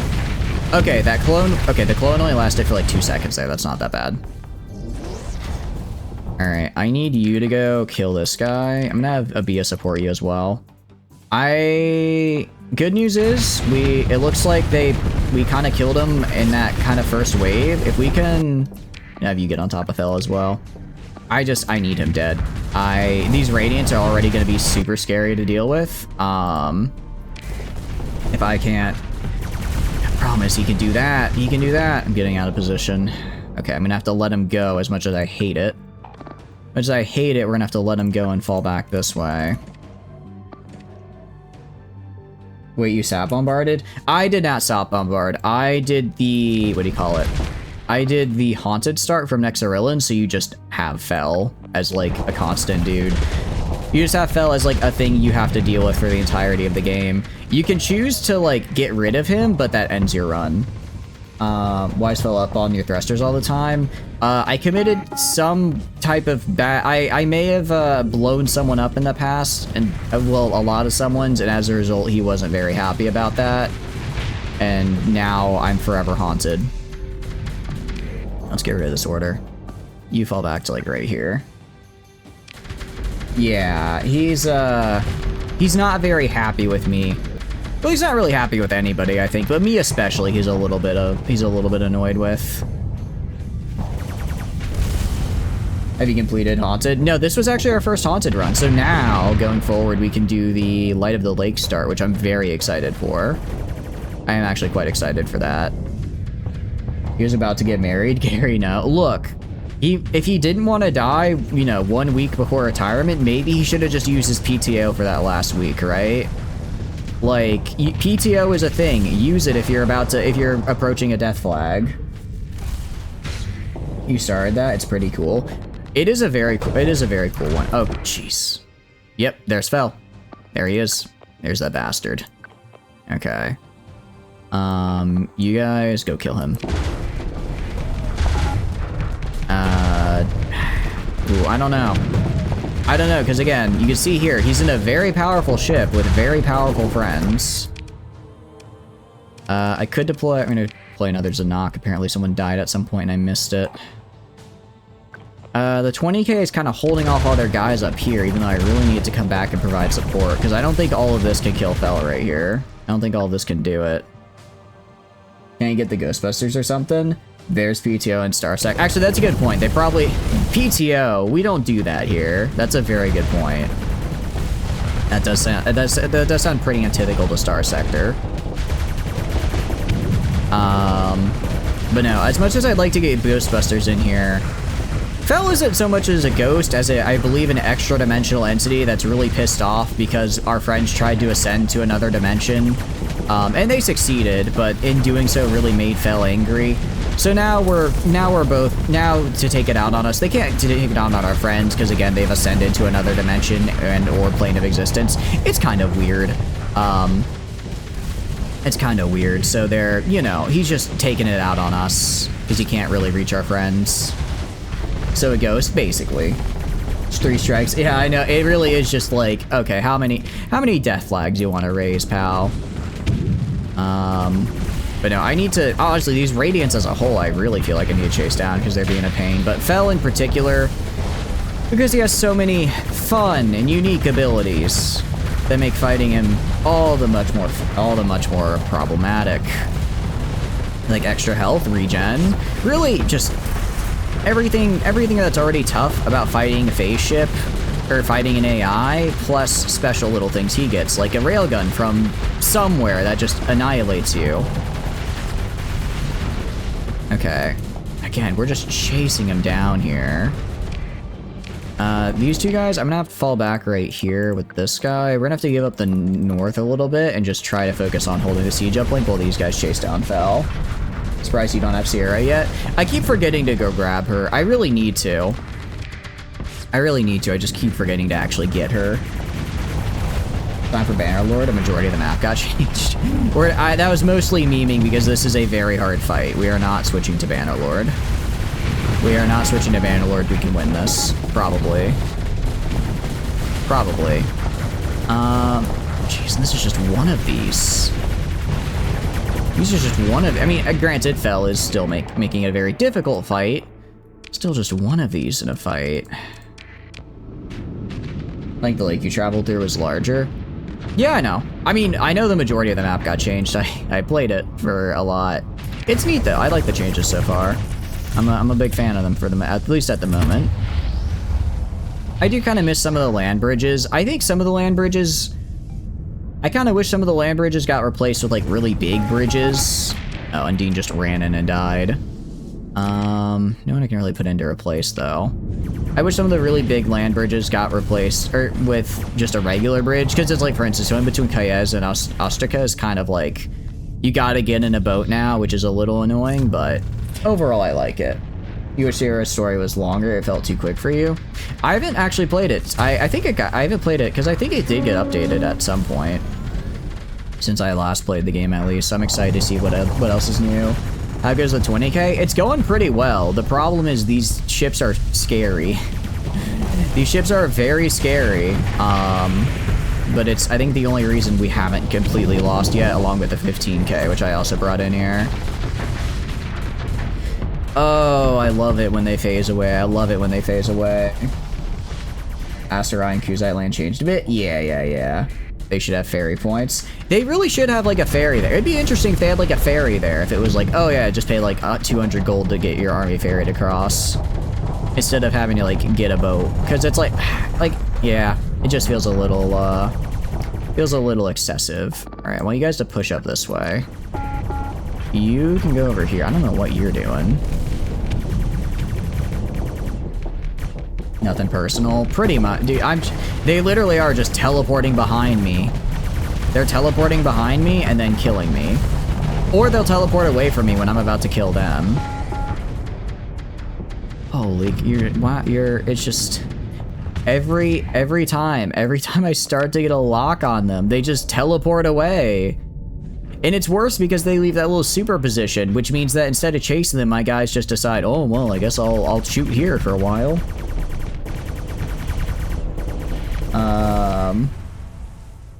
Sinister should watch you play RTS mode because you really don't. Honestly, I like this game a lot. I'm very bad at piloting in this game. I really like playing this game as an RTS because I find it really fun. Anytime I try piloting, I do very poorly. So I'm very glad there's this RTS sector is like a possibility. Don't think giant bridges that ship sail under is particularly time appropriate. Yeah, that's true, because these aren't supposed to be like rivers. These are supposed to be like inland straits, right? Like these are... I agree that I think a bridge probably wouldn't be like time period appropriate based on how big the gap is supposed to be. Like I believe if you fight in those areas, it's not a coastal battle. It's considered an ocean battle, right? I believe it's considered an ocean battle, not a coastal battle. So I think you're right that a bridge probably wouldn't work. Ocean man, it really is.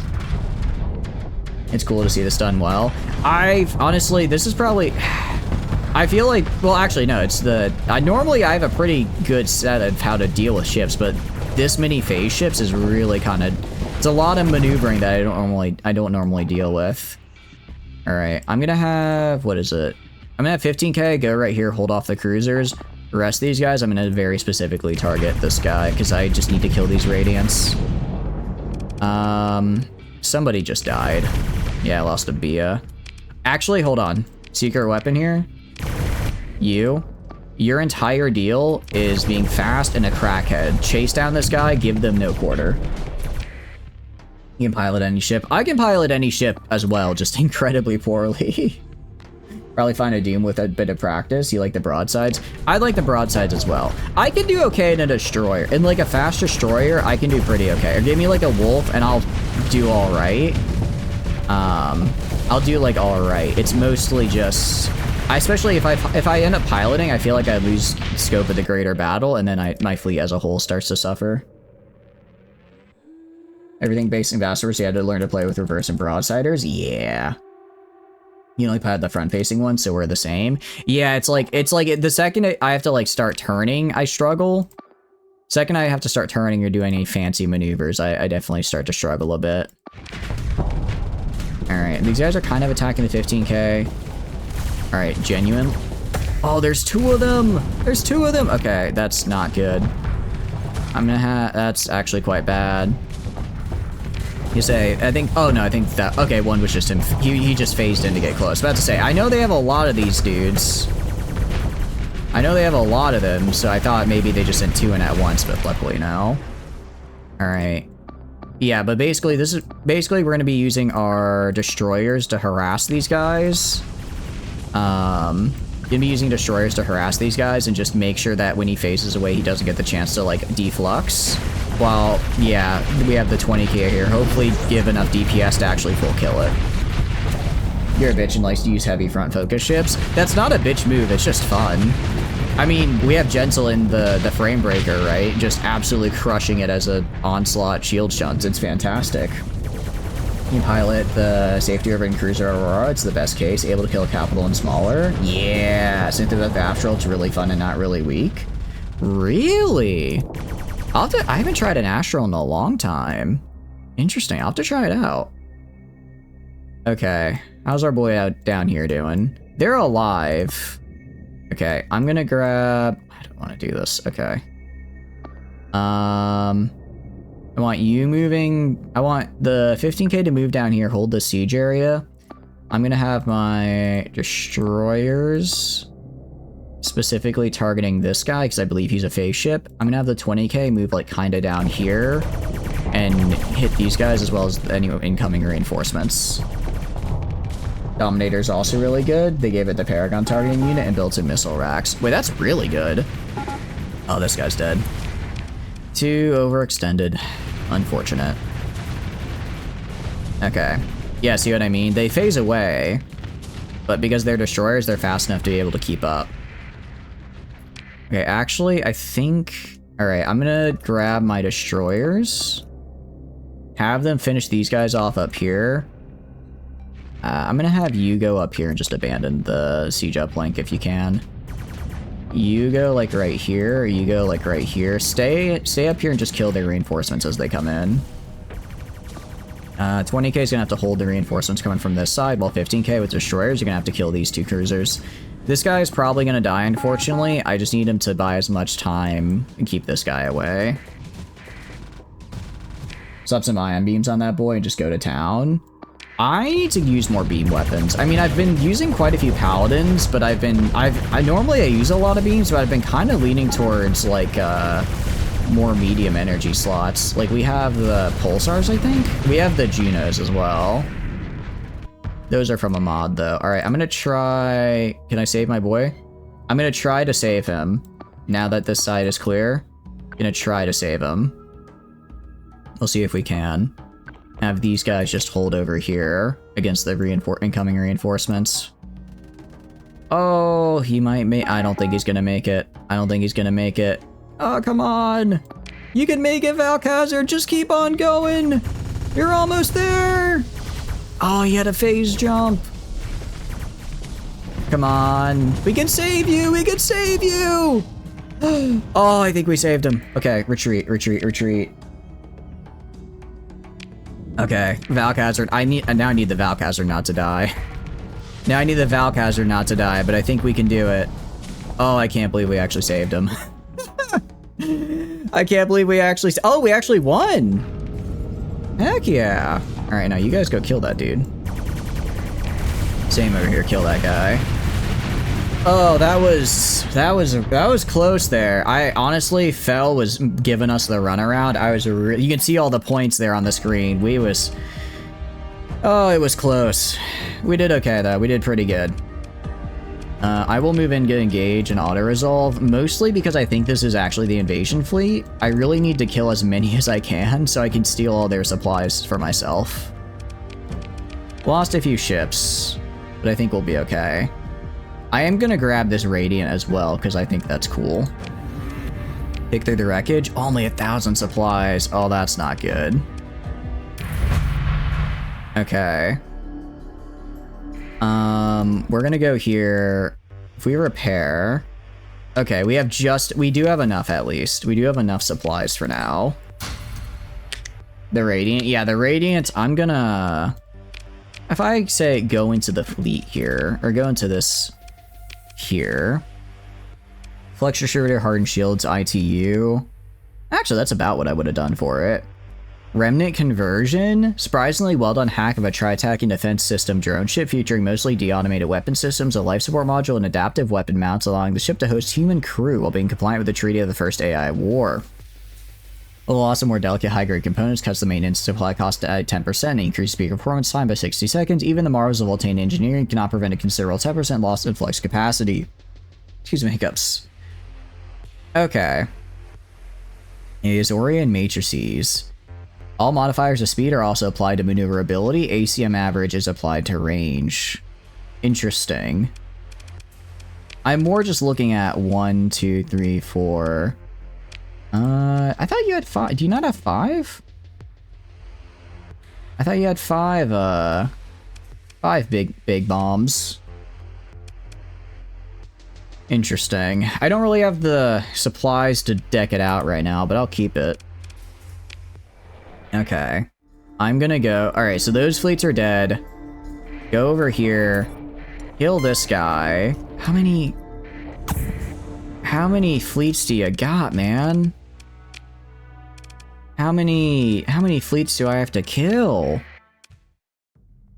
Normal is 3 large and 2 large synergies. Yeah, that's what I'm thinking. So I think maybe this one is missing. Oh, they replaced one of the synergies with a hybrid. Or they replaced one of the large energies with a hybrid. Okay, that works. Alright. I'm gonna try and save the 20k. I'm gonna deploy these two guys. I want to be a little bit more aggressive since they actually had some... It looks like they already had some low CR. I think I already fought them earlier. So I'm gonna be a bit aggressive to these guys. Gonna have... Alright, have my Bias go. Have the Bias go for Beta. Have the Zanox go for the Siege Uplink here. Flamen is gonna go up here to Jammer Delta. I want Gentle going up here, and then Yuri going over here. I'll have the Bias move from Beta up to Theta as well. Okay, Gentle, I just need to get in close. They are in a safety over and shield shunted onslaught with all of this on it.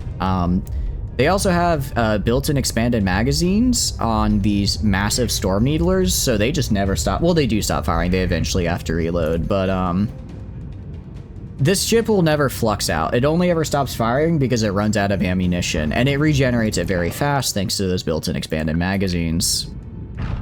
In other words, it is a very scary ship. The only thing holding it back is its admittedly slow maneuverability because it is an onslaught, and it is shield shunted, which is pretty good, but eventually it will get worn down, right? Kind of the curse of all shield shunts is eventually they will get worn down, and you will have to keep an eye on that and take it off as needed. Yeah, we're actually in a weird fleet comp right now where we just can't quite afford all... We have a lot of space left over, but we can't quite afford to fix all of it. Or we can't quite afford to deploy another thing. Okay. These guys are in a pretty good spot. Actually, these guys are in a really nice flanking position. They're pushing pretty heavily into the Zanox, but that's okay. I'm going to keep Flamen over here right now because they're going to try to... Yeah, they're going to come over here to try to take Delta, and Flamen can start attacking from the side. Gentle, meanwhile, I'm gonna have you... You can switch to search and destroy. We've got Rocket over here. I'm gonna have them hang out. Yeah, they're more of a... Not quite... I mean, they are a capital. They can brawl if they need to. But, yeah, you can switch to search and destroy. But I do want to keep them a little farther back. It looks like they got one of the Xenox. I think it got caught out of position. Deploy you... And then let's have you just go search and literally just go kill. Literally just go kill. The Valkazard is really fun because it is, our pilot here, Ladle, is literally on crack inside it. They get, as long as we have drugs in our inventory, the AI gets to use the crack system and they get a bunch of really funny bonuses. So we're gonna watch that. Yeah, literally most normal armored core pilot right now. So since they're on search and destroy, they will find something, run into it, and start attacking and hopefully not die in the process. It's really fun. You can see here when they have Fortress Shield, they're just spinning around in a circle. And then you can see that is, remember, I just want to point out again, this is a Fortress Shield. Fortress Shields do not take flux. They have like a super big reduction to it. However, that does not matter when you have 3 plasma streamers and 3 of these storm guys, 3 of these storm needlers on your ass. Alright, I'm gonna have you guys move over here, especially the Bias move up here. Try to cut them off. They're going pretty heavily. I'm gonna have Flom and retreat because they're about to get overwhelmed, and I would prefer if they didn't die because I don't want their crew to hate them. Gentle coming up the rear here, losing a fair amount of armor on their kind of side right here, which isn't great. They should hold for a little while longer though. With the incoming support, they should be okay. Big thing is, I want them to kill the, I want them to kill Pegasus right here before it's too late. Yeah, over here we can see these guys are coming in. Valkazard, a little injured, nothing crazy. Gonna move the, what do you call it, Porcelius over here as well. Really lock in on him. Yeah. Gentle is able to absolutely brawl with the best of them, especially against the Pegasus. Like, Pegasuses are... I would put a little bit more on the support side just because I like to use them as a missile spammer. Again, you can kind of build them to be more aggressive, but if I wanted like a brawler, I would get an Onslaught, right? I would get an Onslaught. I wouldn't use, or I'd get like an Onslaught, or I guess if we're in the midline realm, a Conquest. I would not use a Pegasus as one. Maybe an Executor, just because you can throw on instead of the, what do you call it? You can throw on the energy weapons instead of the missiles to try and get a little bit more out of it. Be a little bit more aggressive, maybe put on some kind of antimatter lasers or something. Or high intensity lasers for some extra armor piercing. You could use an Autopulse, but they are hard points, so Autopulse would be kind of... It would require a bit more positioning than I think the AI is capable of. As a player, you might get away with it, though. Okay, here we go. Yeah, you can see... Fair bit of armor strippage here, but it could be worse. And then... Yeah. Oh, we lost another Bia, unfortunately. Yeah. Kind of the problem right now is that I'm pretty destroyer heavy, which means if my destroyers get caught out of support away from the, away from their, you know, capital, they definitely struggle. And these aren't the most maneuverable capitals we have out right now. Still, we ended up splitting them up a little bit on accident, so we're just gonna have to take them in groups. You get out of here. So I'm gonna retreat all the Bias. I have replacements I can throw in. Crap, but they're doing too rough. Thank you for the right answer. Thank you, thank you. How are y'all doing? What were y'all up to? Tell me. Hope you're having a wonderful day. Give you that shout out there. For those of you who don't know me, hi, my name's Shouters. I do a lot of strategy and sandbox games. Right now we're doing a little bit of Starsector, and we're having a very good time. For those who don't know, please check out Hamster. They are great. They do a lot of fun games. Please go check them out. Bannerlording like a loon? Yeah, no problem at all. Tell me, how's your Bannerlord going? Hope you're enjoying it. And welcome in. Yeah, but welcome in. No problem at all. How did your runs go? We're doing a little bit different for Bannerlord today. Although it is still a sandbox, just a big spaceship sandbox, right? Big ship space sandbox, so a bit different. Welcome in, Iceling. I appreciate it. Thank you for joining the raid. But no, tell me about your Bannerlord run. Hope you had a good time with it. I've been really enjoying Bannerlord. I'm very excited. what do you call it? Last stream we did for it, I got a little sad because we lost Carnivapole, which we spent forever trying to take. So I may have done a little bit of save scumming so that I could make it actually back in time to defend the siege. But it's just been a fun time. Doing well, won a couple tournaments. Your brother married Ira, the heir to the Empire. Ooh, nice. Very good. I actually don't know. How does that work? Like, if Ira, I guess, became the head of the Empire, would you actually get to, like, take over? I don't actually know how secession works in the game. I've never really done that part of it before. Sounds like a good time, though. Oh, please tell me we got a bunch of supplies. I think that just barely covers our operating costs. Oh, but I can't just leave because I don't have any defenses right now. If I leave, then I lose this nice water world we've made. No women leave the clan. She's in your clan now. Oh, that's right. That's right. I forgot. Does she have any good skills? Actually, I've never really looked at what her skill set is. Normally, I go for like Corin if I'm trying to get someone married into the clan, into my clan, just because she has such good skills. You randomly got an offer for marriage. She's from like, yeah, she is like tiers. Yeah, that's the thing. Actually, the armor she comes with, you can steal that if you wanna. If you want really good armor, marry somebody and then just take their, or either you marry someone or have someone in your family marry someone and then just go to their armor and you want it for yourself. You want to earn it? Fair enough, fair enough. I think that is admirable. I do think that is an admirable way to do it. All right, I think we kill this last unidentified fleet. And then I think we're good to, actually, can I go to Olimar? All right, we're gonna kill this like last unidentified, let's see. Moving into invade. I think this is the end of the invasion fleet. If we can kill this guy, I think the invasion is over and I can at least take enough time to go buy more supplies. Yeah, because those are scavengers. All right, this has got to be the end of the invasion fleet. Larry, she's 1.5 foot taller than it. Everyone except you and your family is tiny. Actually, we did the same thing. I can't remember who it was that we married into our family.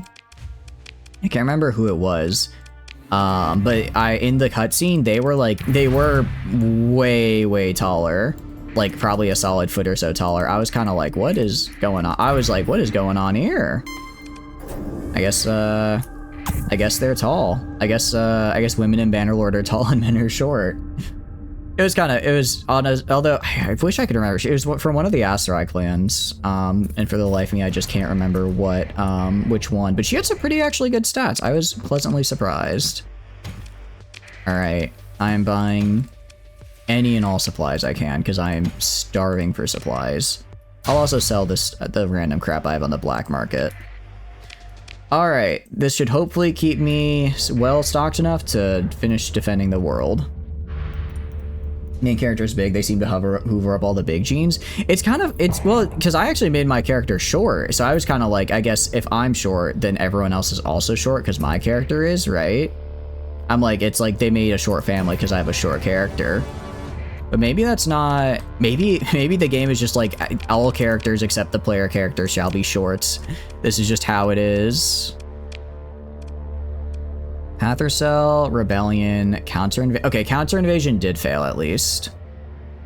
You guys clearly the mutant. How goes the Starsector? It's going pretty good. I just stole Finkenheld from the Persean League, because I realized it was a water world and I want a water world so I can make lobster. I do need to actually change its name though. You are no longer Finkenheld. You are, oh, wrong button. You are now Volturni's Paradise. There we go. And just like that, new world, new me. Lobster Town. Oh, I do like Lobster Town though. Kind of like, we'll name the other one Lobster Town. There's another world in this. There's another world from the Persean League in this system we're gonna yoink. There's another one we're gonna grab. And we can name that Lobster Town. Well, nah, because we're kind of keeping like the Volturni. Except for any, well, I guess we did break away with Energy Drink Factory. Yeah, all right, we can do that. I'm good. I like that. I like the sound of a Lobster Town. Lobster Town for a lobster faction. Lobster Town. So, out of curiosity, now that you've got Ira in, what are your goals for the rest of the continuation of the run? What are you looking to do next? All right, yeah, getting ground defenses up will be nice. We actually have pretty okay defense. We're struggling because of stability right now, but once I get the ground defenses up and also the orbital station, it should be a little bit better. I can also go to the Portmaster and help with the rebellion problem. I'm delivering 500 heavy arms. And then that should help a fair bit. Base value, Freeport, Letic Path, Rebellion, Recent. Yeah. Yeah, so it's a bit rough, but we're getting there. No idea what you can offer being the Coureuse vassal, but you can't find Moshung to ask him. That's actually kind of funny. He's like, hey, you wanna be my vassal? It's like, well, I would love to, actually, if you would, you know, show up. Let me be your vassal, and I'll do it. You bumbled across the map, across the Coureuse making money. Are you mostly making money through tournaments, or how are you making them? Orbital Skunkwork Facility is very cool, because it's a very fun thing to make. We're gonna go to, I'm not researching anything right now. We could research, let's research this. It's kind of expensive, but extra 10% lowered hazard rating is pretty nice, because I think that's 10% extra stability. Got some caravan quest and trained soldiers, got some decent loot from mountain bandits. Oh, nice. Out of curiosity, how are you liking the deserter bandits? I'm loving them. I think they help a lot. I think they fill a nice space between early game and mid game, where it's like you're too strong to fight bandits, but you're too weak to fight like a proper army.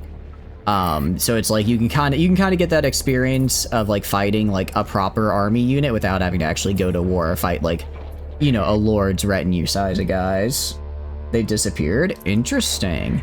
I wonder, are you in like a really peaceful area? Because I believe the way they spawn is just every time like a major fight happens, there's like X% of the people who were in that fight will then spawn as deserters afterwards, which is why sometimes I found a couple like 100+ stacks of deserters, because it would be like, it's like, okay, a 2,000 versus 2,000 army fight happens, and then, you know, if only 5% become deserters, that's suddenly 100 deserters just running around that even like regular lords can't fight, right? Because that's too big unless you're like the king. You're not in a war zone. They kept mugging early game, but haven't seen them for hours. That might be it, yeah. If you're in like a really peaceful area, if you got Pax Mochung going on, that'll probably help keep them off you a little bit. And you've been streaming for 7 hours. All good. Thank you so much for hopping in. Again, I really appreciate the raid. Please go check out Hamster Guys. They are great, and I hope you have a wonderful, wonderful rest of your night. Lobster Town will forever be in your debts for its name. I mean, I don't want to fight everybody. I don't want to fight like everybody, but I kind of do want to. Ooh, I am actually going to do this, because I would like to know where that Letic Path base is so I can go kill it.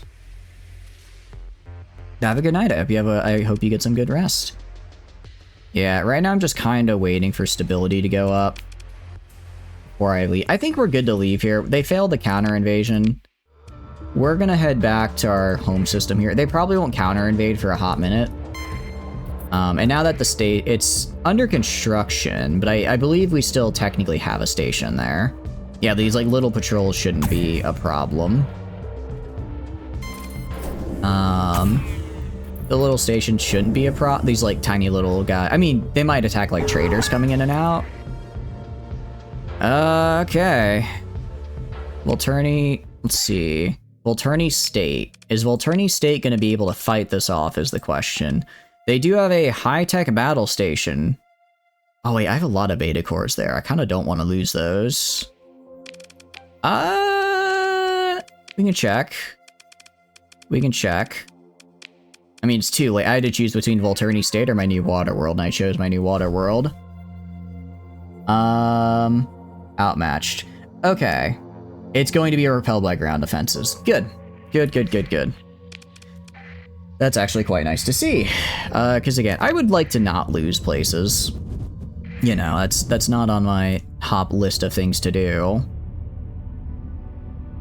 But yeah, I'm putting a lot of investment in this world really heavily just because I want to make sure I have like this one core world like ready to go, good to rock, and then I'll get the other one set up in Lobster. What do you call it? In Lobster Town as well. So we have ground defenses. I'm also gonna throw on the, where is it? Military relays. Gonna build that. Because that actually, this acts as a patrol HQ, and then I can make it actually a very nice patrol HQ in a second here. Ship quality, let's see, pristine nanoforge, orbital works, stability, I guess. Okay, I guess it's just the lack of stability that's hurting us right now, because if we go to like Volturni Prime, quality's 95. Yeah, okay, so we just need to get more stability if we want this to happen. We could go to... I'm curious. We could go to, where is it? We could go to Orbital Works, choose the upgrade. It's all of my remaining money. Wait, but I don't want, oh, do I have to go Orbital Manufactorum and then the Stella and then the Research and Production, hold on. Orbital Skunk Works. Oh, maybe I have to undo Orbital Manufactorum if I want to go to Skunk Works. That might be how the upgrade path goes. That might be it. Because I want to get one of these because it'll make my fleet spawn with S mods, which is really, really, really good. That would be really, really good. Lobster Town up here. We're just gonna save our money for now actually and just get a high-tech big station here. That combined with the new interstellar relay should be a pretty good chunk of change for us. Should also be pretty good defense. I'm just glad we managed to fight that off. We'll also go get some more supplies here. It was actually pretty expensive to get the supplies up and running to invade that place. I think I spent like 2,000 supplies to do it, which is why I was so low. Which isn't great. But it is what it is. Tri-Tachyon corporate trader. Hello there. You know. Let's see. Destination, Port Safe Frenchie Station, supplies, food, ship holds, and heavy machinery. Well, you are going to die, my friend, because I really need supplies, so I'll just take them from you. Yep. That's one way to get your supplies, and it's not piracy, it's privateering. Because I gave, as the state, I have given myself a license to in fact raid them. A license from myself, but it still is technically a license. Is that the Janus device? You know, I'm sure it's great if I had it.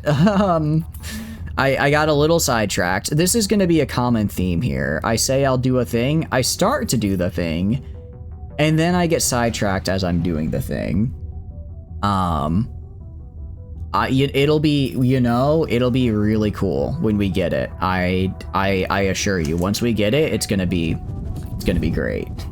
It's gonna be great. I can already tell you. You know, just getting it up and running is the first thing. Saturation bombardment failed. Good. Stop sat bombing them, dude. Why do you keep sat bombing them? I don't know why they're targeting Volturni State out of all places. They really like to do that. They're a really big fan of sat bombing there for whatever reason. Do I have any supplies in storage? I have some. Not really enough though is the problem. I have a lot of, holy cow, I have so many heavy arms. I could sell these for some pretty good money. Why do I have 6,000 heavy arms in storage?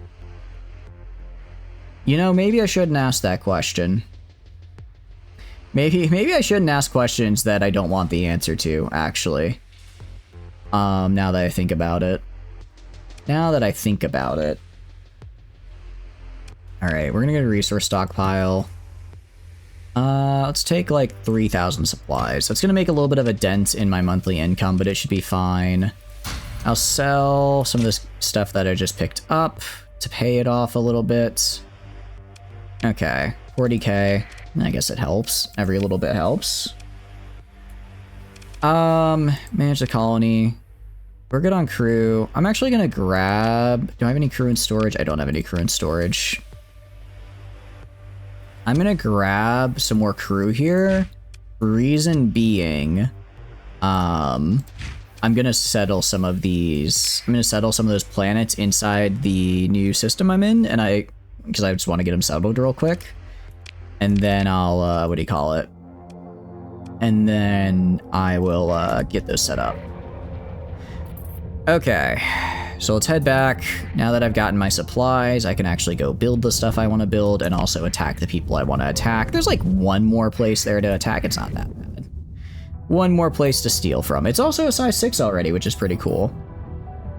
Already being at size 6 is actually really helpful for us, because that way I don't have to like build it up. It's just there.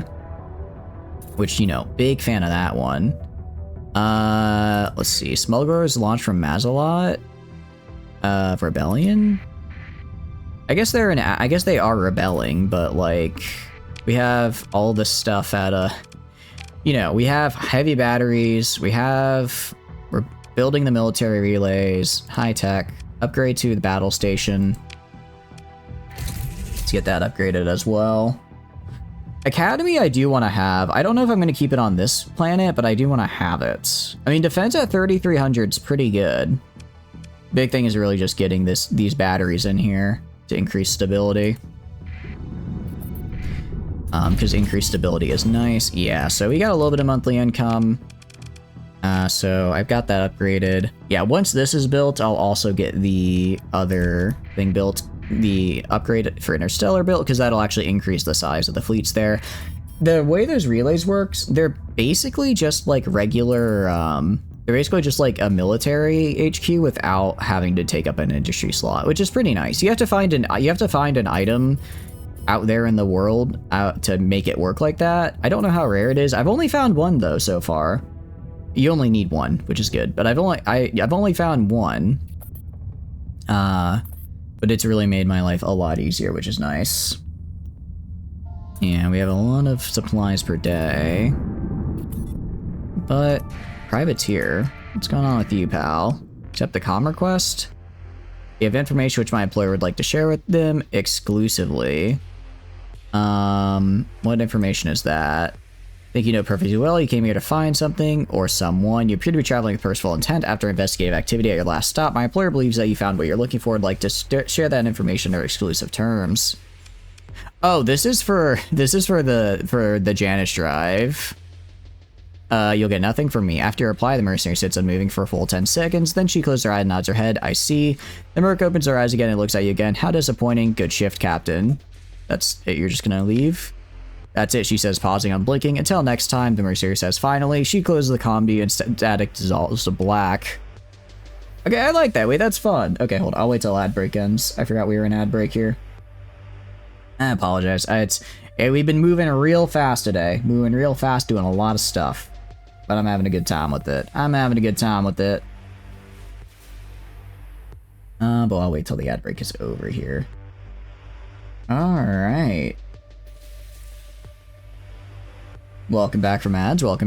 We ran into this mercenary from the Scylla quest line, and she's like, give us info. I said no, and she said, okay, have a nice day. I do wonder if I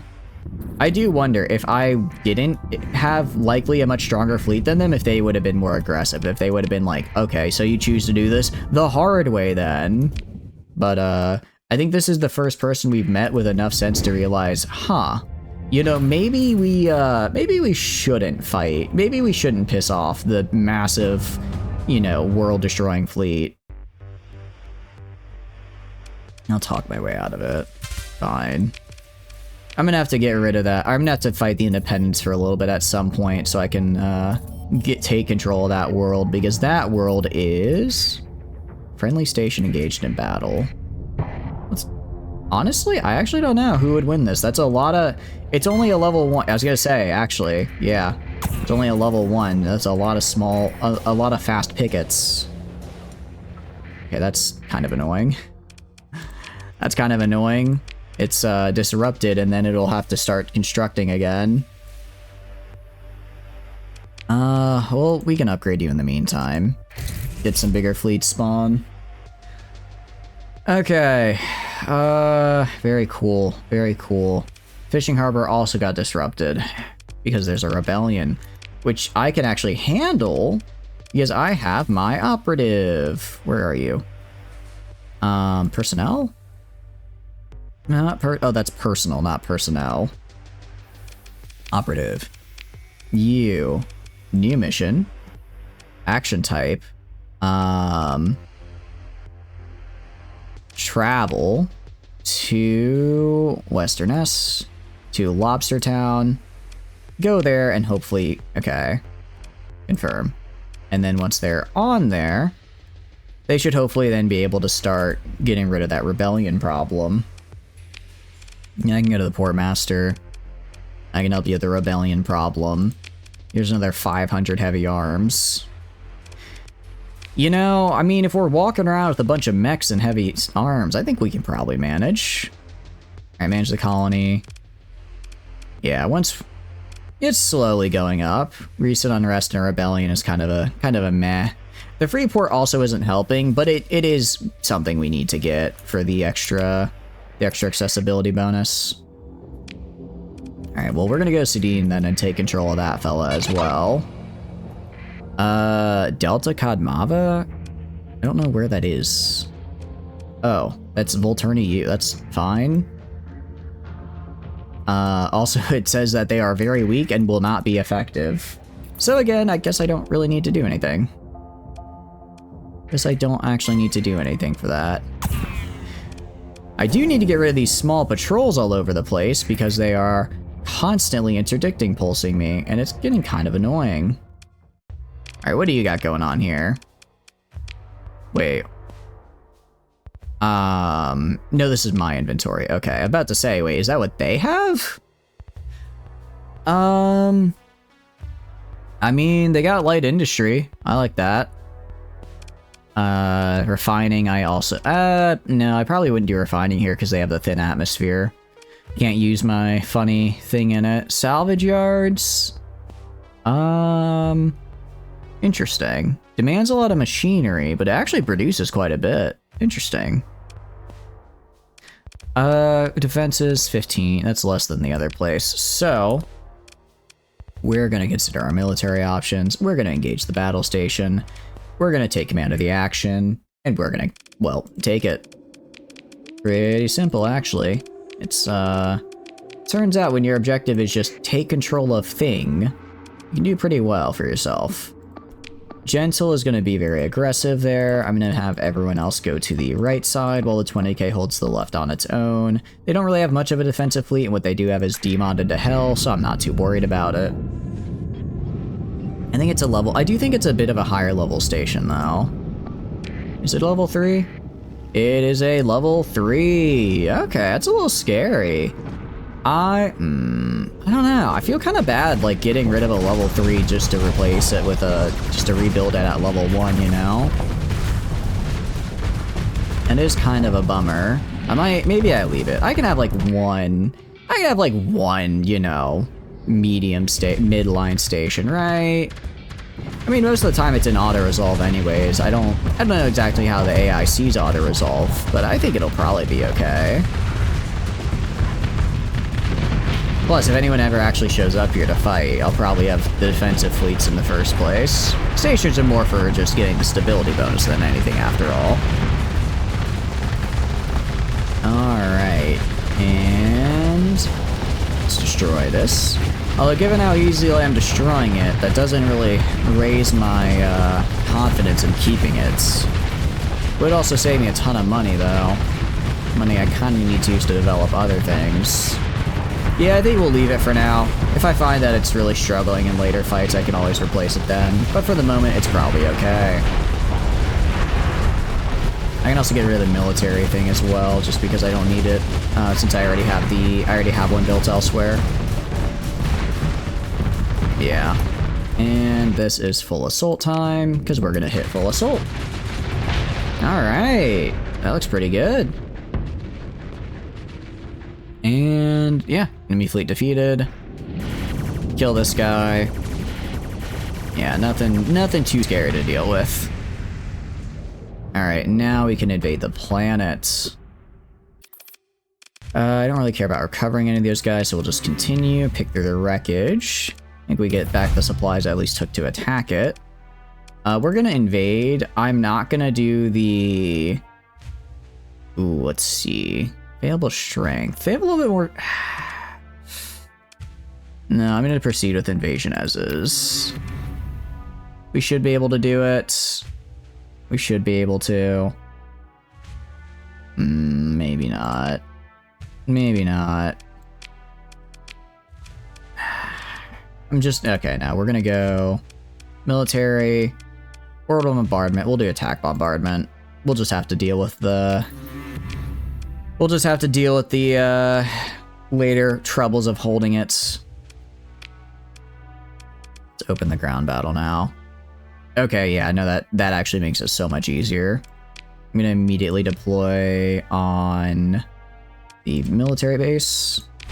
I'm also going to immediately deploy on the guns. And I'm going to also immediately deploy on... I guess salvage?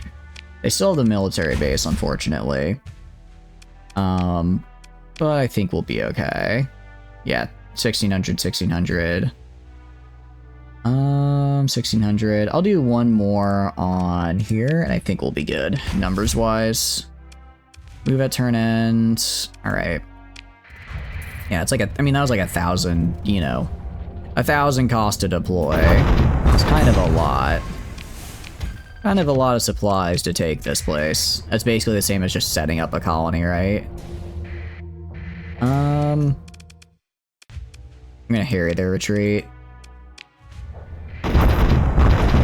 Avoiding contact. Yeah, basically they're all here because this is how they're, what do you call it? This is how they're still in system, is the military base here. I don't think they despawn. I don't believe they despawn if I just win this. But they probably get a little injured. They probably, I think once they die, they just don't respawn is the thing, right? Targeting not me, so I don't care. As long as they don't target me, I am fine with it. Alright. Ceasefire from Tri-Tachyon. Oh, that's fine. I kind of forgot about you, actually, so that's good with me. Kind of forgot about Tri-Tachyon was like a thing. And we won. Nice. Everyone, I liked how all the pirates liked that I did that. They were like, man, you did a good job just stealing that from them. Like, yeah, I suppose I did. I suppose I did steal that from them. Yeah, like over a year for these, but it did make the invasion a lot easier and a lot cheaper. So I guess it's fine. Honestly, it's actually just cheaper to shut them down. Cheaper to just shut them down and then just rebuild them myself. Or quicker, sorry. Not cheaper, it's more expensive. More expensive. Oh, it's still disrupted even if I try to do that. Interesting. Huh. I could build a planetary defense force though, which has a similar effects. Similar effects without all the... No, I guess we'll just... Dang it, I didn't realize that it'd still be disrupted.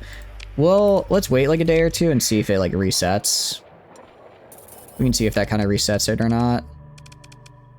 Lobster Town. Those are upgrading. You're good here. Still trying to figure out also what I want to build all on this guy. I got a lot of industry slots available. Got a lot of industry. I think we do not cloning, the other one that grabs the... Ooh, we're gonna grab domed cities for the... Oh wait, no, I don't care about pop growth right now because we're already at max. There's a lot we can build here. There's a lot we can build. It's far... I think we do... I mean, we already have pollution, right? I could get rid of the pollution, though. I could get rid of the pollution, though. Right? No, I think we build our heavy and light industry here. Well, no, we don't have to though, because I can build those on the same planet that I'm producing the stuff, right? I can build those on this. I can build my heavy industry where I'm refining and mining. So instead, I'd want to do something like fun here. I could do commerce. Really rake in that food income. Yeah, let's hold off for now. Let's hold off for now, though. Manage the colony. Okay. Yeah, once this disruption is done, we should fix the problems here. I'm gonna throw an AI core in charge of this as well. Just try to get that stability up. It did not work. Alright, let's look at the rest of the planets and system. Let's show system info, because there were some good ones here. You had ultra-rich deposits, moderate ore, but you have an atmosphere. I need a no-atmosphere planet. Okay, Atholf. No atmosphere, rich ore, rich rare ore, widespread ruins, decivilized. Pretty nice spot. Pretty nice spot, actually. You have no atmosphere, sparse ore, sparse ore. Okay. So we're gonna make, I think, Atholf and Rheimhild are mining, refining. I know the sparse isn't great, but it's fine. They'll do fine. We'll make them mining, refining, and then I'll put on one I guess I can put on, yeah, I could put on each like the different type of manufactorum, so I could just have all the different manufactorums, right? Meanwhile, you're there. I mean, this guy's, it really just comes down to, I need the, I could build very hot. Well, actually, no, I don't need to worry about it because I already have fleet growth from other stuff. Yeah, okay. Let's go to Atholf. Where are you, pal? Atholf, right there. Also has unexplored ruins, funny enough. I am going to explore the ruins. I think this place actually used to be a planet, and then I think someone else that wasn't me decived it. Rebel Rat Arsenal. Well, that's fun. I think someone else that wasn't me ended up either sat bombing it or raiding it till it got decived. I'm gonna establish a colony here, though. Establish a colony. This will be Volturnes. Let's see. What will you be? You will be a Volturnes. Volturnes hole in the ground. I can't do that. I was gonna say Volturnes hole, but that sounds a little suggestive, so maybe we don't do that. Volturnes. I already have Volturnes mine, so I can't do that. Volturnes pit, I guess. I guess that works. That works for me. Alright, hazard pay is going on, along with the Freeport. Ruined infrastructure. Upgrade to mining. Oh. I guess I can skip ahead and do that. Neat. Okay, and then we'll get mining set up, I will get refining set up, and then last will be the manufactorum. I'll also go and build here I don't think I can actually technically build the... Yeah, I can't actually build the, what do you call it? Space station yet. Alright, and then Ryamar was the other one, correct? Sudan. Warren, Rocky, Unstable. Rymanild. Because again, the reason is that both of these have no atmosphere, which is what I'm looking for. I'm looking for for no atmosphere. Because that is what's going to give me the ability to use those catalytic... it's not a catalytic converter is the car part, but it's the same. Catalytic core, I think, is the word they use. I don't remember what the exact word is, but catalytic core is what I'm going to call it.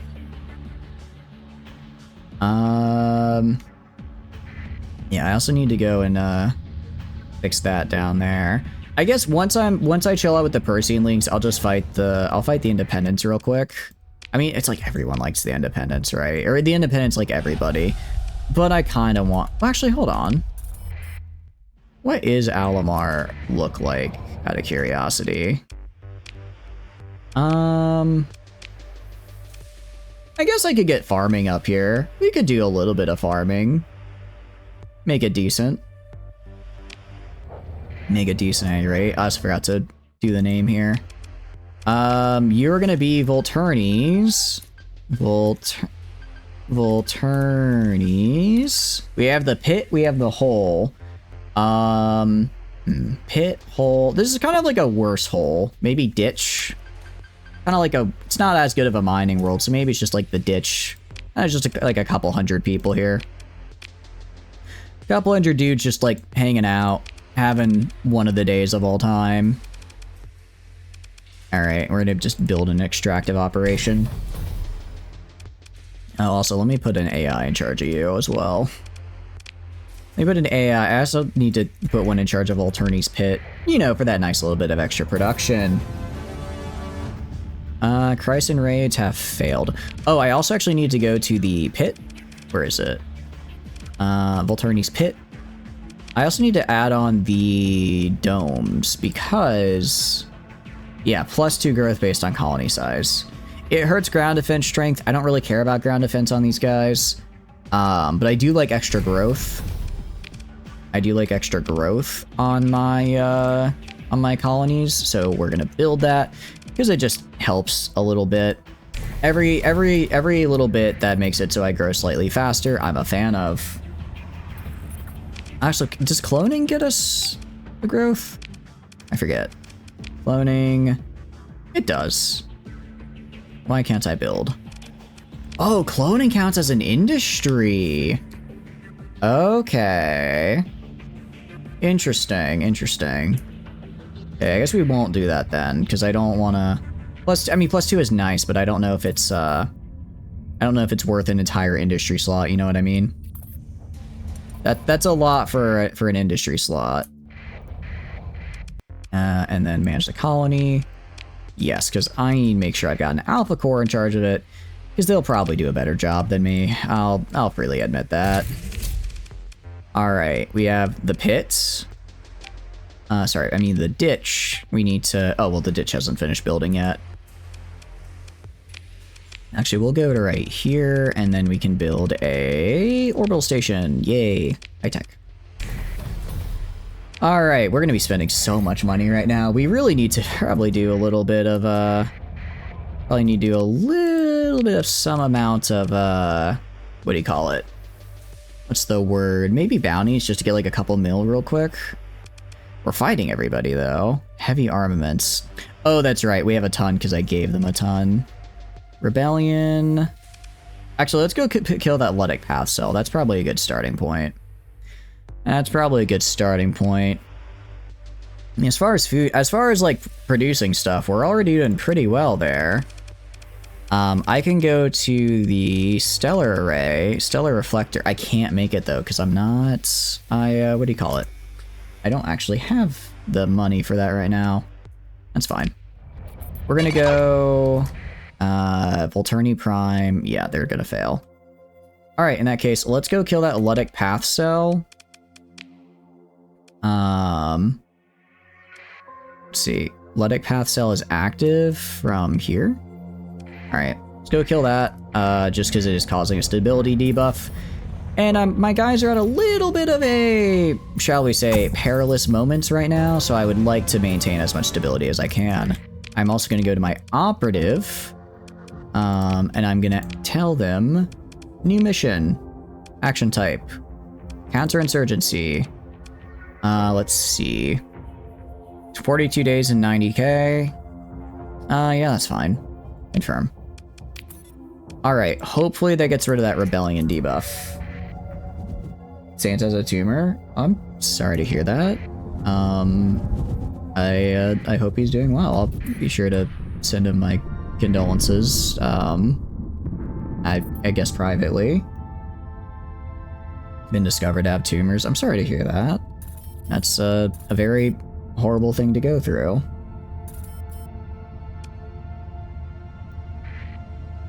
All three in the brain. Jeez. Sorry to hear that.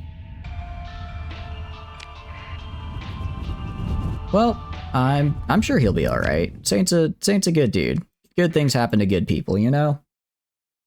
I mean, I guess getting cancer is bad, but the treatment I'm sure will be fantastic. One the size of a ball, one the size of a thumb. Yeah, I see. Sorry to hear that. Well, I hope those other people you follow do good as well.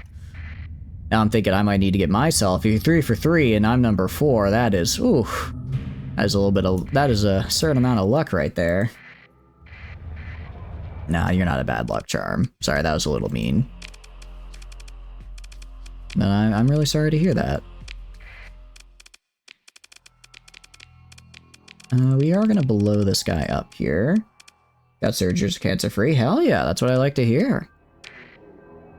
That is what I like to hear, because, dude, fuck cancer. Not even in, like, the cells at work, they look kind of cute way. Like, nah, that's just irredeemable. Irredeemable, actually. I guess it's just one of those things where a lot of people, you know, I guess have it. Which is really unfortunate. It's pretty cool how, like, good modern medicine is now, that it can, you know, you can treat it a lot of the time really well. To the point where you can say, yeah, you know, I am cancer-free. And blast this guy. Nice. Been a lot of uptake since modernization of food stuff. I imagine also we've just gotten better at, like, you know, diagnosing it, right? Like, now we know, you know, we know what... Ooh, those guys. Who knew that the Luddic Path would set their stations to blow up and get any nearby ships in the blast wave? Yeah, that one's kind of on me for letting them get so close. Yeah, I imagine it's just also we now know, like, what it is and how to look for it more. So we just, you know, we display it a lot more often. Which, you know, it sucks to find out, but it's probably good that you do find out so you can work on, like, you know, preventative measures and treatment, right? Since each ancient Egypt? Yeah. Didn't King Tut have cancer, I think? Or did he have Parkinson? Because he had, like, some kind of degenerative disease, I'm pretty sure. I think I remember reading something about that at some point. He was just really inbred? Oh. I suppose that, I mean, I guess that's kind of a degenerative disease, just one you can't really... One, I guess, if you're born with, you're just kind of out of luck. You know, that's more of a couple... That's a generational, result right there, unfortunately. He walked with a Limsum's birth. Oh, I see. He had the clubfoot trait from CK3. I do want to try and do another CK3 run at some point, where we get every single, what do you call it? Where we try to go for every single negative perk. Now that I kind of know how to do it, I think we could do it a lot better and a lot faster. But yeah, because as we were kind of in like a weird rut where it's like we had too large of a kingdom to manage and just too much going on. I think maybe doing an 8, well no, because if we want to do the Habsburgs, which I kind of want to do, it does have to be a 1066 start. You can't do 867. Try all under heaven, noticed an uptick in terms of bad traits and good traits. Ooh, I mean, I do want to try, I do need to try it. I'll probably wait and see if maybe they put it on sale a little bit during the winter sale. And just kind of hope for that. Actually, we're gonna go to our main here and then see if I can grab the, what do you call it? Yeah, I'm gonna kill you. Oh, I have to fight you. Lame. Thought I could auto-resolve you. Thought I could auto-resolve this guy. Fortunately, not quite. Alright, well, we can still kill him pretty easily. That's the beauty of me stealing their nanoforge, is they don't exactly make good ships. Honestly, I don't know. I think calling these ships is giving them a little too much credit for what they're putting out. How are you doing, Lyric? Hope you're doing good. Welcome in. How are you doing? What are you up to? Oh, thank you for... Oh, I forgot. I need to move my guys over. That's right. I forgot I moved over so that you guys could see the, what do you call it? I'd moved over so you guys could see my health bar and mountain blade, and now all this stuff is off target. Oh no, that should be a little better. Oh, hold on, I actually have to hit this button to make it move. There we go. That should be a little bit better now. patting the air. You know, sometimes it's like air pats, you know, you're trying to fan me, and I appreciate it. Very hot here. Feudal is kind of bland. Clan has had its reworks. Admin has like 4 different forms. Yeah. Yeah, for sure. It's like, well, because clans, you can do like some fun stuff, but feudal is just like, you're a dude. You're a dude with a kingdom who does dude with a kingdom stuff. Ideally, I'd probably want to get into more like HRE shenanigans if I were to do it again, and just be, instead of dissolving the HRE, try to like be the HRE, you know? I think that might lead to a little bit more fun. Doing good, waiting for your flight on the 1st, kind of hype but nervous. Ooh, very cool. That's a long one, isn't it? What's the total flight time on that? Long flights, I'm always a little, I never do well on those. But you'll do fine. You'll do fine. I know you're gonna crush it. Could also form Rome.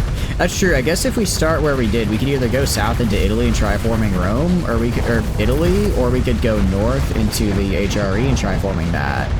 Well, I guess it'd be taking over that since the HRE already exists at that point in the game, right? It's just getting what we want from it. 8 hours, 5 minutes. Hell yeah. Dude, what are you looking forward to most out of curiosity so far for the trip? What's the one thing you're like, I think I gotta see it? You play Terra Invicta? We have Noita actually. Ooh, how long ago now? Maybe 5 months ago? It was a little bit ago. We played it for like 6 months. It was like a 6-month campaign. It was fun, but it was a bit grueling. Why do you ask out of curiosity? I'm actually going to take Gentle out of here. They got hit with some nasty torpedoes. And I prefer them not to die if possible. Probably Big Ben and Buckingham Palace. Buckingham Palace will be really cool to see. That would be cool. Do they do like tours of like the inside and everything? I mean, I assume so if you're going to go see it. Probably. I want you to go kill this Pegasus right here. Like specifically kill that guy. Starts slightly before spring. I know it started in spring, but I'm trying to think of when it ended. Because I know it ended before I started my new job. I know it ended before I started my new job, so that means it ended before mid-August. So I want to say it ended in like maybe late July? Maybe late July, maybe late July, late June, around that time. Like, the stream's just wondering when you'll do it again. Not many people stream it. I'll probably do it again starting next year. I do want to do another run. It just happens a lot of, probably, well, maybe not next, maybe like December. Well, actually December's like in 2 days. Yeah, I honestly, because didn't they just put out a thing that they're going to be releasing 1.0 soon? So maybe when that comes out, if that comes out in the next few months, otherwise maybe like around January-ish. I kind of already got what I want to do for December sort of locked in. But I definitely do want to do more Terra Invicta, because I enjoyed it. I'd probably do a Servants run, though, next time. Just because I think I might like it a little better. Resistance was cool, but Servants, I kind of want to mess with the Servants and be on the other side of that coin. Yeah, no, you're good. You did 3 whole streams of it in a row. You searched the Discord. Yeah, that's right, I did, because I said we were just going to finish it. That's right. 1.0 is coming out in January, February. Yeah, so we'll probably do it at, like, 1.0. We'll definitely be streaming it at 1.0.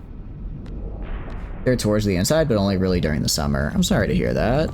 Hope you still get to see some cool stuff from it. Never seen someone stream Servants. I haven't really seen anyone do it either, actually. That's kind of the thing. Because I try to watch people do it, and it seems most people do, like, either Resistance... Mostly Resistance or Humanity First, because those are like the rah, kill the alien factions, right? And I think that's a fun, aggressive playstyle, and it is. But I think Servants could be a unique take. Especially because I found that when I was playing as Resistance, it was really just me versus the Servants / aliens. So I'm hoping if I'm playing as the Servants, maybe I'll get to interact with more than just one faction in the endgame and instead have to contend with multiple factions in the endgame. If that makes sense. There's Fallout London, who pretty much did a good job in doing it. Well, yeah, but no, they're going to see like the actual like Buckingham Palace, which will be very cool. Very cool. You'll have to get some beans on toast and tell me how it is. I know I make fun of all the Brits in chat for having it, but I do see how it could be. I honestly see how it could taste pretty good. I could see how it could be a pretty nice, like, supplement? Is that the right word? Like, like, not only beans on toast for breakfast, but I think it could go hard as, like, like, you pair it with, like, some sausage or something, and it would be a pretty nice part of the overall ensemble meal. Right? Didn't really get into Fallout. Fair, fair. It's a fun game. It's a fun game, but if that's, like, not your style, that makes sense. It's more in the 1 or 2 style. Is it isometric like 1 and 2 is? I thought it was still first person because it's Fallout 4 mod, right? Is it not? Did they make it into isometric? Did I ever play Fallout 3? Nope. I played 4, and then I played New Vegas, and then I played 76. And then I played 1, and I'm still... I took like a bit of a break from 1. I haven't played it in like 4 months, but I need to go back to it because I just got into Junktown and I was doing some quests. I was enjoying it. I was like, yeah, I'll come back to this, and then I, for some reason, didn't.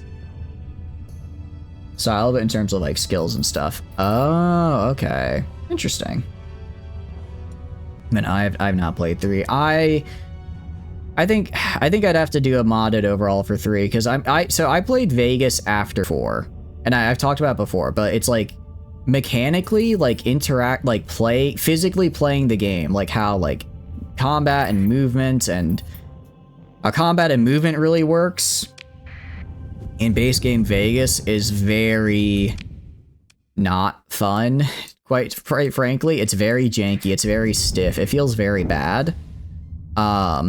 And it's like if combat's a very big part of the game, even if you try to do like a more peaceful or charismatic run, it's still a pretty big part of the game, and it's just something I absolutely dreaded, you know? So, and I think 3 would probably be around the same because it's the same engine. So I think I'd have to play a pretty heavily modded version that makes it not feel terrible to like get through it, you know? 1 and 2 were made by the guys that made VTMB when they worked at Interplay. What is VTMB? I don't think I've heard of that one before. You're traveling on a semi-budget this time, had some unplanned expenses this month, so you're going to be more strict on what you can do, probably mostly see the sights. Hell yeah, that'll still be good though. That'll be good. I'm sorry that you had some unexpected expenses, but I hope you're able to see a lot of the sites you wanted to see. Are you sticking just in the London area, or are you going to go explore, or are you going to go out elsewhere as well? Well, Fallout 1 New Vegas is an RPG with guns. Here, Fallout 4 is not an RPG, but a first-person shooter. Yeah, it is, but I mean, that doesn't mean you can't have an RPG that's not also having good shooting. I mean, it's really just a difference in engine, right? If someone just remade New Vegas in the Fallout 4 engine, I'd be like, perfect. That's everything I wanted from the game. It's just, you know, like, again, the game places a lot of emphasis on combat. And it's just, I found it very awkward and just not fun to play. Granted, I played it like, you know, what, 2017, 2018, so a very long time after its release. If I'd played it at release. Well, actually, I don't know, because New Vegas came out in like, what, 2011? I mean, we had Modern Warfare in like 2009. And obviously very different games, but like, it's not like people didn't know how to make combat, right? Although maybe I mean, again, it's an RPG first, combat second, so I'm being a little harsh.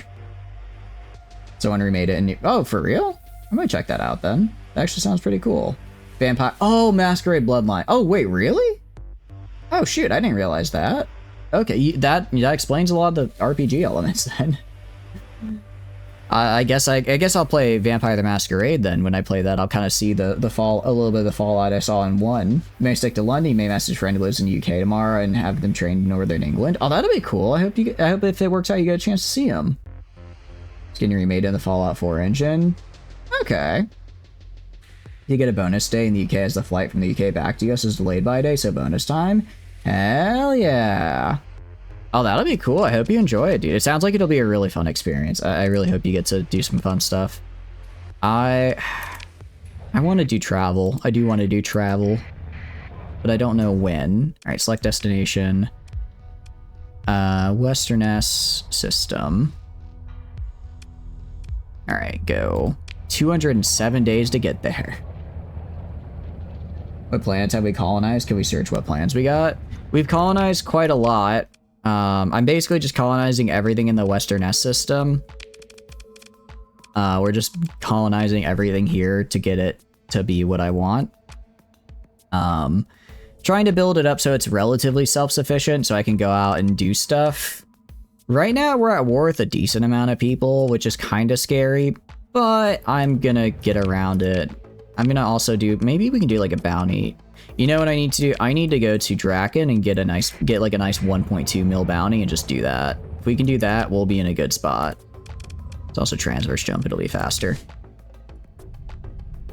You're just happy your boss accommodated you as your flight changed a week or so ago? I'm really glad your boss did that as well. That's it's a sign of a good boss, you know, that they accommodated that and didn't be like, well, too bad, you know?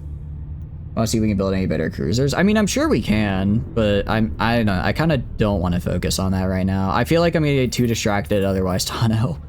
We're going to go, we're going to do this, we're going to get the money we need, and then with that money we get, we're going to go and we're going to build what we need to build these colonies, and we're also going to get the Janus drive. I need to get the Janus drive. I need the Janus drive. I need the Janus drive. Gonna get the Janus drive, damn it.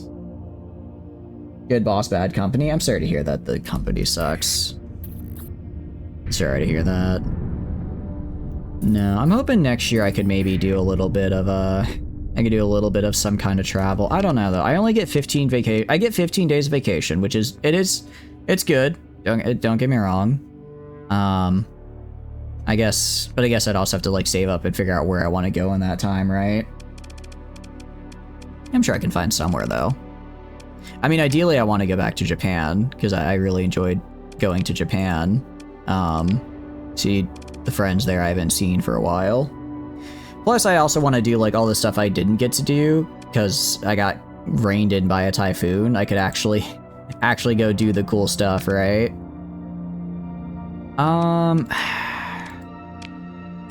For now, I'll upgrade into fracking just so I have it. And then once it hits that size 6 milestone, I will go and, what do you call it? Once I actually hit size 6, I'll go and swap it over to the other guy. So that way I can get the most out of my my minerals without going too crazy. I think that's the best compromise. Because like also by that point, we gotta research. Actually, what do I need for you? Hyperdimensional processor and installing it. How is that? I guess the question is, what the hell is a hyperdimensional process? I'm assuming that's a special project I get at some. I probably have to grab a Janus drive. I imagine I'm somewhat limited by that. Once I get to the Janus drive, other stuff will probably open up for Ashes the Domain. Yeah, I can't have a lot of industries. I'm still trying to figure out what I want to build there. Still trying to think of what I want to build. I mean, I might do. I'm trying to think. I can do. What do you call it? I can do pretty much everything. I can do all the refining and like heavy production stuff on my mining worlds. Wait, you're not hostile. No, you're not. About to say, you just interdicted pulsed me. Are we good, Sindri and Fuel? I know I may have like broken a whale a while ago, but I think we've been good for a while. Let's see. Volturni's Ditch invasion in 74 days. That's not what I like to see. I mean, I'll be there to defend it. That's fine. That's fine. My 11 defense isn't gonna be doing much to help there. Alright. Yeah, that's not looking so hot. Well, I guess we'll just have to defend it. This is all unpaid time off, but you did work 7 hours of overtime this week. Wish you had spent PTO. Oh, shoot, I'm sorry that... I'm sorry that they're making it unpaid time off. I guess... I wonder if I could just ask to get unpaid time off. I wonder how that would work. But no, I'm sorry. I hope you got paid well for the overtime. Kind of sucks to have to work that much on during Thanksgiving week, but I hope you were well compensated for it. Got any work for a good bounty in the glitter system? mean, these are good bounties. The problem, I don't think I can get there. Yeah, and the problem is I can't get there. It'd have to be, I gotta do someone close by. I could do the Barrett system. 450k. So that's kind of a lot for 450. Alright, I guess we're gonna have to just wait till this invasion comes and deal with that, because we're kinda out of luck in the meantime. It's not really able to, that place isn't self-sufficient enough to, you know, support itself at the moment, but I also need to get, what do you call it? I also need to get money, so we're in a little bit of a pickle, aren't we? Japan is on the bucket list. Do you worry about the language barrier? Yeah, I mean, you can get pretty far with Google Translate. It'll just kind of come down to, like, yeah, some stuff you kind of won't be able to do because of the language barrier.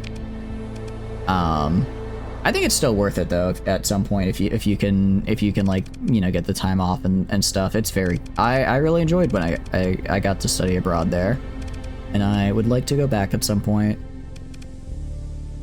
I'm gonna build military relays, and then actually if I go to the Lobster Town, I do have interstellar relay.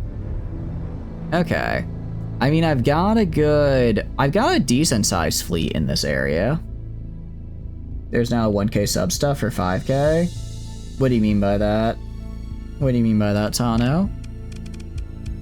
Like, do I have stuff planned for 1k? Yeah, I do. We're reaching for it. Honestly, I might try doing, not like a sub, is follow-a-thon a thing? I don't know. Trying to be like, you take the last few kind of days, or I have 2 more vacation days, so maybe take like the last 2 days of December off and try to, maybe not New Year's Eve, because I don't know how many people would be here on New Year's Eve, but try and make like a push for 1k before the end of the year. I think that'd be kind of fun. Oh, I'm out of money. Whoopsies. Did not mean to go that broke. Because that was kind of a goal I had like at the beginning of the year, and then honestly we're kind of close to doing it. Cryo Sleeper, 207 days to complete transits in open space. I do find it funny how the Cryo Sleeper it doesn't use the jump points, it just goes through open space very quickly. But I always find that kind of neat. I like that little bit of lore there. Actually, if I go to colony threats, Volturni Food Core, yeah, defeat in orbit. Volturni Volturni Ditch. We defeated in orbit, and then Volturni U. One fleet that's very strong. Ooh.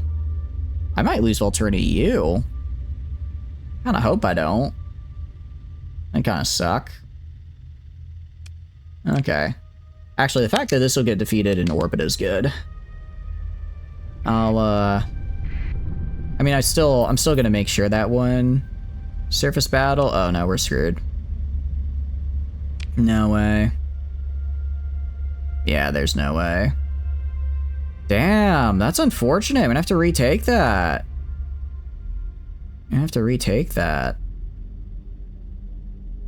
Well, crap. What is a Janus device? A Janus device is a very nice plot MacGuffin that lets me, instead of having to go between hyperspace all the time, jump from point A to point B. Market captured. Yeah. Alright, well. Gonna pick up some supplies. I'm gonna retake that real quick. Just gonna retake that for the moment. Because, you know, I don't want to not have that. That's kind of one of my places, you know? And I think that's a lame thing for you to do, to take it. So, but yeah, it's a very nice thing to have, and you kind of want to get early game, and I just keep forgetting to actually go grab it in my game. Kind of keep forgetting to actually go grab it. Which it's not really a problem. We'll go to open market here. Sell that. Like another 100k. Grab like, I don't know, 2k. Oh wait, sorry, that's open market. I mean resource stockpiles. Alright. Let's head back to here. Oh, they built an orbital station? Oh, VRI is like a mobile faction. That's right. Okay. So I'll have to go kill their whole thing. That's fine. Surprised Volleys you to have a ground defense. Yeah. I just never really built one. I honestly, for all the academies, I kind of just forgot about them. So I guess this is it biting me in the butt here. Because now they took it from me, which, again, not great. It's not great to see. 55 days left. How long until that invasion lands? I mean, granted, we have a lot of fleets in system to stop it, but I should be able to go here, clean up this mess, and then make it back in time for it to stop the other invasion. Yeah, I guess VRI... Why is VRI at war with me? I don't know. Sell planet data? Oh, yeah, we could do that as well. And we should make good money at the end of the month here. It's like what? I think we did have to get like 200k in stuff, but I think we'll probably make like 400k still. Yeah, I'll let him know it's me coming to save him. You thought I abandoned you? Never. Alright. Grand Reclamation? Hell no. Get out of here. Get out of— wow, I got way more income than I thought I would. VRI and Tri-Tachyon are the same faction. I think they are, but I also made peace with Tri-Tachyon, so I guess the VRI didn't get the memo. I guess they're still a little angry about the whole messing with their allies thing. Yeah, we're gonna have you get out of here. Sorry, pal. I don't appreciate you invading my stuff, because that's my stuff. So rude. Imagine going into someone's home and taking all their things. The audacity of some people, I tell you what. Alright, we're gonna hold the right side, because that's 2 siege uplinks. I'm gonna put the Bias on the left. I put the Bias on the left for the siege uplink, and then the rest of these guys kind of like right here. We are likely to accept and Tri-Tachyon, but the faction didn't. Yeah, most likely. I mean, I think I can send people peace offers and like ask to not be at war with them. I just keep forgetting to. I kind of just do it when they send it to me. They send me stuff and I'm like, yeah, sure, I'll make peace. Alright, yeah. We're gonna hold down here. I don't know which— I'm assuming they're mostly going right side here. But you don't know for sure. If they go heavy left— no, they went heavy right side. Actually, it looks like they were kind of going left, but then now they see all my dudes here, so the AI's pushing in this direction. Alright, I mean, we can see all this. Hold over here. Yeah, they have a lot of phase ships. These guys are going to hold kind of this area, hold the left side without too much trouble. I'm going to move the 20k a little bit more center. A little bit more center, because that's where some of their guys are. And then, yeah, now we just need to kill the rest of these dudes. The phase ships are going to be a pain, because phase ships are always a pain. Sorry, not phase ships, phase skimmers. The guys who can jump. I mean, phase ships are kind of whatever. They're not easy. Oh, shoot him while he's venting. Ah, that was a quick vent. I mean, he didn't really have that much he had to vent in the first place, so it worked out, you know. Wasn't expecting it to cause a lot. Temporal shell. I'm guessing that's like a fancy fortress shield. Probably just a modded version of a fortress shield. Alright, well, at the end of the day, still hard to beat, you know, 4 paladins lasering you down. And we're holding actually both of these, what do you call it? Both of these siege relays, which is nice, just makes it a little easier for me. Chromatic VRI, actually, I'm kind of surprised we killed that fast. Thought it'd be a little bit harder to kill that guy. I don't know if this group had any of the radiants in it. I don't think it did. It might have had like one of the scary radiants. They are a bit of a pain, but as long as honestly, the best solution to them is just swarm them with my destroyers. Because even if they do the jump away, my destroyers can catch up immediately and keep the pressure on. The real trick is just keeping the pressure on so they don't get a timed event and they will eventually fall.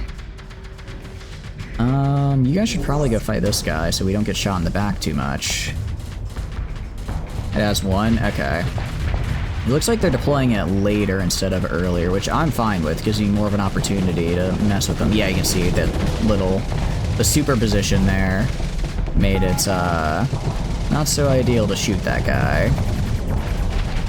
Alright, blast this guy with a bunch of squalls. He's probably going to jump away here in a sec if he get, yeah, it's because he's going to get his recharge and jump away.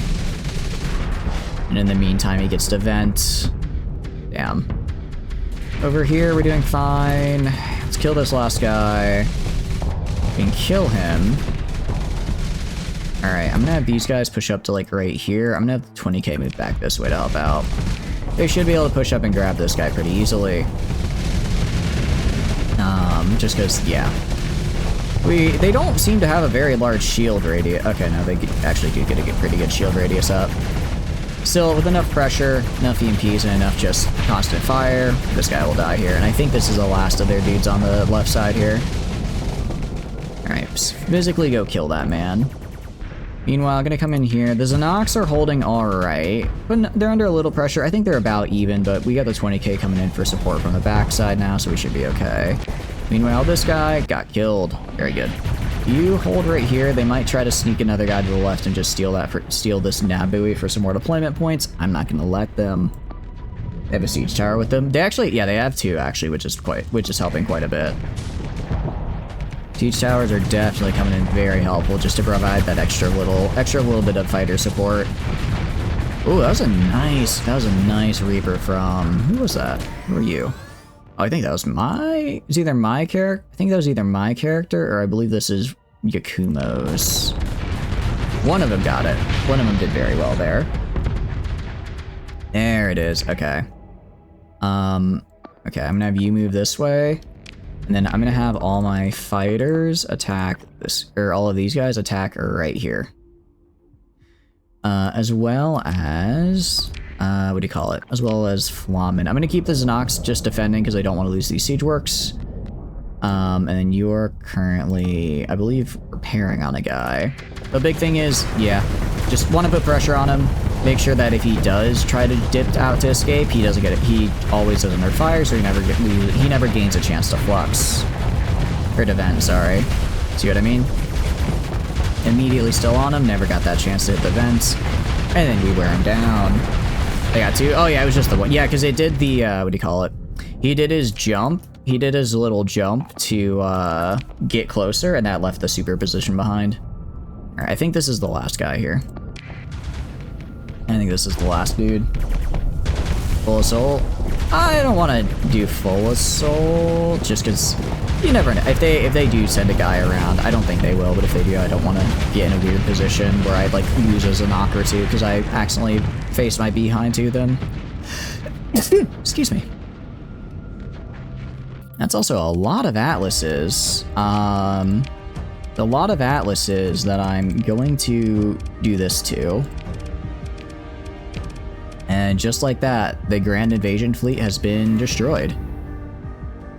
Kind of expecting a bit more supplies for a Grand Invasion fleet, but I guess it is what it is.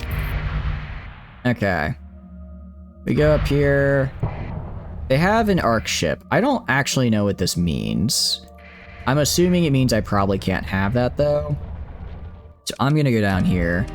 Consider military options. We're going to, invade it. Yeah, they don't really have anyone here. So we're just gonna take it back real quick.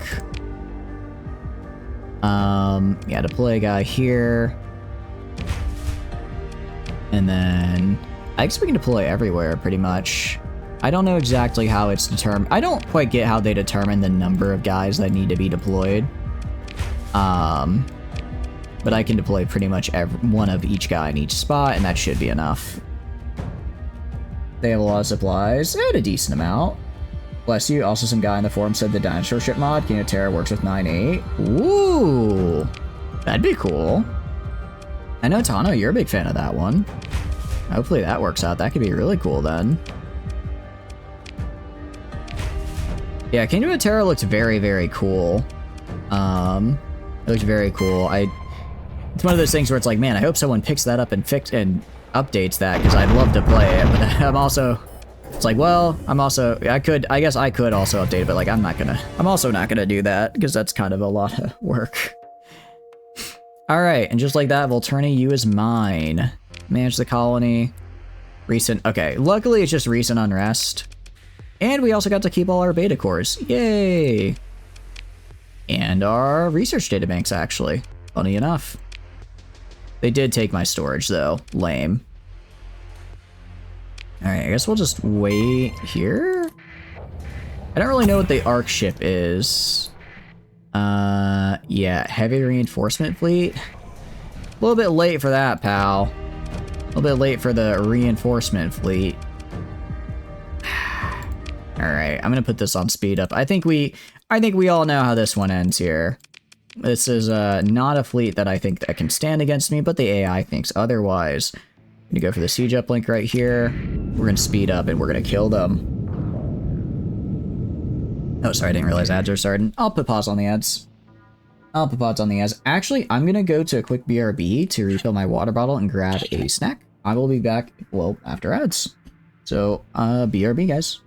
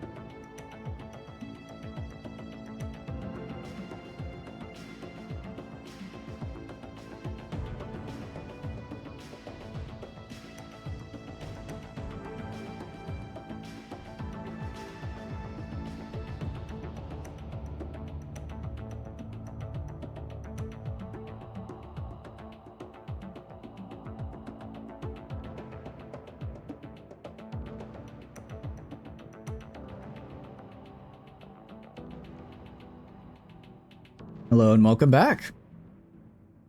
All right, let's do this. I think the game is underestimating how good my fleet is here. Because they are, I mean, they don't have a bad fleet, but I have a pretty good one, right? Like they have like one capital. I think it's looking at pure deployment cost, not really taking into account like all the S-bonds and stuff I've got. So far we can see here. Yeah, we're just gonna hold this point. 20k is in now, which is good. I'm gonna slow it down now. I just wanted to kind of speed up to get through the initial deployment phase. Yeah, we're gonna just kind of hold this area right here with the siege. I don't really need the siege deployment, but it helps, you know, just adds a little bit more fighter support. Big thing is I just want to really push into their lines and not give them time to like spread out. They kind of went around the sides here. Nothing crazy though. Nothing crazy. I really just want a nice solid area where I can hang out, where I can have my guys stay and do well. They have this guy right here. This isn't the Radiant one. This is their other ship that I don't actually think has the jump ability, which is really nice. It's still a capital, so I need to be on the lookout for it, but not having the jump ability makes it so much more easy to manage because I can kind of just burst it down. I think it has... No, it doesn't have a Fortress Shield equivalent. I do kind of wonder what its special deal is if it doesn't have a Fortress Shield equivalent. But it is looking pretty okay. Excuse me. Okay, I'm going to move you over here. Yeah, they got like a couple of these small guys kind of running around behind us. Yeah, not super worried about it. I'm going to actually switch. 20k is actually in a pretty good spot. They're kind of just running, again, it's like they're spawning like right here. So they just immediately spawn and run into my line of fire, which is good. I'm basically just trying to keep them cooped up, keep them unable to maneuver, because if they're unable to maneuver, then they can't do like, I mean, you see, they can like jump a little bit, but they can't get big jumps around me, which is what I want to avoid them doing. Because those big jumps are, well, you know, problematic. I rely on a pretty static formation. Like, I can move around a little bit. I can cause my destroyers to go chase after individual guys if I need to. But generally, you see, like, we have this nice long line here. I like to have a line. I like to be able to defend everything along that line. But with, like, phase skimmers, they can go back, they can go forward, they can go behind my line. They can, well, disrupt my line. So, definitely, this is probably a faction I think I definitely is a bit more counter, I don't know if counterintuitive. I actually just counters my playstyle a lot. Because they have so much mobility, even in their like regular, like destroyers and cruisers, you know, they have a level of mobility that I kind of find hard to match. Because I've been trying to use like very mobile, you see, like I've been trying to use very mobile, well, mobile suits. And stuff like that, but they just, with the phase skimmer, they can do it a lot better. They can do it a lot better. I am going to switch to full assault now. Just because I think they are trying to retreat. Yeah, and trying to kill as many of them as I can, because this is like their relief fleet that they sent after me. And I will speed up here, because again, this is just us chasing them as they retreat. I want them to have as few fleets as possible. It is kind of weird, because this is, what day is Bannerlord going to be? Probably Tuesday, Thursday. Probably Tuesday and Thursday. I like Bannerlord, so we're probably going to do it twice a week. And then I'll probably do... Monday's going to be Total War. Wednesday will probably be Hearts of Iron. And then Saturday is Starsector Day. Saturday is Starsector Day. Got any games in the queue besides yours? Please remind me, what game do you have in the queue as well? Because we can do that on Wednesday instead. I apologize, I lost track of it. Fallout London? Did you redeem Fallout London? I apologize if I missed the redemption. I didn't see. I know you were talking about it, I just wasn't sure if you had decided on it yet. There we go. Yeah, like these guys moving in response to invasion, you're a little slow, my man. A little slow on the uptake. You think you did? I can check. Let me check. Reward response queues. Most recent. Let me see if there are any game redemptions in here. Let's see. Going, scrolling. I really need to make sure I manage my queue better because these are from like a while ago. I'm gonna find it. I'm not seeing it in here. There you go. That works. Fallout London. Yeah, we can do that on... Well, actually, I guess what day works best for you then? Because I know we normally do them on Wednesday, but obviously it's a redeemed game, so I'll do it on whatever day is the best for you to get to see it. Wednesday? Okay, cool. That works. That works out well for me. Oh, did not mean to throw on sustain burn there. Whoopsies. Yeah, no, I'll get it set up. Actually, yeah, Wednesday should be good. Wednesday should be good. And I'll try. Yeah, I'll make sure. Is there any other mods you want me to run alongside it, or is it just Fallout London? Yeah, just make sure you put those like in the Discord so I can know I've got the right setup. Did I? No, they disrupted ground defense. I was gonna say, did I do that? No, they did. Like a loser. I'm gonna go here. I'm gonna yoink both of these because I'm putting them elsewhere right now. Kind of putting these in other places. So I don't want them to be here in case I lose this again. Need some script extenders and some other stuff. Yeah, that's fine. Just make sure it's in the Discord and I can get it all set up. Just because I haven't quite set it up myself before. And let's save. I mean, I guess the big thing here is I don't know how this giant mothership works. Because it's like... I don't know if it's just like a permanently spawning base that's going to spawn invasion. Because if it just keeps spawning invasion fleets right here, that's a little bit of a problem. What is... Oh, I think I'm still recovering the cost for the invasion.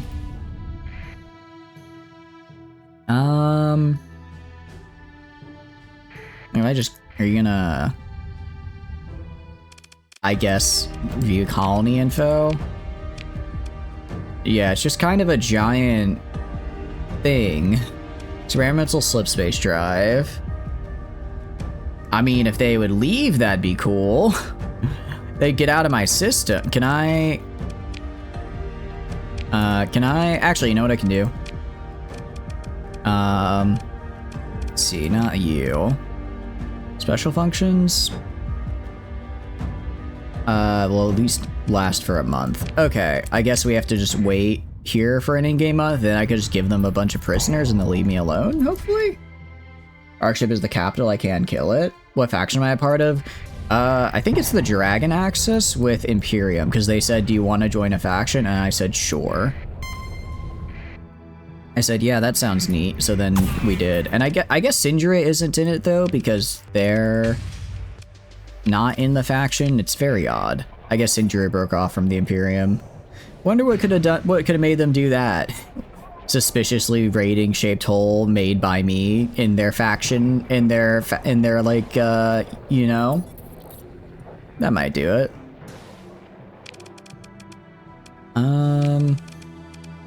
Yeah, so I'll just give them I'll just repatriate a bunch of prisoners and then we'll be cool. So if we go to faction, sorry, that's faction. I meant to go to factions. Cabal is hostile. Evil Sons are hostile. Oh. Let's see. I'm fighting the MRC? Huh. Okay. Persean League, yeah, I knew that. VRI. Yeah. Oh, maybe it's because of Evil Sons that I'm fighting. No, it's Persean League. Okay. Yeah, so I guess once actually it's Persean League that's their friend, not what do you call it? Not Tri-Tach, funny enough. Yeah, so I guess can I send them a thing? Maybe I use an operative for that? I've never actually tried that before. Operatives, you. Yeah, alright. New mission. Action type, travel to Kazernon. in... Where the hell is Kazran? I always forget. It's not in Atslin. No, Yma. No, it's Salamanca. Where the hell is Kazran? It's not in Zagan, is it? Of course, I'm going insane. Thule. It's in Thule. Kazran, okay. Go there. And then maybe I can just ask them to make peace. And then we'll make peace and I don't have to worry about this anymore. Then we don't have to worry about this anymore, I hope. Because, you know, kind of would like to not be fighting them. If I could avoid it. We'll speed along. I'm just, again, they'll either leave, I guess. See, what about you?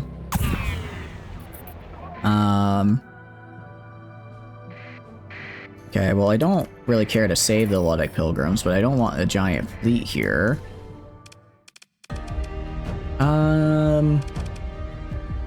Yeah, can I kill you? Okay, I'm gonna kill this guy. Once again, gonna kill this guy. Sounds kind of bad when I phrase it that way. It's not wrong, it just, you know, doesn't sound great. Alright, gonna go to, like, up to Epsilon. And again, just kind of form that big line here. Because this is a smaller fleet, I can be a little bit... I don't have to be so careful. I can just go tell my guys to blob, they'll naturally spread out in the way I want them to, and then kill these guys. It is a little rough because I don't have the siege this time, but it should be good. What's up, Synethus? Hope you're doing good. Welcome in. You don't get players who don't pilot a ship in fights. It's like the best part of the game. I'm like the exact opposite. It's fun, but I'm just... I get so overwhelmed, you know? Here, we'll slow it down here now. I get so overwhelmed. Like, the entire time, I'm like, I'm thinking, like, I wanna look at the map. I wanna see what my funny little dots are doing. I wanna see, like, these missiles go. Like, seeing the green little missile dot on the map is a dopamine hit right there, you know? How are you doing, Hope? You're doing good. Welcome in. Out of curiosity, what ships do you like to pilot? Got some rock throwers in this snack. You can fly National and have a great time. Try one out. I could try that. Would I really, actually, you know what I should do?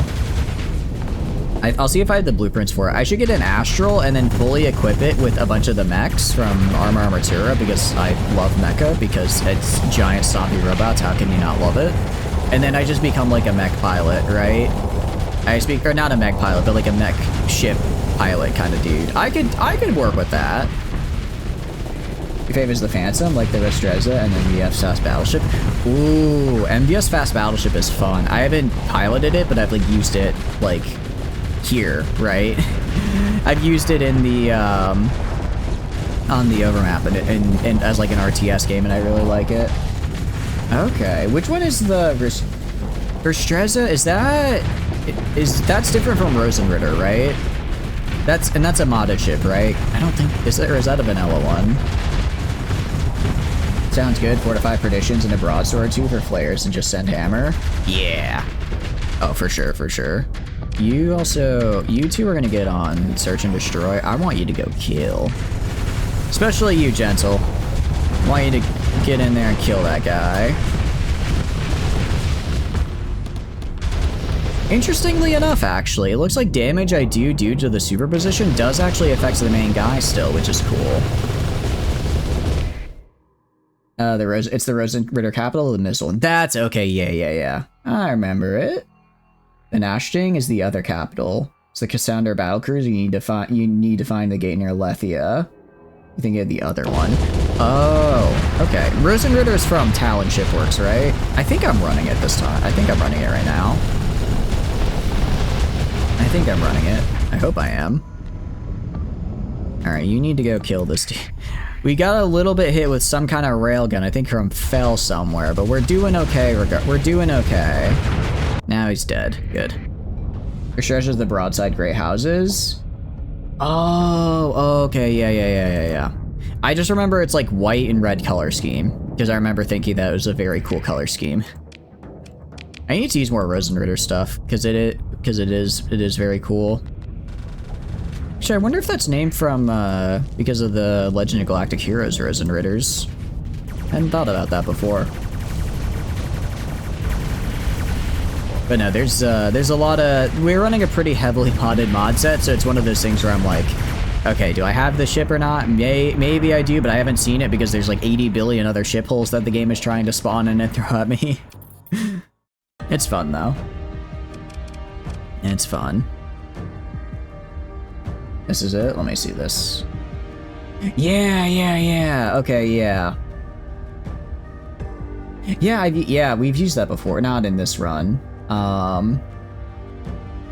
But what do you call it? In other runs before. It's a fun one.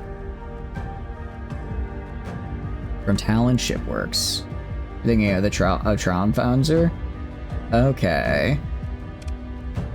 There's honestly, I felt like so good when I finally knew the names of most vanilla ships. And then I started getting into modded ships and I'm like, oh no. There's so much more. There's so much I don't know. Any knowledge I thought I had is just instantly insufficient.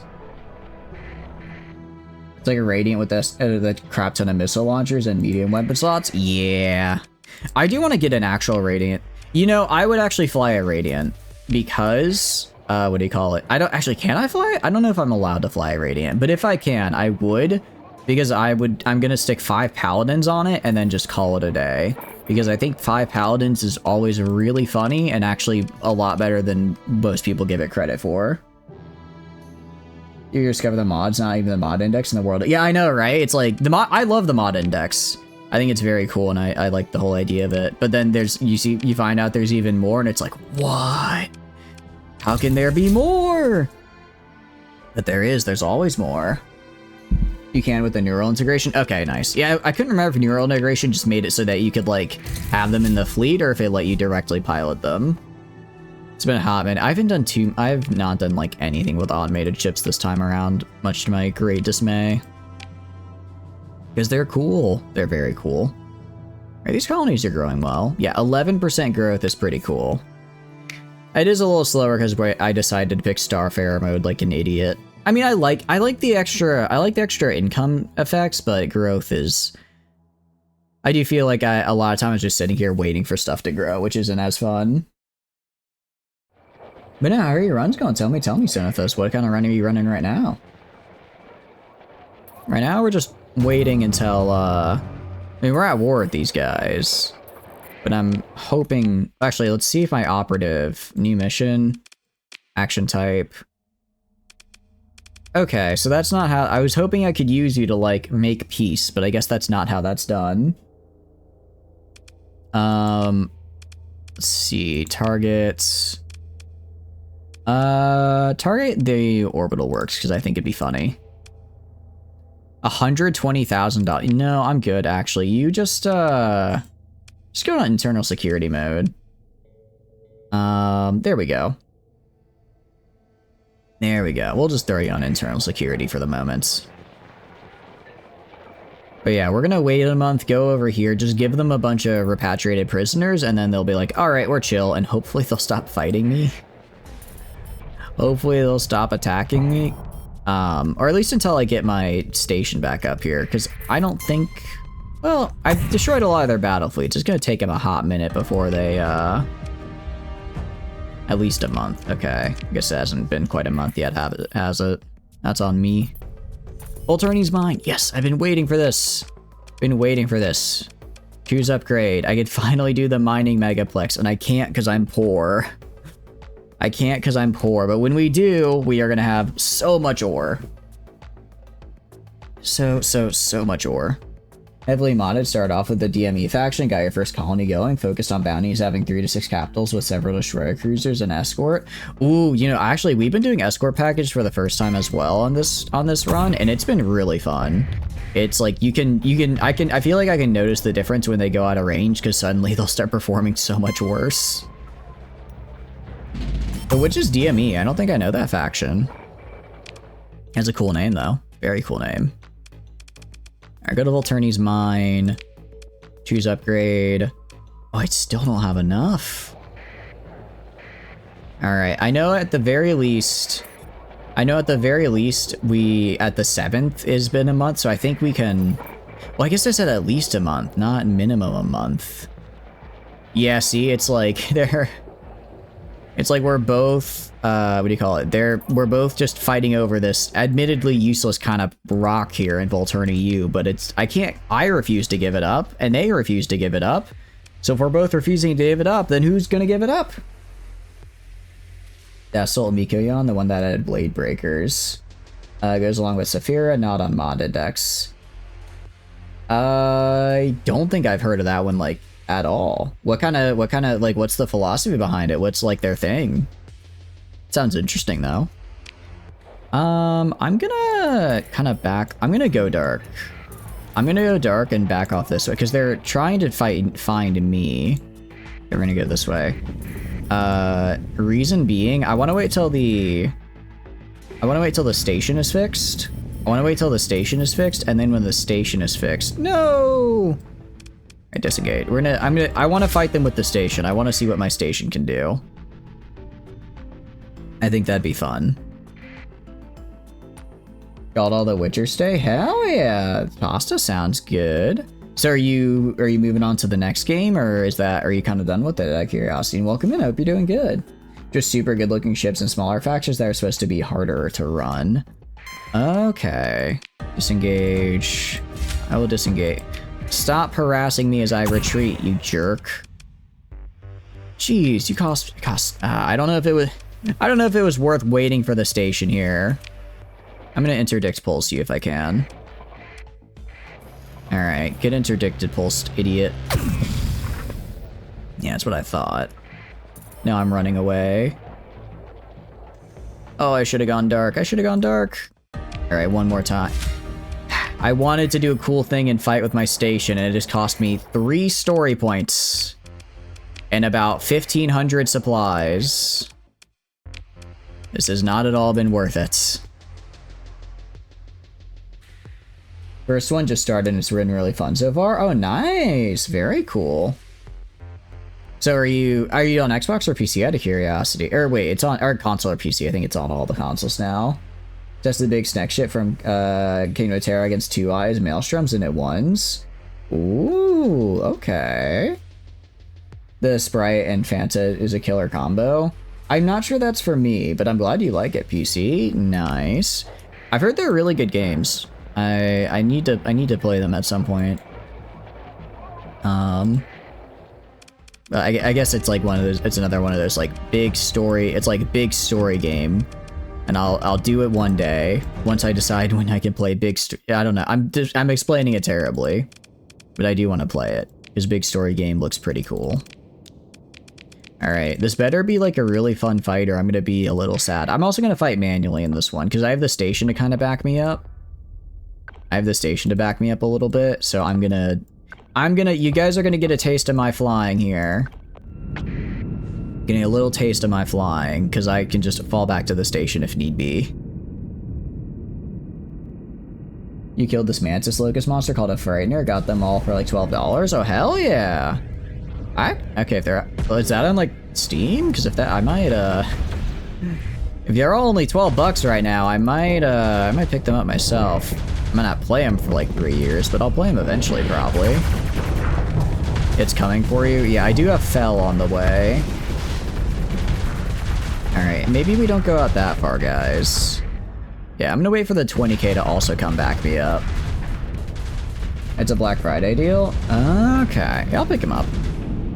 I guess, I guess I said I wasn't gonna get any more games on Black Friday.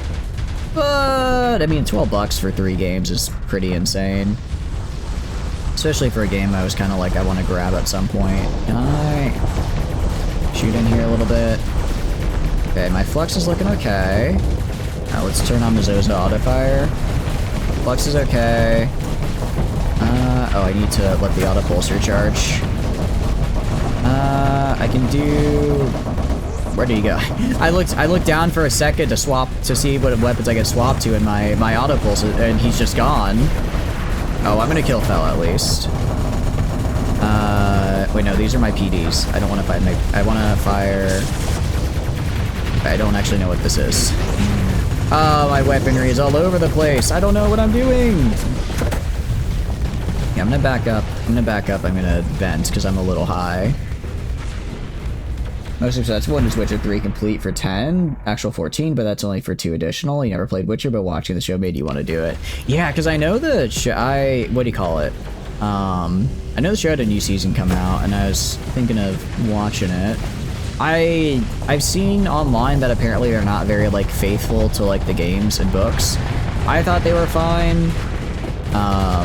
I don't know, I'm the type of person who's like, oh, this thing is different from the canon, I just ignore it then. I just pretend that it's alternate. I just pretend it's an AU. It's why when some people were like, they didn't like the new Fallout show stuff, I was like, well, I could just pretend that alright, cool, I'll just pretend that that's not how it ended and enjoy it for what it is. I think that's what happens when you watch. Oh, I got shot. Oh, I shouldn't have vented there. It's not good. There's no... I mean, I thought it was... I mean, here's the thing. I thought it was fine. I thought it had some cool action scenes. It was fun to turn my brain off. And again, I've never played the original. Like, is it... You know, am I gonna rewatch it? Probably not. But I've watched worse in the meantime, you know? I'm sure if I played the game, I would really dislike it. I imagine it's kind of like the same way where it's like, it's like how I feel about the Halo TV show, where I really like Halo. So I saw the Halo TV show and I was like, this is horrible. How can anyone like this? I imagine that's how people feel when I say, yeah, I've never seen The Witcher, but I thought the TV show was kind of fine. Right? Like I imagine that's kind of the thought process, which is valid. Hear that the Fallout show too, but you don't watch TV anymore. I like the Fallout TV show. I thought Fallout TV shows, look, okay? After seeing the Halo TV show, sorry, I saw one episode and then I gave up on it. Maybe it got better, but when I heard Master Chief became Master Pound Town, I realized probably not. I realized probably not. So, you know, I've seen what bad adaptations can be like. I've seen what they are, and I thought what do you call it? Fallout was really fun. I liked that they didn't use, I mean, they used CGI obviously, but I liked that for the power armor, they made it really cool. Yeah, it's kind of Brotherhood of Steel wank a little bit, but like, fine. I mean, that's just kind of how Fallout's been going the past few years, whatever. Halo TV show didn't get better. Yeah. Here's the thing. Here's my theory on the Halo TV show. The Fallout TV show not being faithful is bullshit because you can make your own character and do your own thing. So I think people's issue wasn't that it wasn't faithful. It was that it took the canon in a direction they didn't like. Because everything in Fallout TV show has happened is like, it's the most recent, I guess. Like, it's the latest in the entry. If that makes sense, like the most recent game, Fallout 4, I think ended in 2282, I think, and the Fallout TV show, I think, starts in 2286, if I remember correct. My dates are probably wrong, but it's the most recent, so it's not that it wasn't faithful, people just didn't like the direction they went with it. Which again, you know, if you don't like that, fair. Just pretend it doesn't. let your delusions give you power. Just pretend it doesn't exist and move on. Enjoy the thing you do like, you know. 2090, and it's in 2087. Okay, I kind of got the time gap right. Just the dates were wrong. Interesting. Master Chief became Master Pound Town. But yeah, sorry. Here's my theory about the Halo TV show. It wasn't supposed to be a Halo TV show. I think it was supposed to be like just a sci-fi show, and then the owners were like, hey, we have the Halo IP and we don't trust an original show because we're dumb and stupid and don't believe in original IPs anymore because we're dumb and stupid. So we're gonna slap the name Halo on it, and then you're gonna have to like try to make your show work within Halo and get the name brand recognition. And it's like, just let people make their own unique shows, man. Right? Like, you know, I get it's probably, you know, it's a bit more of a risk, but like, not everything has to be related to a massive franchise. Technically the serum is canon in 76. Yeah. It's because there's Supermans in 76, yeah. Caesar being alive, House being alive, NCR being nuked, to Vegas still standing does not make sense. We don't know anything about Caesar being or House being alive. Unless it's come out and I missed an episode, in which case, damn, that's one way to get spoiled. we just know that New Vegas is still standing. We got in the trailer. Oh.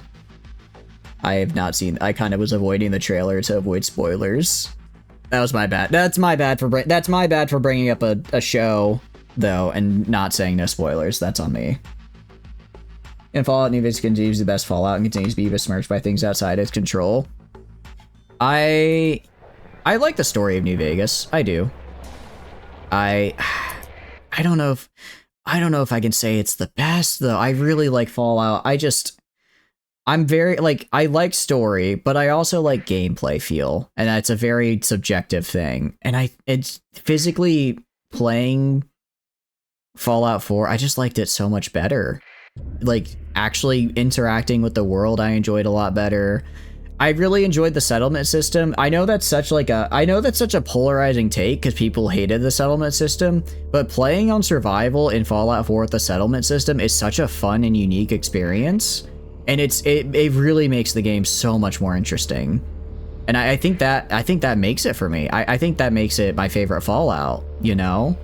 I guess it's best is like subjective, so I can't argue that, but I think favorite I have to say is 4. I really love the settlement system with survival mode. I think the environments are really fun with good storytelling. Not to say that Vegas didn't have that as well. I did feel like Vegas felt a little drabby and samey for the most part, like how the environments were put together. Well, they felt a bit more varied in 4, and at the end of the day, a large part of the game is going to be combat, and doing any kind of movement or combat in Vegas, I felt pain. I do see where you're coming from though, Greywind, in that like if you're like just give me a good story, yeah, Vegas is definitely better for sure. Vegas is 100% better in that regard, and if that's like what makes the game, I totally understand being like that's why it's the best. We know it's the same one. Well, let's not talk about... I know I said it's kind of my fault for being spoiler, but let's not talk too much about spoilers for Season 2. I do really want to see all Season 2, and I kind of want to go in as blind as I can, if that's alright. If that's alright. I guess we gotta move on to different topic, my bad. Because I do really like... I liked Season 1 a lot. I thought it was fun. It felt weird, if that makes sense. Like, there was just enough, like, weird shit going on that I was like, yeah, this could be a Fallout universe. There's, like, your standard, like, Hollywood tropiness or whatever. But I don't know, like, the random dude who's just going around, like, giving people fake cures. The whole vault they went into that was filled with, like, all the mutant people, or... They were like mutants, but they're not like super mutants. Like it felt weird. It felt weird in a fun way while still having some cool gritty Fallout moments. I guess after the Halo TV show, I was like, give me a relatively decent adaptation and we're good. Weapon design in V Vegas better than 4, especially the assault rifle. Like, it's not even a post-apocalyptic. It was a pre-war gun. The weird mix of multiple was not it. No, I agree. I agree. The gun design in 4 is weird. Apparently, the assault rifle in 4 was originally supposed to be, like, only used with power armor, which explains why it's, like, this big, bulky, weird fucking looking thing. And, like, that kind of makes it better. Kinda. But no, it does feel weird. Where's the Splinterlet cell? It has yet to form, but it will. We just took this place over, so it's still a little bit on the not quite attacking side. Really looks like a post-apocalyptic gun. The big bulky one with like the cylinder? Special functions. I think I'm just gonna... Okay, at least 2 weeks. Okay, 2 more weeks and then I can get VRI off my back. Stop. Stop attacking my station, damn it. I'm using that. I'm using this. Okay. Just to get broken apart. I'm actually gonna go here. I'm gonna give the station a, I'm gonna give you an alpha core. Make you even harder. Make you even harder to kill. Because these guys just won't quit. It is pre-war. That does not look like the gun you'd see pre-war. That's Fallout 5 invasions, you'll be fine. That's good to know. I mean, I can fight him off. It's just more of, I don't want to have to sit here for another like 5 minutes until we fight them off. Although it looks like my allies sent in a fleet, which is actually pretty cool. I didn't think they would do that. I didn't think they could do that. Yeah, Imperium is here, which is nice. If it was like a post-war gun, then you'd forgive it a little, but since it's not, I feel like, I think I could see that assault rifle being like pre-war power armor. I could see that being the case. Post-war feels a little odd. Just because I feel like the post-war guns would just be like your regular rifle. No. Why would I activate?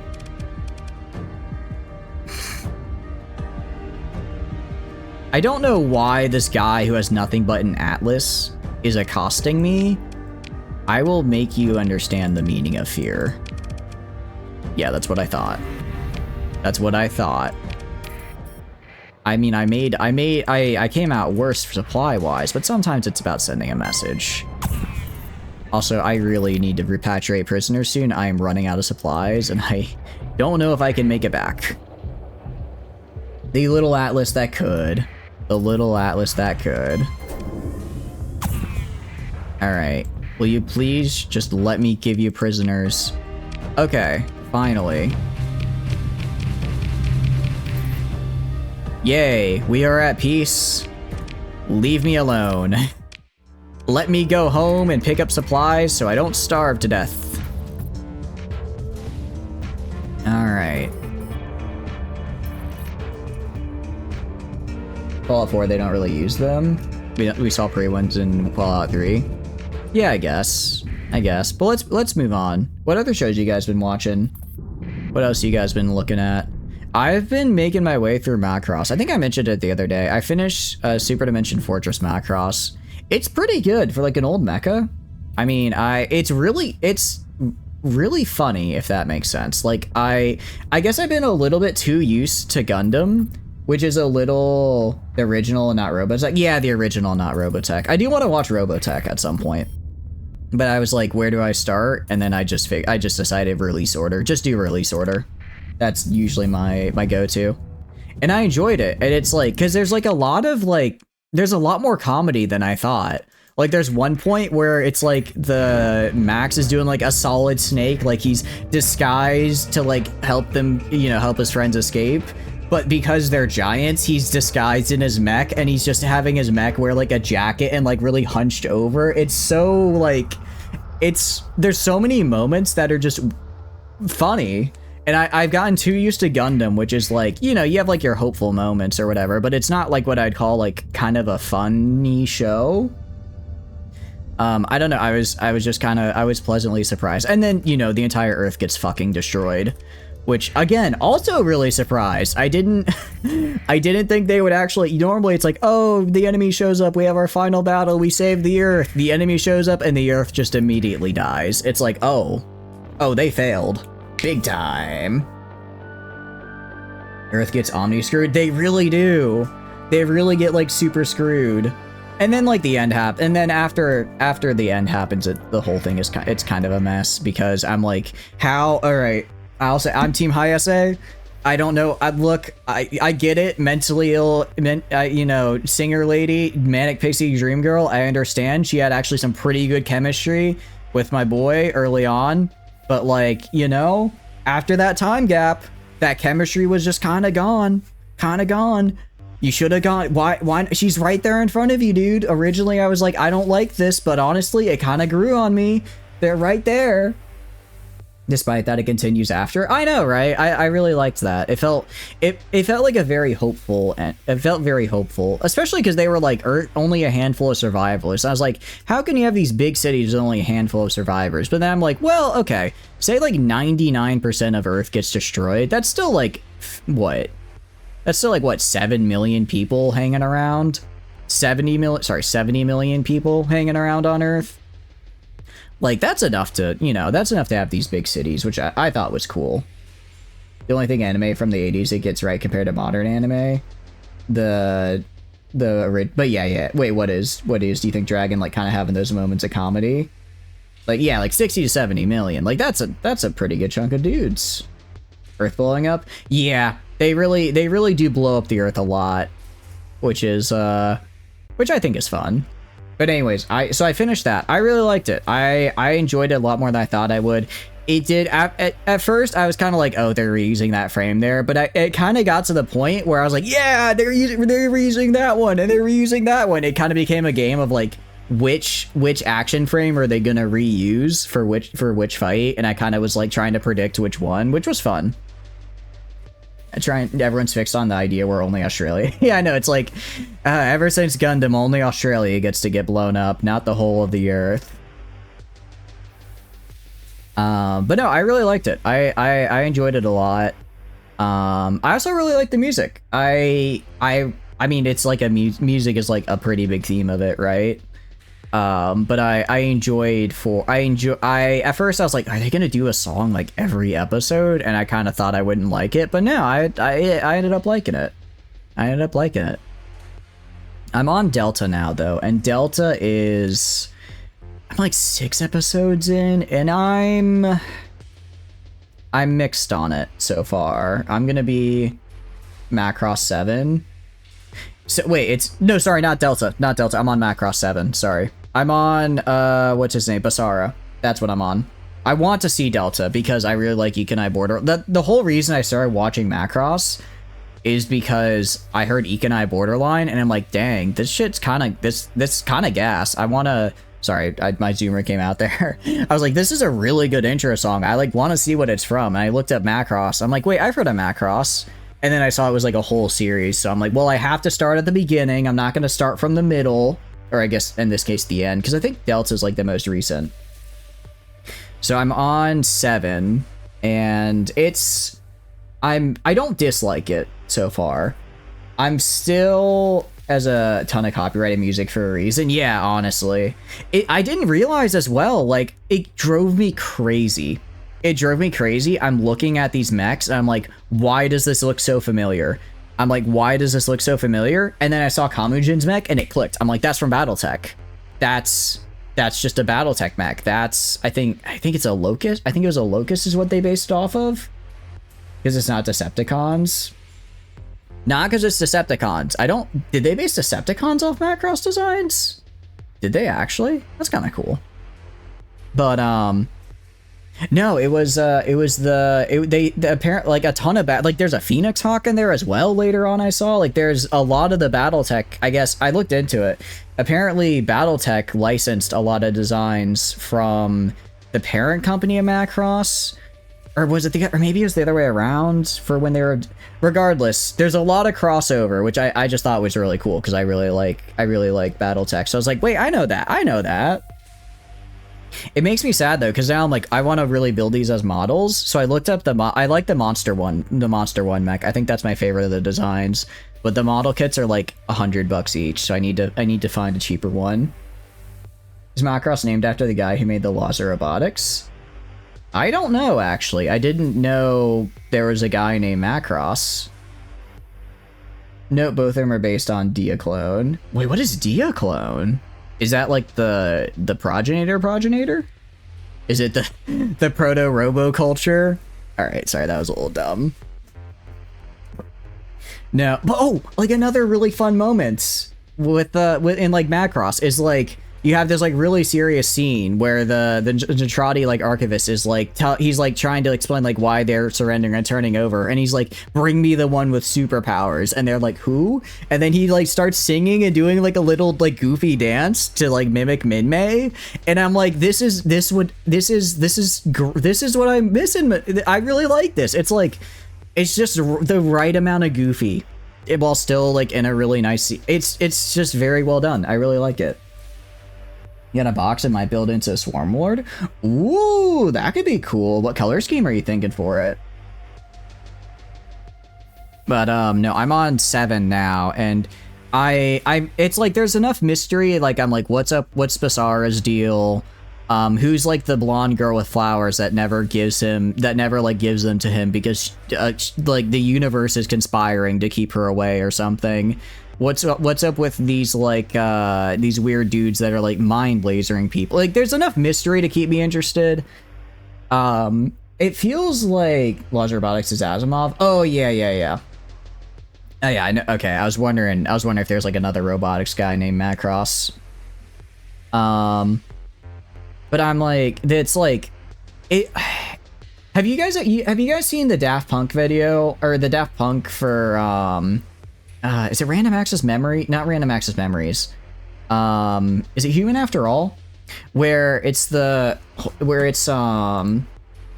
wait, Daft Punk movie. Which album is it for? I'm trying to remember which album it's for. I'm losing my mind. But it's the one Discovery. It's Discovery. I'm such a fake fan. Discovery. You know, in Discovery, the movie that Daft Punk made for Discovery to go along with the album, how you like see how like they kind of thought the future would be, and it's like all these like neon colors and like these weird like edges and like all these like very like kind of funky looking clothes, and that's like what they thought the future would be. That's kind of the same feeling I get when I watch Macross 7, where I'm like looking at what people thought the future would be like from like 30 years ago, and it gives such a weird kind of whiplash, because it's like time frame wise, we're only like 15 years from the events of Macross 7 today, but it's just kind of a weird feeling of seeing like that's like the hairstyle. It's very like, it's not retrofuturism, but it's like it's a very weird art style, and I don't dislike it, but it's taken a little bit of time to grow on me. You paint them your custom high fleet color, Fleet Pestilence. Oh, that's a sick name, dude. That's super cool. What colors is it? Remember Starsector mod had a Macross transferring fighter wings, Arma Armatura. Arma Armatura, I think, has one. The big one is Diablo. I actually think I have a couple of their ships in my storage here. Diablo Avionics has a ton of transforming ships. Is this the Diablo one? Yes, this is the Gulf. All of their ship's whole thing is that they like transform between stuff, like in Macross. I think this is another Diablo. I think Arma Armatura also has one, but I think it's just the one. Diablo's like the big one. Which is really, really cool. But no, I've been liking Macross. Again, sorry, this is it sounds like you guys have seen Macross, which is, you guys are like the first people I know who've seen Macross. I know Rocket's also seen it because I talked with them about it a little bit. How do you guys feel about Macross 7? Is it like well liked? Is it kind of a meh? Because I looked a little bit and I saw a lot of people saying just to skip it, but I kind of don't want to skip it. But then also a lot of people said they didn't really like Delta, so I'm like, what do you like then? Because there's I'm like, what do you, it's like there's the original, there's 7, there's Delta, and then there's like one more in the middle that I forgot the name of. So I'm like, and that also I saw people didn't like. So I'm like, do people just not like anything in this series? It's green pestilence, yellow veins, and sickly skin. Oh, it's super cool. Only music as well, not so much for the story. Fair enough. Sometimes you're just there for like a good vibe, a good bop. It is very catchy music. I agree with you there. I'm gonna put most of these weapons in storage. I do not need this many heavy arms. I like having them, but I'm not really raiding anybody right now. Don't skip. You're not the community. Yeah, exactly. That's what I'm thinking. I'm not gonna skip. But I saw so many people disliking it, and I'm like kind of liking it. So I'm just wondering I'm like, maybe I just wasn't. Maybe it just. I mean, I tend to like stuff that's. I'm not like other guys. I like garbage. I'm not like other guys. I like absolute dog shit cinema. I like things that are actually terrible story beat wise. I actually thought Arcane Season 2 was like kind of fine.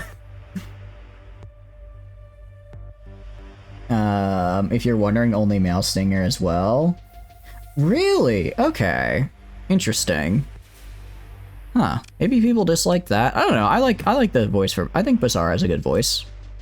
I like the song so far. I get it. It's like the entire thing gives me the same feeling I get when I'm watching what do you call it? The movie for Discovery, Also, Basara looks a lot like Vash the Stampede, but like without blonde hair, and it doesn't help that their personalities are very similar, and like how they both have this whole non-violence thing going on, and I'm like, that's also kind of throwing me for a loop a little bit. Which is actually, because I think Vash came out in 98, right? I think that, well, I don't know when the manga came out though, but at least I think the anime came out afterwards, so I wonder. And they also both have like a little glasses thing. Everyone likes garbage, but people actually like Shadowheart. I don't like Shadowheart, okay? I'm not that far gone. I don't like her. I find her really annoying. I'm basic. I like Karlach and Minthara and Frogwife. Arcos went from loud singer to pop idol. Yeah, I did. That's what got me into it, right? Because I heard Eek and I borderline, and I'm like, I gotta watch this now. So I guess it's kind of like a. But I do like the sort of. I like that you could see like the different eras as well and kind of what was possible, or what I guess what was not possible, popular, right? Frog and Minty, yeah, Karlach is cute and head paddable, exactly. But hideous model, I think her model's fine. The what do you call it? I liked how it's like whenever her like engine gets going, you can see like the fire like popping out of her. It's like grotesque, but like it's like a cool kind of, if that makes sense. It's like I don't know how to describe. It's like yeah, I guess grotesque but cool. Like you see it and you're like, it's like you see it and you're like, oh, that's cool, but you're kind of like, that's kind of gross. Actually, a niche 1904 Austro-Hungarian film called Arkshoe that's 5 hours long. It's just a guy smoking and sneezing every hour. Well, damn. I'm not a real cinephile. I can't believe it. I can't believe it. Use the magic mirror mod. She looks so much better with just different hair. Yeah, I kind of like that hairstyle, but I could see it being a bit polarizing. Actually, it's not a real femme for the sake. I assumed. I know there is like granted, maybe it was just my friend bullshitting me, because one of my I do actually know a film major. He graduated with like a degree in it. But he was telling me about like a film they had to like watch and write about, and it's just like a Russian film of like a guy sitting in like a room for 2 hours just like talking. But it's like you don't see him talking, but then also people like die. It's apparently it's like a very important film. But it's like incredibly weird and dry. It's just him in like a room. I'm describing it terribly because I don't remember it all that well. But it sounded like something that like you would watch, like someone who's really into cinema would watch and be like, you just don't get it. And I didn't get it. What's the difference between cinephile and film buffs? I think cinephiles aren't allowed within 500 feet of a school, while film buffs just spend too much time at the gym. You like Shadowheart because you like the sassy and sarcastic personality. I will say, and I mean this in the nicest way possible, I kind of I didn't. All right, I'm kind of memeing. Shadowheart was definitely probably my least favorite of the characters, but I didn't like hate her. I didn't really love any of the characters in Baldur's Gate either, though. I don't know what it was. I don't know what it was about them that like just didn't really click with me all that much. Like, because I don't think any of them were bad. I think part of it is, yeah, I don't know. Like, I didn't think any of them were bad. I feel like if I hadn't played Divinity 2, I would have liked the characters more. But the entire time I'm sitting here, I'm just playing through this, and I'm kind of like, I'm sitting here, and I'm like, no, I think Divinity 2 did this better, you know. And that's kind of that's like. It's like a weird problem to have with Baldur's Gate, honestly, as a whole. Where the entire time I was playing it, all I could think was, yeah, I think Divinity 2 did this better. Which is so bad, because it's a really good game. And the entire time I'm just sitting there like, you know, I've seen it done elsewhere. Like, I meme on Shadowheart, but I think she's fine. And I think she does have her moments. I don't know, like, I felt like a lot of what was in, what do you call it? What was in, like, Baldur's Gate was just kind of worse versions of Divinity, if that makes sense. Like, I don't know, like, for instance, it's, like, kind of different, but, like, with the whole, like, I don't know, I like, with the whole, like, amnesia thing, and then also, like, there's, like, this weird cult thing going on, I felt like Shadowheart was just kind of a worse version of Sabille. It's like, I don't know, I felt like Will and Beast kind of felt like similar story beats in a weird way, which again, this is not factual at all. This is just entirely vibes based. And again, another part of me is like, I might just like it more because I did Divinity Original 2 first, right? I am not immune to recency bias at all. And so it's like, I'm like, do I like Divinity 2 better, or did I just play the game first, you know? Your star chart is super packed. Yeah, I made the sector twice as big. Because we have a lot of mods, a modded faction, so if the sector isn't bigger, then it's like, then basically there's no such thing as like an outer sector. Like the core worlds, it's like you'll get to the core worlds, and then it's like fit 10 light years and you're already at the edge of the map and it's too small. I wanted to like feel that exploration, so I made it a little bigger. Sounds like those 50 movies your dad likes. They just talk, drink, and smoke for an hour. Quartermaster, Tally, Minty, and Lele, you're good. The rest be villains. Yeah. You started Divinity Original Sin 2 and somehow installed it by accident, making space for something. Finger must have slipped. You'll try it again. I really like Divinity Original Sin 2. And it's like, it's also like, I don't want to complain about like the combat system in original Divinity versus Baldur's Gate, because they come from different backgrounds. Like Baldur's Gate comes from a D&D background. Of course, they're going to use the D&D combat system, but I definitely think I prefer how Divinity does it. And then I think Baldur's Gate also suffers a little bit from I think Act 1, I think Baldur's Gate suffers from being an early access game in a weird way, where it's like, because it was early access, like we had all of Act 1 and then it kind of came out in its little bits of parts. So Act 1 feels really long and really well fleshed out and really good. And then you get to Act 2 where it wasn't early access. This was just a part of the game. And it's good, and it feels a fair bit shorter than Act 1, but also, you know, Act 1 was in early access for a while. It still feels good. There's still a lot of fun stuff there. And then you get to Act 3 and it just feels cramped.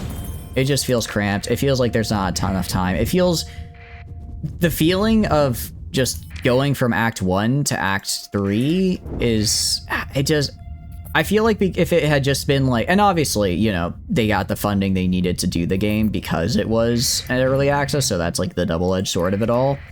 But if like they had just divided it into 4 acts instead of having this kind of like drip feed, make a really big Act 1 and then just kind of throw Act 2 and 3 at the end there, I wonder if the pacing would have felt a little better. A British guy made a 10-hour film that was just paint drawing because apparently submitting a film needed to be reviewed for age rating, and it's so costly it kind of killed indie animation. He would have made it longer, but he only raised so much money and someone had to sit down and watch every single second, and they said it was suitable for children, but younger ones may need a guardian. Because look, I've seen children. They might get so bored they'd like run into the wall just to have something happen. Add time? No, you're all good. You're all good. I will repeat as necessary. I will repeat as needed. My thoughts. My ideas. I have very good thoughts and ideas, of course. I never have bad ones. Well, I like to think I don't have bad ones. But, then again, when I play strategy games, I don't always do great, so maybe my thoughts and ideas aren't so fantastic. Children run into wall, very normal thing to see. Dude, they get bored and they'll just like, they're like, I need some kind of like, anything to happen, run into wall. At least that's how my cousins were. Actually, are ads done yet?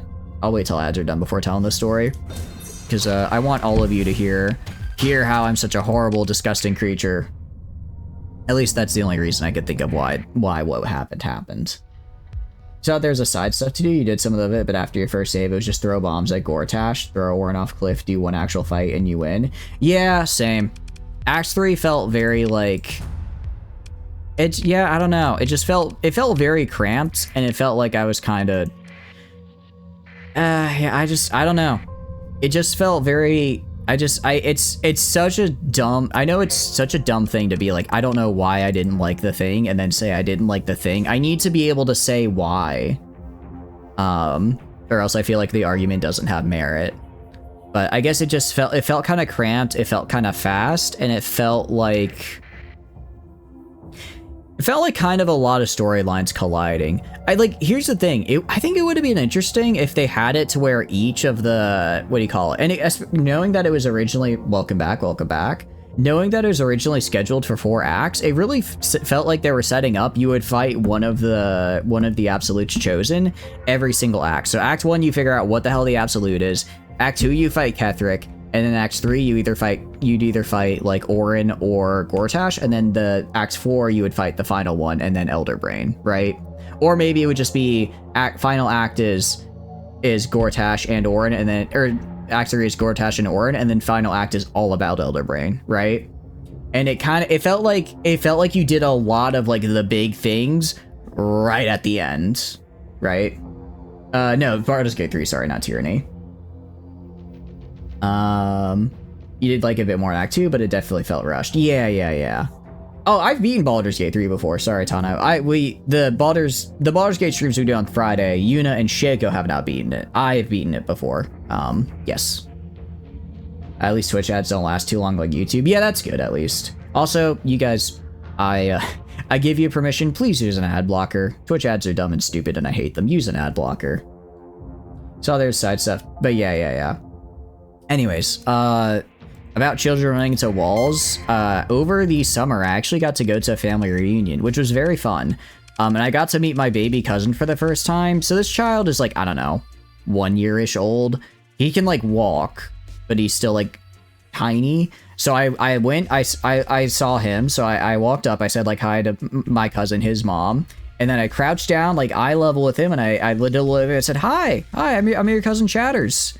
He looked at me for like 5 seconds, and then he just started crying. Like he just put his full attention on me for 5 seconds, processed my face and existence, and then just decided to start bawling his eyes out. Stranger. That's the thing though. It's like I was like, his mom was like, oh, he's just not used to other people. It's whatever. I was like, oh yeah, it's cool. I'll see you around. So I like finished, moving like my stuff into like the room or whatever. I come back down. You want to know what I see? I see my younger brother like playing with him, and he is having the time of his life. He's playing like patty cake. He's doing like the what's it when it's like you put your hands over their eyes and then they can't see your face and they see and I'm just like, okay, I get it. I break out in acne. I have a little bit of acne right now, but man, that was a little bit of a blow to the confidence. I don't think I've had my feelings hurt this bad before. You have the opposite effect? Well, that's good though. That kid's like you. Twitch refuses to be sidestepped. Do it anyways. Yours doesn't block Twitch ads? I'm so sorry. Cousin's son doesn't like some family member picking him up while he's okay with you? Hell yeah, that's good though. And it's like the entire rest of the trip, like he never like burst out in tears upon seeing me again, but like every single time. And I want to be very clear, I have never met this kid before because I haven't seen this cousin for like 3 years, and he's like a year old. So last time I saw her, she wasn't even like pregnant with him, right? I don't know what it. I guess I give off a menacing aura. I'm too menacing, guys. I'm too much of a big scary mimic. What can I say? I'm too big and I'm too scary, and I guess I just cause children to cry. There were a couple other like small toddlers there, but they didn't cry when they see me. So maybe just that one had something. Excuse me, hiccups. Maybe I guess just something about me really rustled that one kid. Could be height. That's the thing though. I'm the shortest out of all my siblings. Like my younger siblings that were like hanging out and he was having the time of his life. They're all like a good like 3 to 4 inches taller than me. I'm the shortest of the group, which is really funny because I'm also the oldest. I'm the shortest one. So it's not like I also like made sure to crouch down. I don't know. Yeah, I know, right? It's like you must say short people. Maybe that's it, Tana. Maybe he just really hates short. Maybe he really hated short people. Actually, hold on, maybe it was that I wasn't tall enough. I could maybe see that. That's very strange, yeah. I don't know. It was a good time, though. But, anyways, that kid would 100% run into a wall. Well, actually, no, that one is too small to... I don't think it has object permanence yet, so it probably wouldn't understand what it was doing in general. But some of the other kids at that reunion would have run into a wall for entertainment. I think I probably saw 1 or 2 of them actually do that. He played BG3 and developed a hate for halflings like you. Oh, what's wrong with the halflings? What's wrong with them? They're fine. I mean, they're just chilling. They're doing their best. I don't think they did anything egregiously bad, did they? He's not used to short people? It might be. They're like 3/4 of the game, like, holy shit, guys. Wait, no, I'm thinking deep. I'm thinking Barkus is a gnome though, not a half. Do we even have a halfling? Do we have halflings in Baldur's Gate? We have tieflings. Do we have halflings? Okay, this is a little scary. I'm gonna move you more right here. I'm gonna have these guys fall back a little. 47. What? Did someone already die? Shit, I think we already lost. Pardon my French. I think we already lost like 2 dudes. Crap. Oh, I might not be built for this. I might not be built for this actually. 10 jillion halflings and gnomes everywhere. Oh, they are like a lot of NPCs, yeah. I guess they're not like named characters really, are they? Start with halfling holding a 9-foot-long Zweihander. Honestly, I would argue that's peak design. I think small creature, large weapon is always the best design because it just looks so cool. Another dwarf. Yeah, they do. Yeah, I guess they do have a lot of them, don't they? You know, I should probably know this as a person who's played D&D for a very long time. What is the difference between a halfling and a dwarf in D&D? Is there a difference? I feel like there is, but for the life of me, I don't know what it is. You don't really notice until you install a mod that changes them to be humanoid and elves, and it's like, holy crap, they changed like 150 people. Okay. I wonder why they would have put so many in then. It does suck how there's like not a lot of Dragonborn. I guess I understand, like, kind of from a lore perspective, Dragonborn are supposed to be a lot rarer, so you don't really encounter them. I don't think actually you encounter any until you get to Baldur's Gate, and because that's like a big metropolitan city where you'll see kind of like everybody. But as someone who thinks Dragonborn are super cool, I was very sad that you don't see them until like the end of the game. Dragonborn are cool as hell. I think that was kind of like a lore running into like reality thing where they're supposed to be rare so you don't run into them as much. But also it's like, you don't have to follow it exactly. You know. Like I mean, you know, we've got a ton of drow. Drow are supposed to be pretty rare. No, I mean, even in the Underdark, I don't think drow are supposed to be super common, but we see plenty of them. Although I guess the ones we see are like evil, so I don't know. Because I don't think, wait, are drow inherently evil? I don't remember. I don't remember if they're like considered lawful evil or not. You don't like that lizard folk or tribal or swamp people only? That's true, I guess they kind of, well, no, I think the only ones we see in game are like honestly, I think the only Dragonborn we see in game are like the merchants. Like the, what do you call it? Like that one merchant in the beginning of Acts 3 before you cross the bridge. Are there even any other Dragonborns unless you're playing like a dirge? I think that's all, you know, I think that might be kind of another reason why I like Divinity, is that there's a pretty wide, there's a lot of races in the game, but you see a pretty wide variety of them all the time. But they all like feel unique. Like, you know, we see like the Red Prince and how he does stuff with his people. We see Beast and how he does stuff with his people. Like, they're unique, but they're all also there and just in the narrative, and it's very cool. I'm gonna stop comparing things to Divinity 2 because I can't just compare everything to Divinity 2, despite how much I like it as a CRPG. Will that girl in the armor shop, Boss's dragon turns into one? Yeah, it's like there's the girl in the armor. The girl in the armor shop is like the big one that's coming to me. Which again, shame, because Dragonborn are rad as hell. I'm trying to think, are there any other races we don't see a lot of? I mean, you see plenty of elves. We don't see a lot of orcs, do we? Do we see any orcs aside from like player characters, actually? We see some bugbears, we see plenty of goblins and trolls. I don't know if we see any just orc characters, actually. A couple small NPCs. Are they in Baldur's? Because we've been playing through Baldur's Gate on the channel on Fridays. I'm trying to think of if we've seen any orcs aside from Shaco, who's currently playing an orc himself. One of the ones you rescued in Moonrise is an orc lady. Oh, actually, we need to, we have done almost the entirety of Act 2 without once setting foot in Moonrise, which is really funny because we really need to go to Moonrise, but I'm trying not to like railroad or anything. I'm trying not to railroad.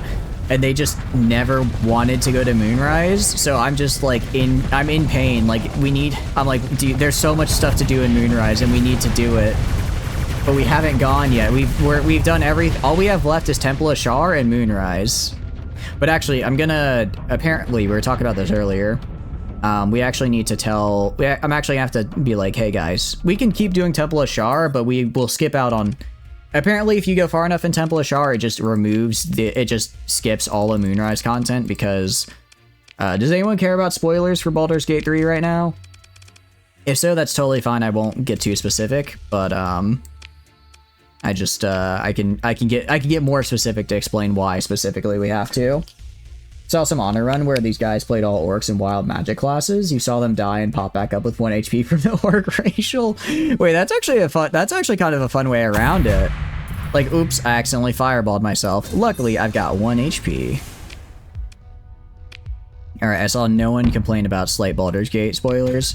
Basically, once you rescue Aelin, because that's like directly related to Ketheric's immortality, you no longer get the cutscene with like Ketheric and his whole stuff there. It's just once you rescue her, it's like, okay, we gotta kill Moonrise Towers, which I don't want to do because there's a lot of cool stuff there that I want them to see. So I might have to be a little railroady and just be like, hey guys, if we continue on this path, we will miss out on a lot of content. Yeah, oh, that's actually a good point. We also can't save her because well then, because we're just not doing Moonrise Tower stuff. We just show up and fight. And I did metagame a little bit. I told them, hey guys, for this one boss, could we like make sure we turn on non-lethal weapons? Just trust me, okay? Just trust me on it. And they did. They were nice. But no, I think you're right that if you try to do Moonrise, it doesn't, or after you rescue Aelin, I don't think, I think, I haven't done it myself, but, Flowen was saying earlier in the chat, and it would make sense that if you take away Ketheric's immortality, you don't in fact get to do all of the interesting stuff at Moonrise about unraveling his immortality, right? that story-wise, I can see how that all comes together. But no, it's been fun. I've been enjoying it. I will say, it's kind of like my own, I guess because it's like Baldur's Gate 3, because Baldur's Gate 3, Divinity 1, and Divinity 2 are like my only CRPGs that I've played, right? But I do like them, so I'm wondering if like I should just try more CRPGs. Probably can't buy any of their rigged loot in Moonrise either, risking and stuff off the bugbear. Yeah. I don't remember what loot specifically is in Moonrise, but I remember I really thought it was good. So yeah, we would need to do that. Although part of me's like I hate kind of being like, guys, we need to go to this one merchant for X item, but also it's like, well, no, we need to go there so we can like talk and like get more lore, which I do know they want to do because they've said like we want to get all the lore, right? Did you get working on your mod too, turning me into a ship that splits? Ooh, wait, for real, Dragon? That sounds cool. For which game though? Which game are you gonna mod me into as a little splitting ship? I'm assuming this one, but I don't know. I could see maybe some fun little XCOM. Make me like a little drone dude that just splits into like you know, Transformers, breaking into little things, getting all these little guns. You know, I recommend KOTOR 1 and 2, Wizardry 8, and Vampire the Masquerade, days, hours, and weeks of replayability. Okay, Starsector 0, know how the whole mod works. That would be super. If you decide to do that, please let me know. I would really appreciate it. That'd be awesome. That'd be super cool. Yeah, those are good ones. Vampire the Masquerade has definitely been on my mind for a bit. Because I know you guys mentioned it earlier, but also I just know it's a good one. I've been thinking, because actually yesterday people mentioned was it yesterday or maybe earlier today? The Owlcat Rogue Trader CRPG, that is supposed to be super, super good. So I'm kind of like, maybe I'm thinking like maybe that is one I want to go for, because I do like 40k, and I want to get more into 40k because I've done Caiaphas Cain books, I did Infinite and the Divine, but I want to, you know, I want to explore the world more, right? You play that kind of like a chomp chomp, yeah, like it's kind of like I imagine kind of almost like what do you call it, like LOU's hand from Gundam 00 on the Coureuse, where you just go and you just kind of chomp on them, kind of like that. See how Tech fares against them? Oh, you can't use me to torture Tech, and then I'll feel bad. Oh, Tech is great. You can't use me to... okay, actually, you could use me to torture him. It would be pretty funny. You've seen very little gameplay of that. I've heard very good things about it. I've heard it's very good. And also, you can have a sister battle companion, and I'm like, hell yeah, that sounds cool. Wonder why some of these have... I wonder why some of these have like the little thing here. Oh, because these are industries. That's actually a really interesting way of just industry will have like a blue bar above it while non-industry doesn't. It's actually a really nice little visual indicator. Looks like it has a similar viewpoint to Baldur's Gate 3 with camera perspective. Oh, actually, one other CRPG I played, Wasteland 3. I liked I didn't finish it because I was playing it with a friend and then we never finished it. And I think that was one of the first streams we ever did on the channel. I guess if you want to see me get about halfway through Wasteland 3, I think those are up. Yeah, they're not female Astartes. They're still very cool though. I think they're still very cool. Because there's a sister battle. I believe there's a Eldari companion as well. I'm not like a, you know, I'm not a big elf guy, but I think that's still pretty cool. I honestly, after Infinite and Divine, I think I want to, at least for Exodites, I want to look more into their lore because they sounded super cool in it. I don't think it's I think it's a Craft World Eldar, not a Exodite Eldar that is your companion, but like, you know, still kind of some exposure to that, right? Also, I need to go to Volturni's mine. Those AI we just killed are paying for my new mining megaplex. Almost exactly, actually. They paid for it almost exactly. Alright, and we'll get rid of the dome cities now because I don't actually need those. Huh? Wait, did that like majorly reduce my income? What do dome cities? I thought, let's see. Oh, okay. No, I do want to, whoops, I just wasted a ton of money. I do want to keep those though, because no atmosphere is giving me a 50% hazard rating, so I basically get to ignore that debuff, which gives me way more credits per month. Yeah, a little bit of a whoopsie there. Whoopsie, whoopsie, doopsie. You know, it happens. It happens. Okay, let's look at our other dudes though. Gunga will remember that. No, my shame will not be known by all. It'll be hidden. It'll be hidden from sight and view. Hopefully. Yeah, these guys are just building up. I guess we can do. What can we do? We could do. Let's do Coureuse. Let's do the main story quest. Yeah. First though, I'm gonna go to you. Probably should buy more fuel. Buy more fuel. Guys, we're doing it. Main story content. It's called Finally Janus Device. We are going to maybe get the Janus Device before stream ends today. Hopefully, at any rate.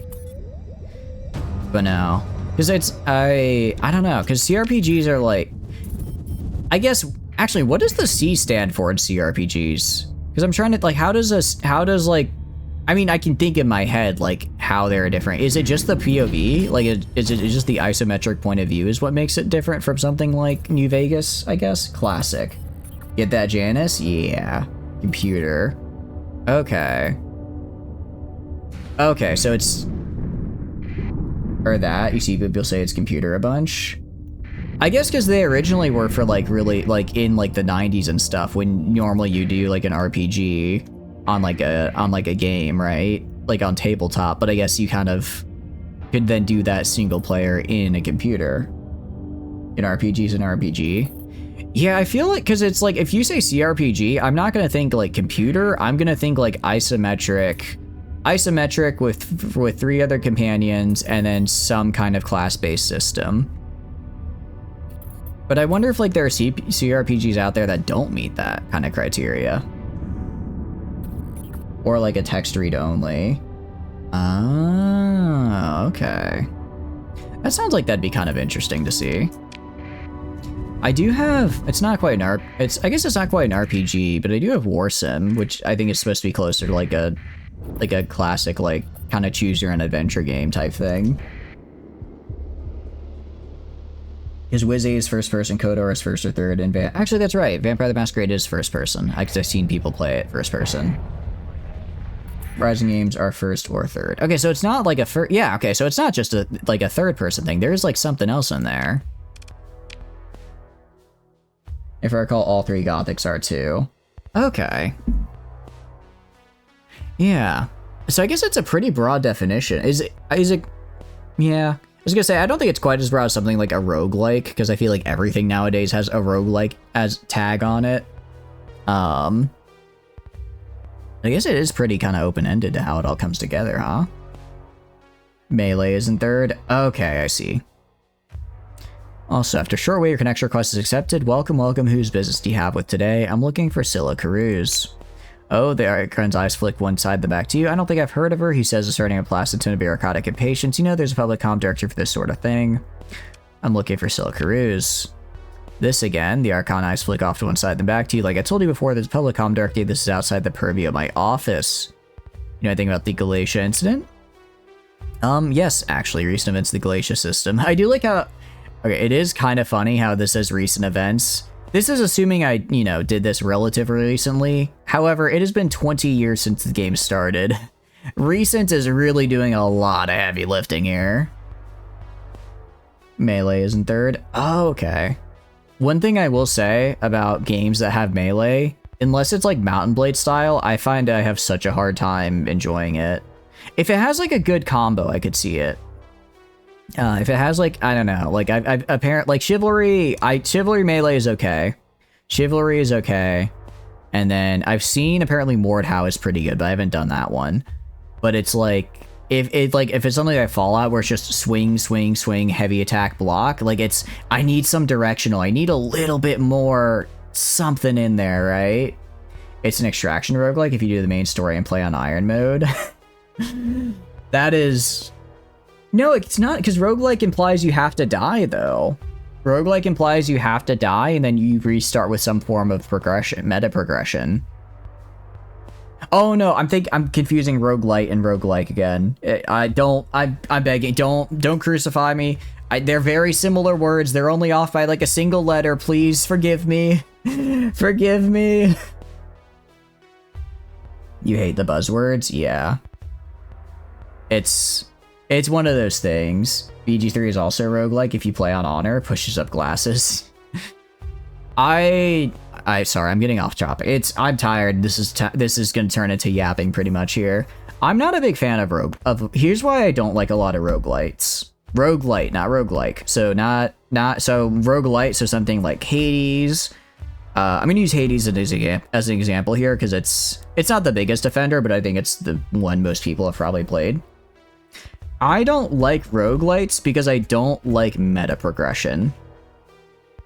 If I'm playing a game like Hades, in between runs, I don't want to go finish a run and then after the run, I get 5% more damage going forward on all next runs. And then I do another run and I get 10% defense on all next runs. And then I go and I get 3% magic regen, mana regen, right? Like, I don't like that because it makes the runs feel like a grind for skills rather than the run itself being the content. My counter example here is going to be Faster Than Light. In Faster Than Light, in between runs, you can unlock new ship types. But ship types aren't just a direct upgrade of like 5% more boost. It's just a different play style. It's like, okay, you have different doors, or maybe you start without a shield, but you start with a cloak. It's different. The difference between the progression isn't isn't based on stats, it's based on playstyle. And each run itself is self-contained. You know, like if I decide to go Stealth Cruiser B on one run and then Kestrel A on another, the effects of those runs don't affect each other. As far as just I did something in one run to unlock the Kestrel B Cruiser or whatever. But it's the runs themselves are self-contained and are the whole of the content. I feel like I'm explaining it badly, and I do like Hades as a game. I know I said I don't like roguelites, but I do like Hades as a game.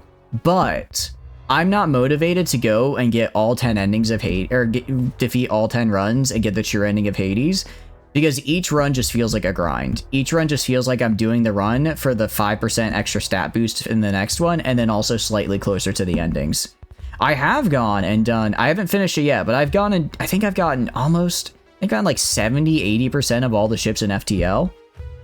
Even though it's the exact same thing of a roguelite, where I'm just going and doing the same thing over and over again, but each time I'm doing a new run, the run itself is the content and gives me the variety. It gives me the variety of like different events, different enemies, different paths to go, right? It's like and that's what brings me back. And then I know, you know, I'm motivated to go and do more runs because I'm not just unlocking a 5% damage boost when I do a run in Faster Than Light, I complete it. I'm not completing the run to unlock something so I can only do more runs at slightly better. I'm completing it to do more runs at a different playstyle that changes how the game maybe not fundamentally to that level, but it's at a core level, it feels different in a noticeable way, I guess.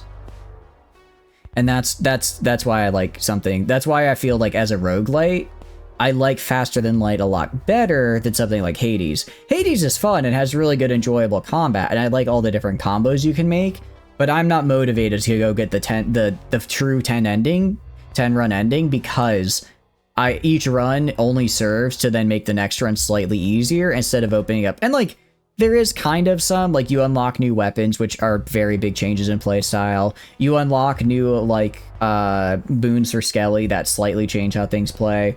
But it just doesn't feel as impactful when it's like, I know at the end of every run, I'm going to the mirror, I'm gonna throw, like, 20 Dark Crystal, or whatever it's called, into my melee stat, and then I'm gonna start again, you know? You know what you get when you beat Caves of Qud? A nice ending, that's all. I've heard a lot of about Caves of Qud, but I don't know. I have not played it myself. I don't know how it actually plays. It looks interesting though. I cut the comm link, leave. They're neutral. Oh, I just have to make them like me more. I'll repatriate some more prisoners.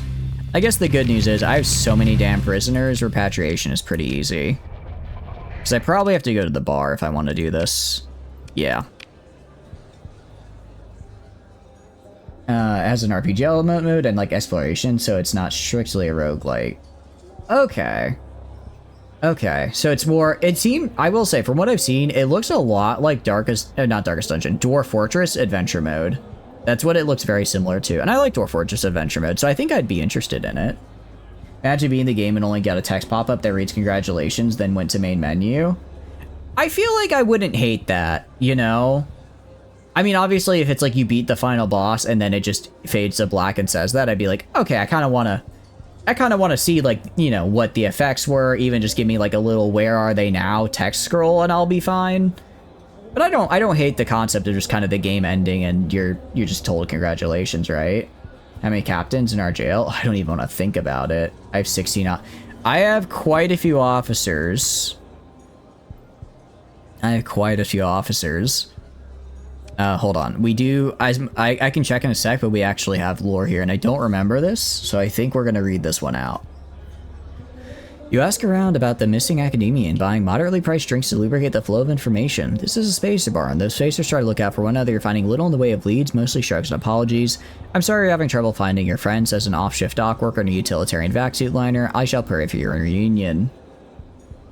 In terms of prison, yeah, in prison, it's probably I imagine if there's a hard limit, we hit it a while ago.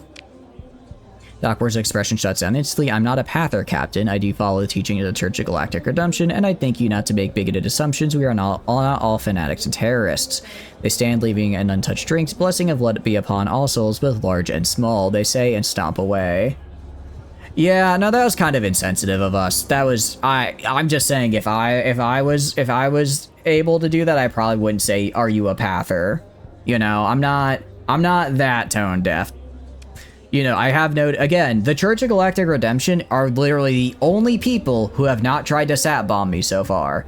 In my book, they're the nicest faction around. Sure, they're totally not associated armed. The Ludic Path has tried to sat bomb me many times. But, you know, everyone has that one cousin they don't talk to, right? Unless you have AI.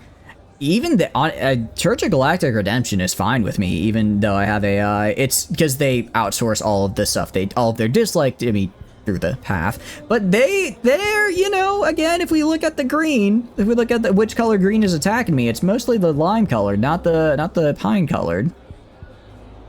All right, leave the bar. Comm directory. Okay, do you know anything about the Galatia incident? Alright, we already read this. Do you think something like that could happen here?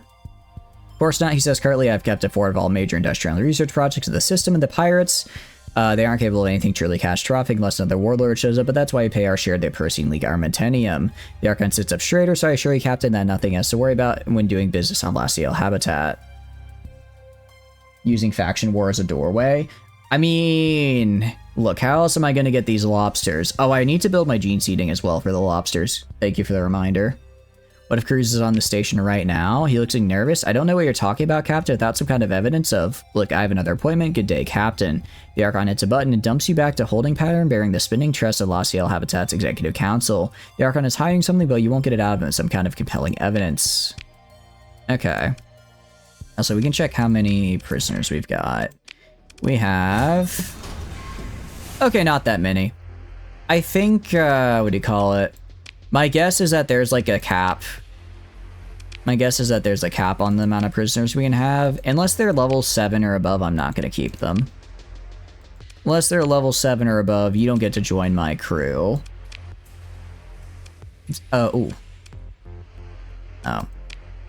Release. I almost... Did I just execute people and I wasn't noticing? That would be unfortunate to say the least. Alright, and Freya, welcome to the team. I don't actually know if I have a ship for you, but I'll figure it out. I executed people. Whoopsies. Alright, Captain Starworks it is. Because I don't know where Coureuse is at, but I know there's probably somebody over there who might.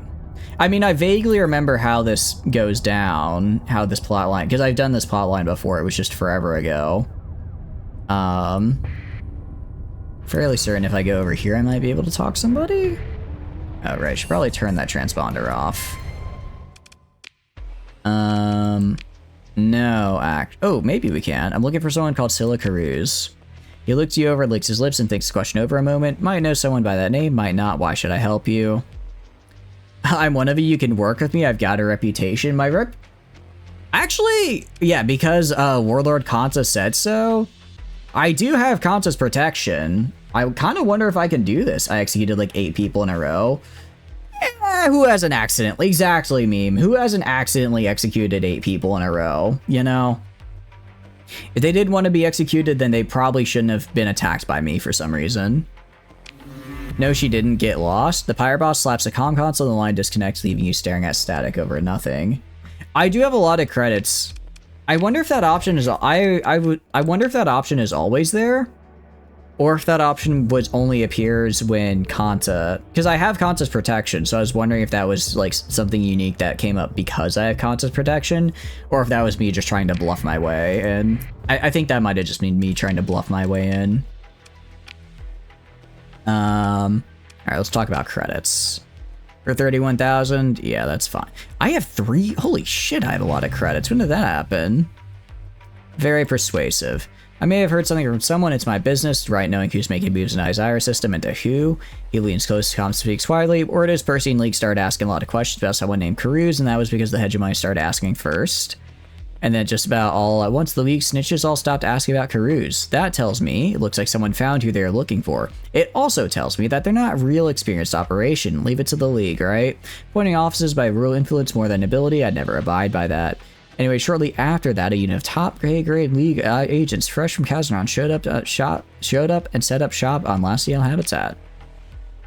Now, being a curious individual and a friend of the friendless, I was on the lookout for a League crackdown on our legitimate business operations, but it didn't come. Just the same old, so what are those spies doing on Laciel, I asked myself.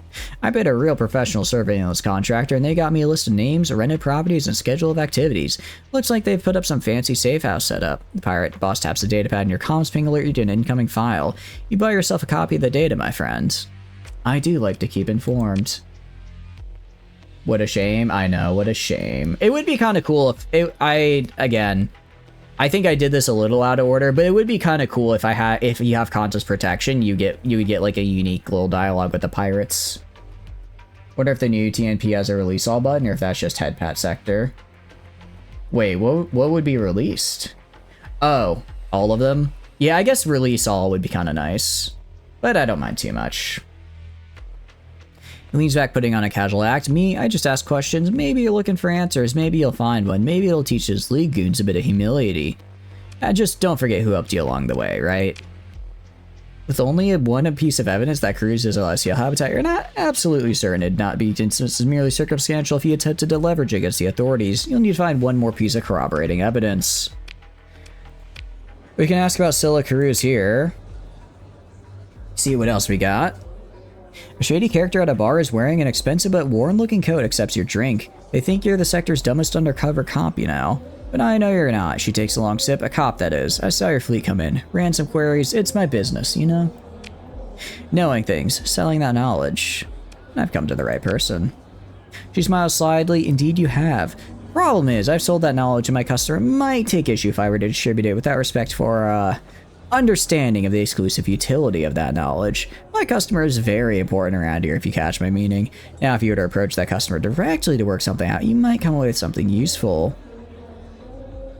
I've already talked to the boss of Captain and got the information. Well then, Captain, I'm glad to have been of service. I still need more on Coureuse. Can you help? She sighs. Maybe. Look, this business, I'll need something more if I'm going to tell you this. 5,900 credits. Literally not even a rounding error for me. She taps at her datapad and holds out for you to confirm the transaction with your own. Okay, the credits. Now, you didn't hear this from me, because I don't mess with pathers. They're all crazy. You don't care about credits one bit. Or they do, demanding times for this and not an infraction against their blood-bedamned rules, but I can't get a read on them. There's a cell of them infiltrating Laciel habitat, going after Coureuse, I gathered. Nothing else that they're worth the trouble. You have proof, documentation. This ain't even, it really isn't even pennies to us, yeah. Look, she goes into damage control mode. Like I said, I don't mess with pathers. I found their operation, but I didn't dig. I didn't charge you that much. See, you've got the bodyguards and heavily armed fleet. I'm just some thought-out space meat trying to make a living. She takes a deep breath and says, look, I'm sorry, it's not better info, but I'm not going there. Maybe if you ask around, you can get their attention. They have a goal. They won't just pop you in a quarter and attract unnecessary attention. Find out how they're communicating with home base, maybe. These pathers, they're all recent. They've got to coordinate with leadership somehow. Now please, she finishes the drink in one big gulp. Goodbye and good luck. She stands and makes her an exit. Okay, so we can make contact with the pathers on Laciel. Nice. Let's do that. Back to Laciel we go. Also, before I forget, because I'm going to forget, Gene Lab. Is it Biolab? No, it's not Biolab. Gene Lab. There we go. Let's start getting those lobsters. Oh, I love lobsters. Man, I love lobsters. What is that, mill? Guys, I'm gonna get a mill hat. Man, I love lobsters. Alright, what do we got for you? Oh, I actually already... Okay, upgrade to Star Fortress. Same for Community. Upgrade to Star Fortress. Except you're the wrong place. I wanted to upgrade the ditch, not the pit. Still gonna upgrade, though. Lobber, indeed. We could put privateers there. We could. Right now, I'm... what do you call it? Oh, I don't have enough money for that upgrade.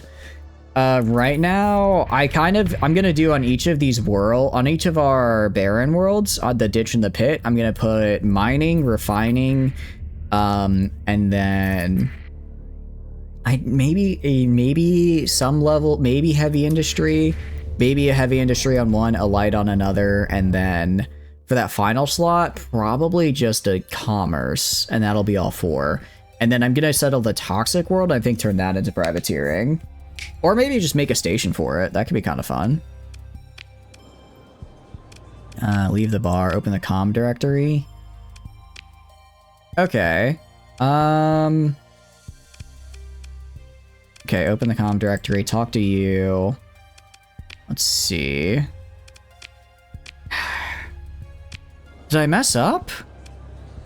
Ask the technicians what's going on. Oh, okay, no, this is the thing we got to go down. You can only have 1 commerce per sector. Can you? There's no way. I'll have to check. I feel like that's new. I feel like we had a lot of commerce before. All right. Sorry, this is the one I'm supposed to do because I thought this was like a quest, but this is story content. Hell yeah, per star system. Oh, okay. Okay, I see. I guess I could have commerce on one, underground on the other though. And that's kind of like, although no, I want commerce on my main food world because that's where most of our money's gonna be coming from. Station technicians in grungy Lost-Ciel habitat jumpsuits respond well to your offer to buy them around and listen to their troubles. You mentioned having had comms disruption in an ion storm once and ask what sort of trouble they're having. It's strange, says the big one. There's no real pattern to it. Every few shifts, it just goes zap. Lots of noise coming up some of the orbital beacons. Boss man makes us go out and check the beacon and it's nothing. A lot of fooling around for no reason, I say. No ion storm either. We know that, says the smaller partner. Ain't no natural what's it. What do you think it is? Ghosty, says the big one, eyes wide. Smaller one sighs and mumbles under the breath. For Lord's sake. Big one looks annoyed. No, let me tell you, I told you I wouldn't run near about it anymore, but the captain here asked nicely. Please go on. It's all them people that died in Groombridge when the reactor went critical, the big one says. No, not went critical, it was made critical, because it was murder. They got no peace, see, because it was a clean death and there's no justice, so they're calling out for someone to help. That's what it is, a signal from the Groombridge. The small one speaks up quietly, can't know that. How do you know the interference is coming from Groombridge? Directional receiver, the big one looks proud. Yeah, but, the small one interjects, I gotta remind you to reset the alignment origin on that thing half the time when we're checking out beacons. Noise could come from anywhere, could be anything. Some pulsar or something. I thought you said it wasn't a natural source. Well, no, small one sputters. I'm just saying as an example. Anyway, they check their data pad. We gotta get back on shift. Bottoms up. Techs finish their drinks, give you their regards, and head out. You don't find the mixture of work and intemperance particularly reassuring, but maybe there's something really weird going on at Groombridge Habitat. Someone really is sending secret encrypted signals. Comm directory. Okay, Groombridge Habitat. Is that... oh, over there. I guess we check it out. Okay, so this is probably the Pathers. Oh, my bad. Didn't realize sorry, dude. Didn't realize I had my transponder off. Forgot I had to turn that off to talk with the pirates. Kind of only surprised they just now got me, though. I'm surprised they only just now got me. Yeah, we're a little low on funds. I do need to get these military relays updated, though, because that'll get me the full-size fleets here, which will be nice. Groombridge Habitat. Swept up by the warlord Leonis and the conquest of Cycle 47, the fantastically corrupted lieutenant left in place made a habitat of throwing aggrieved local leaders out the airlock. Within 3 cycles, anyone with exceptional wealth, skill, or sense had left, and major station systems were failing entirely. Groombridge Habitat has since stripped of anything of value that could be put in a cargo hold and abandoned. Station's primary reactors become stuck in the dirtiest possible failure mode. Considering standard safety mechanisms, this can only be the result of intentional sabotage. Your rad counter ticks away impatiently. So they did blow it up. Search the station for a source of the mysterious signals. You assemble your senior officers, discuss the matter of the secret comms burst directed at the ISIR system. A preliminary scan of the Groombridge habitat rotates slowly in the hollow projector display. Yeah, someone blew it up. Someone didn't like it here. Why here? I mean, rhetorically speaking, your nav officer says, because the only reason to relay signals from here to La Ciel is if your signals are coming from a hidden hypercom relay. Your comms officer raises a hand and at your nod speaks. It's unconventional, but Groombridge is uninhabited, so no one would complain about hyperwave wash. Your ops chief speaks next. The reactor shooting rads like it is, no one would look too close, no scavengers. There was a hypercom relay, how would we find it? Rad armored drones, your ops chief says. One-way trip. If a relay's in there, it'd have a damn strong rad shield, so we'd know what to look for. Let's do it. At the turn of the next shift, the armored drones are prepared and your ops chief oversees their deployment. You follow their progress through the projection of Groombridge habitat, filling in fuzzy volumes. Shielded from your scans are two radioactivated read with sharp details. An anomalous shielded mass is found soon enough in a damaged work bay in close proximity to the deadly core of the station. Tech and comms begins discussing how to breach and hack the relay. Your ops chief growls on an interruption. If I were them, I'd rig it to blow if it got looked at funny. The other officers go quiet. Sensor speaks up. We just have to intercept an in-system signal, right? Assuming it's typecast, we should deploy a cloud of detectors. Your ops chief look at your sensors officers and size. Make it so. Within hours of establishing a makeshift detection cloud, the relay sends a comm squirt. The whiff of an outbound signal is projected by your navigator on your ship bridge main holodisplay. The line ports towards La Ciel habitat. Not quite, but close enough. Maybe a relay in close orbit. This is the sort of tech Coureuse is familiar with, and even if it is arguably circumstantial, it's weird enough setup they can probably scare the authorities of La Ciel at the revelation. Ghosties indeed. With multiple pieces of evidence, you feel confident that you have sufficient leverage to confront authorities at La Ciel habitat about Scylla Coureuse. It's time to talk to the Archon of La Ciel habitat. Oh wait, this is actually totally different from the Pather thing. Okay. So this is actually totally different from the... I guess I didn't quite get the Pather thing done correctly. Because no, this is how her friend, I forget her name, was talking to Coureuse. So... yeah, I guess the Pather. I guess there's... how would we get... maybe we had to talk to the Warlord before the Pather? Maybe that's what we had to do? Is there... let's see. I'm looking for... station? No. Portmaster. I'm just looking to see if there's anything... looking to see if there's anything that's like, hey, we have Pathers here. To the bar. And no, both of these are just regular missions. Yeah, I guess I might have... I guess I kind of did the wrong thing there. That's fine, though. Alright. I know Coureuse is on the station, and I can prove it. Archon freezes up, stammering. Of course now's the time to drive it home. What inconvenient truth will you reveal on the Archon? Tell the Archon about the secret hypercoms relay. Tell the Archon you know the League's intel operation here. Explain to the Archon Park that you have full documentation of the org chart budget and watch schedule of the League fleet intel operation on La Ciel. There's even a line item for a safe house, and it all aligns suspiciously close to the cessation of fleet intel search for Scylla Coureuse. You forward the documents you received to drive the point home that you got everything on the sloppy operation by throwing a few credits around its system. You hint at what a Pathercell would do with this information. The Persean League doesn't seem to be taking La Ciel habitat security very seriously. The Archon clenches his jaw and says under his breath, "They assured me there'd be no problems, they promised." We're also going to tell them about the secret hypercoms relay.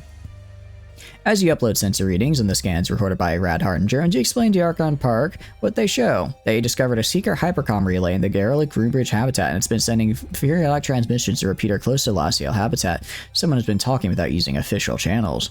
The Archon goes pale. I was told that it'd be an all above war, that if they're keeping secrets from me, there's no telling what they could be doing. You nod. The Archon shakes his head. How could this happen? They said there'd be no wild experiments. Let me see, Coureuse, you don't own the Persean League anything. I'm under strict orders to keep intelligence match the Persean League policy secrets. Archon Park sounds defeated. Wow. Orders from Kazaron? I really see who runs Lyciel. He's not gonna like that. It's not like that at all, the Archon sputters. Lyciel is a free and proud. Small, yes, but strategically important and not tied up in the nepotistic gen politics of Kazaron. His face starts turning red. They don't understand. Out here we have to work for a living. We face risks those fools can't imagine. What kind of deal is this league if they won't wipe out that pack of pirates holed up in Captain that have been hounding us for cycles? And the fleet taxes. Archon Park closes his eyes and takes several deep breaths and meets your gaze with new determination. You know what? You're right. I am. The Archon's voice steadies with cold rage that's been building for many cycles, it seems. It's time to show them who Lysail belongs to, and it's not a bunch of Kazaron's gen-sucking babies tracking dirt onto our fine station. Captain, take a shuttle. Meet me at the executive docking, and let's go see the Scylla Coureuse. The Archon doesn't await your reply before he pounds the comms disconnect. You're left staring at the spinning crest of Lysail Habitat's Executive Council. I like this guy. I mean, he was kind of in out of his depth, but I like it. Is it bad that I like him now that I've manipulated him? Now, I don't know if that's good or bad, but at least he's showing a backbone. You step off your shuttle to meet the grim-faced Archon Park and his entourage. You're introduced to the other 6 members of the Lysail Executive Council. The Archon assures you of their full support, though a surreptitious eye roll by one of the council members in the back suggests that the Archon's enthusiasm is not shared by all. The Archon's eyes find the package of krill paste tucked under one of your arms, Sub-K brand Blue Bar Special. He raises an eyebrow but makes no comments. Archon Park speaks a quiet word into his comm band, and a small squad of diversely equipped Lysail militia appears. Captain, let's go see that safe house, he says, and turns to lead your party toward a station transport shaft. Follow the Archon. Safe house is at a low-rent commercial warehouse in a medium-security volume of the station ring. Then bulkheads leave you just within earshot of the thudding base of the Twilight Entertainment Concourse a couple sections over. As a score of officials and station militia approach the entrance of the safe house, a standard cargo lock, a trio of lounging League agents leap to their feet. Let's watch what happens. The station Archon strides forward and, channeling the resentment you stoke, harangues the League agents for endangering the station, stomping on the rights of the League citizen, and above all, gross incompetence. The young Kazaronian agent in command wipes a drop of sweat from their forehead. Archon, we've got this. League security demands. No, you don't got this. This operation is riddled with leaks. The Archon glances briefly at you, and your meltdown of an entire operation is a direct threat to our security. Lysail Habitat is exerting its sovereign right in this matter as of now with full support of the Executive Council. The League agent lowers their wavering pistol, and at that, the flanking agents lose the strength of their composure. The Archon takes the agent's pistol, checks the safety, and then shoves the agent away, leading you to the airlock. The control panel gives way to the executive override codes, and the Archon motions for you to pass through the armored doorway. Let's enter the airlock for Miss Scylla Coureuse. A woman stands before you, holding a datapad, looking quizzically at the newcomers. You look around the dark space, taking in the shadowy equipment racks, humming machines, and cargo crates. A small Zurgi-style hapod in the corner must be her domestic space. Scylla Coureuse, I suppose. Yes, that's me, she says cautiously. And Archon Park. This is unexpected. To what do I owe the honor? The Archon nods toward you. Captain, who has a way of poking around in other people's business. Now it's your turn. Coureuse spots the package of krill paste under your arm. Is that Sub-K Blue Bar? Where? How did you? A gift from Eliza. Coureuse breaks into a smile of genuine joy. Of course, we always talked about how bad it smelled, but nothing is as good. She takes it, almost caressing the plastic while in some memory. She returns to herself with a start. I'm sorry, just old times. She puts the package on a workbench. Please explain, why are you here? I have a message for you. Archon Park eyes you, a nonverbal inquiry about whether he is intruding, and concludes that he is. I'll let you two speak privately, Citizen Coureuse. I'm informing you that you are now under the direct protection of the Lysail Executive Council. We shall ensure you're safely on this station and, he casts a quick glance over at the League agents, ensure your right to freedom of movement as per the Persean League Charter. As if remembering its existence, the Archon slips the League agent's pistol into its belt, nods, and steps towards the ongoing shouting match back in the airlock. Baird wants me back, doesn't he? Coureuse crosses her arms. Yep. You pass the datapad to Coureuse and she takes it to a chair, set up a workstation a few meters away, activating a privacy field that dulls the sound and blurs her image. You look around. You turn to examine the workshop. Racks of sub-AI processing cores, sleep in coolant crates festooned with wires. An Agrav-equipped overhead winch holds a machine casing and safety locks above a macro assembler with its modular components exposed. The workbench nearby holds several multi-purpose engineering arms hovering over some device, its innards arranged like an exploded engineering diagram. A couple minutes later, the privacy field collapses and Coureuse emerges. She looks tired. She hands you the datapad back to you. I'll come with you. What did she say? Coureuse looks at you with eyes hard and gives you a ironic half smile. Baird always gets her way, didn't you know? Well, let's go then. Okay, but I need. Coureuse looks over at her workbenches, computing, arraying projects in various states of completion. Things. You inform her that you have a special team that's well practiced moving delicate scientific equipment. In fact, you'll introduce her to your ops chief to make the arrangements right now. Within the hour, with the full cooperation of the Lysail Executive Council and the station quartermaster, you have Scylla Coureuse and her equipment packed and transported to your fleet. Next stop, Galatia Academy. Baird always gets her way.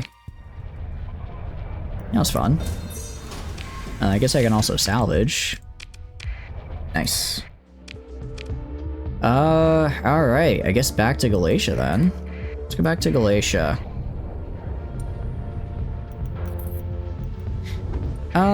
Actually, I'm gonna call stream here if that's alright with you guys. It is midnight, it's getting a little bit late. I have not had dinner, or really lunch even. So I'm gonna call stream here before it gets too late. But I hope you guys are having a wonderful day. Gonna do a little bit of links here, and we're gonna be raiding out of here. When's the next Starsector stream? Next Saturday. Starsector is our Saturday thing. So we do it every Saturday. I know it's been a little, spotty on the past Saturday streams. I do apologize. Going forward, should be Starsector Saturday. Should be good to go. Oh. Trying to play an ad as we're ending. Hell no. We're gonna be raiding into Saint here. Because they're doing some EU5, which is fun. Also, I don't think we've raided into them for a hot minute, so we'll do that. So, in the meantime, outro stuff. Hi, my name is Chatters. I play video games. If you enjoy hanging out while I stream, please feel free to follow. If not, totally cool. Just thanks for being here and hanging out. I have a ton of fun playing games on my own, but we're going to play them with all of you guys. I have way more fun. Aside from that, there are a couple links down below you may be interested in. First is the Discord. Where you stand for a Discord. I stand paying audio live. Tons of fun, super cool people in there. I highly recommend. I also put the weekly schedule in there, so if you want to know what we're streaming and when, that is the place to, you know, check that. We do, like I said, we do Starsector every Saturday, so if you want to be here for Starsector, that's every Saturday. Additionally, there's also the Twitter. Again, I just use it for like announcement stuff, so if I'm running late for stream or something, that'll be on the Twitter as well as the Discord. And finally, the YouTube is where we put the VOD, so if you want to see some of the other previous streams for this run, those are going to be there. Anyways, thank you all for being here and hanging out. It was a long stream today, but I had a lot of fun. I had a lot of fun with it. I hope you guys had a lot of fun with it as well. And I will see you on Monday for more Total War. It'll be a good time. All right, have a great night, everybody. Bye-bye, bye-bye, goodbye, bye-bye.